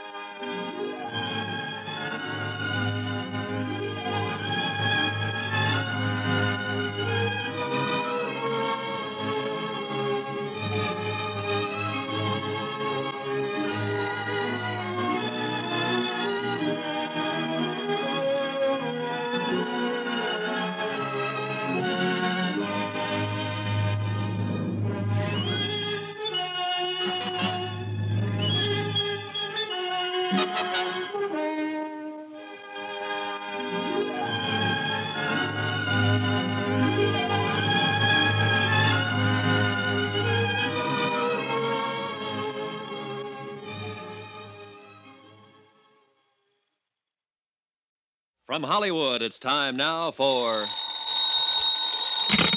Johnny Dollar. Inspector Mucklin's office, Gino Romero. Oh, Gino. What did you find out? Did you locate any of them? Beneficiaries of the crash of Flight 6? Si, senor. It was an affair most simple. A matter of making a telephone call to the airport. Then they've left Mexico City. Si, senor. The señorita Marvel Terrence has taken the 10 o'clock plane this morning to Acapulco. Oh? Senor Blakely has taken the 11:30 plane to Acapulco. Senor Ramon de Lagos has taken the 2 o'clock... Plane to Acapulco. And what about Don Serrano? Oh, with him, it's different. At 2:45, he's depart from Mexico City in a special charter plane. Look, Gino, is there another flight to Acapulco this afternoon? But, of course, at 4:30. Already I have 2 reservations. Good. I'll meet you at the airport. What's the flight number? Gino. I'm scared to think of it. This one is also called Flight 6.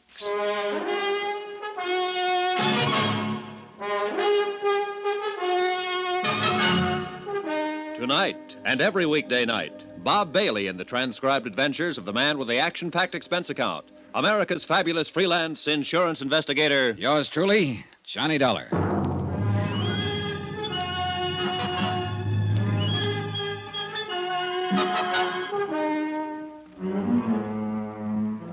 From Special Investigator Johnny Dollar, location Mexico City, To the Home Office, Guaranty Transport Insurance Company, Hartford, Connecticut.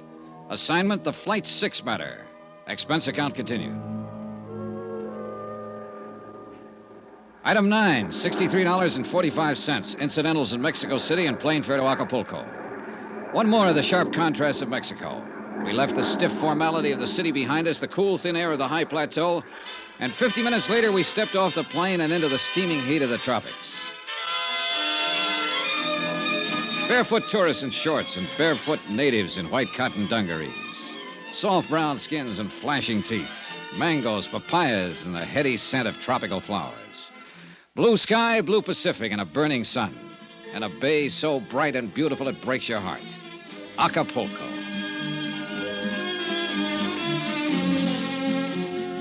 Gino Romero of the Department of Civil Air Transport knew his way around. So I waited for him while he checked his contacts, airport police, custom agents, limousine drivers. And in a few minutes, he'd made his rounds and rejoined me in front of the terminal. It is an affair most simple, senor. A merely matter of ask the question and listen to the answer. What did you find out, Gino? Senorita Miss Stearns is stay at the Hotel Los Flamingos. So? Senor Blakely is also stay there. Ramon de Lagos is go to the Hotel Caleta. And Don Serrano is stay at the Club de Pesca. So you see? Yeah, I see. All right, Gino, let's get going. And where we are going is to the... We'll put up at the Los Flamingos. That is what I'm expecting. Oh, she's very beautiful, senor. True, but there are even better reasons for staying there. ¿Qué dice? Well, in some way, I'm not yet sure how, I think this whole thing centers right around Marble Terrace. You think it's possible she's guilty of the crash of the Flight 6 to collect the insurance? Maybe. Or she might have been used. Or maybe... Oh, I don't know, Gino. But it's about time we found out.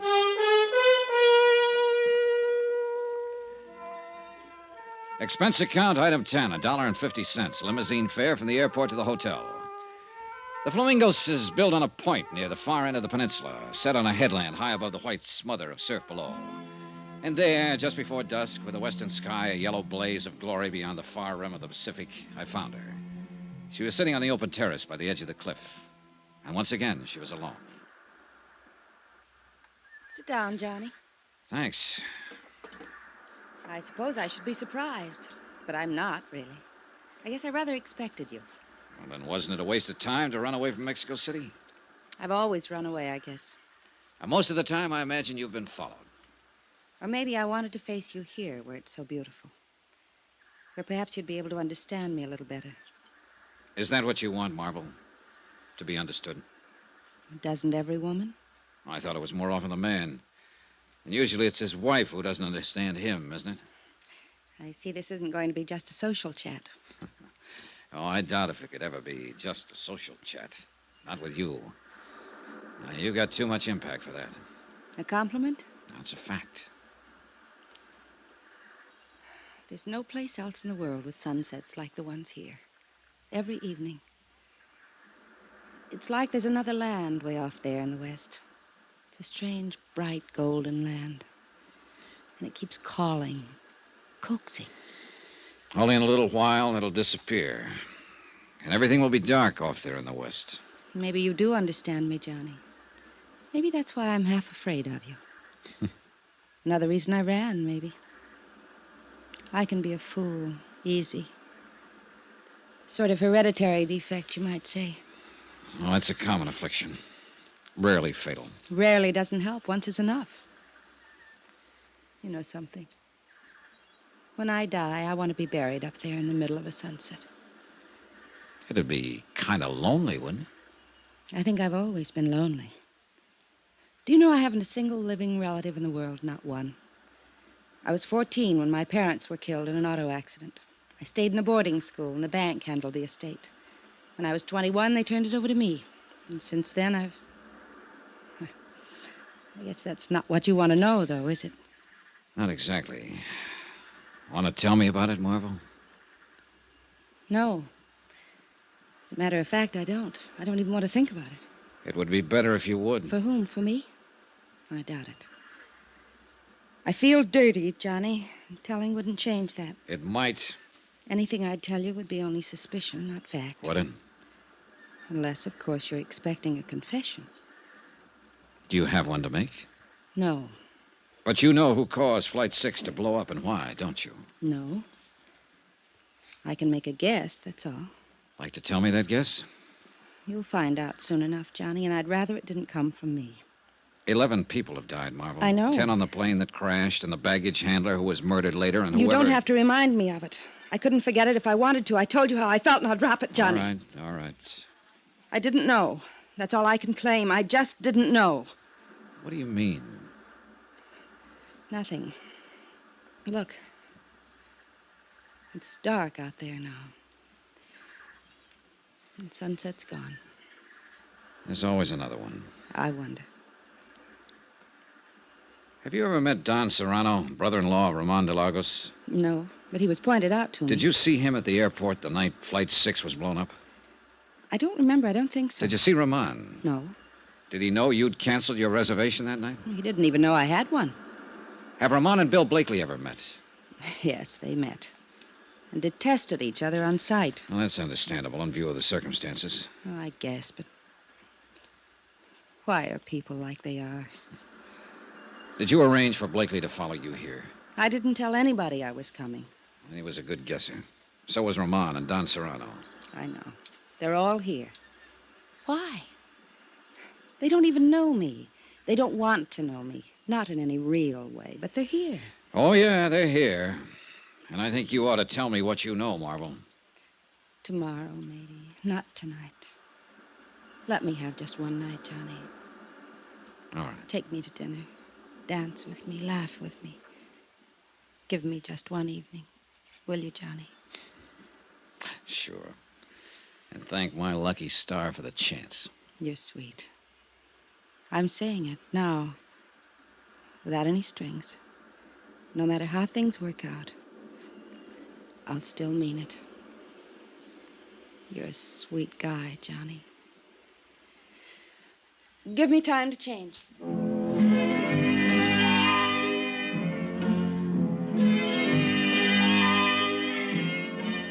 I went to my room and made 2 phone calls while I waited for her. The operator at the Club de Pesca informed me that Don Serrano was not in. The clerk at the Hotel Caleta said the same thing about Ramon de Lagos. I didn't leave my name with either of them. Bill Blakely was staying in room 23, a few doors on down the terrace, so I decided to go have a talk with him before I went out to dinner with Marvel Terrence. But as it happened, I didn't have to go to that much trouble. Yeah, who is it? Blakely, I'd like to talk to you. Come on in. Do you always cover your visitors with a gun? Only when I spot them listening outside my door. I don't know I what saw you're... your shadow against the shutter there. You've been standing outside for the last 5 minutes, Blakely. You listened to me make a couple of phone calls. Did you learn anything you wanted to know? Dollar, suppose you were suspected of sabotaging an airliner and killing 10 people. Wouldn't you want to know what kind of a case was being built up against you? What makes you think you're under suspicion, Blakely? I know I am. Ed Palmer and Jim Rourke were my partners. When they died on that plane, I became sole owner of the firm. There's the motive. I've got a warehouse full of dynamite in Mexico City. There's the method. I can go even farther than that. What do you mean? You mentioned one motive. Why didn't you mention the other one? What other one? Marvel Terrence. That crash not only eliminated a pair of business partners, it wiped out a couple of rivals. Just one thing wrong with that, Dollar. Marvel had a reservation on that plane herself. She only decided at the last minute not to go. I wouldn't have been gaining much if I'd killed her along with my rivals, as you call them. Uh-huh. Maybe that's why you cornered her at the airport and argued her out of going.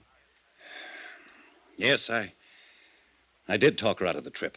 But not because I'd planted an explosive on board. How do you feel about her, Blakely? I'd give my left arm. It wouldn't do any good. I'm just not the guy. I never have been and never will be. Maybe you are. She says she's having dinner with you tonight. That's right. She is. How do you feel about her, Dollar? I don't know. Expense account item 11, $26.40. Taxis, dinner, drinks, and dancing for 2. The Copacabana with its blue lights and the surf right at your feet and a million stars low enough to touch. The warm water of the bay lapping softly at the pilings. The Las Americas, the Casablanca, music, champagne, and the tropic night. And then finally, much later. Good night, Johnny, and thank you. Tonight, for the first time I can remember, I wasn't alone. And then, only an hour afterward, I was wakened out of a sound sleep. Senor Dollar. Right with you, Gino. What was it? It's a senorita, I think. She's a number 8. Come on. But she wasn't a number 8. Her door was standing open and the room was empty. We searched the terrace out toward the edge of the cliff where I talked with her at sunset. We saw the broken section of railing and found one of her slippers and a pack of her cigarettes lying nearby. In pitch darkness, we slid and scrambled down the steep path to the beach. And there by the edge of the surf, we found her. The warm foam reached out for her, as though to carry her away, to that last sunset she'd loved so much. She looked very beautiful, but very much alone. As alone and as lonely as death.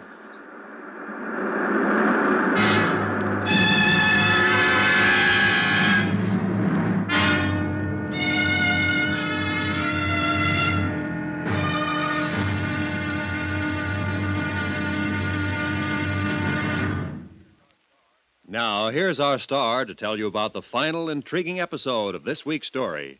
Tomorrow, a desperate killer is cornered and strikes back in a deadly counterattack. Final showdown. Join us, won't you? Yours truly, Johnny Dollar.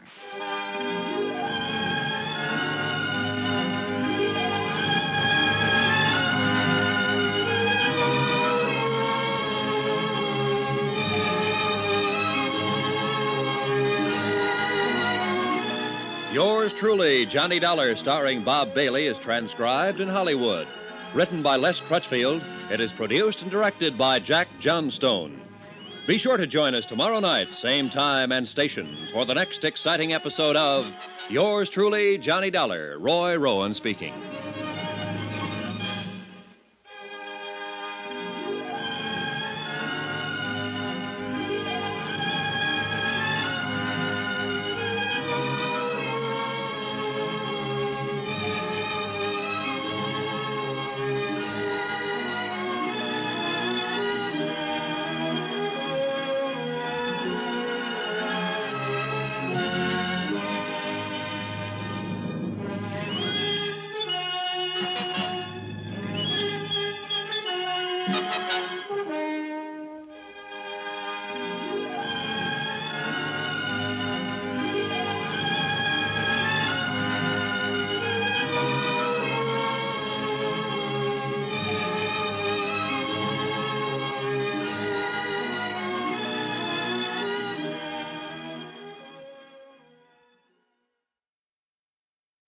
From Hollywood, it's time now for... Johnny Dollar. Here is your call to Mexico City, senor. Oh, thanks. Hello? Macklin, Department of Civil Air Transport. Hi, Mac.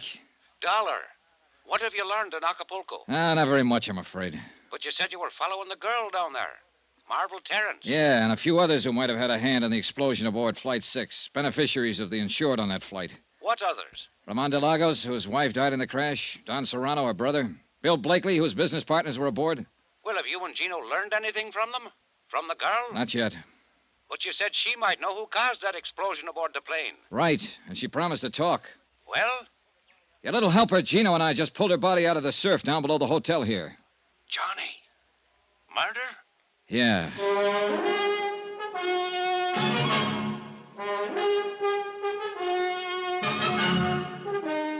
Tonight and every weekday night, Bob Bailey in the transcribed adventures of the man with the action-packed expense account, America's fabulous freelance insurance investigator. Yours truly, Johnny Dollar.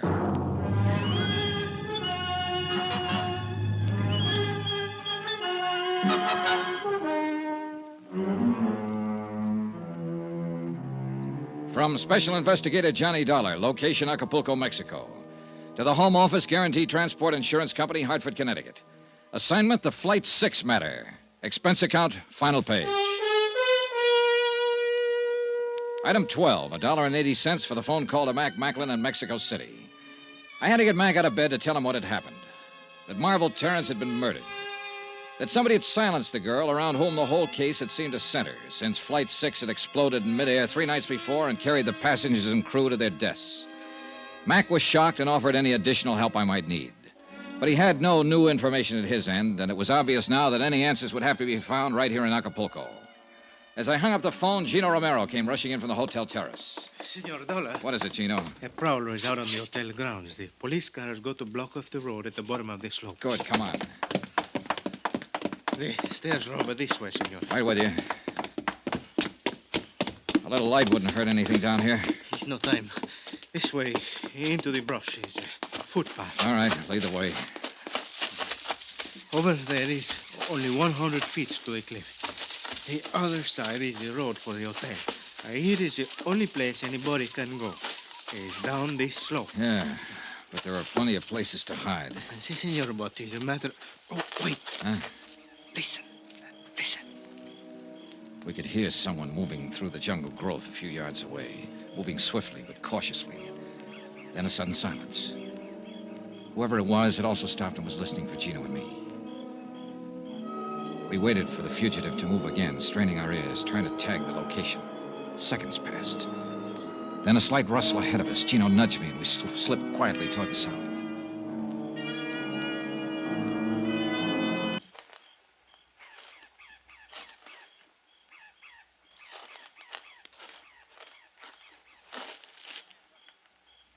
Get your hands up. Well. Buenas noches, Senor Dollar. You seem to be quite a night owl, Don Serrano. Not ordinarily, Senor. The circumstances which place me in this rather awkward position are not usual ones, I assure you. You were up there prowling around the hotel. Why? I was looking for my unmentionable brother-in-law. Ramon de Lagos? Why? What made you think he'd be here? I went to his hotel. He was not in his room. I knew he had not been able to see Miss Terrence since she had spent the evening with you. So I assumed he might be waiting for her here, at her hotel. And my assumption has, of course, been proven correct. Did you see him? No, but I heard the police discussing the murder of Miss Terrence. It was obviously Ramon's handiwork. Still after him, huh? My feeling about Ramon is not a secret, Senor. Nor his about you. So why did you go to his hotel? To kill him. Why else? Time was running out, so we took Don Serrano back to the hotel to the police. One very important person hadn't put in an appearance. Gino went down to Bill Blakely's room, knocked on the door, then opened it with a passkey and went in. Blakely wasn't there. We searched the room. The bed has been sleeping, senor. Yeah, I notice. But for how long, that's the question. It's possible he was wake up when the senorita screams before she is killed. He might have been. He must have dressed. His pajamas are there on the floor. I wonder. Quien sabe if it was a quarrel of lovers, the jealousy. He did not like it when the senorita was go with you tonight. I don't think it's that simple, Gino. Let's get this bag open, have a look inside. Maybe we can... It's not even locked. He seems to have been traveling light. There on the top, senor. Yeah, I see. What is it? Box of 38 caliber cartridges spilled open. And that piece of oilcloth. He had a gun packed in here. No, it's gone. He got up, loaded a gun, and left. Took the gun with him. If it was before the scream, that's one thing. But if it was afterward, then... What are you thinking, senor? I think we'd better take the police with us, get over to the Hotel Caleta, and check up on our third suspect. Ramon? But Don Serrano said he is not there. Don Serrano could say anything. I think we'd better get over there, Gino, and do it fast.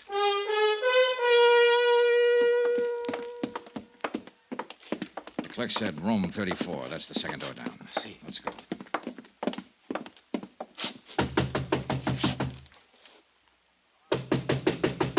Ramon. Ramon. Who is it? Johnny Dollar. Open up. Watch yourself, Gino. See. Come on in, Dollar. You're Blakely. Yeah. Better hand over the gun, Blakely. You won't get a chance to use it now. The police are out in the lobby. Okay. All right, thanks. Ramon didn't show up, huh? I wish he had. That's all I was asking, just one clear shot at him. Are you sure he's the one who killed her? Sure enough. Did you see him? No, but he's the one. She was scared of him, Dollar. She told me earlier in the afternoon, before you got down here to Acapulco. Told you what? She said Ramon had followed her here from Mexico City, that he'd been acting strange. She said she was glad I was staying at the same hotel, and that she didn't want to see him or talk to him. Yeah, it figures all right. It checks with what she said to me last night. If she'd only given me a little more to go on. She was a real great kid, Dollar. The greatest as far as I was concerned. Yeah. As soon as I realized what had happened, I loaded my gun and came here to wait for him. I figured he'd try to get back to his room. But he didn't show. It's too bad. She was a real great kid. And I'd have died for her if she asked me to. I loved her. She was the... Mira, ahí está. There he is. Come on, Gino. Si, senor. Ramon had been spotted. He started to enter the hotel, saw the police, turned and ran. He was armed with a pistol. He'd fired a shot at one of the police officers and then jumped over the balustrade and disappeared into the dark curve of Caleta Beach. The police cars quickly threw a cordon along the bayfront street and blocked off both ends of the stretch of shoreline. For the moment, Ramon was trapped somewhere on that beach. He'd tipped his hand now, and he was desperate and dangerous, and he had a gun. Gino and I went out on the beach after him. There's many places to hide here. Not for long. They'll have some more police here within a few minutes. Come on. It's maybe better we wait, senor. I do not think Ramon is planned to be taken alive. I can still see that girl, Gino, lying at the foot of the cliff. Si, senor. I remember. Espérate. What is it? There by the water is... No, I am wrong, senor. It's only a boat pulled up on the sand. Yeah, it's a paddle boat. Well, I think it's better maybe we separate, senor. I look in the pavilion, the cabañas. You stay close by the water. In this way, we'll have him between us. good idea, Gino. But you've got the rough end of it. Take care of yourself. Si, senor. Well...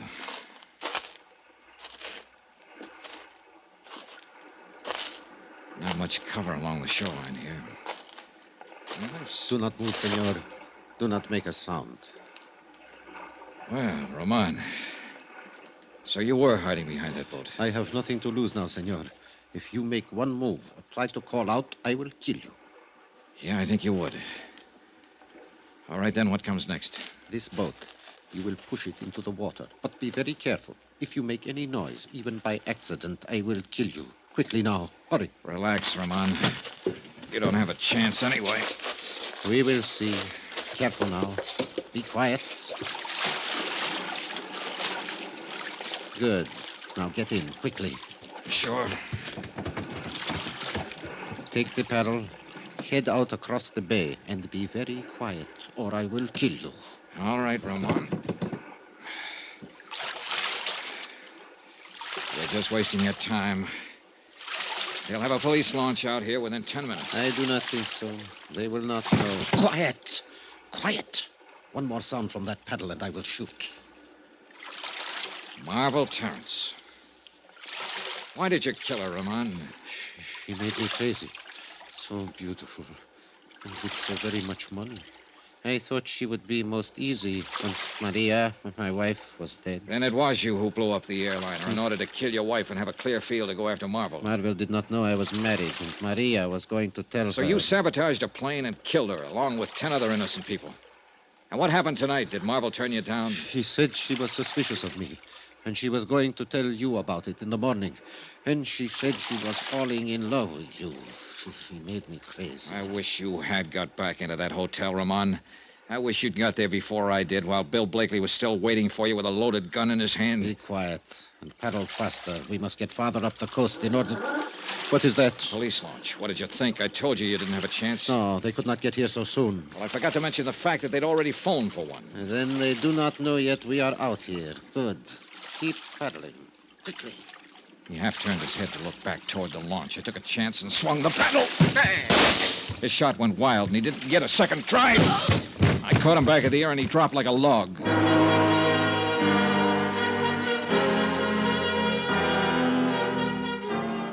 The police located our boat a few minutes later and hauled him over the gunwale and into the launch. And that should have been the end of it. But none of us realized Ramon's insane desperation. He'd only been pretending unconsciousness. On board the launch, he snatched a gun from one of the officers and tried to take over the boat. He didn't have a chance. He took a full volley of shots from 3 police pistols square in the chest.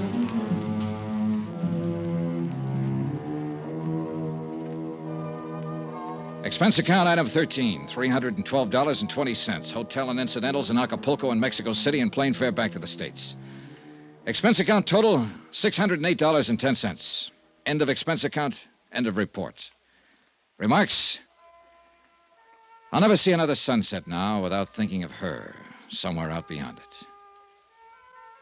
I hope she doesn't feel alone anymore. Yours truly, Johnny Dollar.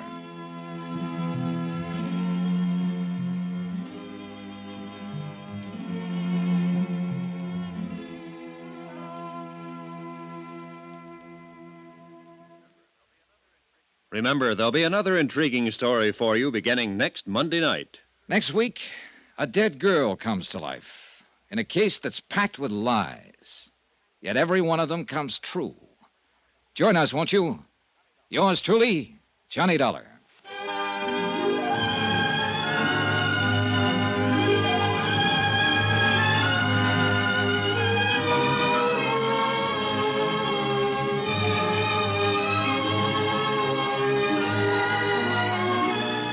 Yours truly, Johnny Dollar, starring Bob Bailey, is transcribed in Hollywood. Written by Les Crutchfield, it is produced and directed by Jack Johnstone. Heard in this week's cast were Virginia Gregg, Ben Wright, Edgar Barrier, Don Diamond, Russ Thorson, and Jack Moyles. Musical supervision by Amerigo Marino. Be sure to join us on Monday night, same time and station, for another exciting story of yours truly, Johnny Dollar. This is Roy Rowan speaking.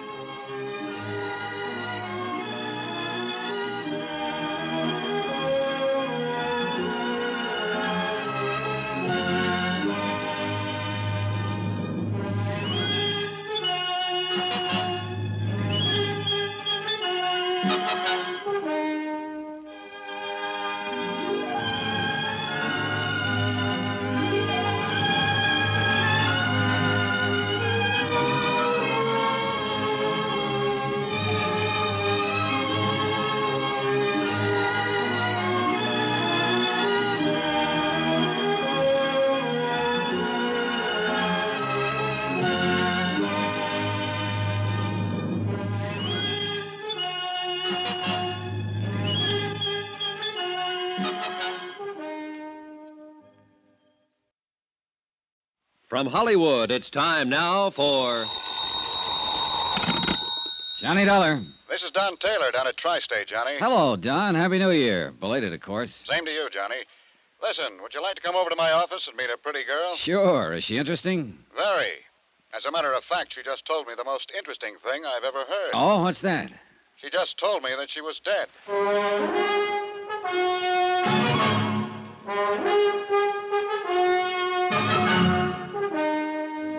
Tonight and every weekday night, Bob Bailey in the transcribed adventures of the man with the action-packed expense account, America's fabulous freelance insurance investigator. Yours truly, Johnny Dollar.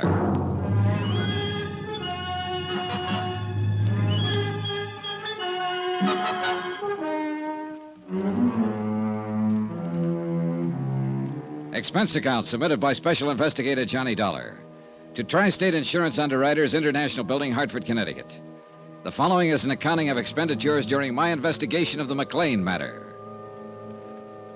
Expense account item $1, cab fare to the International Building in Don Taylor's office. He was sitting behind his desk when I walked in, talking to a tall, dark-haired girl in her late 20s who was standing casually looking out the window at the street below. She was pretty, she was quiet, and she was well-dressed. Hello, Johnny. Thanks for coming right over. I'd like to have you meet Mrs. McLean. How do you do? Hello. Sit down, Johnny. Make yourself comfortable. Take my desk. Where are you going? I'm going to let Mrs. McLean talk to you alone. She has a most unusual story. Yeah, something about being dead. Isn't that what you said? Yes, something about being dead. Mrs. McLean, Mr. Dollar will be handling this matter for Tri-State. I wish you'd tell him exactly what you've just told me. Ring the buzzer when you're through, Johnny. Oh, sure. Would you like to sit down? He thinks I'm crazy. That's what he thinks. Well, isn't it? Well, I doubt that. Well, sit down. Let's talk it over. Of course he does. It's the first I've told it to anybody. It's fantastic. What'd he say your name was? Johnny Dollar. Dollar. What do you do? I'm an insurance investigator. Oh. For him? For anybody who hires me. Here. Try one of these, Mrs. McLean. Thank you. I suppose I'll be put in jail, don't you? Look, Mrs. McLean, why don't you try to tell me some of the facts about, about whatever it is. The facts are, I'm legally dead, Mr. Dollar. And my husband collected on my insurance policy. Mm-hmm. When did all this happen? 2 years ago in Los Angeles. How much money did your husband collect on your insurance policy? $10,000. Where is your husband? In Los Angeles. I suppose you tell me how it worked, Mrs. McLean. My husband's a doctor, Mr. Dollar. His name's Dave McLean. One night he had a patient come in, a girl. Oh, she was in pretty bad shape. She'd been drinking somewhere, and she just came in off the street. Saw his shingle outside the office. I was there helping Dave as a receptionist. Oh? Dave took her into one of the examining rooms to see what the matter was. She had a heart attack. She died on the table. Well, there was nothing he could do for her. Nothing anybody could do for her. Mm-hmm. She died on the table, and then what? Well, Dave came out and told me what had happened.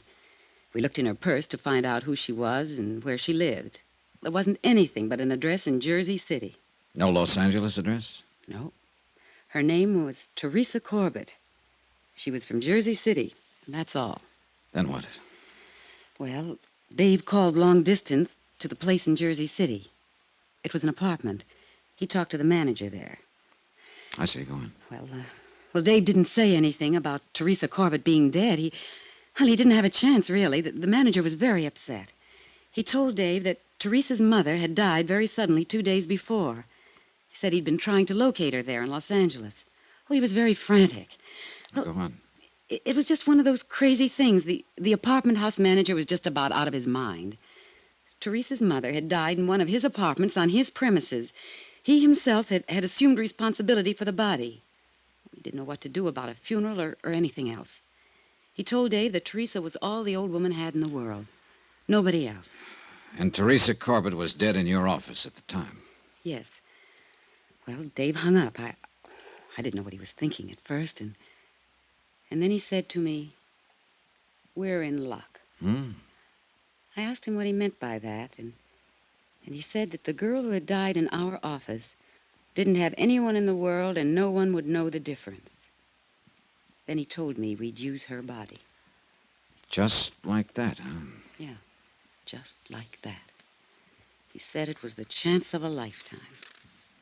Well, go on. Well, Dave called up Dr. Reed. He had an office across the hall from Dave. We waited a while, and then I hid when Dr. Reed came in. Dave told him that I had had a heart attack. He took him back in the examining room and showed him the body of Teresa Corbett and told Dr. Reed it was me. Oh, it was awful. How do you mean? Well, I mean, I hid there in the back office and listened to them talk. They tried oxygen on the girl and shots and everything else. But it was too late. Dave knew it was too late. But, well, Dr. Reed signed my death certificate. 2 days later, they buried Teresa Corbett under my name. And then what did you do? Well, I took a hotel room that first night, and then I went down to Palm Springs. Dave said he'd meet me there. Oh, wait a minute. Dr. Reed had the office across from your husband's? Yes. Well, didn't this Dr. Reed know you? Hadn't he seen you around? You said you were acting as a receptionist for your husband. I'd never met Dr. Reed. He was just new. Okay. So you went to Palm Springs? Yes. After the funeral, Dave came down, and he said I'd have to disappear for a while to give him the time to collect the insurance money and straighten out some things. He collected the money? Yes. Yes, he did. All of it. Then what happened? I came to New York to live. Dave was going to close his practice in Los Angeles and come to New York, and we'd be together again. He never met me in New York. Do you know why he never met you in New York? No. Did he write to you? Yes, for a while. For about 3 months after I left. He wrote me once or twice a week and said that he'd be in New York any day. And then he stopped writing. Do you have any of those letters? No. No, I'm sorry, I don't. Do you know why he stopped writing to you? No. I have no way of finding out. I couldn't call anyone in Los Angeles and ask them to look into it for me, could I? Tell me, what is it you feel now, Mrs. McLean? What? Well, just what is it you want us to do? Well, I don't know. What do you do in a case like this? I've never had a case like this. Why did you come to us? Well, I've had this thing on my mind almost 2 years. It was wrong to begin with. It's wrong now. I suppose it's because this insurance company was wronged mostly. My husband and I cheated them out of $10,000. At least my husband did. What about this Dr. Reed? Well, he didn't have anything to do with it. I mean, he just signed the death certificate, but he didn't know the difference. You sure about that? Quite sure about that. I don't want to get anyone into trouble. I mean anyone. Including Dr. Reed.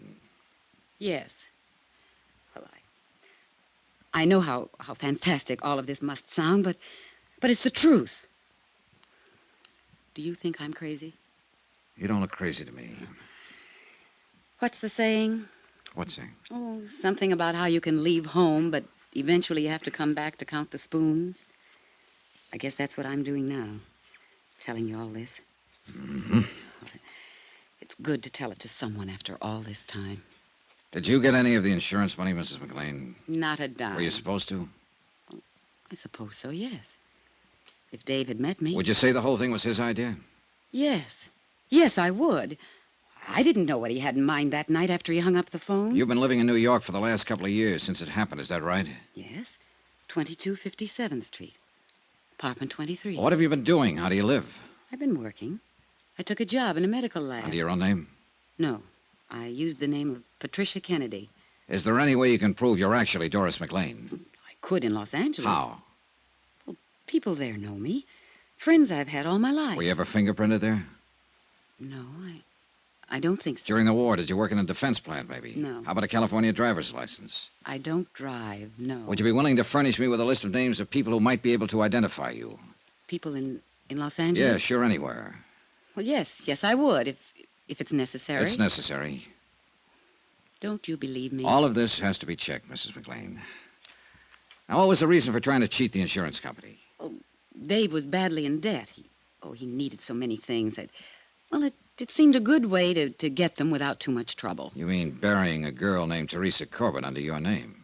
Yes. A girl without any family anywhere, with a mother who died 2 days before. Yes. Very few people in this world are without somebody, somewhere, Mrs. McLean. Teresa Corbett didn't have anybody, Mr. Dollar. I know that. Do you know any more about her than what the apartment house manager said on the telephone to your husband? No. Do you remember the name of the apartment house manager in Jersey City? No. The address? No. Is there anything else you'd like to tell me about all this? Well, I can't think of anything. No. Before I ask Mr. Taylor to come back in here, I want to ask you again, why did you come to the insurance company? What? Why did you come here to Hartford to the insurance company? You asked me that once, and I told you. The insurance company were the people that were wrong. Now, look, obviously, you've been living and working in New York and getting along. No one knows anything about this. There was no need for anyone to know anything about it. No need for us to know about it. Now, you'll pardon me, but you don't seem like the type of person who wakes up one morning with a big pain in the conscience. Not at all. Now, you sat here and told me about your husband, how your husband thought of the idea, how your husband hung up the phone, how your husband called in a Dr. Reed to sign a death certificate, how your husband handled every detail, all of it. Not you, Mrs. McLean, your husband. He's the one you want us to get, isn't he? Yes. He didn't have to meet me in New York once he got his hands on that money. He didn't have to do anything about me. I was dead on paper, and I couldn't go back. I buy a Los Angeles newspaper now and then, and I saw a notice yesterday that he's going to get married again. I see. But I'm still his wife. He tricked me. You helped him to do it. Who's he going to marry there? I didn't recognize her name. How old are you? I'll be 30 next June. I'm going to ask you something else, Mrs. McLean. Have you ever been in trouble before? No. Well, you're in trouble now, if all this is true. Well, it is true. Now, Would you be willing to sign a statement in front of witnesses containing all the information you've given me here today? Yes. Yes, I would. Okay. Yeah, Johnny? You can phone your legal department, Don. Mrs. McLean is willing to make a statement regarding this whole matter. All right. Mrs. McLean, you can make your statement in front of Mr. Taylor and whatever witnesses he wants to use. I'll see you in about an hour or so, Don. Good. You're all through with me? No, there's one more thing, Mrs. McLean. Do you realize that if what you've told me is true, both you and your husband will be criminally charged? Oh, yes. Yes, I realize that.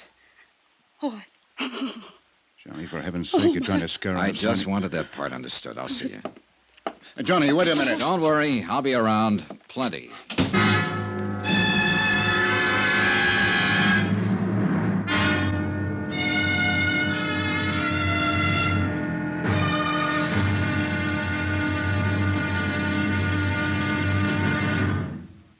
Now, here's our star to tell you about tomorrow's intriguing episode of this week's story. Tomorrow, some well-thought-out lies, well, believe it or not, they come true. Join us, won't you? Yours truly, Johnny Dollar.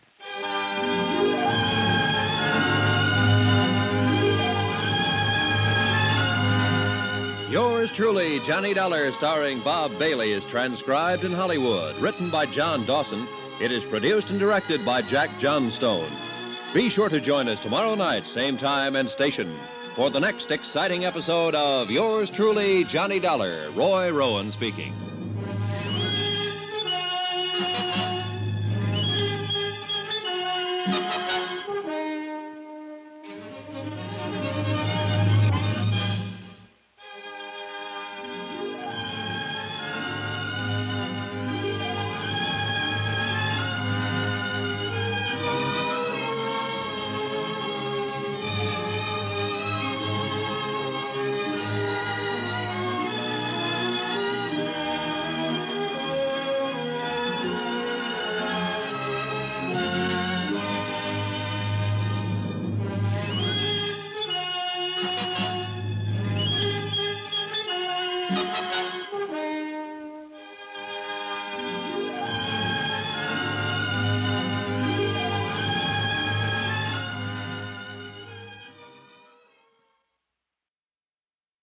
From Hollywood, it's time now for Johnny Dollar. Don Taylor, what do we do about Doris McLean? Find out if she's telling the truth about being legally dead and having her husband collect her insurance, Don? No, Johnny. I mean right now. You can't press any charges against her or him until we get some facts. Well, she gave us a statement admitting everything. Can't we file charges on that? I'd rather not. Huh? Why? Oh, just a feeling. Call it a hunch if you like. Now, wait a minute. Don, I don't think she's told us the truth.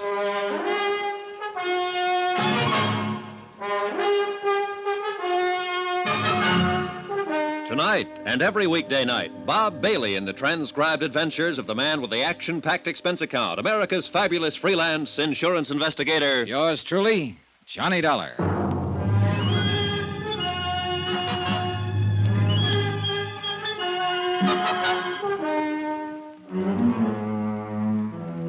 Expense account submitted by Special Investigator Johnny Dollar to Tri-State Insurance Underwriters International Building, Hartford, Connecticut. The following is an accounting of expenditures during my investigation of the McLean matter. A dead girl who was very much alive. Expense account, item 2, $5. Lunch at a little place called the Copper Kettle for myself and Don Taylor.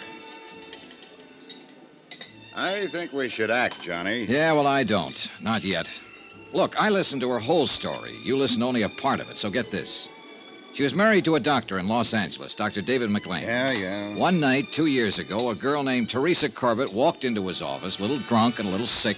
She had a heart attack. She died. The doctor found a name and a Jersey City address in the girl's purse. He called up the New Jersey address, and an apartment house manager told him the girl's mother, her only living relative, died 2 days before. Dr. McLean hangs up and tells his wife he'll bury the other girl under her name and collect the insurance. No sense in going into all this, Johnny. Now, wait a minute. Doris McLean agreed to this. Her husband calls in another doctor and has the death certified. Doris McLean goes to New York. Her husband collects the insurance. But didn't meet her in New York, as he said he would. 2 years ago this happened, Don. Today she comes in and says, I'm tired of waiting for him. We cheated you. Do something to us. She also said she'd read a notice that her husband's going to marry some other girl. Makes sense to me. Yeah, well, not to me, Don. At least not all of it. Why? Why not? What are you looking for? The holes, and there are plenty of them, Don.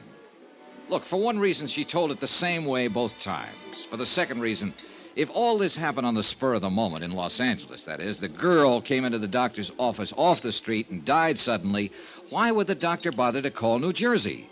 Why wouldn't he call the Los Angeles police, for instance? Because he had the insurance thing in mind? Well, what do you think? Now, look, Johnny, I think you're pushing too hard in here. I'm trying to tell you what we're up against. All we have to do is verify her story. Yeah, well, there's something cockeyed in the way it comes out. According to Mrs. McLean's statement, the doctor thought of the insurance trick as he went along. That is, after he called Jersey City and found out the dead girl in his office had no one else in the world because her mother had died a couple of days before. After he saw he had a good chance. Yeah? He wouldn't have known he had a chance to pull the trick if he'd done what he was supposed to do and called the Los Angeles police. Yes, but... Now, that's important. And look, here's another thing. Mrs. McLean says she was acting as a receptionist in his office when this strange girl came in. Now, I don't know about you, but every receptionist I've ever seen in a doctor's office will ask you your name and address before you see the doctor. Mrs. McLean didn't do that at all. But... They'll get your name and address unless they already know it. Where's Mrs. McLean now? Over at the New Hartford Hotel. I asked Sam Benson to keep an eye on her until we file charges and take her into custody. Well, you can call him off. Now, look here, Johnny. Every word she has told us will have to be verified before we can take any action like that. Every word. I don't know whether I want you to handle this or not. It's okay with me. Either way, Don. Now, wait, Johnny. You want some more coffee? No, thanks. Let's not argue anymore. Okay, let's not. Mrs. McLean admitted she helped her husband cheat us out of $10,000. We've got that on paper. Look here. I made a check on the policy. We issued a straight life policy endorsed Mary McLean in Los Angeles, April 23rd, 1945. According to our records, Mrs. McLean passed away February 1st, 1954. Yeah. Claim was filed by the beneficiary, husband, David Earl McLean, M.D., February 4th, and paid off on the 10th. $10,000, full claim. Here you are. Uh-huh. That's a photostat of the death certificate attached. Yeah. Cause, coronary thrombosis. Now look at that signature. Dr. Willis Reed. That's the same doctor she said her husband called in. I know. What else? Business about her living and working in New York in a medical lab. This is the name of the place. Mm-hmm. She said she'd used the name of Patricia Kennedy. Well, I put in a call to their personnel manager. I described Mrs. McLean to him, and he said that sounded like her. Checked out. He'd been with them almost 2 years. Yeah, that's about it. Well, I called the airport, and they'll get me out to Los Angeles by tomorrow morning. Thought it'd take a few hours in New York to check some other things out. Sure. That looks pretty definite to me, especially with her statement and all the things she said. So what have you got to worry about, Johnny? All the things she didn't say. Expense account item 3, $38.14. Transportation, Hartford, Connecticut to New York, New York. I checked my bag at Idlewild and took the limousine in as far as the Waldorf. Expense account item 4, $3, cab fare and tip. Number 22, 57th Street. Doris McLean's residence, where she'd lived as Patricia Kennedy, apartment 23. I talked to the manager. This is her apartment, Mr. Dollar. I see. How long has she lived here? Moved in, 2 years ago next month, March 1954. Good tenant? Very quiet. Ever talk to her? Not much. Christmas time, we had a drink together down in my apartment with my wife. First time I knew she worked in a medical laboratory. Mm-hmm. Does she have any friends in the building that I could talk to? Not that I know about. She keeps to herself, minds her own business. May I ask where she is now? In Hartford, Connecticut, at the New Hartford Hotel, if you want to talk to her about anything. I might want to talk to her about you. So? You knock on my door and say you're an insurance investigator and you want to look at her apartment. I saw your credentials and all that, but I don't know about you now. She asked me to investigate a matter. This is part of the investigation. Well, if you feel any better, why don't you telephone her long distance, tell her I'm here. I'll pay the charges. Oh, that's okay. Do you mind if I look around? I'll have to stay with you, Mr. Dollar.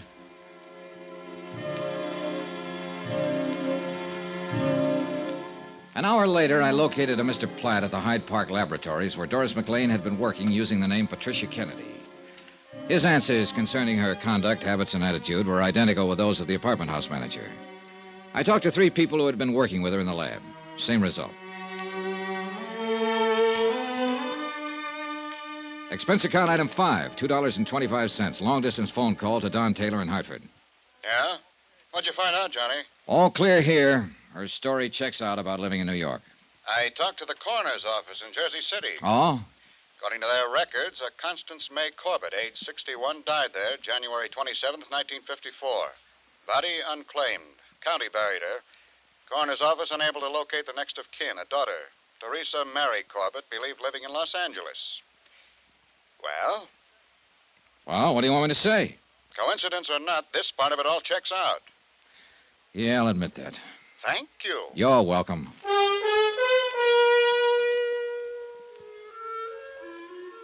Expense account item 6, $113.65. Transportation, New York to Los Angeles. We landed at International Airport in a heavy fog at 8:35 in the morning. By 9:35, I was in my room at the Statler Hotel sleeping. At 4 o'clock in the afternoon, I got up and showered and shaved and had something to eat. There was a special delivery airmail folder for me at the desk from Don Taylor. It contained a flash picture of Doris McLean, a sample of her fingerprints and handwriting, along with the names and addresses of several people in Los Angeles Mrs. McLean thought might be able to identify her. Expense account item 7, $50. Deposit on a rented car to get around Los Angeles. The first 3 addresses furnished by Mrs. McLean were blanks. No one home or whoever had been there had moved a long time ago. It was beginning to get dark by the time I got to the 4th one, an address on Berendo Street in Hollywood.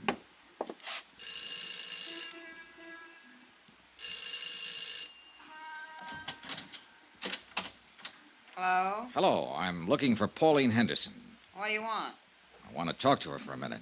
My name's Johnny Dollar. Well, I'm Pauline Henderson. Oh, may I come in? What's your business? I'm an insurance investigator. Well, I don't have any insurance, and I don't want any. Well, it's about a case.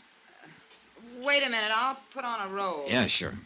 Hope you aren't going to try to talk me into buying an annuity or something like that. No, nothing like that, Miss Henderson. Oh, all right.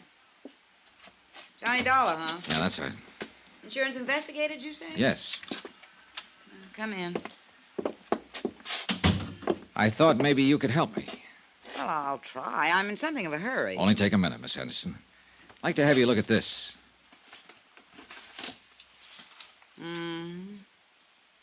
Have you ever seen the woman in that picture before, Miss Henderson? She looks terribly familiar. Is the light all right? Yeah, I can see it. My lord, yes, I know her. Who is she? Well, that was Doris McLean. You're positive? Yeah, she was married to Dave McLean. He's a doctor here in Los Angeles. She died a year or so ago, very suddenly. Yes, so I understand. How well did you know Mrs. McLean, Miss Henderson? Oh, we were friends. I mean, we worked together in a medical lab here before she married Dave. How long did you know her? 5 or 6 years. What is all this? Just wanted to make sure this was Mrs. McLean.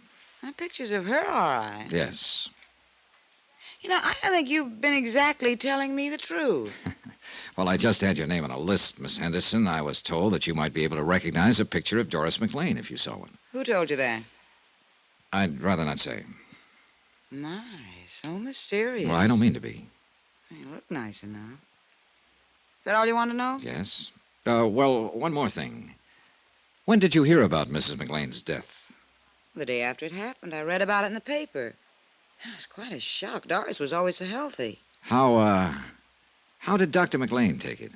What? How did her husband take her death? Looking at a picture and saying yes or no is one thing. I wish you'd tell me what this is all about. Let's say I wanted to make sure this was Doris McLean, and I wanted to make sure she died 2 years ago. If I'm any authority, you can be sure of it. How about the other part? Dave McLean? Yeah. He got over it, I suppose. Don't you know? Well, I haven't seen him since the funeral. What's your name again? Johnny Dollar. Where do you live? Hartford, Connecticut. I'm at the Statler Hotel here right now. Why? It just occurred to me. If you wanted someone to look at the picture and identify it, you'd go to Dave McLean and ask him.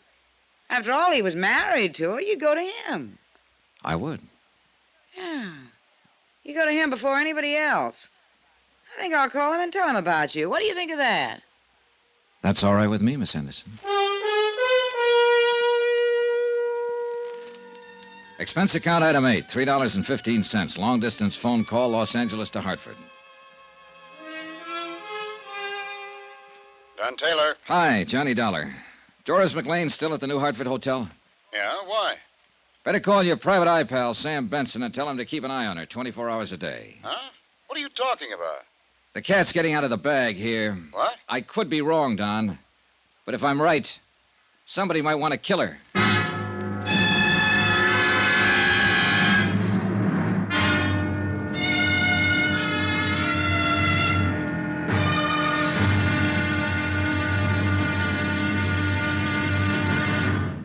Now, here's our star to tell you about tomorrow's intriguing episode of this week's story. Tomorrow, a bit of information about a girl who had a date to die. That's right. Join us, won't you? Yours truly, Johnny Dollar.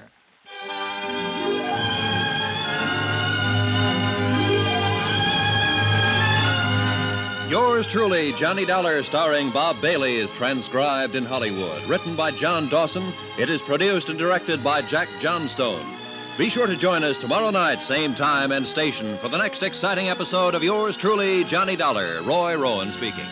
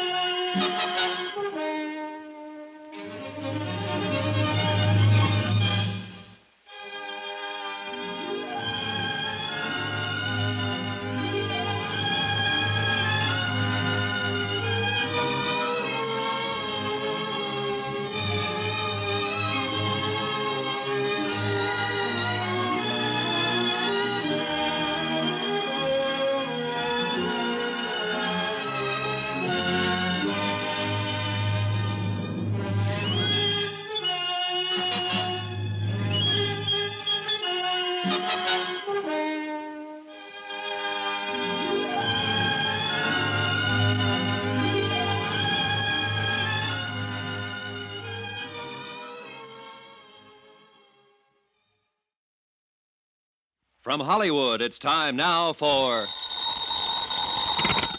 Johnny Dollar. This is the desk, Mr. Dollar. Your number's ringing now. Good.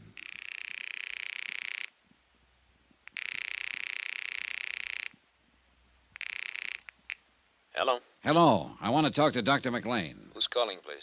I'm not a patient. I just want to talk to him. This is Dr. McLean.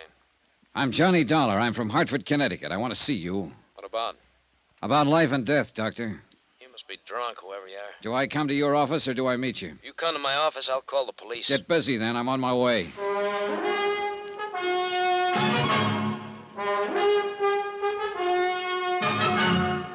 Tonight and every weekday night, Bob Bailey in the transcribed adventures of the man with the action-packed expense account, America's fabulous freelance insurance investigator. Yours truly, Johnny Dollar.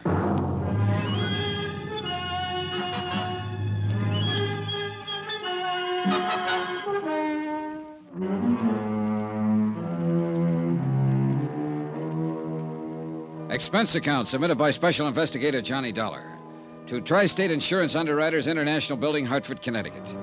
The following is an accounting of expenditures during my investigation of the McLean matter. Expense account item 10, $4, gasoline for my rented car. I was in the filling station at the Statler Hotel having it filled up when George Riley stepped out from the lobby entrance. Hey, Dollar. Huh, Riley?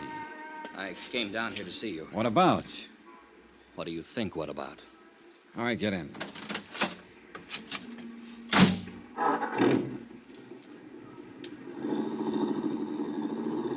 I got to thinking after you left me today about my girl, Terry.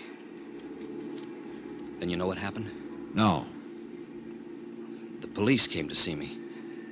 They told me practically the same thing you did. They said they were getting up a court order to exhume the body. Her body, they don't know for sure yet. They'll have a job making the identification. My girl, Dollar. Yeah, you mentioned that. We both know it'll be her, don't we? Sure we do. They have to go through with all this legal stuff, huh? This has to be right. That has to be right before they can do anything. That's right. Yeah. Hey, where you driving? Around the block. Dollar, you know what I'd like to do? I'd like to get my hands on the bird or put it down on the ground that way with somebody else's name. He was a doctor, wasn't he? That's what it looks like. Doctor who? You'll find out soon enough. let me ask you something. How would you feel if you got the kind of news I got today, huh? You'd feel pretty lousy. Well, I feel pretty lousy. I was going to marry Teresa Corbett a couple of years ago. I built her a nice house on a hill, and she disappeared. Just walked out. Yesterday, you come in and you say she didn't walk out. She walked into a doctor's office one night and had a heart attack.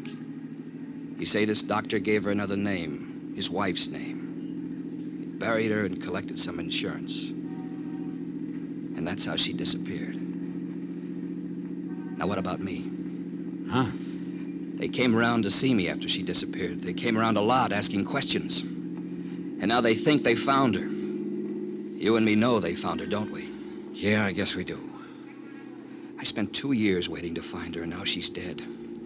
Why is she dead? I can't answer that yet. But this doctor, he can't answer it, can he? He took her and buried her under another name. Just took her like she was some sort of clay doll, something used and something no one wanted anymore. He took her and buried her, and that was supposed to be that. Now, what's his name? Riley, you better go home for a while. Yeah, sure. I'll phone you later. Dollar. She wasn't any clay doll. She wasn't something you give a phony name to and put in the ground. She was what I loved and wanted and needed. Did she walk into his office and die with her heart trouble, or did it happen another way? I don't know. You got ideas? I don't know. Dollar. You gonna find out? Yes. If you don't find out, I will.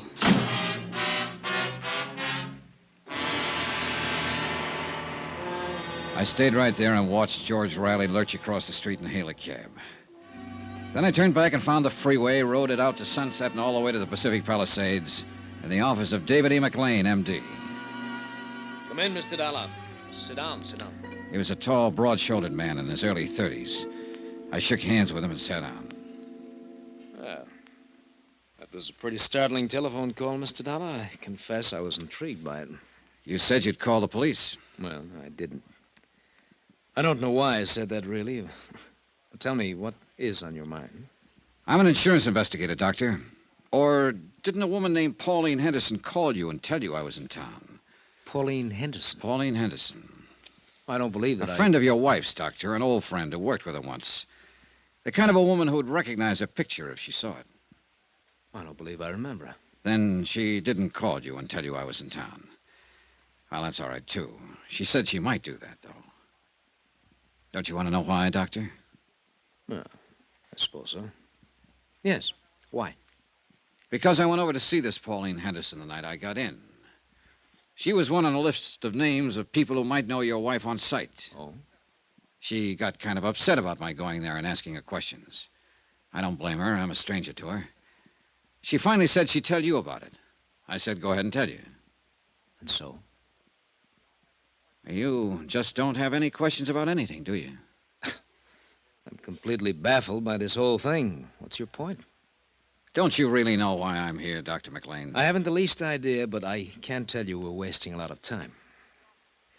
This is a nice office, Doctor. How long have you been here? A year or so. Why? Starting out, it costs quite a bit of money for equipment like this. Rental in a building like this, doesn't it? I don't think that's any concern of yours, Mr. Dollar. I do wish that you'd say what you have to say or do what you have to do and get it over with. I don't know whether you're so anxious at that. Try me.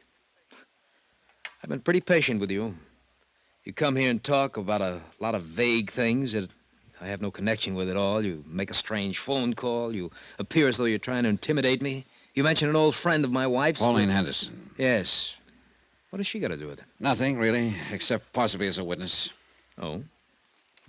Witness to what? To an identification. She said she might call you. She was worried about an investigation I'm handling. What investigation is that? I understand you once treated a patient named Teresa Corbett. Teresa Corbett? Last treatment 2 years ago, February 1954. I had offices over in Hollywood in 1954. Are you quite sure that you have the right doctor? I am. Well, I don't remember a patient by that name. What did I treat her for? A heart condition. Oh? Well, we'll soon find out. Corbett, eh? Teresa Corbett. When was this now? February 1954. Well, I don't have anyone by that name in my files, Mr. Dollar, but it must be important if you came all the way to Hartford to ask about it. It's pretty important. Well, she might have come in for some little thing, and in that case, I wouldn't necessarily have a history on her. I understand she came to see you quite a few times. Could it have been another Dr. McLean? It was you. Well, that's funny. Oh, now, wait a minute. 2 years ago. My wife was my receptionist then. She wasn't too good at keeping records. Do you suppose I could talk to her and ask her? My wife is dead, Mr. Dollar. Oh. Sorry I can't be of more help.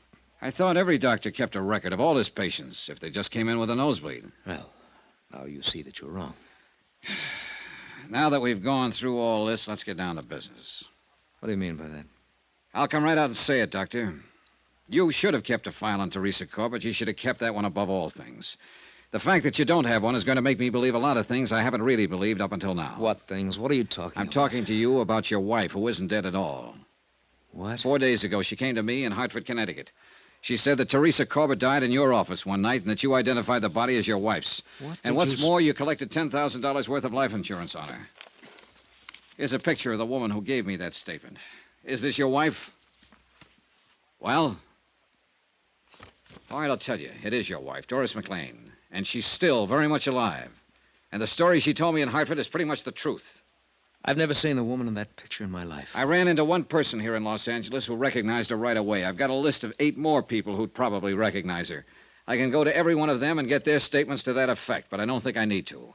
I've got a pretty long statement from Doris McLean herself. It tells the whole story. Would you like to read it? No. Then maybe you'd like to make a statement yourself. I have nothing to say, Mr. Dollar. I didn't think you would, Doctor.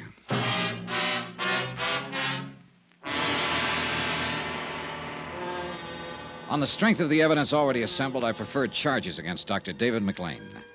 He was taken into custody and arraigned for defrauding an insurance company. He refused to talk at the arraignment and afterwards when he was held in the city jail. Expense account item 11, $2.20, telegram. I wired Hartford advising Don Taylor of the events in Los Angeles. The following morning, I received an answer from him to the effect that he was bringing Doris McLean to Los Angeles. That should have made the case complete. That and the fact that the coroner's office had exhumed the body and it had been identified as Teresa Corbett.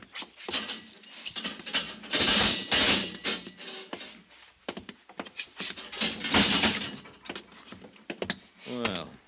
Hello, McLean. What now? Oh, I thought we could talk. We can't, so that's that. We have your wife's statement, how the whole thing worked.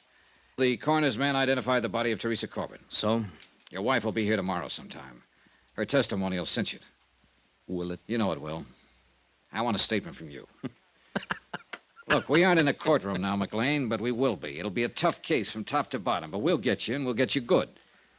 A statement from you right now might save you some trouble, save you 2 years on your sentence. Oh, you're here to give me a break. No, I'm here because my job says I'm supposed to be here.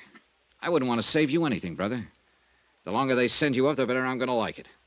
But I'm not going to push too hard for a statement from you. I'm just giving you the chance to have your say-so right now and suggest that you go into court with a guilty plea. It's up to you. You know something? You'll never get me into a courtroom. Expense account item 12, 10 cents, one morning newspaper, which carried a complete story of the McLean case as well as the information that Dr. McLean had denied all charges and was freed on bail. That, along with his remark about not appearing in court, worried me. An hour later, I was out in the Palisades looking for his San Vincent home address. It happened to be a 2-story building, but I didn't get up to his apartment soon enough. Hold it! Stop!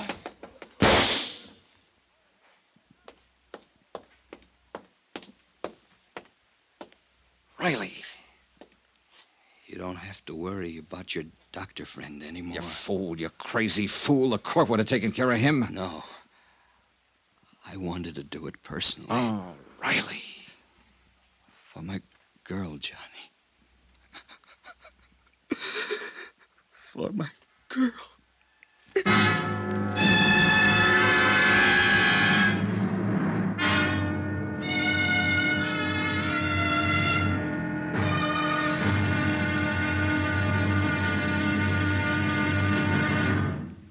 Now, here's our star to tell you about the final intriguing episode of this week's story. Tomorrow, a brand new, a rather startling statement from Mrs. McLean, without lies. Join us, won't you? Yours truly, Johnny Dollar.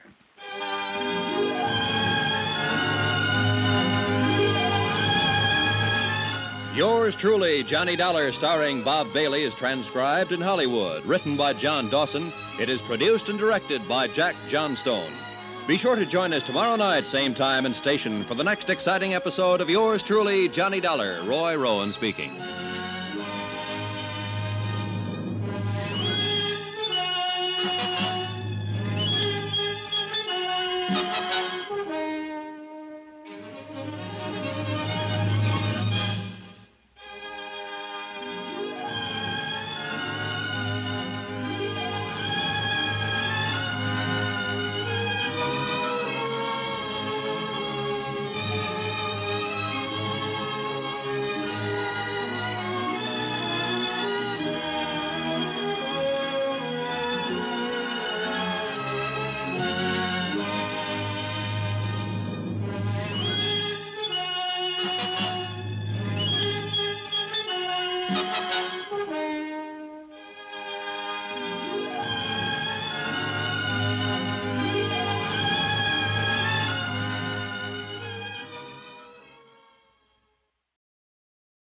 From Hollywood, it's time now for...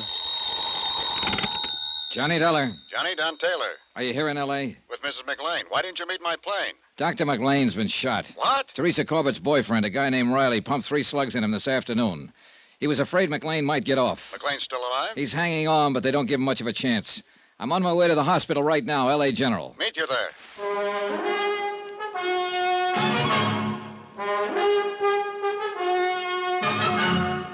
Tonight and every weekday night, Bob Bailey in the transcribed adventures of the man with the action-packed expense account, America's fabulous freelance insurance investigator. Yours truly, Johnny Dollar.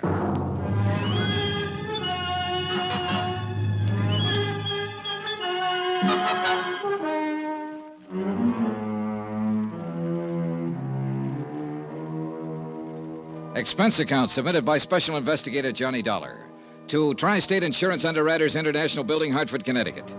The following is an accounting of expenditures during my investigation of the McLean matter. Expense account item 13, $10, rental, for a tape recording machine which I took with me to the hospital room of Dave McLean. Don Taylor met me in the hall. Hi. Hi. Where's Mrs. McLean? I turned her over to the police. Do you know about this? No. Who's this man, Riley? Oh, just a lonely guy who lost his girlfriend. Let's go. Wait a minute. There's something else, isn't there, Johnny? Oh, I don't know. I think there is, Don. I'm going to try to get it from McLean now. That's why I brought this thing. What'll happen to Riley? He's being held for assault with a deadly weapon intent to kill. If McLean dies, it'll be changed to murder.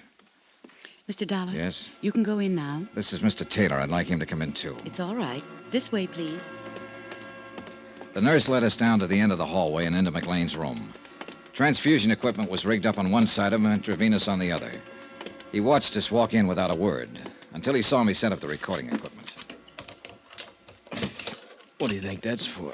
You, McLean. That statement we were talking about. What statement? You know how bad off you are. It doesn't make any difference now. Who's this man? My name's Taylor.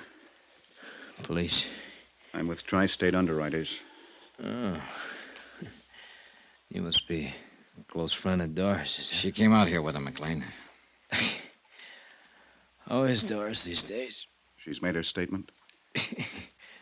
Squeeze play. How about you? No. I'm not going to say a thing. Oh, now, McLean. Tell you what I'll do. We'll talk about it later. There may not be a later. I think there will be. I'm going to bet on it that way. It's tough, Dal. You struck out again. There's always your wife. She won't tell you anymore. She's got her own troubles. I think you'd better leave now, Mr. Dollar. Yeah.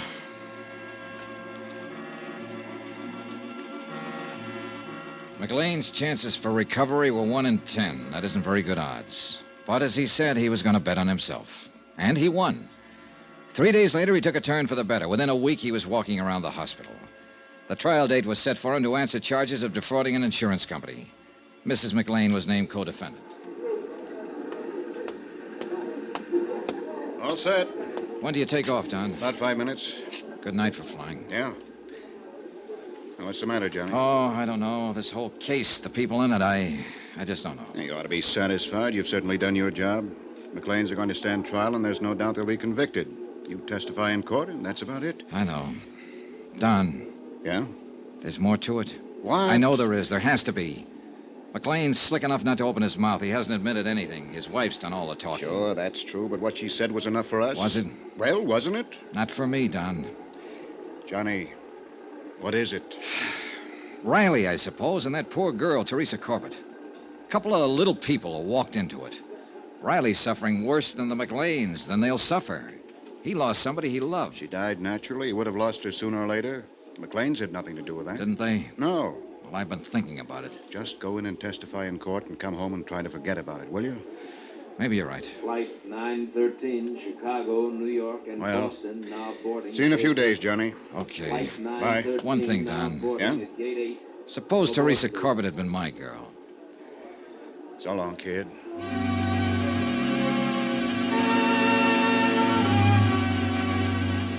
John Taylor went back to Hartford and left me to wrap up the details and testify in court.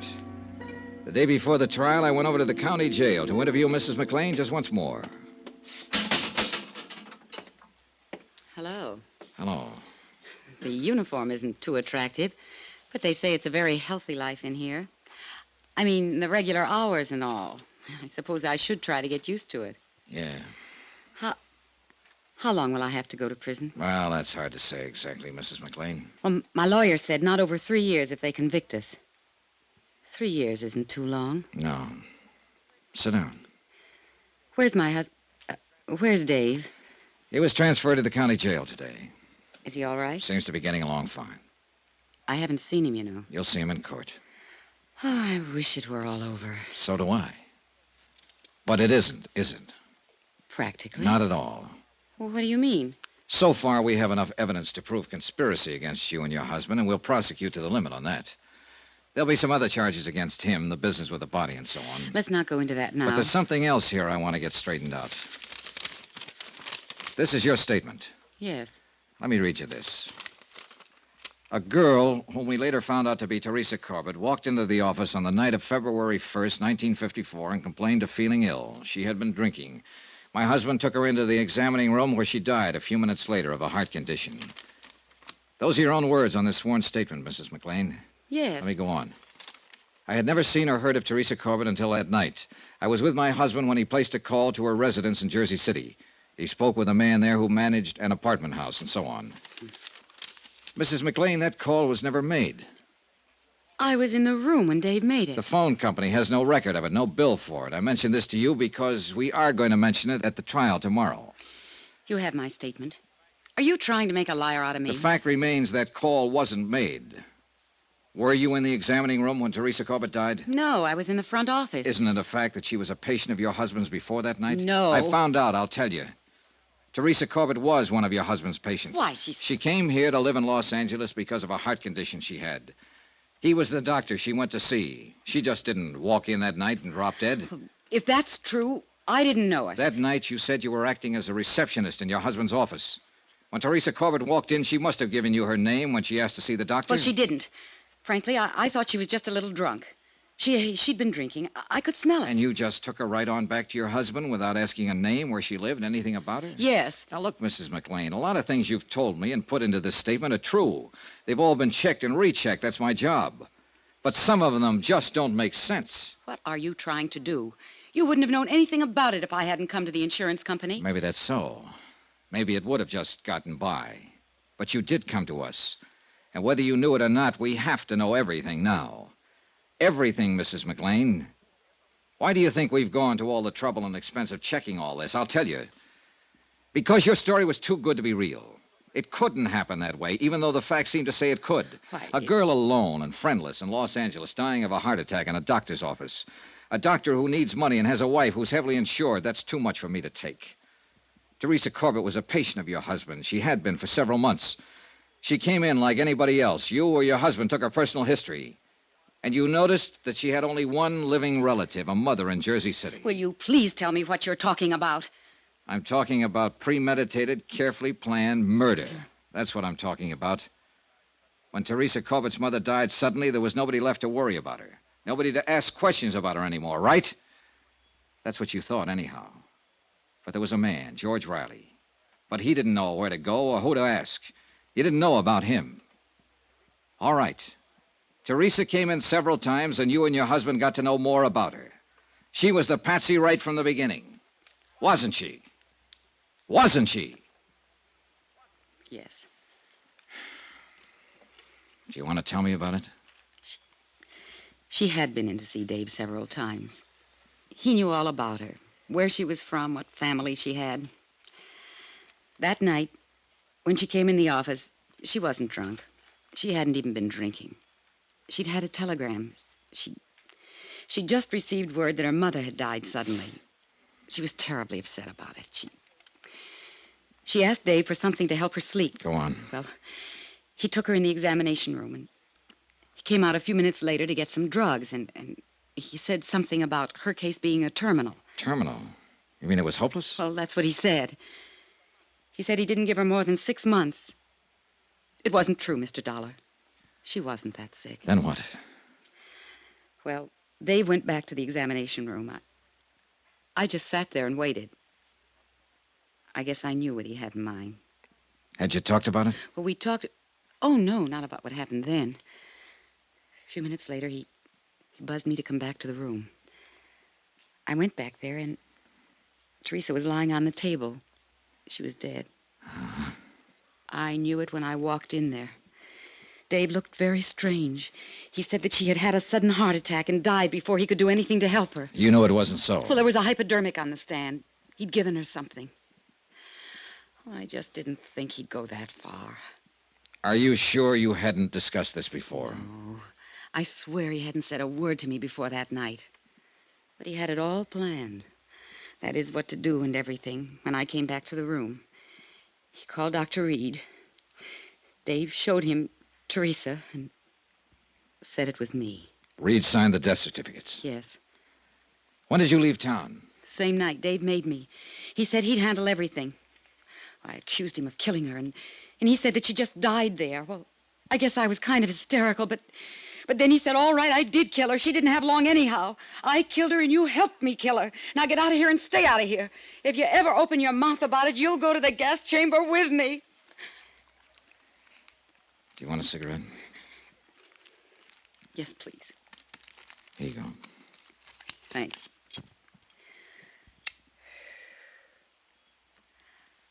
I told you that story. I mean about the phone call and all. To get back at him.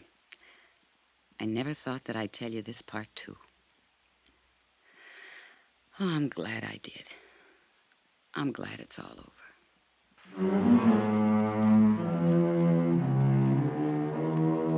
Expense account item 14, $85.40, hotel and board while in Los Angeles. Item 15, $205, plane fare back to Hartford. Expense account total, $798.60. Remarks? Murder charges have been filed against the McLeans, and they stand trial next month. George Riley received 3 years and a suspended sentence for assault with a deadly weapon. I was wrong about practically everything in this case. All the lies came true, but so did the facts. Yours truly, Johnny Dollar.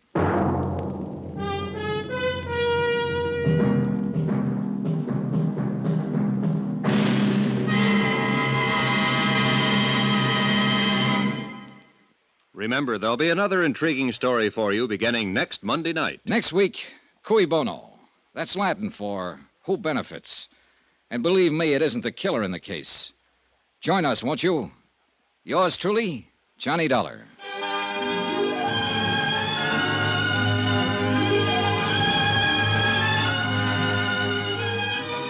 Yours truly, Johnny Dollar, starring Bob Bailey, is transcribed in Hollywood. Written by John Dawson. It is produced and directed by Jack Johnstone. Heard in this week's cast were Lucille Meredith, Betty Lou Gerson, John Stevenson, Bob Bruce, Victor Perrin, Tony Barrett, and Herb Ellis. Musical supervision by Amerigo Marino. Be sure to join us on Monday night, same time and station, for another exciting story of yours truly, Johnny Dollar. Roy Rowan speaking.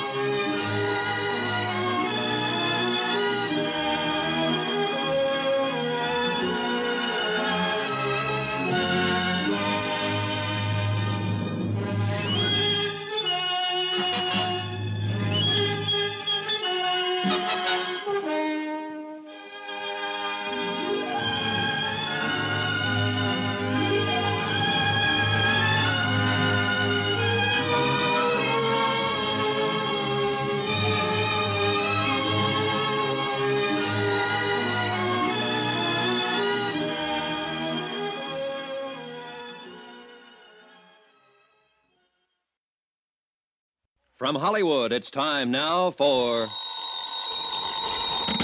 Johnny Dollar. Don Hancock, Johnny. Surety Mutual. Hi, Don. What's on your mind? Cui bono.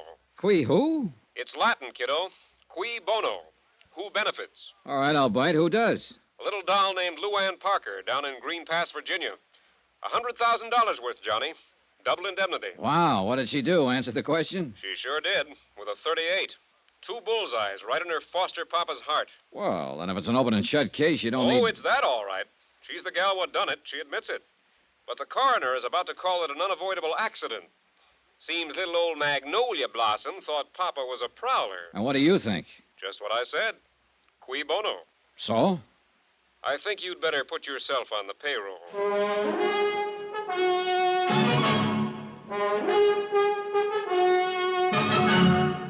Tonight and every weekday night, Bob Bailey in the transcribed adventures of the man with the action-packed expense account, America's fabulous freelance insurance investigator. Yours truly, Johnny Dollar.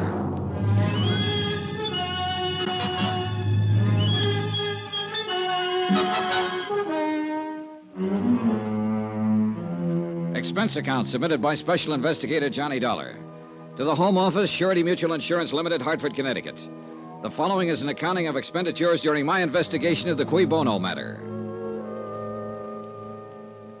Item 1, $78.45. Transportation and incidentals, Hartford to Green Pass, which was a village of some 12,000 people, hidden among quiet wooded hills, and located, as I discovered on arrival, some 3 miles from the railroad station.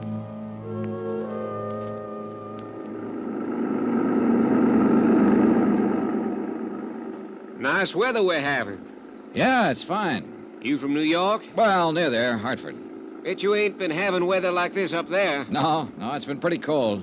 You say your name was Dollar? Yeah, Johnny Dollar. I'm Jake Deagley.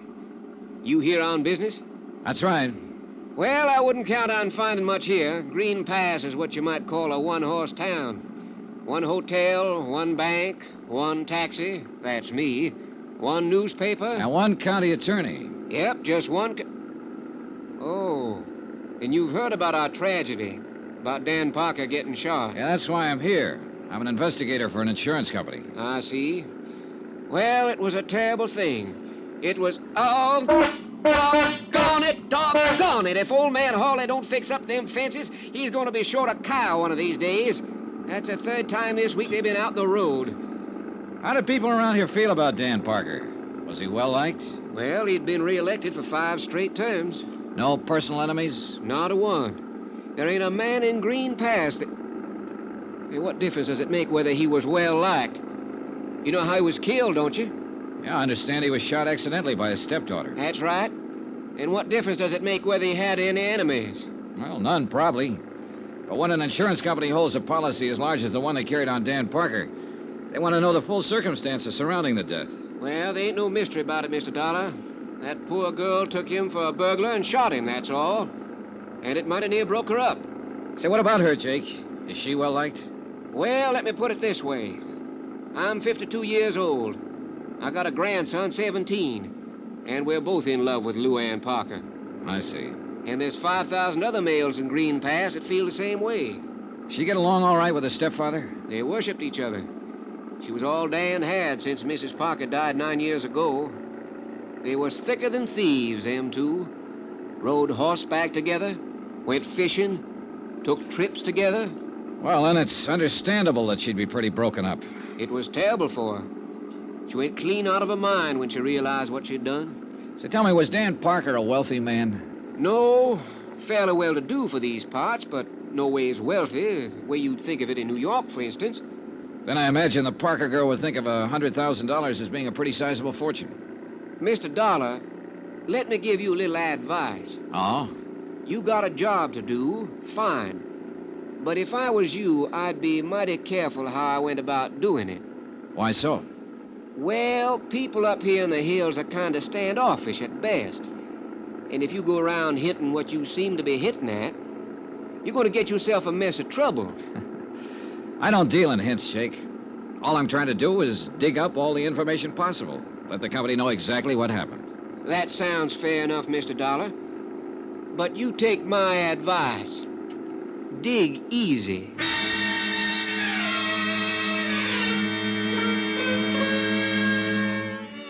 Jake Digley's one-man taxi service dropped me off at the town's one-man hotel. I signed in, left my bags, and did a quick resume of the case which Don Hancock had given me in New York. I tried pumping the hotel proprietor, but when he found out who I was, he frosted up like a mid-julep on a sultry day. But he did tell me I could find the sheriff across the square at the town's one pool room. It turned out to be a one-man place, too. And at the moment, Sheriff Jim Peterson was the one man.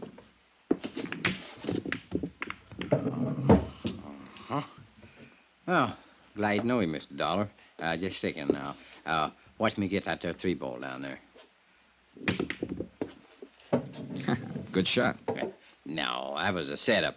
You couldn't miss one like that if you wanted to. Got something on your mind, sir? Yes, I'm an insurance investigator. I'm here in connection with the Parker case. I'll see. Doggone it.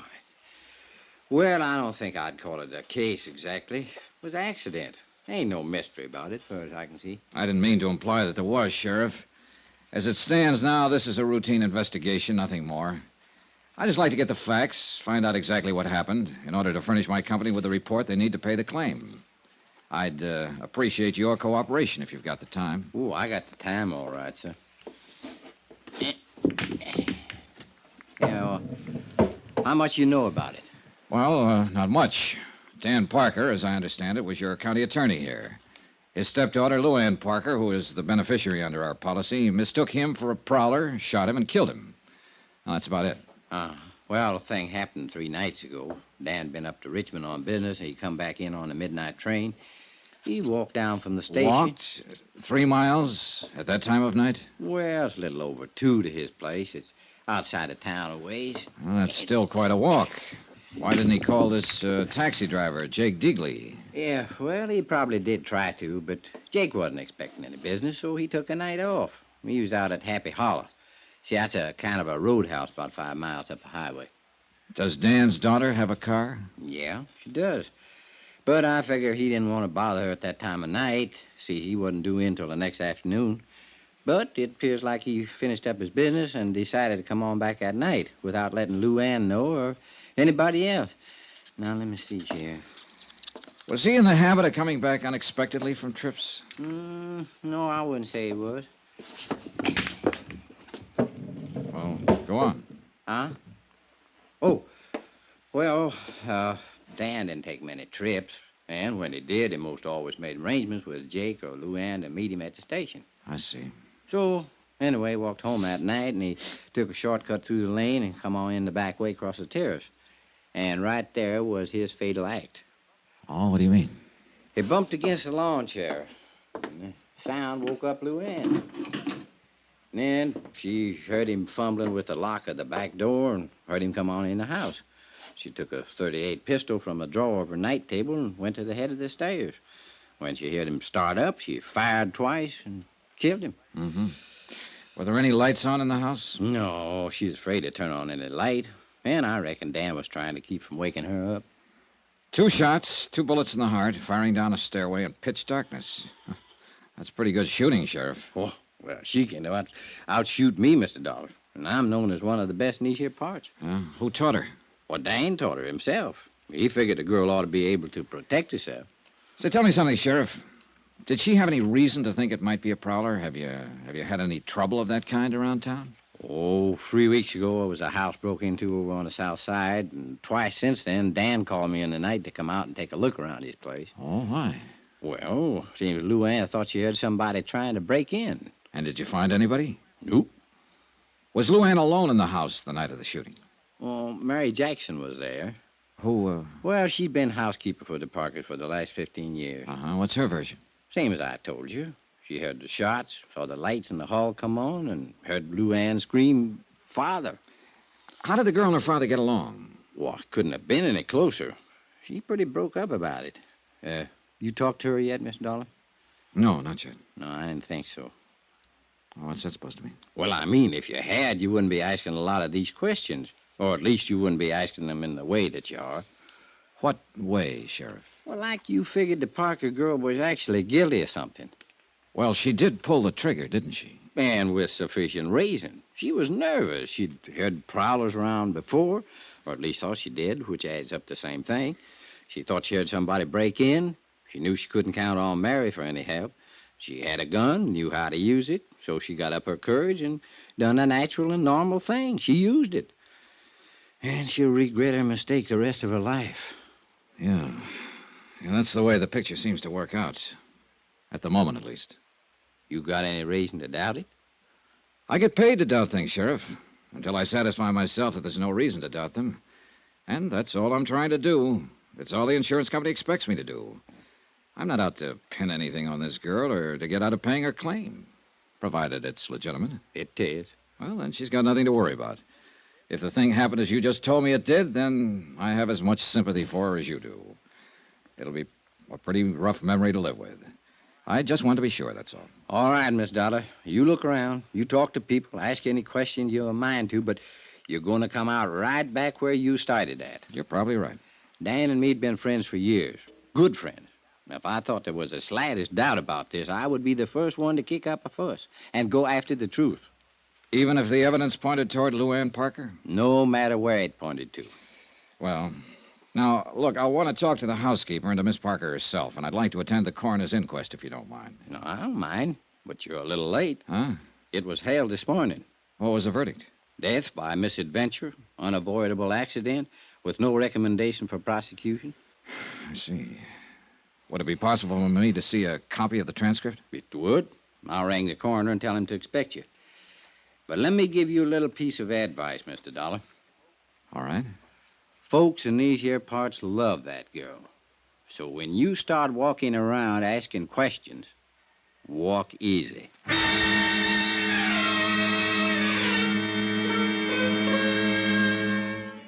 I went over the coroner's report and found nothing.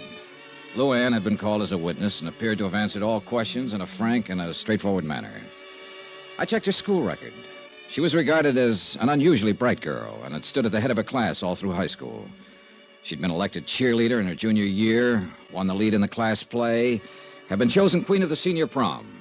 She was the town's darling. They worshipped her. And I could see that casting any aspersions on her would be like an attack on the crown jewels. I began to feel like a peeping Tom, like a louse, like I was wrong. And yet, cui bono? Who benefits? 2 bullets in a man's heart and a $100,000 payoff. I had to be sure.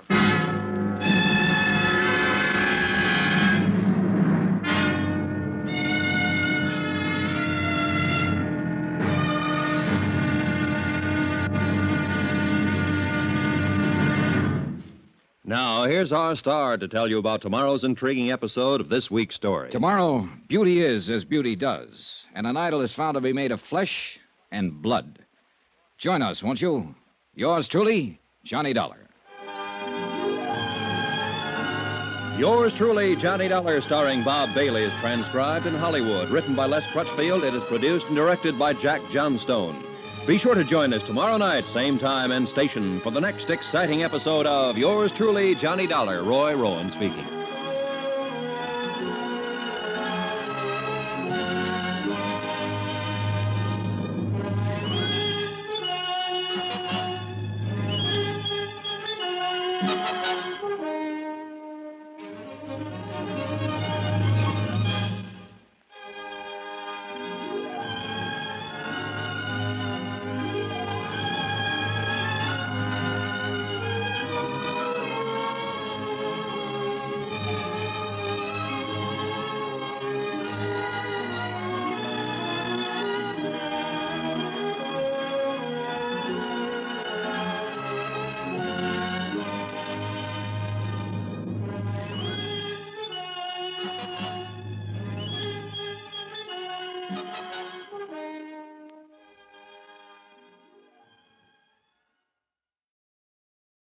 From Hollywood, it's time now for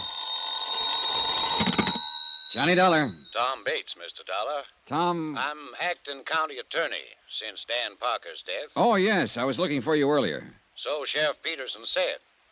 What was it you wanted to see me about? Didn't Peterson tell you why I'm in town? Yes, of course. You're an insurance investigator. You're here in connection with Parker's accident. Accident, did you say? I thought the sheriff straightened you out on that. He tried his best. Well, I'm afraid I can't tell you any more. Mr. Bates, are you in your office at the moment? Yes, I am. Stay there, then. I'll be right over.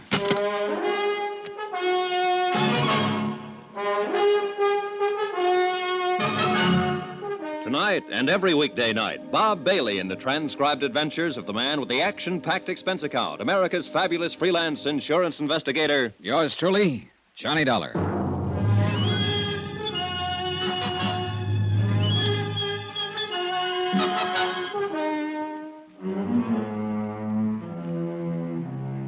From Special Investigator Johnny Dollar, location Green Pass, Virginia, to the Home Office, Surety Mutual Insurance Limited, Hartford, Connecticut. Assignment, the Cui Bono matter. Expense account continued. Item 4, 5 cents for a copy of the Green Pass Weekly Sentinel. I glanced through it as I walked across the square from the hotel to the courthouse. The big news, of course, was the tragic death of longtime county attorney Dan Parker. And 2 columns of the editorial page were devoted to eulogy and sympathy for the dead man's adopted daughter, Luann, who had mistaken her father for a prowler and shot him to death with his own gun. But neither the editorial nor the front page mentioned the fact that Luann, because of her mistake, stood to collect $100,000 worth of insurance. Come in. Are you Tom Bates? That's right. My name is Dollar. I just talked to you on the phone. And I told you I had nothing to say. Mind if I sit down? Now, look here. You look, Mr. Bates. I've been in the business of insurance investigation for quite a while. And I probably know the legal rules and responsibilities of your office about as well as you do. Get out, Dollar. Well, for 2 cents, that's exactly what I'd do. And if I did, you'd find yourself in a real tight spot. What are you talking about? The company would have a battery of high-powered legal eagles in town by 8 o'clock tomorrow morning. And they'd have a subpoena, a restraining order, an order to show cause so quick it'd make your eyes bug out. And that's where it would start to get embarrassing, Mr. Bates. When you tried to explain to the court why you were withholding evidence and refusing to cooperate. What do you mean, refusing to cooperate? I haven't refused a thing. It sounded that way to me. I don't care how it sounded. Look, I know what you're up to. Peterson told me why you're here. Oh? You're out to muddy this thing up. You're trying to pin something on Miss Parker so you can get out of paying the insurance claim. And subpoena or no subpoena, you'll get no help from my office on a crooked deal like that. Any reason for you to think something could be pinned on her, Mr. Bates? Of course there's no reason. You saw the transcript of the coroner's inquiry, didn't you? I did. Well, did you find one single hint of suspicion anywhere in it? No. Not much of anything else, for that matter. Are you always as gentle with your witnesses as you were with Miss Parker? The girl was half out of her mind with grief, on the verge of a breakdown. We got the facts. What more do you want? Maybe we should have thrown her in jail, beat her up with a rubber hose, starved her till she thought of something to confess. Is that the way you'd have done it? Oh, relax, Mr. Bates. You're not in a courtroom. No, and by heaven, I'm not going to be. Not on this case. Because there's no reason. How long have you been in love with the Parker girl? Ever since I... What difference that make? It might help to account for your attitude about this. What is it you're thinking? That I'm helping her get away with something? Covering something up for her? Or that all of us are, maybe? Everybody at the inquest? Well, it wouldn't surprise me too much, the way this whole town gets up on its high horse the minute you ask a simple question about the girl. Well, what do you expect when you go around insinuating Insinuating nothing, Mr. Bates. I haven't accused Miss Parker of a thing. I have no reason to. And regardless of what you think or Sheriff Peterson thinks, I didn't come here to frame her, to pin something on her. I want just one thing. The complete detailed story of Dan Parker's death, and I'm going to get it one way or another. Well, nobody's trying to prevent you. I'm glad to hear it. Then how about some cooperation? What do you want to know? How long have you been Mr. Parker's assistant? Almost 3 years. And now you automatically become county attorney, is that it? Yes, until the next general election. Do you intend to run for the office at that time? Possibly. I don't see... How did you and Parker get along? Fine. Why? Well, did he approve of your interest in his daughter? Well, he certainly preferred me to, well, anybody else in the running. Who else is in the running? Nobody, actually. Are you engaged to her? Not officially. She doesn't think she's quite ready to settle down. Uh-huh. But if she had been ready, you think Mr. Parker would have welcomed you as a son-in-law, huh? I think so. I didn't kill him, Mr. Dollar. Ever have any arguments with him? No. None of any importance. Who were his enemies, Mr. Bates? He didn't have any. A county attorney without a single enemy? That's a little remarkable, don't you think? That was the type of man he was. He'd usually let sleeping dogs lie. Easy going. Too much so, maybe. That was half the... Half the reason the two of you argued? Is that what you started to say? There were times when he should have gotten tough, or at least let me do it. Well, you'll have your chance now. And I'm going to take advantage of it. In one case, at least. Oh, what case is that? The Happy Hollow Roadhouse. That place should have been closed 2 years ago. But Mr. Parker wouldn't hear of it. And the sheriff wouldn't touch it without Parker's okay. Who runs it? A dirty little... His name's Sammy Drake. A cheap 30-cent crook. Why should the place be closed, Mr. Bates? Because it's a menace to the community. Drake's got everything going out there, wide open. He ought to be run out of town. And before the month's up, he will be. Was Drake a friend of Mr. Parker's? Hardly. Is Miss Parker acquainted with him? She knows him, of course. In a town this small, everybody knows everybody else. Doesn't mean anything. I see. You see what? What are you driving at, anyway? The complete, detailed story, that's all. Fine. But what bearing does this stuff have on the story? Oh, none, probably. The sheriff tells me Miss Parker is a dead shot with a pistol. Do you know if that's true? Absolutely. She can outshoot me any day of the week, along with most of the other men in the county. That's one of the ironies of the thing. It was her own father who taught her to shoot. Was she given a paraffin test the night of the accident to determine whether she'd fired a gun? Of course not. In the first place, we're not set up for it. And in the second place, there was no doubt but what she had. The housekeeper heard the shots and ran out in the hall and saw her standing there with a gun in her hand. And she admits she fired him. What more do you want? I guess that ought to satisfy any reasonable person. Well, thanks a lot for your cooperation, Mr. Bates. You're welcome. And I'll frankly admit I don't have the slightest idea what line of thought it is you're trying to follow. It's the same one I've been following ever since I left Hartford. Do you know the Latin phrase, cui bono? Sure. Means who benefits. It was an old principle of Roman law. And it's still a good one. Who benefits here? Well, Luann Parker, of course, to the tune of $100,000. But maybe she's not the only one. There are different ways of benefiting, you know. It still comes back to the same thing. She's the one who mistook her father for a prowler that night. She's the one who pulled the trigger and fired the shots that killed him. Apparently so. But it's possible that somebody might have used her, Mr. Bates.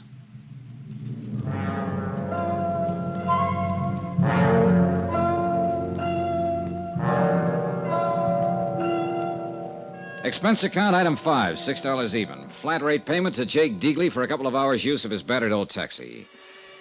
I stopped at the telephone office and I talked with the supervisor. I talked with the editor of the local paper and with a waitress who'd gone to school with Luann Parker, with a boy in a service station who'd dated her in high school. And all of their remarks fit the same picture. A sweet, fresh, all-American girl with an adored father who'd showered her with gifts and attention. And now her own personal tragedy was the town's public one, and they all wept for her. Not a fact out of line. So finally I decided I'd filled in the background enough for the moment, and it was high time I met the little princess face to face.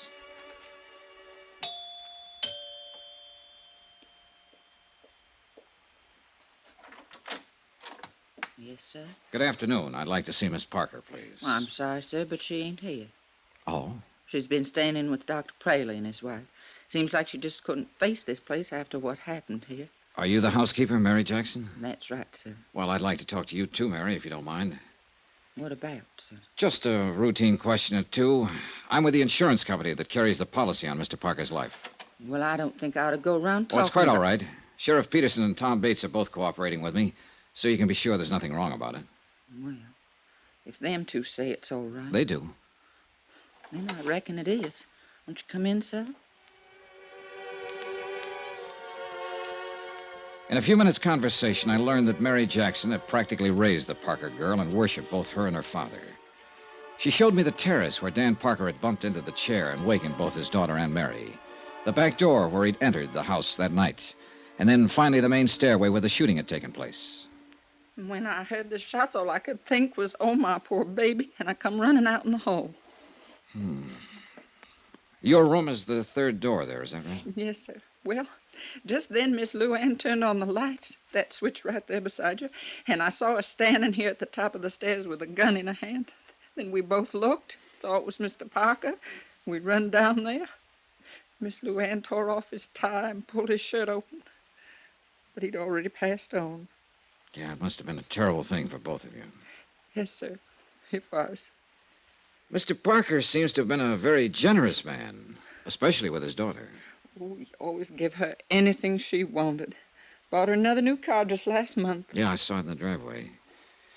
Well, this is a very attractive house. Must be worth $25,000-$30,000. Mr. Parker bought it just 2 years ago. He thought with Miss Luann growing up, she ought to have a better place to live. What's your salary here, Mary? $95 a month, sir. And my keep, of course. I wonder how he did it. Sir? Well, Dan Parker made $5,000 a year as county attorney. There's less than $600 in his bank account. The manager said it's never been much higher.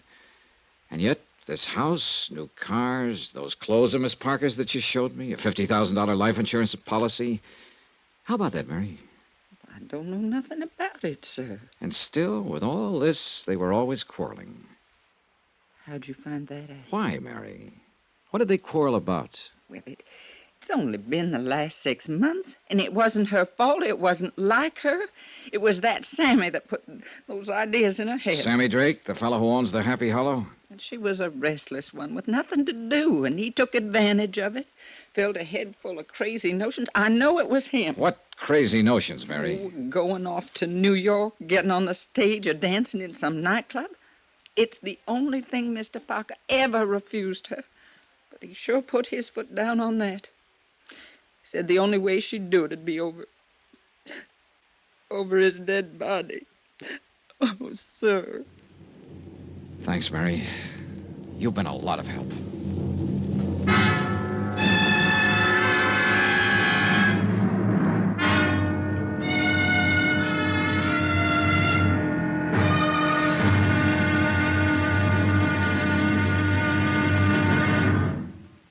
Now, here's our star to tell you about tomorrow's intriguing episode of this week's story. Tomorrow, the net tightens. A rat runs for cover. Then the whole thing blows wide open. Join us, won't you? Yours truly, Johnny Dollar.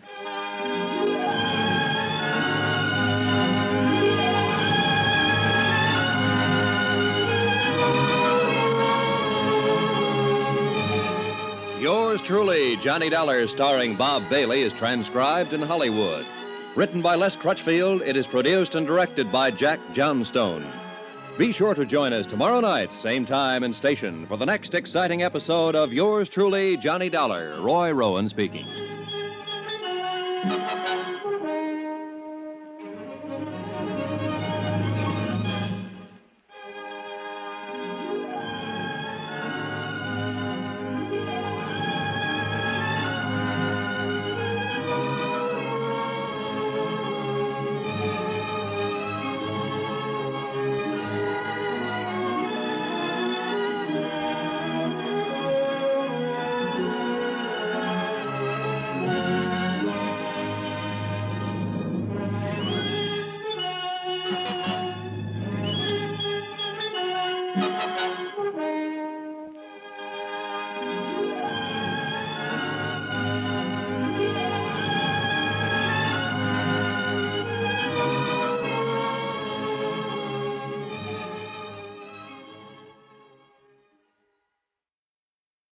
From Hollywood, it's time now for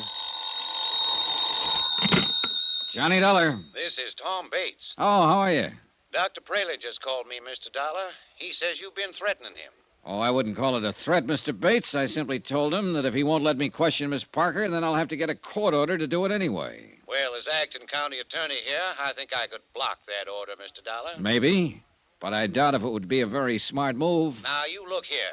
She's in no shape to answer questions. She's under doctor's care. It's been 5 days now since the shooting. She's still very upset, nervous.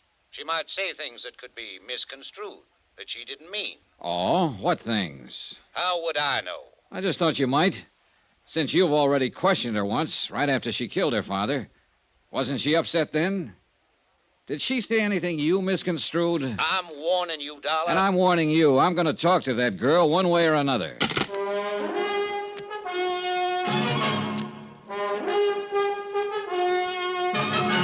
Tonight and every weekday night, Bob Bailey in the transcribed adventures of the man with the action-packed expense account, America's fabulous freelance insurance investigator. Yours truly, Johnny Dollar.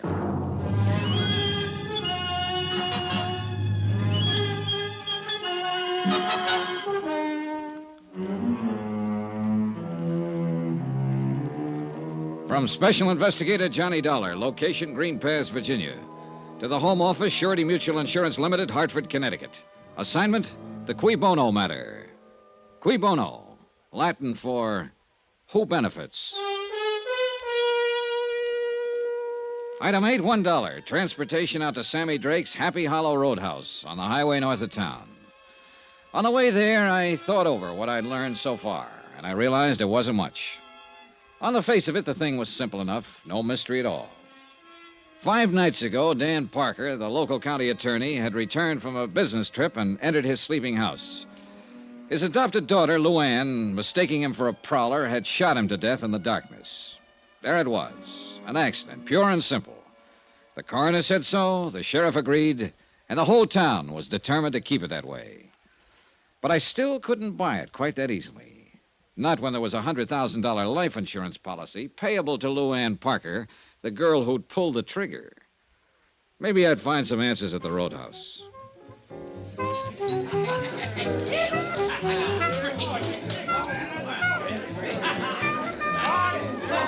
The Happy Hollow was like 1,000 other places of its kind.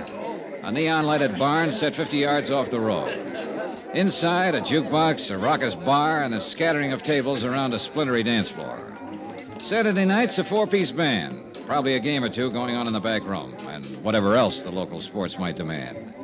It was early yet, and the joint hadn't started to jump. What's the word, Mac? Save your money and buy booze. Yeah, man. Out of towner, huh? Depends on which town. Any town but this one, man. Here it's for the birds. Oh, I don't know. Looks to me like you got a good setup here. I'm eating. But it ain't easy, man. It's rough. Oh, it'll be rougher, Sammy, with a new county attorney. What's the pitch, Mitch? That's your name, isn't it? Sammy Drake? That's a crime, maybe? Oh, it might be. I don't know yet. You with the feds? No. Syndicate man? No, I'm an insurance investigator. Insurance? You mean protection? Not the kind you're talking about, Sammy. I'm here in connection with Dan Parker's death. You mean you're legit? That's right. Well, tie me up and mail me off. I thought you were somebody putting a bite on me. I am. Yeah? Yeah. I got some questions, Sammy, and I want some answers. About that Parker rub-out? Right. Well, you're out of luck, Chuck.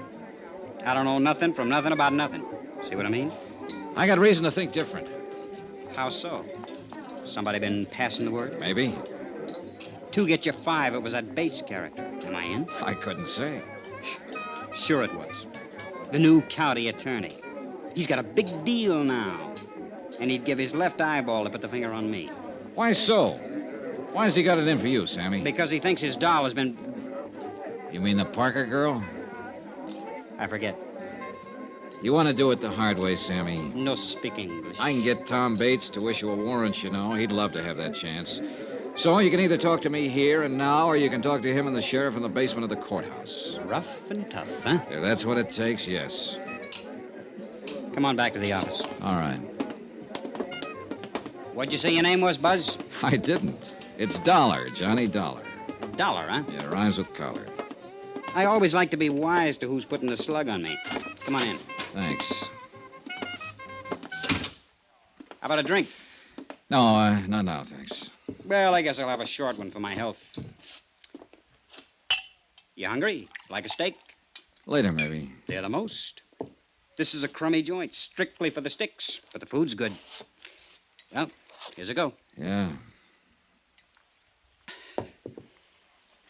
Maybe you think I'm trying to stall. I know you are, Sammy. No, not really. Not now, anyway.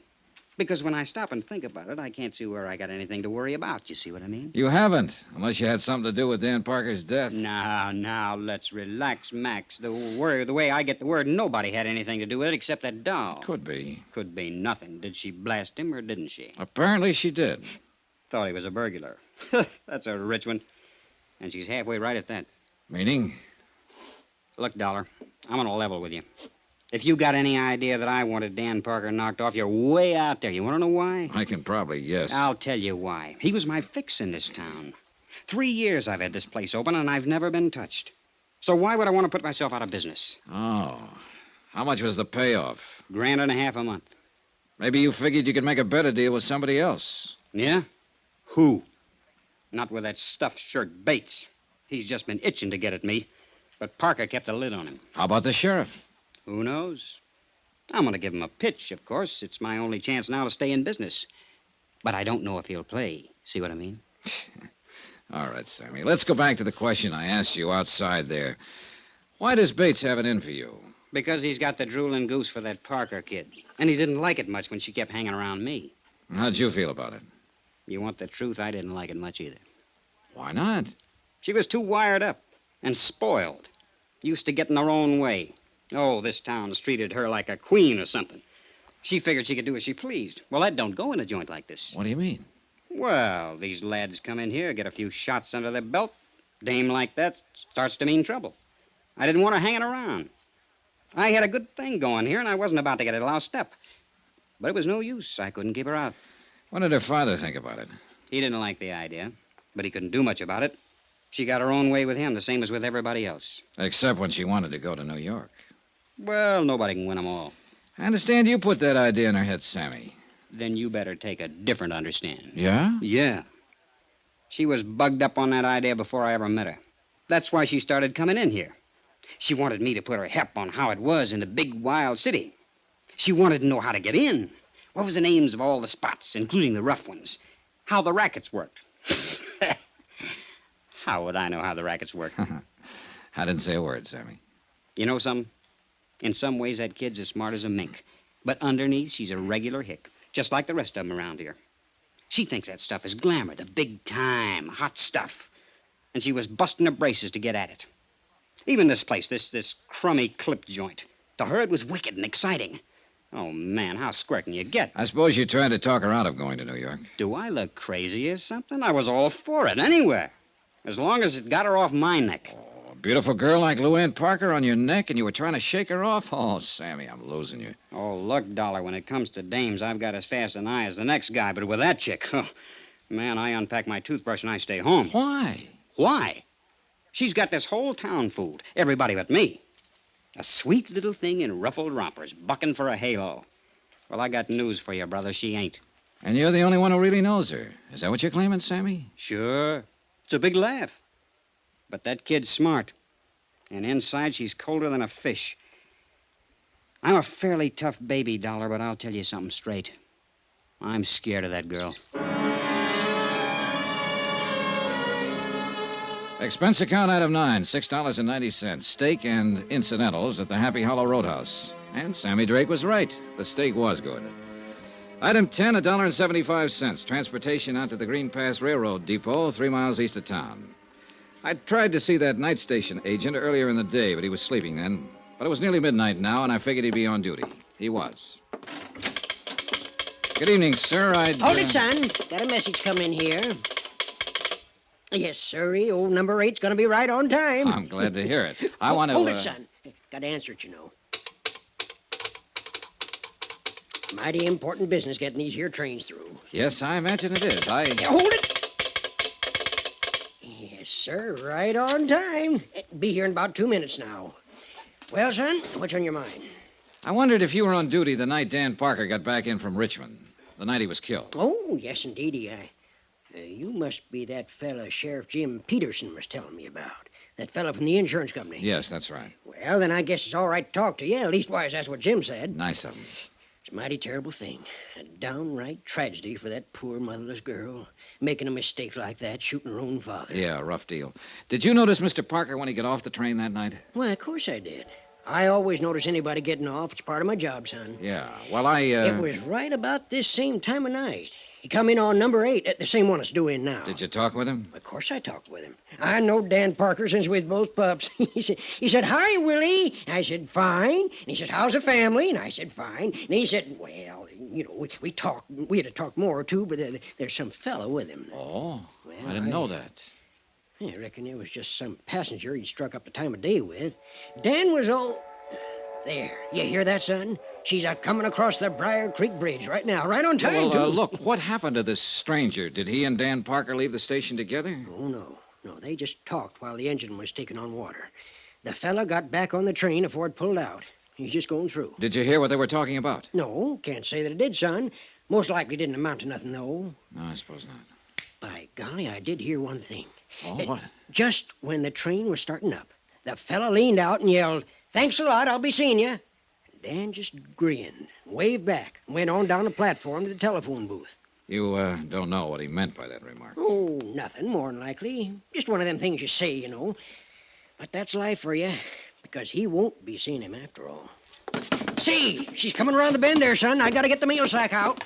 You got any more questions? You're gonna have to ask him on a run. The mail's got to get through. Oh, I wouldn't think of stopping it. Hey, look, you said Dan Parker made a call from that telephone booth over there. You know who he talked to? Nobody, son. What do you mean? Why, he come back and said get a busy signal. I guess he'd have to walk home. And that's what he done. That was his mistake. That was one of them anyway. You got any more questions? I reckon they'll have to wait. I haven't got any more. How's that, son? I said thanks a lot. What for? Well, there you got me. I don't know.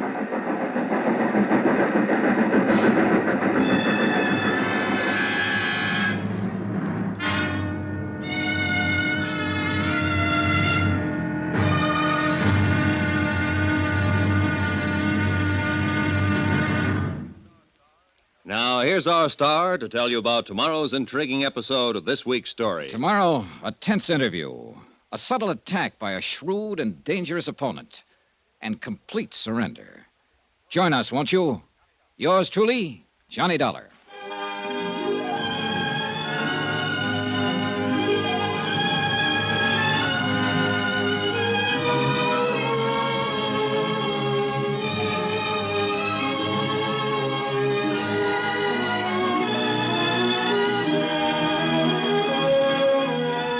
Yours truly, Johnny Dollar, starring Bob Bailey, is transcribed in Hollywood. Written by Les Crutchfield, it is produced and directed by Jack Johnstone.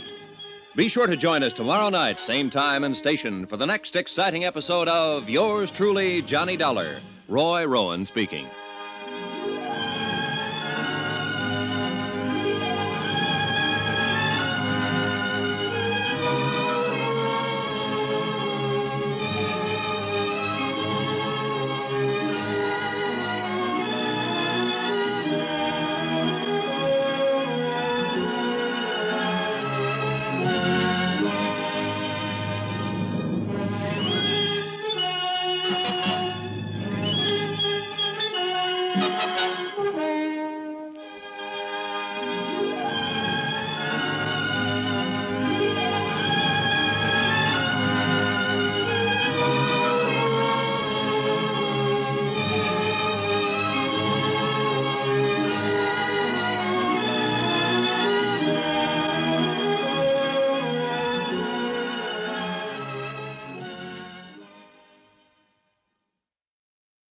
From Hollywood, it's time now for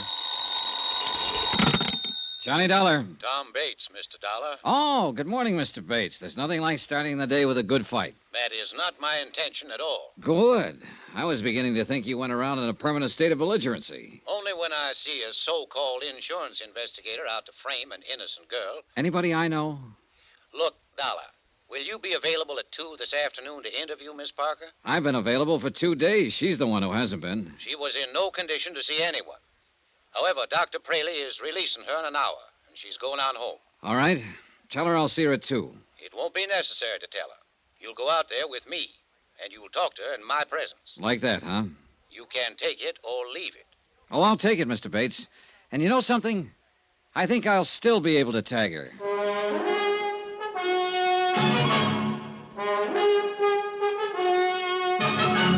Tonight and every weekday night, Bob Bailey in the transcribed adventures of the man with the action-packed expense account, America's fabulous freelance insurance investigator. Yours truly, Johnny Dollar.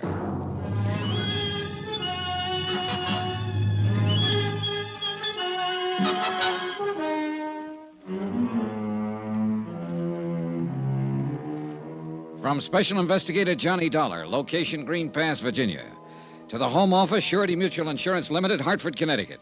Assignment, the Cui Bono matter. Expense account continued. Item 12, $1.80 for a late and leisurely breakfast in the hotel coffee shop. Leisurely because I had nothing to do but kill time. I'd covered every possible lead I could think of, and the result, 0.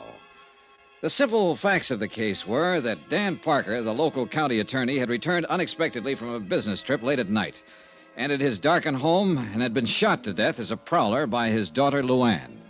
Coroner's verdict, accidental death. Amount of insurance, $100,000. Beneficiary, Luann Parker. Why don't you give up, Dollar? Admit you're wrong. Wrong about what? About thinking you've got a chance of beating Miss Parker out of her insurance money? Oh, so that's what I'm trying to do, huh? That's what your company pays you for, isn't it? To find some angle, some technicality that they can use to break the claim? No, they pay me for the unpleasantness of having to put up with bull-headed acting county attorneys, Mr. Bates. Sure. You'd a lot rather question that girl without me being around. Bates, I'd rather do anything without you being around. Well, the feeling is mutual. I just can't quite figure you. Usually, I get complete cooperation from the local prosecutor's office.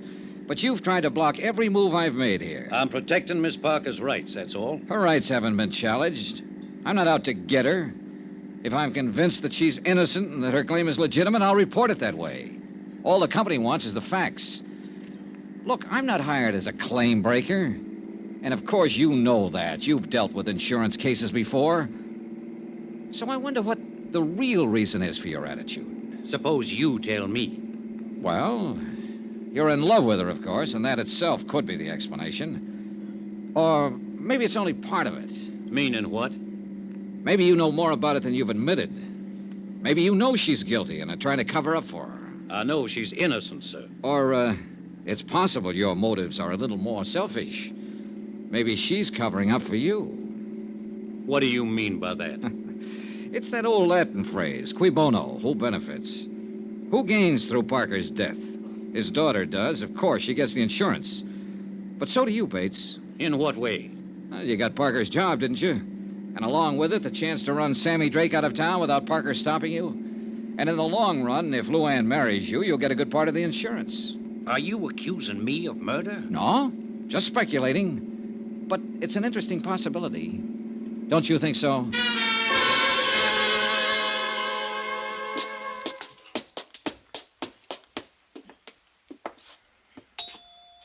Any particular subjects I should avoid, Mr. Bates? Ask anything you want, as long as I'm here to advise her. Oh, hello, Tom. Luann, this is Mr. Dollar from the insurance company. How do you do, Miss Parker? Mr. Dollar, won't you come in? Thank you. I guess we better go in the study. Mary's cleaning the living room. In here. Just sit down anywhere. How do you feel, Luann? Oh, I'm all right now. For a few days after it happened, I couldn't feel anything but horror, self-loathing. I wanted to kill myself. But the last 2 days, I've done a lot of thinking about what Daddy'd say if he was still here. He was a wonderful man, Mr. Dollar. Yes, the whole town seems to agree on that. I'd give my life gladly to change what happened. But it can't be changed. Daddy used to say, Luann, remorse is only self-pity in disguise. The future is a question mark. All you have is the present, so live it. He believed in those ideas, Mr. Dollar, and I'm going to try to live my life by those beliefs, because I loved him very much.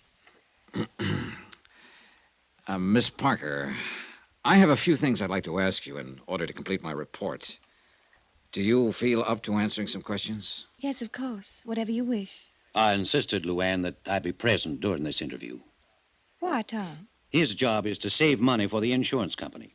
He'll try to trip you up, lead you into saying things you don't mean, things that could be misinterpreted. Tom, that's ridiculous. I've nothing to hide. Of course, hon. But he'll make it seem as if you do. I'd say you're making it seem that way, and for no more reason than just a silly kind of suspicion. Luann. Mr. Dollar, would you rather talk to me alone? I think it would work out a little better that way. Tom, it's been nice to see you. I'm not leaving. Yes, you are leaving. Right now. Honey, you don't... I said now. All right, Dollar. I guess you win. Phone me later, Tom. Sure, Luann. He's nice. He means well, but sometimes he can be an awful idiot. Oh, his actions are fairly normal for a man in love. Or one who thinks he's in love. Well, it usually adds up to the same thing. Cigarette, Miss Parker? Oh, thank you.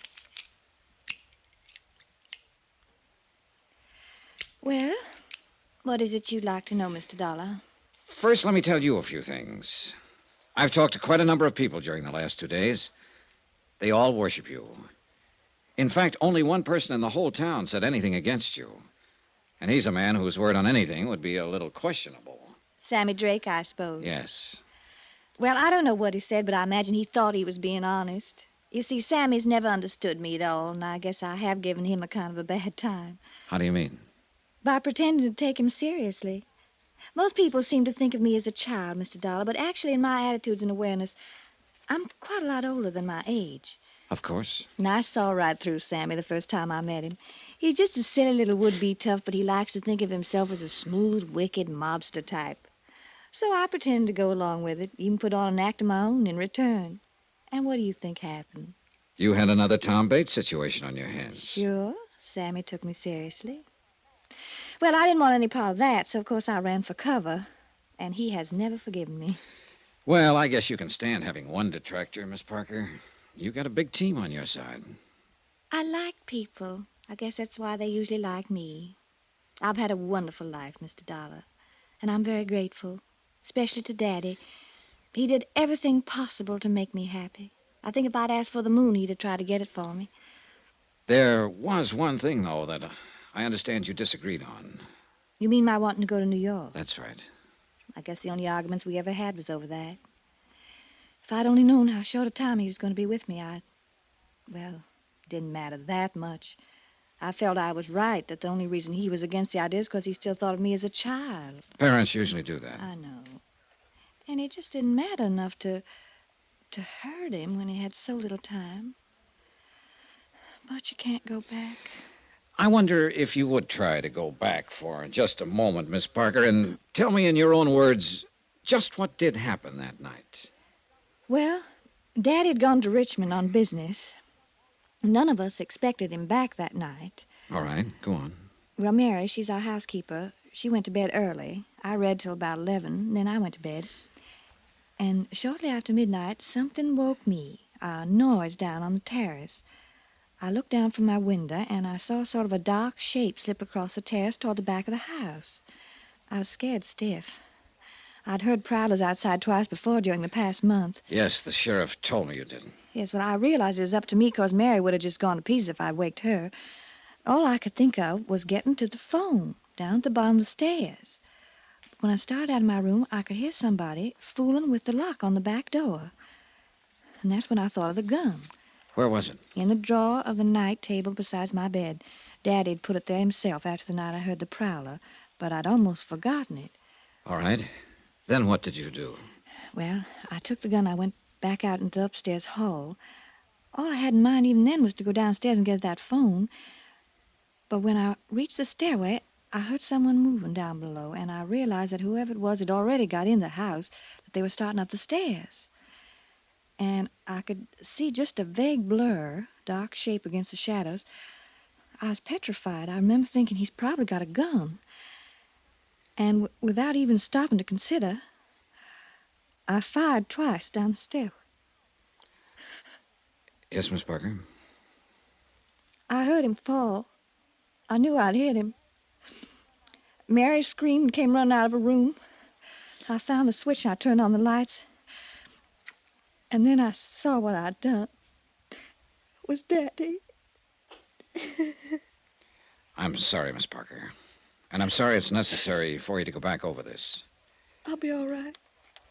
There was one thing that wasn't brought up at the inquest. Your father apparently tried to make a phone call from the railroad station that night, and he told the agent all he was getting was a busy signal. Could he have been trying to call here? I don't know. I didn't know about it. Would he be likely to call you, coming in unexpectedly that way? Oh, he'd be more likely to call Jake Digley. Jake runs a taxi service here. Yes, I met him.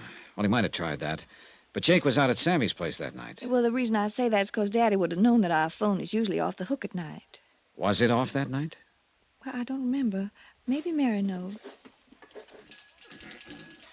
One or the other of us was always taking it off because we had to go clear downstairs to answer it. Yes, Miss Luann? Oh, Mary, the night Daddy was killed, do you remember whether the phone was off the hook or not? Yes, Miss Luann, it was. I remember when I picked it up to phone the doctor. Well, I ain't sure if you left it off that night or I did, but it was off all right. Thank you, Mary. Yes, ma'am. Well, Mr. Dollar, what other questions do you have? None, as a matter of fact. I did have several more, but you've already answered them indirectly. Thanks for cooperating. You're quite a girl, Miss Parker. Oh, yes, I'm quite a girl. A girl who killed her own father. Goodbye, Mr. Dollar. I meant exactly what I said to her. One way or another, she was quite a girl. Either she was one of the sweetest, bravest, and most honest kids I'd ever met, or she was one of the smartest, coolest little murderesses who ever walked the face of the earth. And I was very much afraid that I'd never be quite sure which.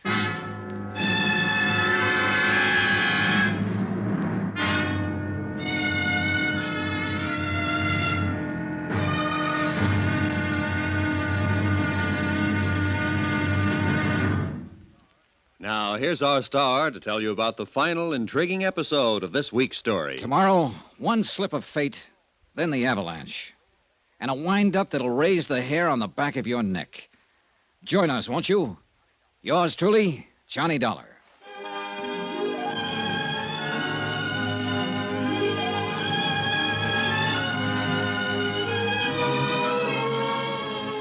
Yours truly, Johnny Dollar, starring Bob Bailey, is transcribed in Hollywood. Written by Les Crutchfield, it is produced and directed by Jack Johnstone. Be sure to join us tomorrow night, same time and station, for the next exciting episode of Yours truly, Johnny Dollar. Roy Rowan speaking.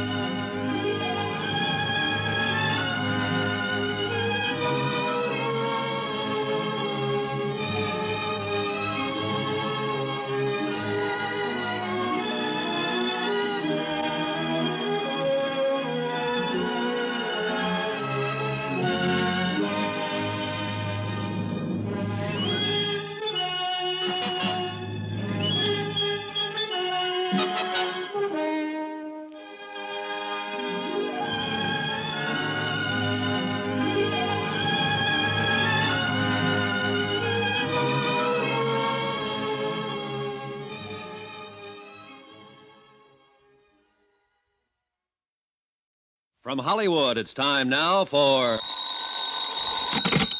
Johnny Dollar. Jim Peterson, Mr. Dollar. Oh, hiya, Sheriff. I understand you talked with Miss Parker this afternoon. That's right, I did. Well, what do you think now? I think I'm going back to Hartford the first thing in the morning. So, you finally decided the girl is innocent. I don't know, Sheriff. And I probably never will know. I'm just finishing up my report now. I'll send you a copy of it. Well, I'll be mighty interested in seeing it. On the basis of my investigation, I'm sure the company will pay her claim without question whenever she's ready to file. I'm beat, hands down, and there's no use denying it. Well, you can't win every time, Mr. Dollar. It's not that, Sheriff. But this is the first time I've ever had to end a report with a question mark.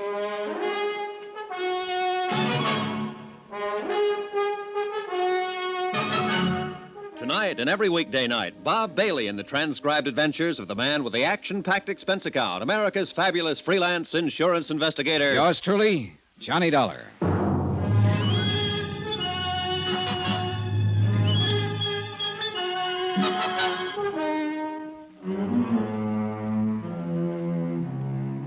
From Special Investigator Johnny Dollar, location Green Pass, Virginia, to the Home Office, Surety Mutual Insurance Limited, Hartford, Connecticut. Assignment, the Cui Bono matter. Expense account, final page. Item 14, 50 cents. Notary fee on a 20-page report. A report that covered everything and told nothing. But it was the best I could do. I had no more leads, no new ideas. The bare facts of the case still stood. Dan Parker had returned unexpectedly from a trip, entered his darkened home late at night, and had been shot to death as a prowler by his daughter, Luann. Amount of insurance, $100,000. Beneficiary, Luann. I checked through a half a dozen theories and been forced to throw out every one of them. And the whole case finally came down to just one simple question. When Luann pulled that trigger and fired down the dark stairway, did she or did she not know that she was shooting at her father? I couldn't answer it, and I didn't believe anyone else would ever be able to. Except, of course, Luann herself. Item 15, $1 even. Transportation out to the Happy Hollow Roadhouse, where the steaks were good, the drinks were good, and a beaten-down guy could kill an evening. Well, wrap me up and nail me south. Here's that dollar man again. How's it going, Sammy? Business gets any worse, I'll open an artery. You here for kicks tonight, or are you going to put the arm on me again? Let joy reign unsuppressed. That's the word, man. That's the word. Come on over. I'll let you buy me a drink. You're riding on a swindle sheet. Or better yet, I'll let you buy me one. You own the joint. Okay. Set us up, Joe. Make mine the usual fusel. What'll you have, sir? Scotch on the rocks. You ever get through to that Parker chick? Yeah, I talked to her this afternoon. Well, what do you think, man? Was I right or was I right? About what? Is she a cool fool or not? I don't know, Sammy. She's a tough one to figure. She's just a tough one, period.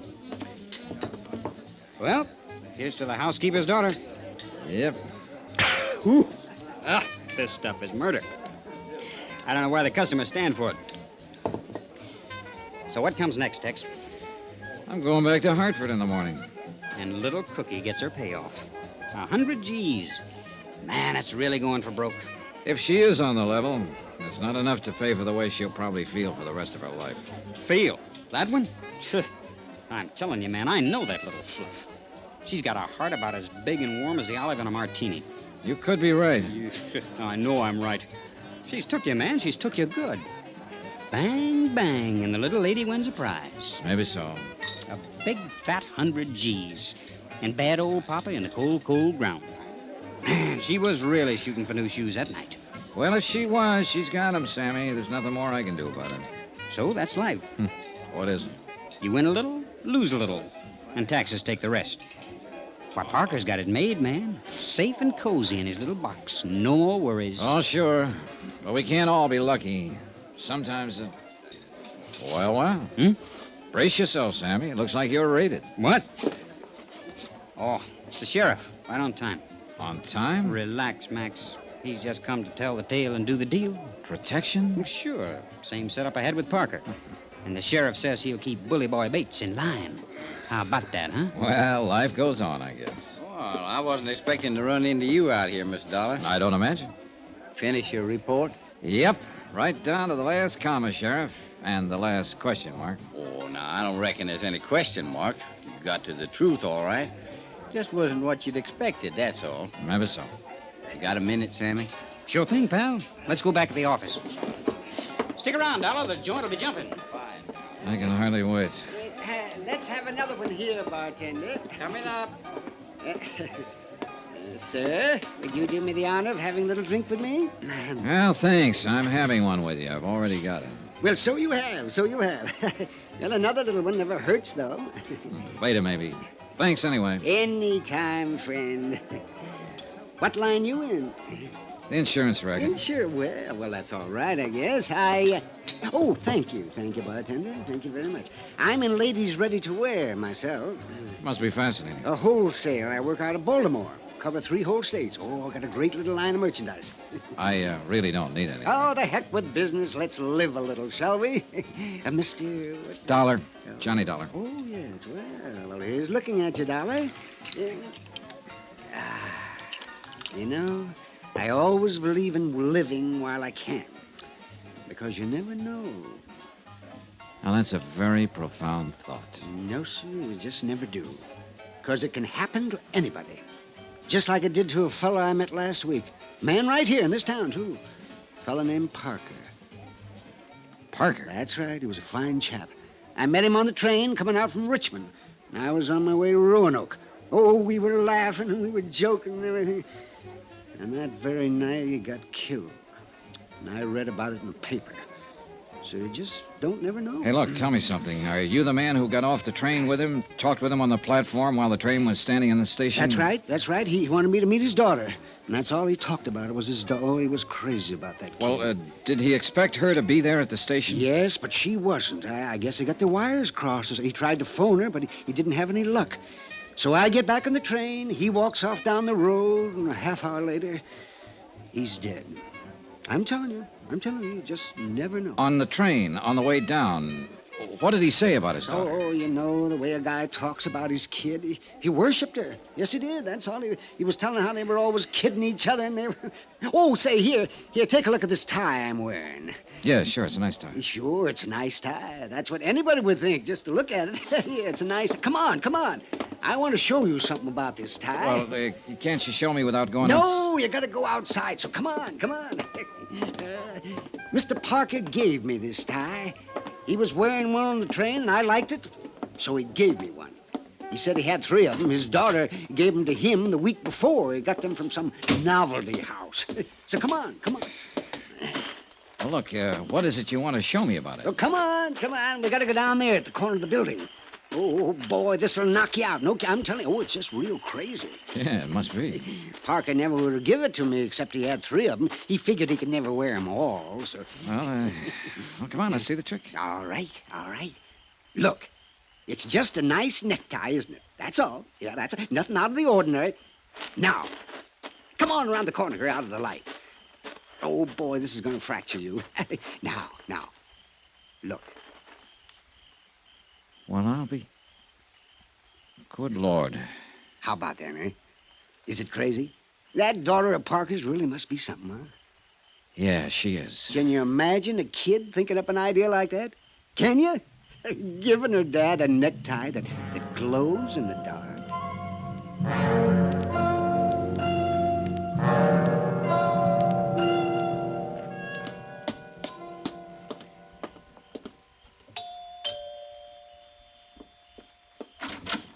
Good evening, Miss Parker. Why, Mr. Dollar, what are you doing out here this time of night? Mind if I come in? Please do. Thanks. Oh, I brought your gun back. The sheriff was finished with it. I never want to see it again. And how you feel? I'll put it here on the table. You'd better not leave it there, though. It's loaded. I wish Sheriff Peterson had kept it. Oh, it may come in handy sometime. Again. Mr. Dollar. I was planning to leave town in the morning, Miss Parker. I'd already made out my report and given you a clean bill of health. Well, I didn't even realize I was under suspicion. What was I supposed to have done, Mr. Dollar? Deliberately murdered your father in order to collect $100,000 in life insurance. You've got a pretty horrible mind, haven't you? Maybe, but I wouldn't trade it for yours.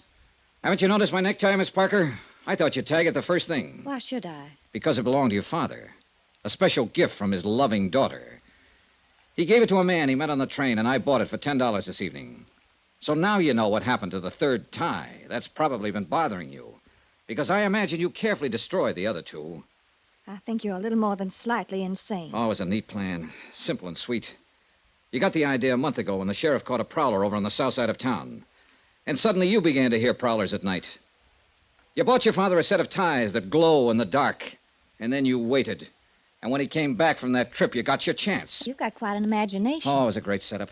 A dark house and him wearing a tie that glowed in the dark, just like this one, Miss Parker. It was a perfect target. You couldn't miss. It's almost a shame that you were beaten by one unforeseen accident. Your father talked to a stranger and gave him a tie. And that tie is going to hang you. No, I don't think so, Mr. Dollar. Turn on those lights. You were right, you know. It is a perfect target. You were very clever, Mr. Dollar, but not quite clever enough, or you'd have known. Sheriff. Yeah, I've been standing out there on the terrace. You... No, Luann. You better give me the gun. No use pointing it, honey. It's loaded with blanks. You all right, Miss Dollar? Yeah, I'm all right, Sheriff. A little sick, that's all.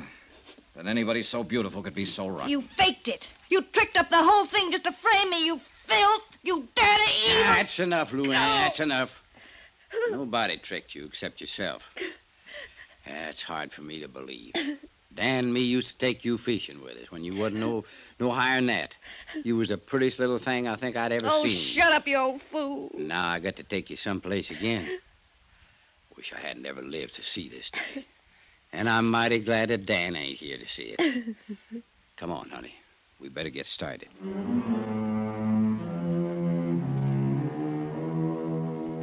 Expense account item 16, $148.30. Hotel and incidentals in Green Pass and transportation back to Hartford.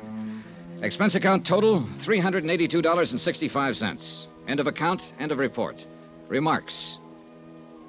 When you gave me this assignment, Don, you asked a question, a phrase in Latin. Cui bono? Who benefits? So here's your answer. Nobody. Yours truly, Johnny Dollar.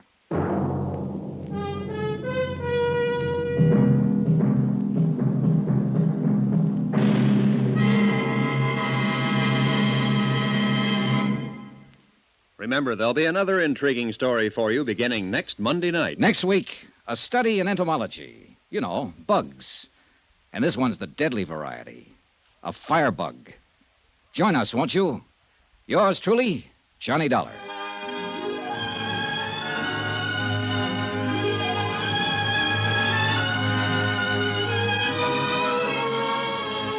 Yours truly, Johnny Dollar, starring Bob Bailey, is transcribed in Hollywood.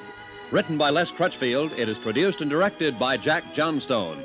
Heard in this week's cast were D.J. Thompson, Mary Jane Croft, Forrest Lewis, Byron Kane, Russell Thorson, Sam Edwards, Dal McKennon, and Howard McNear. Musical supervision by Amerigo Marino. Be sure to join us on Monday night, same time and station, for another exciting story of yours truly, Johnny Dollar. This is Roy Rowan speaking.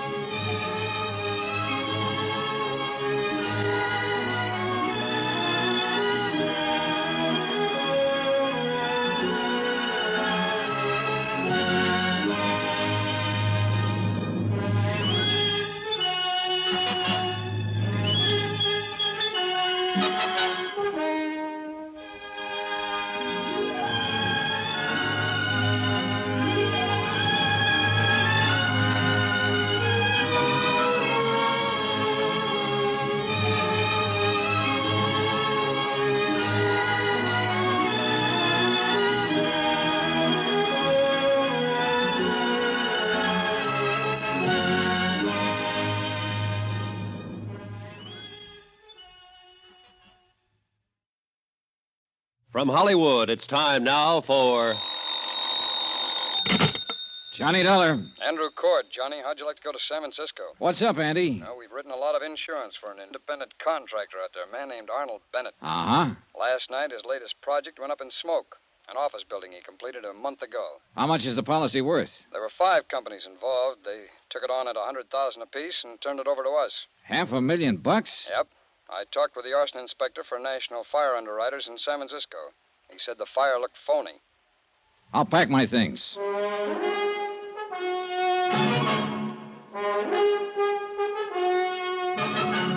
Tonight and every weekday night, Bob Bailey in the transcribed adventures of the man with the action-packed expense account, America's fabulous freelance insurance investigator. Yours truly, Johnny Dollar.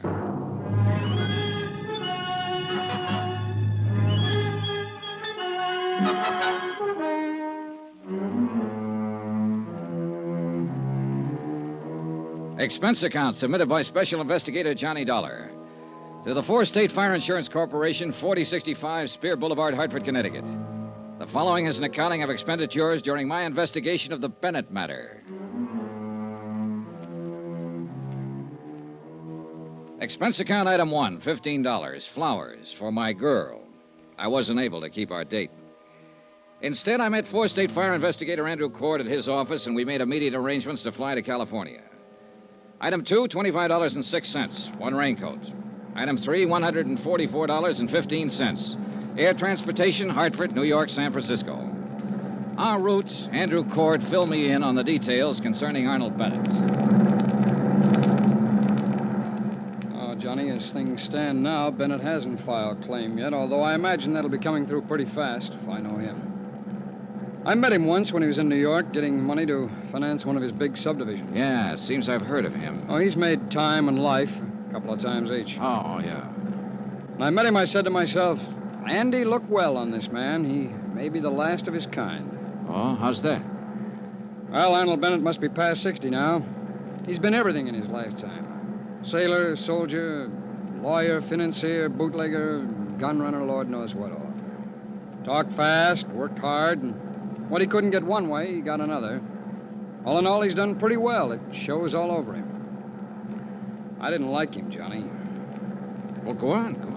Well, maybe I was just jealous of his aggressiveness, or maybe it's that I've just heard stories of how he ran roughshod over big and little. Well, about this new building of Bennett's that burned down. Yeah. Well, the man in San Francisco is pretty sure the fire was of incendiary origin. Well, can he prove it? Well, that'll be up to him, and you, and me. 4 state and national fire underwriters are going to handle the investigation. Federal, Great Atlantic, and tri-state underwriters aren't going to send any men at all. They figure it's best not to clutter things up. Yeah, but proving the fire was incendiary may not be too easy, Andy. Well, we'll see when we get there. There's a standoff motive in the whole thing. We can start with that. What's that? Bennett's in financial trouble, big trouble. Taxes, so on. The fire was an out. I see. Well, who's the arson man in San Francisco? Billy Underwood. Oh, good. Bill Underwood's one of the best arson men in the business. Well, it's going to take all of us to get Bennett, Johnny. Now, we'll split it 3 ways. We'll let Underwood handle the fire evidence. You can play front force with Bennett, and I'll comb around in the financial situation. Yeah, well, we sure got our work cut out for us. But listen, Andy, you sound sort of scared of this guy, Bennett. I am, kind of. Why? Nobody's ever beat him. Expense account item 4, $7.50. Incidentals upon arrival in San Francisco. Andy Cord and I checked in at the Fairmount, then went downstairs, rented a car, and drove out to the scene of the fire. Bill Underwood was already there, had been there all day. We all shook hands, and then Underwood broke it down. Bill was a bit of a pedant, had things pretty well organized for us. Now, it's this way. The watchman on duty saw a man loitering in the vicinity of the building when he came to work at 6 o'clock. Uh-huh. 3 other witnesses remember the same man. A druggist, a filling station attendant on his way home from work, and a newsboy. Got a description? Mm-hmm.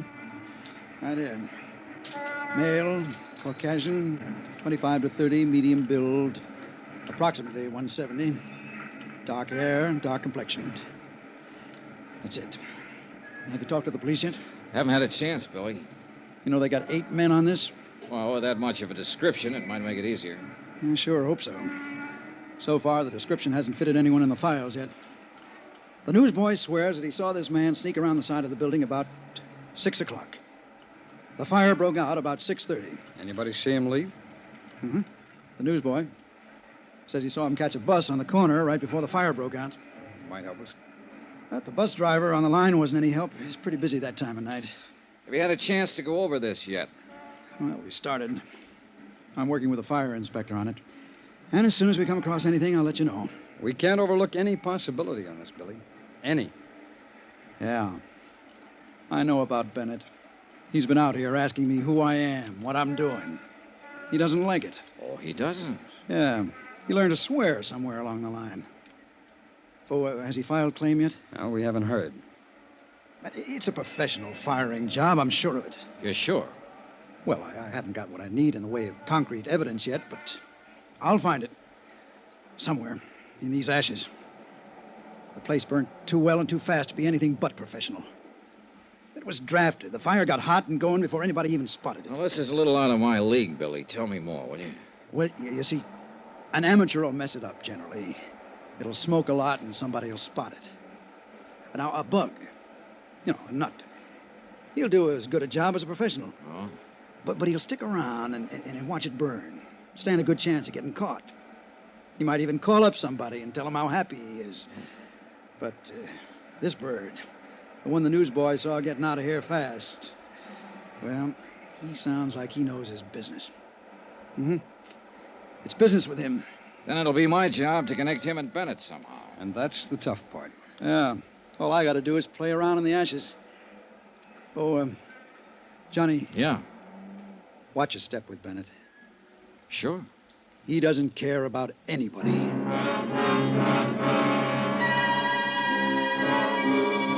I spent another 2 hours with Cord and Underwood covering the ruins of the 10-story office building that had been gutted the day before. Underwood acquainted Cord and me with all of the necessary details, all he could. That night, we sat with the 3 witnesses at a special show-up in the Hall of Justice. 60-odd suspects were paraded out. There were no identifications. The next morning, while Cord and Underwood carried on with their part of the investigation, I went out to Arnold Bennett's real estate office near the Presidio. Remember that old saw, how a woman in love is always beautiful? When I walked in, I had no idea Elizabeth Bennett was in love and no idea that she was beautiful. Her sallow face without makeup, framed in a wisp of stringy blonde hair, wasn't flattered by the shapeless black dress and low-heeled shoes she was wearing. Certainly not the going idea of beauty. Now, did her conversation reveal anything to indicate love?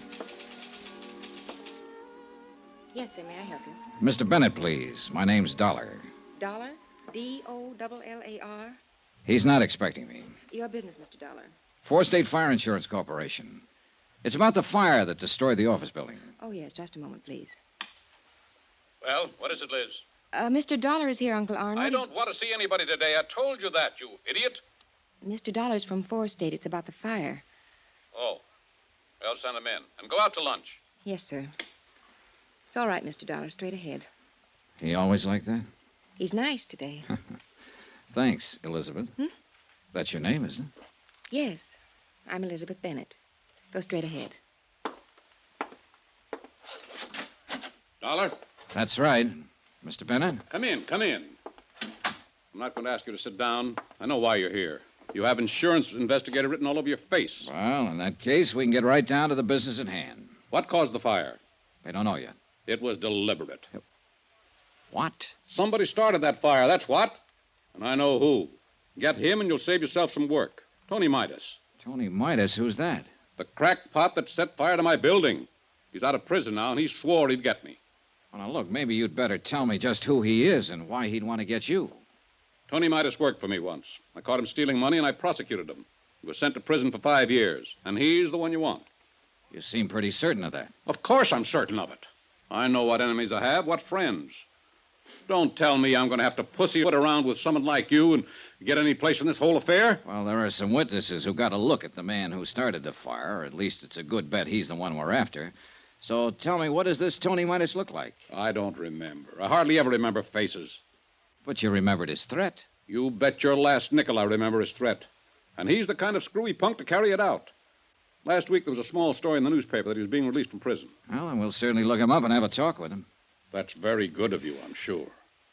Oh, now, look, this can be a very difficult thing all the way around, or we can all cooperate, Mr. Bennett. I'll cooperate.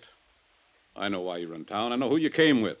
I met that glorified fire inspector yesterday. Underwood, you people don't fool me, and I'm not trying to fool you. Get Tony Midas, and you've got your man. Did you tell the police about Midas? No, I was waiting for some bird like you to walk in here with your high-handed attitude. Now I've told you, now you can get out and get busy looking for him.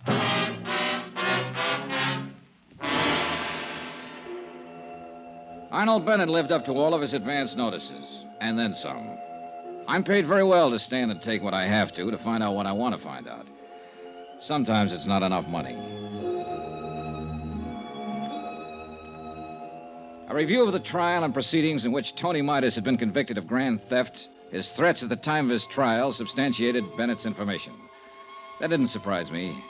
What did surprise me was that one of the 3 witnesses identified Tony Midas's mug picture as the man seen in the vicinity of the building the night of the fire. An APB went out for Midas. The San Francisco police began to turn the town upside down looking for him. By 5 o'clock in the afternoon, the other 2 witnesses had made up their minds that he was the man they had seen after all. The case against Midas became stronger. It was imperative that he be located.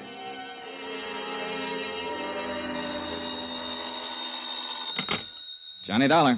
This is Elizabeth Elizabeth Bennett, Mr. Dollar. Remember in my uncle's office? I remember. Mr. Dollar, you're looking for Tony Midas, aren't you? You don't have to answer. I know you are. I think I can help you find him, but he's not the one you're looking for. Look, if you turn him in... Let me finish, and then we'll talk about him. I live at 1038 Murata Drive. I'll be home in an hour. We can talk there. 2 minutes later, when I was putting on my coat, I received another phone call. This one from Bennett's lawyer. He advised me that Arnold Bennett had filed claim and would bring suit if his claim was not honored in the prescribed length of time. I thanked him for the information and went downstairs, began to look around for a cab. A police car careened into the driveway, and a familiar hat on top of a familiar head leaned out. Hey, Johnny! Go! Yeah, Andy Cord. How's the left, kiddo? Hop in. Okay. This is Inspector Truck and Inspector Kane. Hi, what's up? Somebody shot Arnold Bennett 10 minutes ago.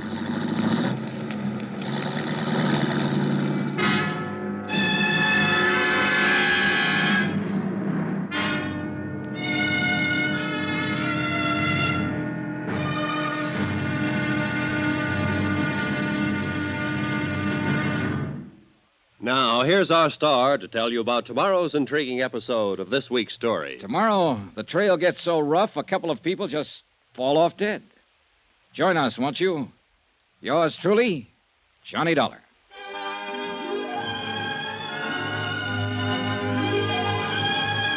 Yours truly, Johnny Dollar, starring Bob Bailey, is transcribed in Hollywood. Written by John Dawson, it is produced and directed by Jack Johnstone. Be sure to join us tomorrow night, same time and station, for the next exciting episode of Yours truly, Johnny Dollar. Roy Rowan speaking.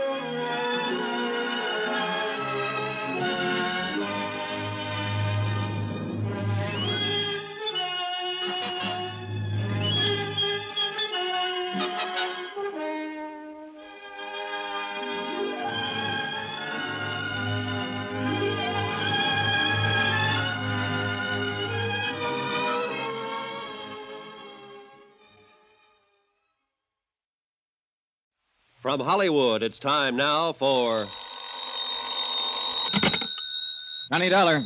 Billy Underwood, Johnny. They're trying to get you all over town.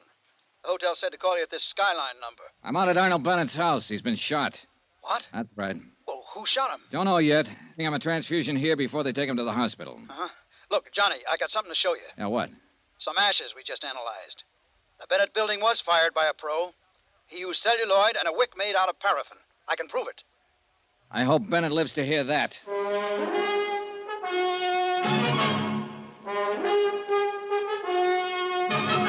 Tonight and every weekday night, Bob Bailey in the transcribed adventures of the man with the action-packed expense account, America's fabulous freelance insurance investigator. Yours truly, Johnny Dollar.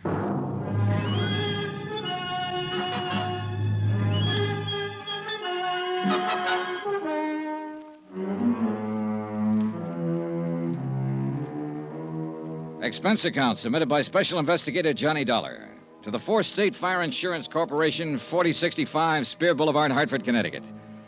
The following is an accounting of expenditures during my investigation of the Bennett arson fraud.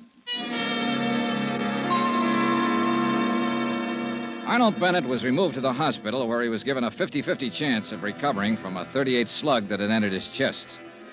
There was no weapon lying about and no witnesses in the remote, hilly section of San Francisco where he lived to give any information concerning the attempted murder. The police were more anxious than ever to find Tony Midas, the man Bennett had put the finger on earlier. Their reasoning was that if he could burn down a building worth $500,000 to get back at Arnold Bennett, he also might shoot him. I told Andy Cord about Underwood's findings when the police car got us to the scene of the shooting. Celluloid and paraffin wick, did you say? Yeah, that's what Bill Underwood said on the phone. Well, then it would point away from Tony Midas. He was an embezzler, not an arsonist. Maybe. Who's that policeman over there? Oh, that's Inspector Dickens. Well, I talked to him about it for a while. He said Midas lived in San Quentin with a man named Hanley, a professional burner. Yeah? Well, Hanley could have taught Midas a few tricks of the trade. Yeah, it's possible, Johnny. I don't know. At least Underwood is sure that he can prove it had an incendiary origin. Well, that's the first hurdle. Maybe we can't tie it to Bennett at that, Johnny, if Midas did it. Now, let's wait and see what Bennett has to say when he can talk. I think I'll get on over to the hospital. Okay. Oh, here's something that came up. Yeah? Now, you said Bennett attributed everything to this Tony Midas. Mm-hmm. Well, there might have been something personal in it, too. Midas is married to Bennett's niece, Elizabeth. He's what? Yeah, she married him a month before he was convicted. Well, that might explain some things.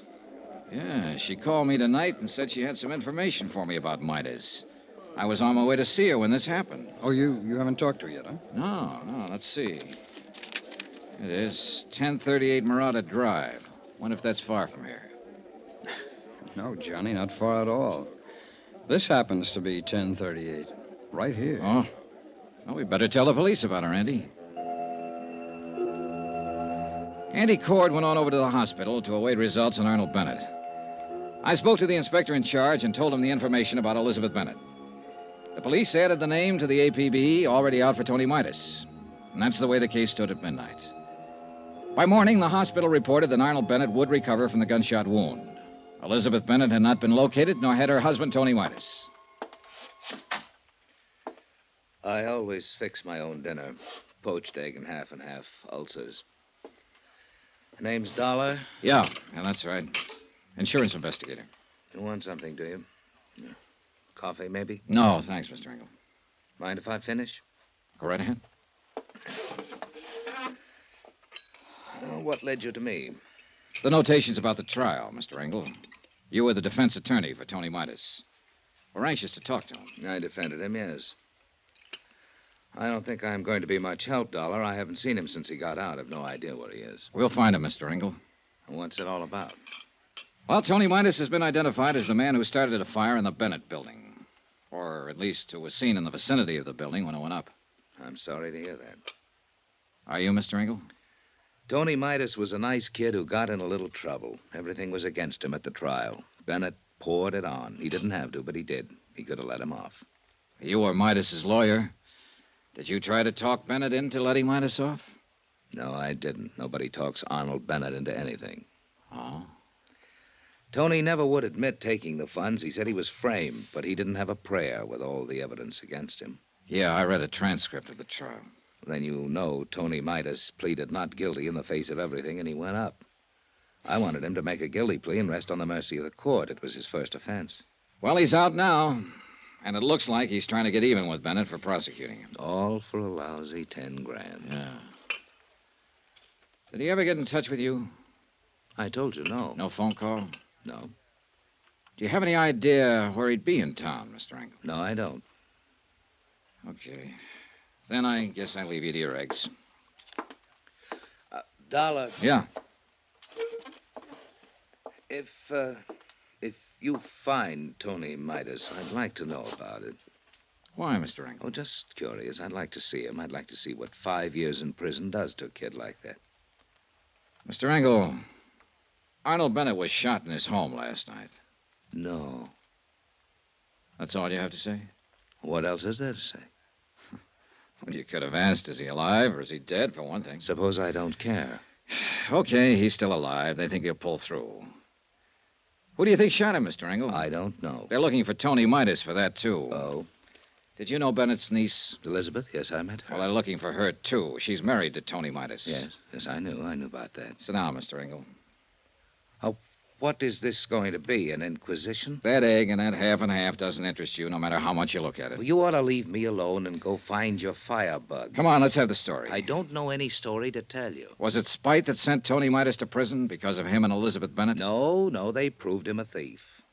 I'll throw one more thing at you, Engel.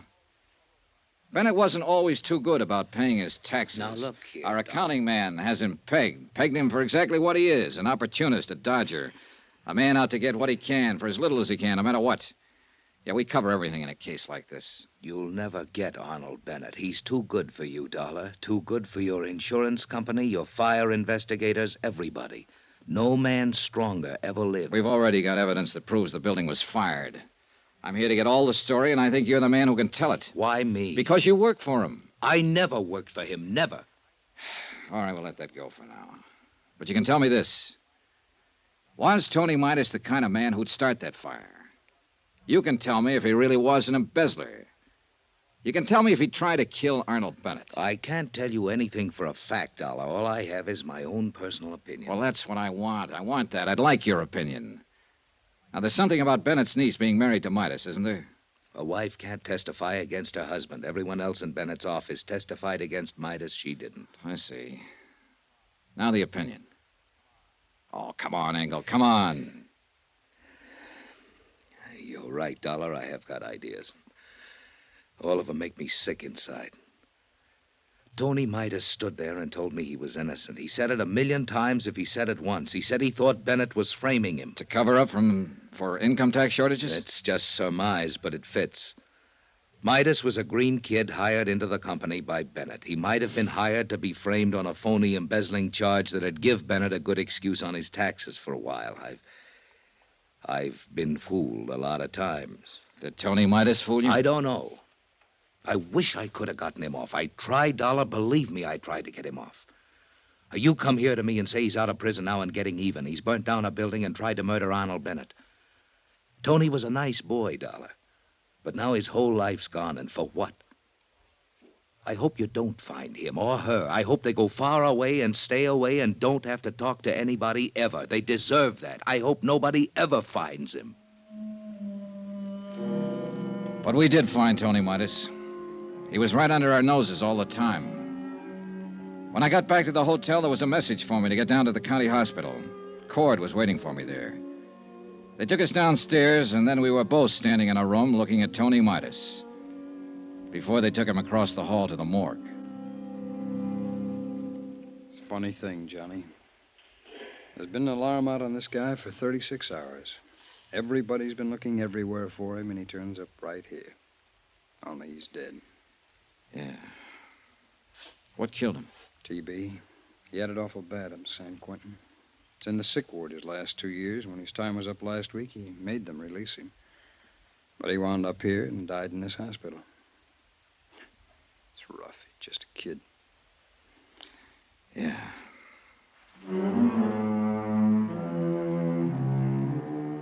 Up until that time, there had been some kind of a case against Tony Midas. But obviously, since he had been dead almost 2 days, it was impossible to connect him with the attempt on Arnold Bennett's life and the firing of the building. So we were right back where we started from, trying to make a case against Arnold Bennett, who still lay in his hospital room and refused to talk to anybody who came near him. All right, Johnny, now what? Bennett's going to be hard. We'll have to work around him. His niece is the best opening I can think of. Where is she? Police haven't located her yet. No, not a trace.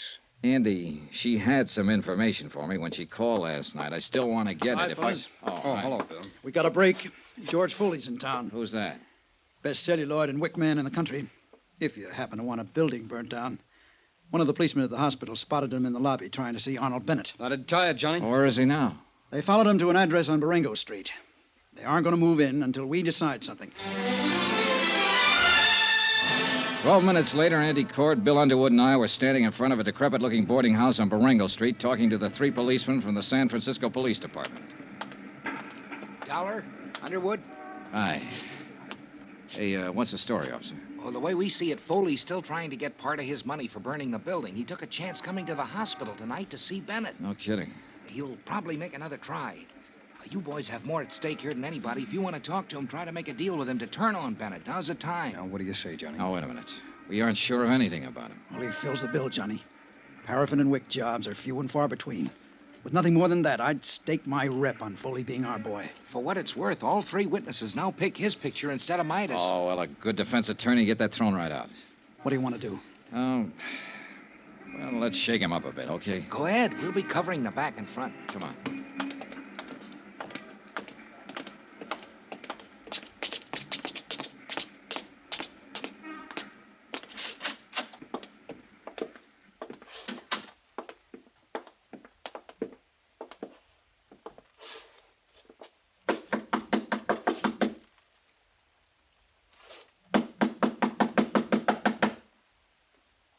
noise in there, Johnny. Let's bust it in. No, wait.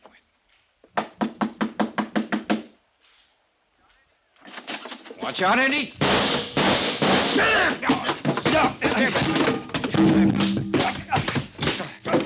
All right. That's enough. You okay, Bill? Eddie? Okay. Yeah. All right, tough boy. Get on your feet and let's get out of here.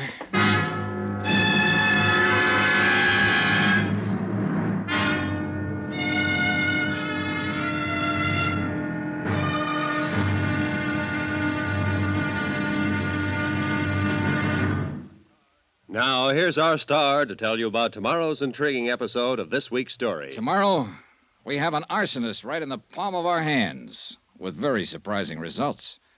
Join us, won't you? Yours truly, Johnny Dollar.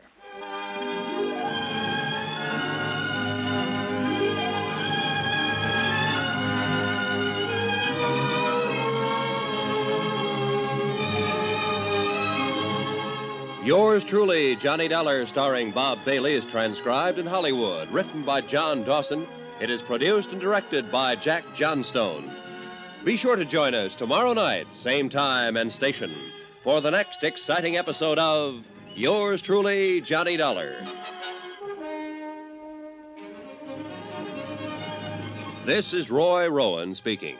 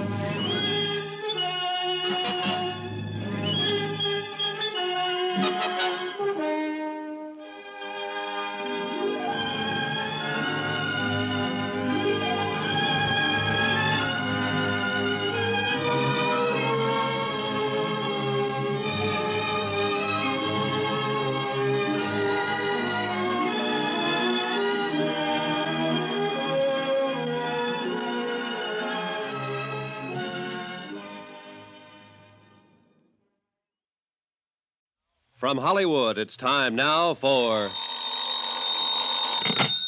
Johnny Dollar. Andrew Cord, Johnny. How's it going, Andy? All the police have been talking to that arsonist, George Foley, all night long. He won't admit a thing. Won't talk about anything. They're wondering now how long they can hold him. He's the man who fired that building, Andy. Well, we've got to have something more for the district attorney, Johnny. We haven't tied Foley to Bennett at all. If we can definitely charge him with firing that building, then we'll have a lever to go after Bennett. I got an idea. What? Meet you in an hour.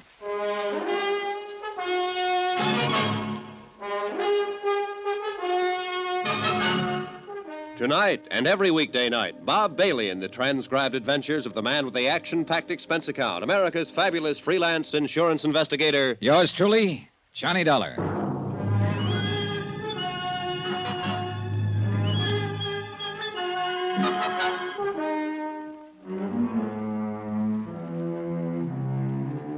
Expense account submitted by Special Investigator Johnny Dollar to the Four-State Fire Insurance Corporation, 4065 Spear Boulevard, Hartford, Connecticut.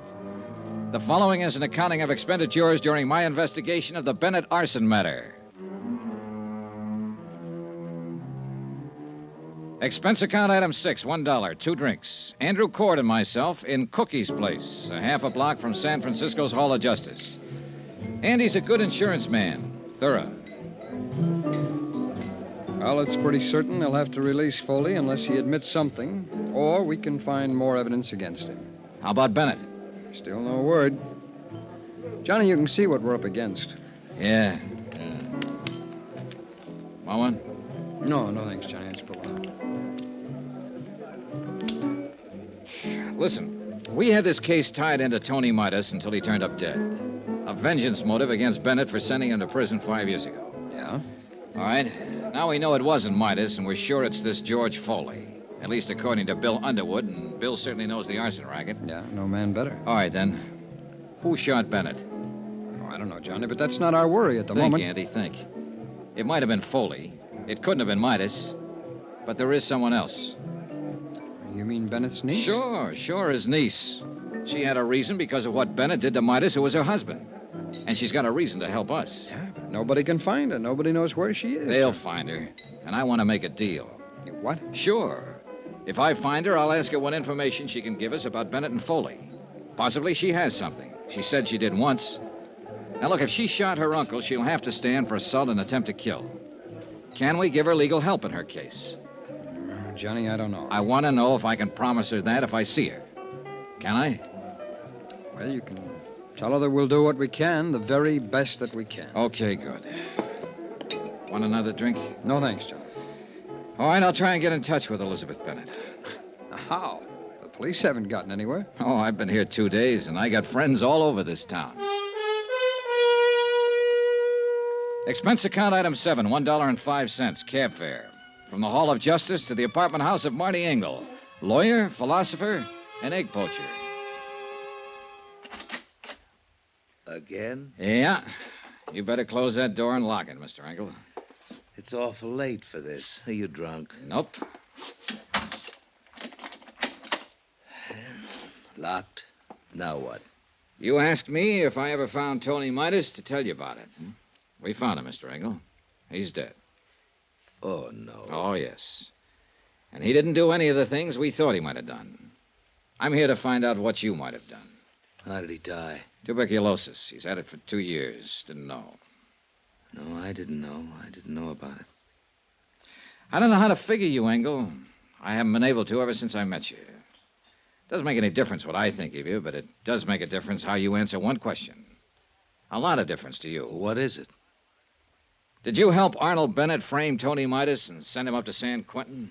You say Tony is dead. Now, what difference? Did you help Bennett frame him? No, I told you I defended Tony Midas in court. I tried my best to get him off. That's the truth.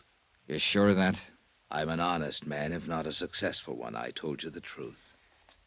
All right, then, if that's the truth, you're not in any trouble and you can unlock that door. But if it's not the truth, you might get yourself killed. Why do you say that? Because somebody took a shot at Arnold Bennett last night. But he was lucky. It didn't kill him, but it came pretty near. You know who that somebody was? Elizabeth? That's a good guess. She hasn't got anything to lose now. She lost her husband. She might be out getting even for him if he was framed. And she thinks you helped frame him. I tell you, I didn't frame him. I defended him. I think Bennett stacked everything against him. I told you that once. I think Midas was an innocent man, but there was nothing I could do. Oh, wait a minute. What? Shh. Who are you expecting? No one. Ask who it is. Go ahead, ask who it is. Who is it? Elizabeth Bennett, Mr. Engel. Tell her just a minute. Just a minute, Elizabeth. Okay, over there. Go on, get down fast. All right.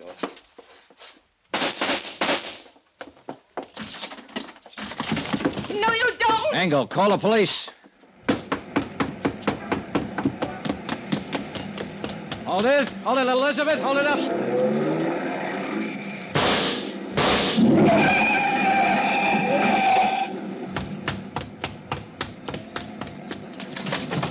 Are you hurt?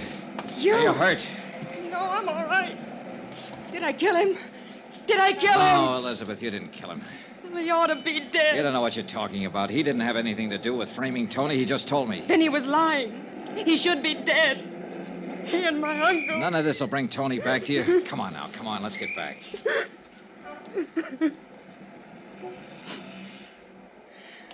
How many tramps have you met in your life, Mr. Dollar? A few. Come on, come on. When you met my Uncle Arnold, you met a real one. He stole money from himself and made it look like Tony did it. And that one in there helped him. Why didn't you let me kill him? You're wrong about Engel. He didn't help your uncle. He tried to help Tony, honestly. Well, then I'm glad I didn't kill him. How's my uncle? He's getting better. Will he go to prison? We have to prove he hired somebody to fire the office building. He hired George Foley. I know that. Would you swear to Yes. it? Can you? Yes. He blamed it on Tony.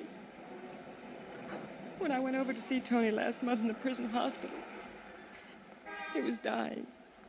Oh, I knew it. He had that look in his eyes. Helpless. And he knew what my uncle had done to him, and he couldn't do anything about it. But you figured you could. You shot your uncle when you found out Tony was dead. And you came here to kill Engel. I thought he helped Uncle Arnold send Tony to prison. I thought he helped kill Tony. They did kill him, you know, when they sent him to prison. They killed him as surely as if they'd shot him down. 5 years I waited for Tony to get out of that awful place. I waited to hold him in my arms and tell him it was all over. 5 years I waited to help him forget his hate and my hate. Loving him so much every day that...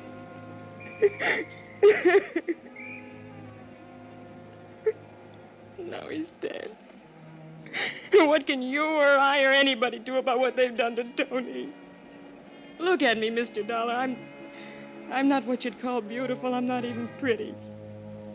Nobody ever looked at me twice until Tony. He looked at me and he loved me. And now he's dead. And I'm dead inside. I'm dead inside, and I'll be glad when I'm dead outside.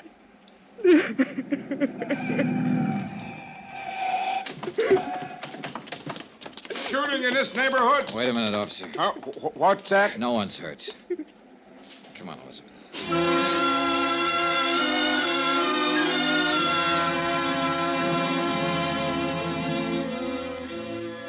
Elizabeth Bennett made a statement down at the Hall of Justice admitting she fired a shot at Arnold Bennett, hoping to kill him. She also admitted the assault on the lawyer, Marty Engel. Charges were immediately filed, and she was held in the women's section of the city jail. In a separate statement, she told how she had seen Arnold Bennett meet George Foley in a downtown bar. Foley still maintained that he had nothing to do with the fire in the Bennett building and denied any connection with Arnold Bennett. I gave Elizabeth Bennett's statement to Andy Cord, and he took it to the assistant district attorney. I was still in the Hall of Justice when Marty Engel came in.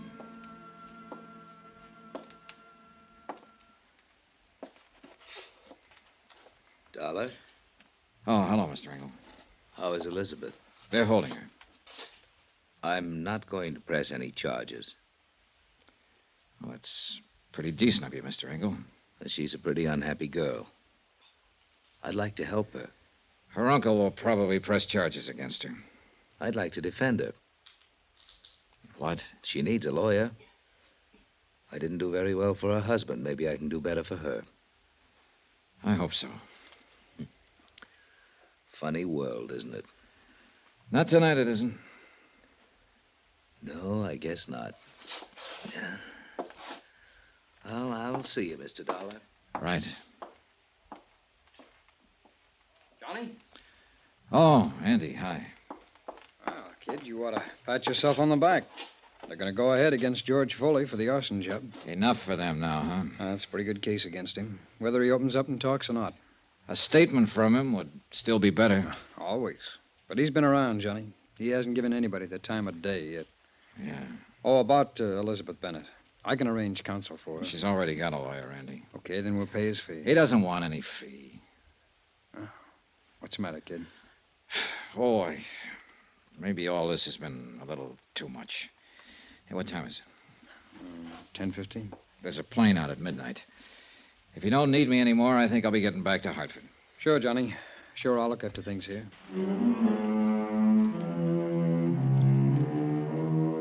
Expense account item 7, $49.65. Hotel and meals in San Francisco. Item 8, same as item 3, transportation back to Hartford. I caught the midnight plane and was in Hartford at 2 o'clock the next afternoon. I went directly to my apartment and went to bed.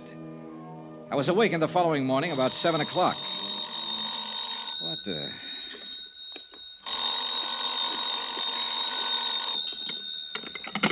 Johnny Dollar. San Francisco calling, Mr. Dollar. Okay. Is this Mr. Dollar? Yes, yes. Mr. Andrew Cord is calling. One moment, please. Go ahead, please. Johnny? Hi. Can you come back to San Francisco right away? Can I... Well, I just got home. We need you again. Jake Eggleston is going to defend Foley in court. Eggleston? He's already got him out on a writ. What? This case is worth $500,000 to us, Johnny. If anything happens that Foley gets off, we won't have a chance to get Bennett. You sound scared. I am. Somehow, Bennett's holding the best cards again. We got a good case against Foley. Once that's settled, we can get Bennett. I want to make sure. Okay. I'll get the first plane. Thanks, Johnny. Even as I hung up the phone, I was thinking of Marty Engel's words.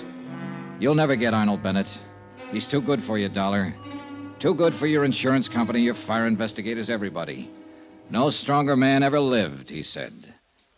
And somebody had to prove Engel was wrong.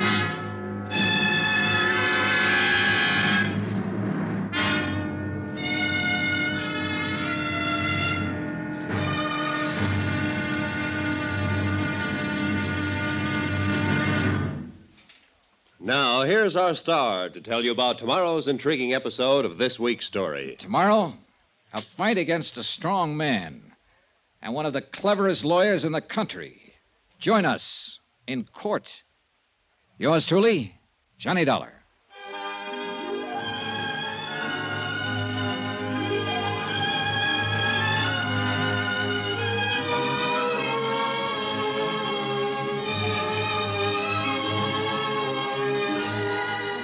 Yours truly, Johnny Dollar, starring Bob Bailey, is transcribed in Hollywood. Written by John Dawson, it is produced and directed by Jack Johnstone. Be sure to join us tomorrow night, same time and station, for the next exciting episode of Yours truly, Johnny Dollar. Roy Rowan speaking.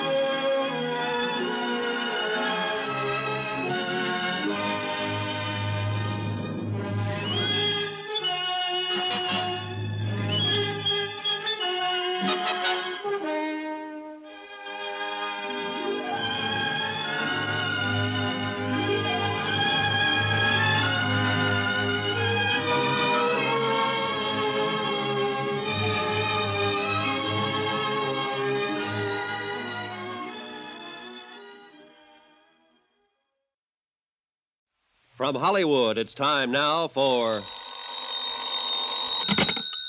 Johnny Dollar. Andrew Cord, Johnny. Did you have a nice trip back here to Frisco? I slept most of the way. How's it going? Good and bad, Johnny. Good that we've got George Foley on trial for setting fire to the building. Bad that we haven't connected him to Bennett yet. And Bennett's the guy we want. Well, once you get a conviction on Foley, you can go after Bennett. A lot of expert testimony's been thrown around here, and the jury's been sleeping through most of it. Besides that, Foley's got one of the best defense men in the business, Jake Eggleston. Yeah, I've heard of him. He's pretty slick. He's going to make us lose this case, Johnny. Not if I can help it.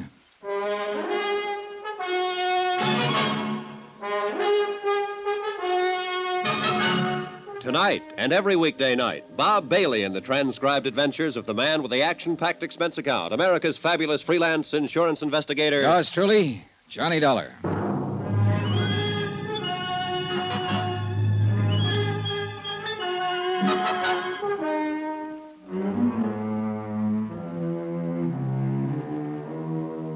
Expense account submitted by Special Investigator Johnny Dollar to the Four State Fire Insurance Corporation, 4065 Spear Boulevard, Hartford, Connecticut. The following is an accounting of expenditures during my investigation of the Bennett matter. Expense account item 9, $124. Air transportation, Hartford back to San Francisco again, and the Bennett case, which I thought was finished with. I was at the Hall of Justice by 9:30. I met Andrew Cord outside of the Superior Court. This may be the last day of the trial, Johnny. Anything new since I talked to you on the phone, Andy? Well, I may be worrying for nothing, since Finley's handled it all pretty well for the state. He's one of the assistant DAs, but Foley's still holding on to a not guilty plea. Well, isn't that just coaching? Well, maybe. But you remember Foley didn't make any statement when we took him, and the police got nothing out of him at all. Foley had something like 28 arrests besides 2 convictions. He knew the ropes. Yeah. Well, that's okay, yeah? Sure.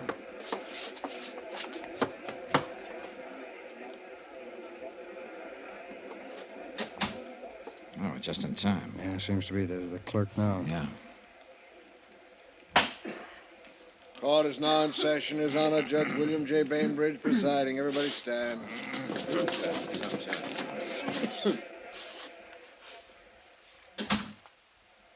Be seated. John Dollar. Hey. Well, I didn't think they'd call you first. No.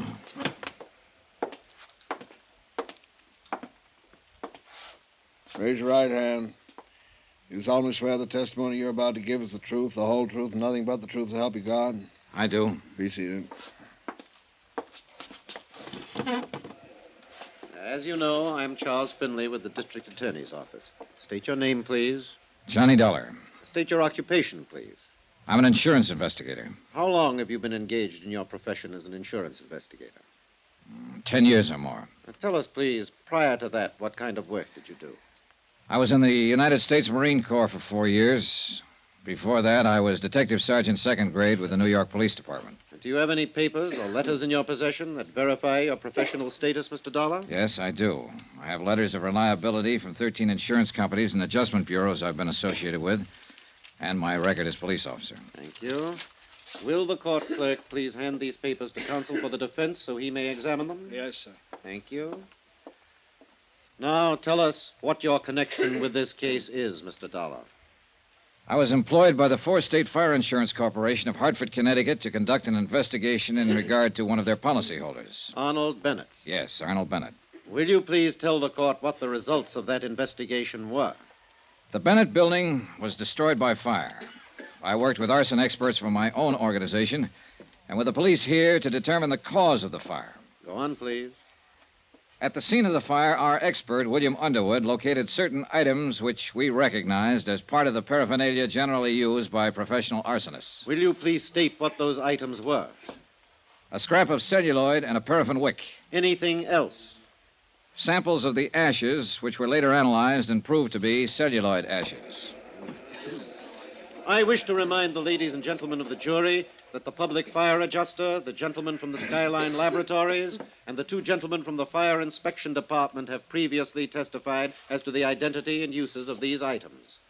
Will you continue, Mr. Dollar? Well, these particular items suggested that the fire was of an incendiary origin. The next problem was to establish the exact method used in starting the fire. Were you able to determine that method? Yes, sir. In order to refresh the minds of the jury, would you mind describing what was established? A heavy woolen wick. This one, Mr. Dollar? That one, or one like it. Exhibit C. Please continue. This wick had been soaked in paraffin and then stuffed into a paper sack that was filled with celluloid. It's a simple method. The wick is lit and takes anywhere from 3 to 10 minutes to burn down to the celluloid. Now, once that happens, the celluloid flares up and fires anything combustible in the vicinity. And that is the method you determine caused the fire in the Bennett building? Yes. And I'd like to qualify that by saying the arson experts from my own company and the gentlemen from the police and fire departments here in San Francisco determined it definitely. Mr. Dollar, by this means, you connected the defendant, George Foley, with the fire you were investigating. Yes, we did. How? George Foley improvised the method I have just described. Improvised? You mean it is his method? I object, Your Honor. The prosecution is putting words into the mouth of the witness. I'll rephrase for Mr. Eggleston. Is this method identifiable with the defendant? Yes, sir. Will you explain the identification? The police files here show that Foley has been convicted of setting 2 other fires in this state. On both occasions, he employed that method of fire. Your Honor, I object. The career of the defendant as a professional arsonist is a matter of public record. The defendant's previous record has no bearing on this case. I object. Mr. Dollar, will you rephrase and delete any reference to the defendant's criminal history? The procedure in locating an arsonist is to first establish the method of operation. In this case, where the wick celluloid method was used, the defendant's name came up immediately. The defendant made an attempt to call on Arnold Bennett in the hospital. The defendant was positively identified by 3 witnesses as the man they had seen near the Bennett building prior to the fire. I remind the jury of the testimony of those witnesses. Go on, Mr. Dollar. The police crime laboratory examined all of the clothing Foley was wearing at the time of his arrest and all of the clothing in his room. There was definite evidence that he had been in the Bennett building. Will you tell us what sort of evidence, please? Well, paint smudges on the soles of his shoes and metal filings and cuffs of his trousers, compared with samples that were still available in the building, where certain painting and metal work had been in progress. You connected him with the improvised method of firing. You proved that paint smudges and metal filings came from the Bennett building. The defendant attempted to contact Arnold Bennett. What else? Arnold Bennett's niece, Elizabeth Bennett, informed me that her uncle, Arnold Bennett, hired the defendant to fire the building to collect insurance.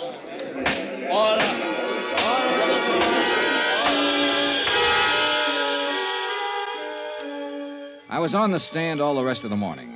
When Finley ended his questioning, he turned me over to defense counsel Eggleston. Eggleston contested every bit of established testimony and recommended that my remarks be stricken from the trial records. The summations came right after that, and then the case went to the jury. Expense account item 10, $3, lunch for Andrew Cord and myself. Foley has to be convicted or we'll be on the defense when Bennett's insurance claim comes to court. And we'll probably get stuck with it. Hey, while the jury's out, why don't I go over to the jail and talk with Foley? Now, what good would that do, John? Well, Foley must know they'll give him the works if he admits something He'll to us. admit nothing. He sits there in court like they were talking about someone else. Oh, Johnny, it's too late. Yeah, but if he did, you could go ahead and file criminal charges against Bennett. Beat him to the punch. Well, I'd like that. Oh, we get Foley and we've beaten Bennett, and I like that. The job of getting to a prisoner who's standing trial isn't an easy one, especially when he's under the surveillance of a smart defense attorney like Eggleston. I talked to Judge Brainbridge in his chambers and told him what I had in mind.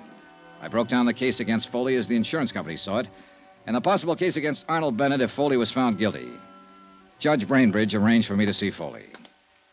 He was sitting on his cot. Eggleston was standing nearby.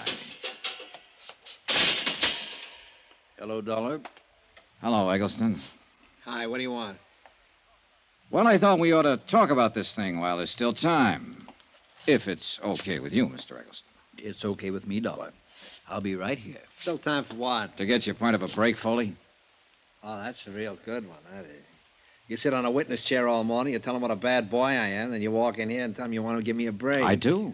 Go away. Now, wait a minute, George. It won't hurt to listen to him. Oh, you're a great one, you. I'm the guy who's sitting in this cell. Both of you can walk out of here and have a good steak for dinner tonight. All right, George. Listen to him. This isn't a courtroom. When you were first hauled in, Foley, you could have made a statement telling us Bennett hired you to fire that building, waived a jury trial, and thrown yourself on the mercy of the court. But you didn't do that. You made everybody work hard to give it to you. And that's exactly what they're going to do. That jury will come out pretty soon and throw the book at you. Hey, is that true? I'm not so sure of that, Dollar. Tell us precisely why you're here. You both know my company's after Arnold Bennett. He's filed claim against us for not paying off his fire policy. Foley, we know he hired you to fire that building. Yeah? And if you're smart, you'll send for the guard and make a request for the court to come back in session before the jury returns. You can tell them Bennett hired you. You can change your plea to guilty and throw yourself on the mercy of the court. It'll probably save you 5 years on your sentence. And so I turn hero and make everything nice for you to go after Bennett. Huh? If you do that, his claim will be thrown out by the insurance commission and we'll prefer charges against him. And he'd be right up there with me, huh? Making little ones out of big ones. That's right. You're overstepping your province here, Dollar. Oh, now, look, there isn't much time. Dollar, Foley, this man can advise you to wait until the jury comes in, and that won't be very long. But then it'll be too late for you to help yourself. I don't like this high-pressure stuff. I don't care what you like or dislike, Mr. Eggleston. Now, listen, Foley. They've got an 8-point case against you in there. Is he right, Eggleston? It doesn't make any difference. The jury You decides. say it saved me 5 years on my sentence. Yes. George. What do you think? Up to you, George. I've told you what I think. Ah, swell spot, swell. Oh, come on. What is it? I'll risk it. You're crazy. There's a chance those 12 clunkheads will walk out and tell everybody I'm not guilty. Come on, get out. Those last 5 years will be pretty hard ones. Guard. Thank you for the offer just the same, Dollar. You don't use your head much, Foley. If it hadn't been for you, I wouldn't be in here. So don't worry too much about what happens to me. If it weren't for guys like you, I wouldn't be in business. And I'm not worrying. Dollar. Yeah? Yeah, I hope they let me loose on this one. For your sake. Don't plan on it. On account of... I'd like to kill you or something.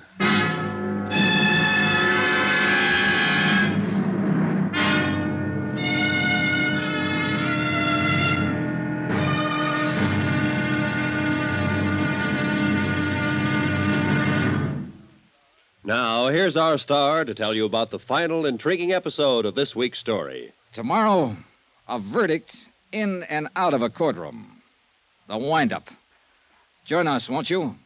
Yours truly, Johnny Dollar.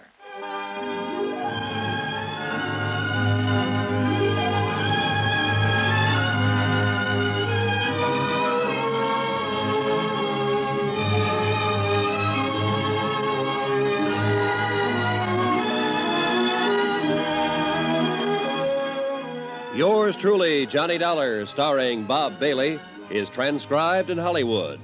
Written by John Dawson, it is produced and directed by Jack Johnstone. Be sure to join us tomorrow night, same time and station, for the next exciting episode of Yours truly, Johnny Dollar.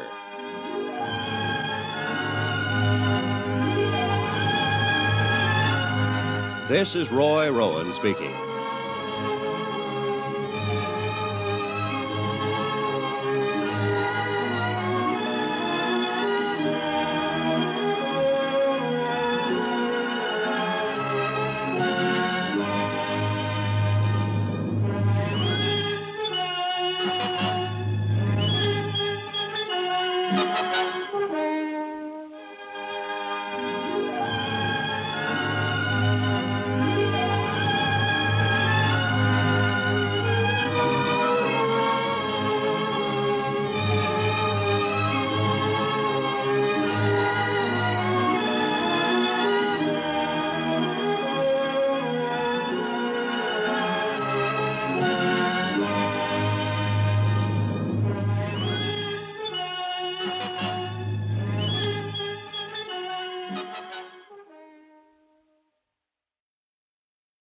From Hollywood, it's time now for Johnny Dollar. Hi, Johnny. Andy, I saw George Foley. I wasn't able to make him change his plea. Well, it was a good try, Johnny. Jury's still out? Yeah, that means they're arguing all the technical evidence. I was just thinking. No one really believes we'll get Arnold Bennett. What do you think? I think we will. I know we will. Well, if we can get Foley, we can get Bennett. Hey, wait a minute. Hey, the jury foreman just sent for the bailiff. I'll be right there.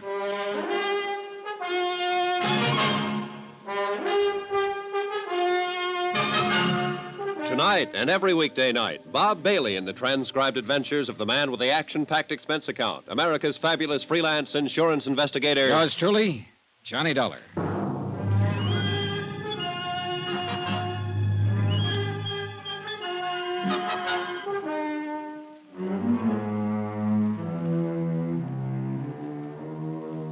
Expense account submitted by Special Investigator Johnny Dollar to the 4 State Fire Insurance Corporation, 4065 Spear Boulevard, Hartford, Connecticut.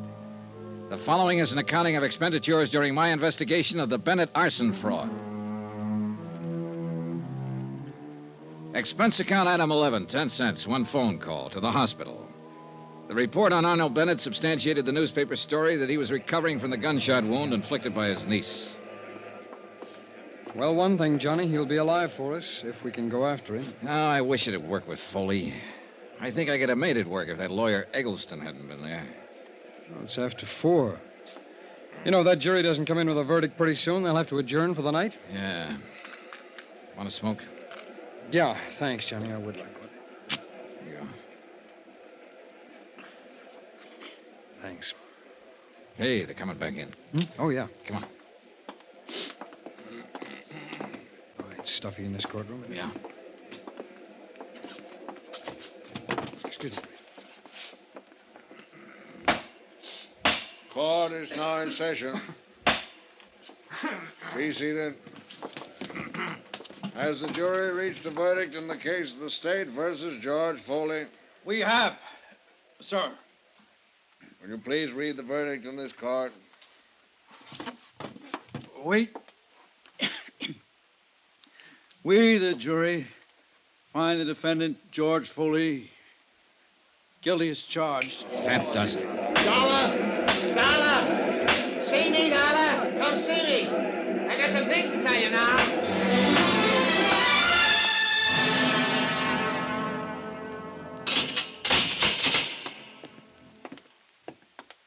Who's this with you, Dollar? Andy Cord with the insurance company. Oh.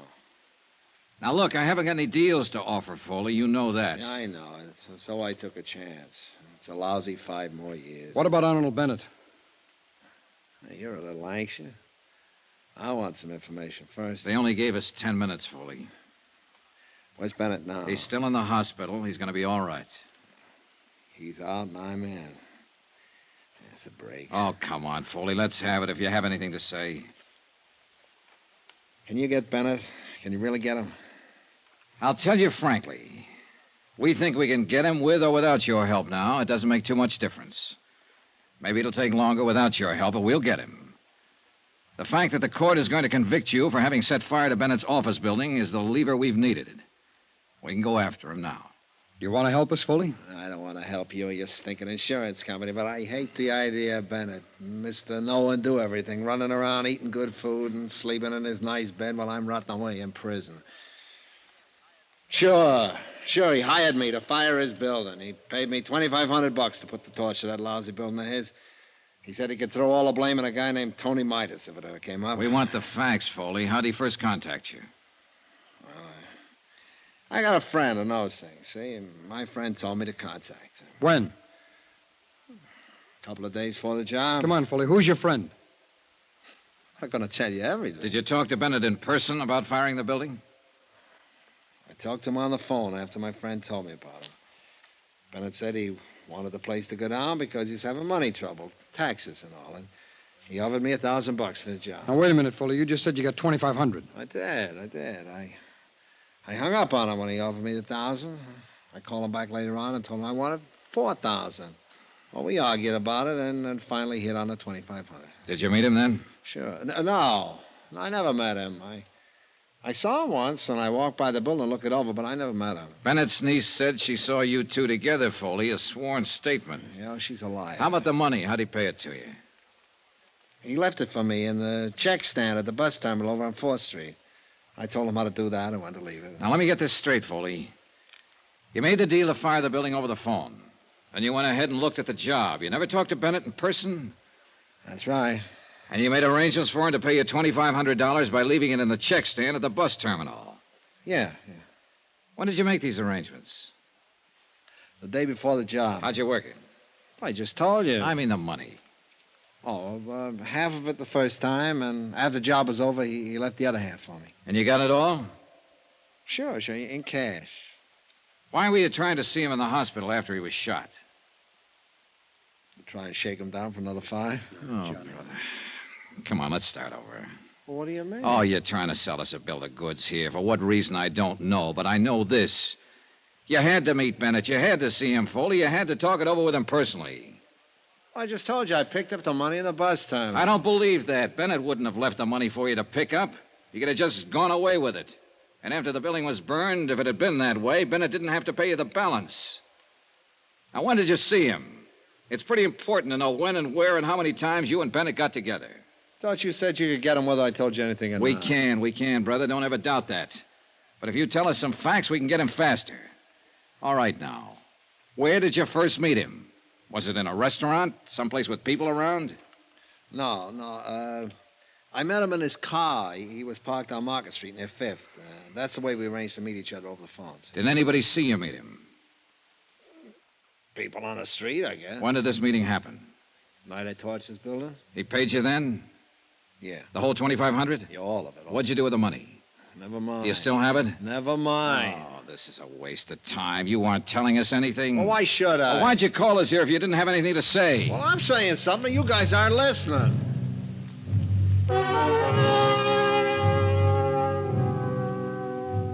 We continued questioning Foley about his association with Arnold Bennett. Each time he explained it, it was a different story. The only thing he admitted was that Bennett had hired him to fire the building. As far as the details of it were concerned, they were lost in a jumble of contradictory answers he gave us. Expense account item 12, $5.60, dinner for Andrew Cord and myself. The next morning, we returned to the Hall of Justice to question George Foley once more. All right, Foley. Now, how much did you say Arnold Bennett paid you for the job? $1,000. You told us $2,500 one time. Another time you said $5,000. Now, come on, what was it? $1,000. And when did he pay you? Right after I fired the building. I met him right afterwards down on the street in his car. He asked me if it was all set, and I told him to listen for the sirens. And pretty soon, somebody put in the alarm, and the fire engines come out. He paid me that, all right. The place was three-quarters gone by that time. He knew I did a good job. Where was this you met him now? A couple of blocks from the building. Did anybody see you together? No. Where did you telephone him from? From my place. The same night you started the fire? Yeah. And he brought you the money that night, and you cased the building that night, and you started the fire. All this in one night. Now, you got it now. That's the ticket, boys.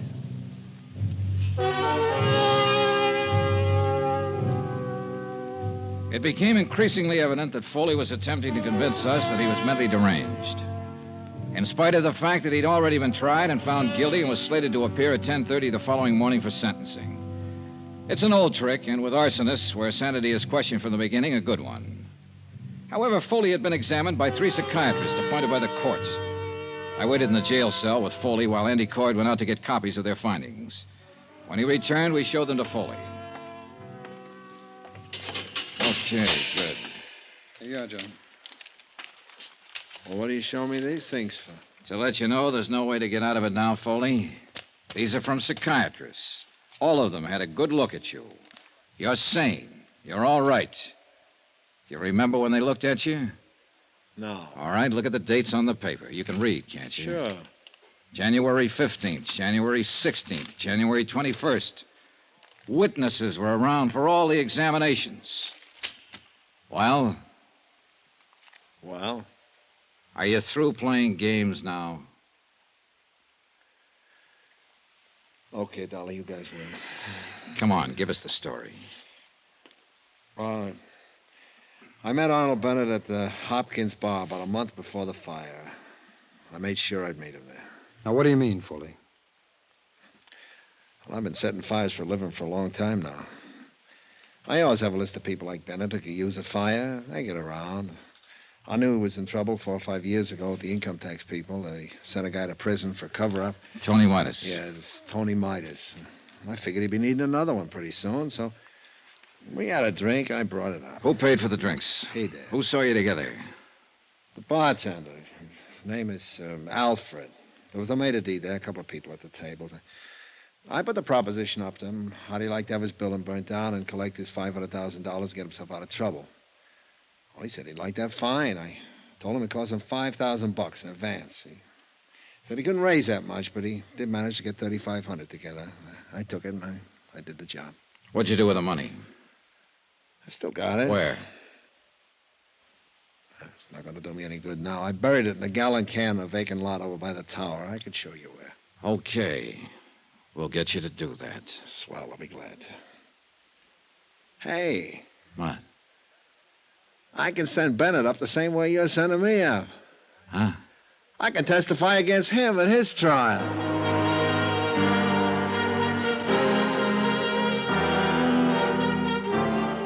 The next morning at 10:30, George Foley received the maximum sentence. 2 hours later, charges were filed against Arnold Bennett, naming him for conspiracy, arson, attempted defraud, and collusion.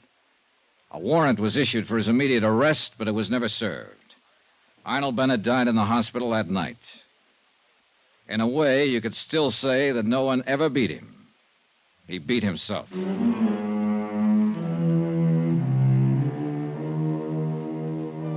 Expense account item 13, $87.50, hotel and board in San Francisco. Item 14, another $125, transportation back to Hartford. Item 15, $35, miscellaneous. Expense account total, $1,440.37. Remarks? Nothing. Yours truly, Johnny Dollar.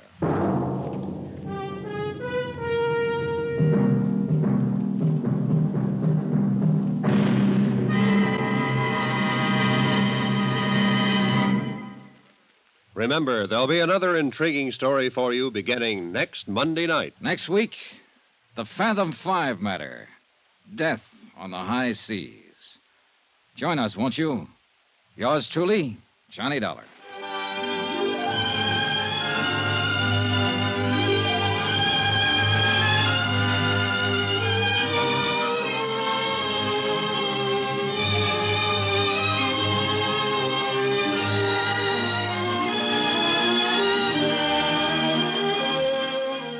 Yours truly, Johnny Dollar, starring Bob Bailey, is transcribed in Hollywood. Written by John Dawson, it is produced and directed by Jack Johnstone.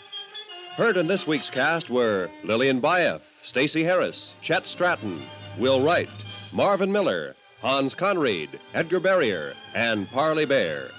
Musical supervision by Amerigo Marino. Be sure to join us on Monday night, same time and station, for another exciting story of yours truly, Johnny Dollar. This is Roy Rowan speaking.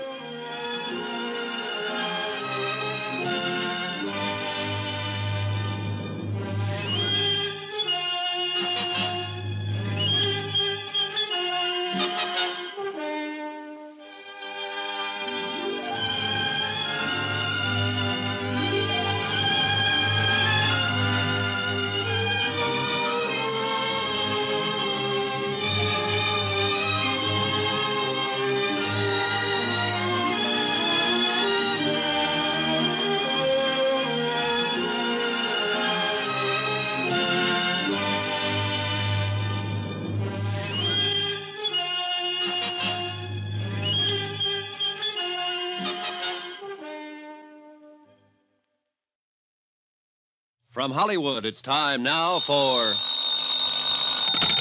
Johnny Dollar. Ralph Steedler, Johnny. Delta Liability. Oh, hiya, Ralph. What's on your mind? Poetry, you Philistine. The bard's immortal words. Which words? Full fathom 5 thy father lies. Of his bones are corals made. And those... Those are pearls that were his eyes. Yeah.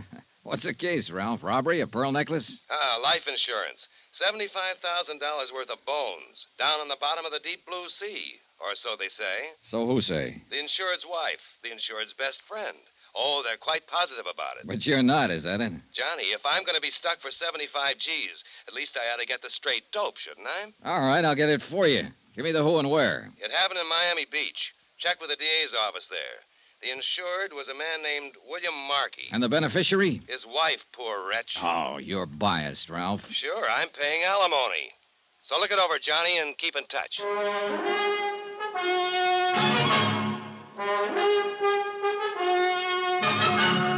Tonight and every weekday night, Bob Bailey in the transcribed adventures of the man with the action-packed expense account, America's fabulous freelance insurance investigator. Yours truly, Johnny Dollar.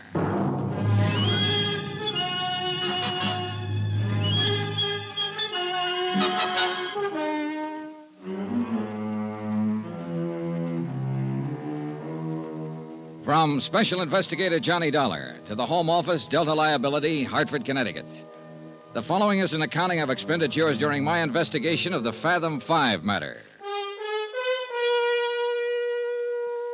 Item 1, $143.40. Transportation, tips, and incidentals, Hartford to Miami. Purpose of assignment, aside from a chance to get a look at the sun, to check into the death of one William Markey, or to find out if there was a death, and how it happened, and where was the body, and if not, why not, and if so, how? Or rather, to determine... Well, anyway, the deputy investigator from the DA's office, a man named Barney Wilson, was at least as confused as I was, and he'd had a 2-day head start. Now, we're going on the assumption, of course, that the man is dead. But legally, you understand, the fact hasn't yet been established.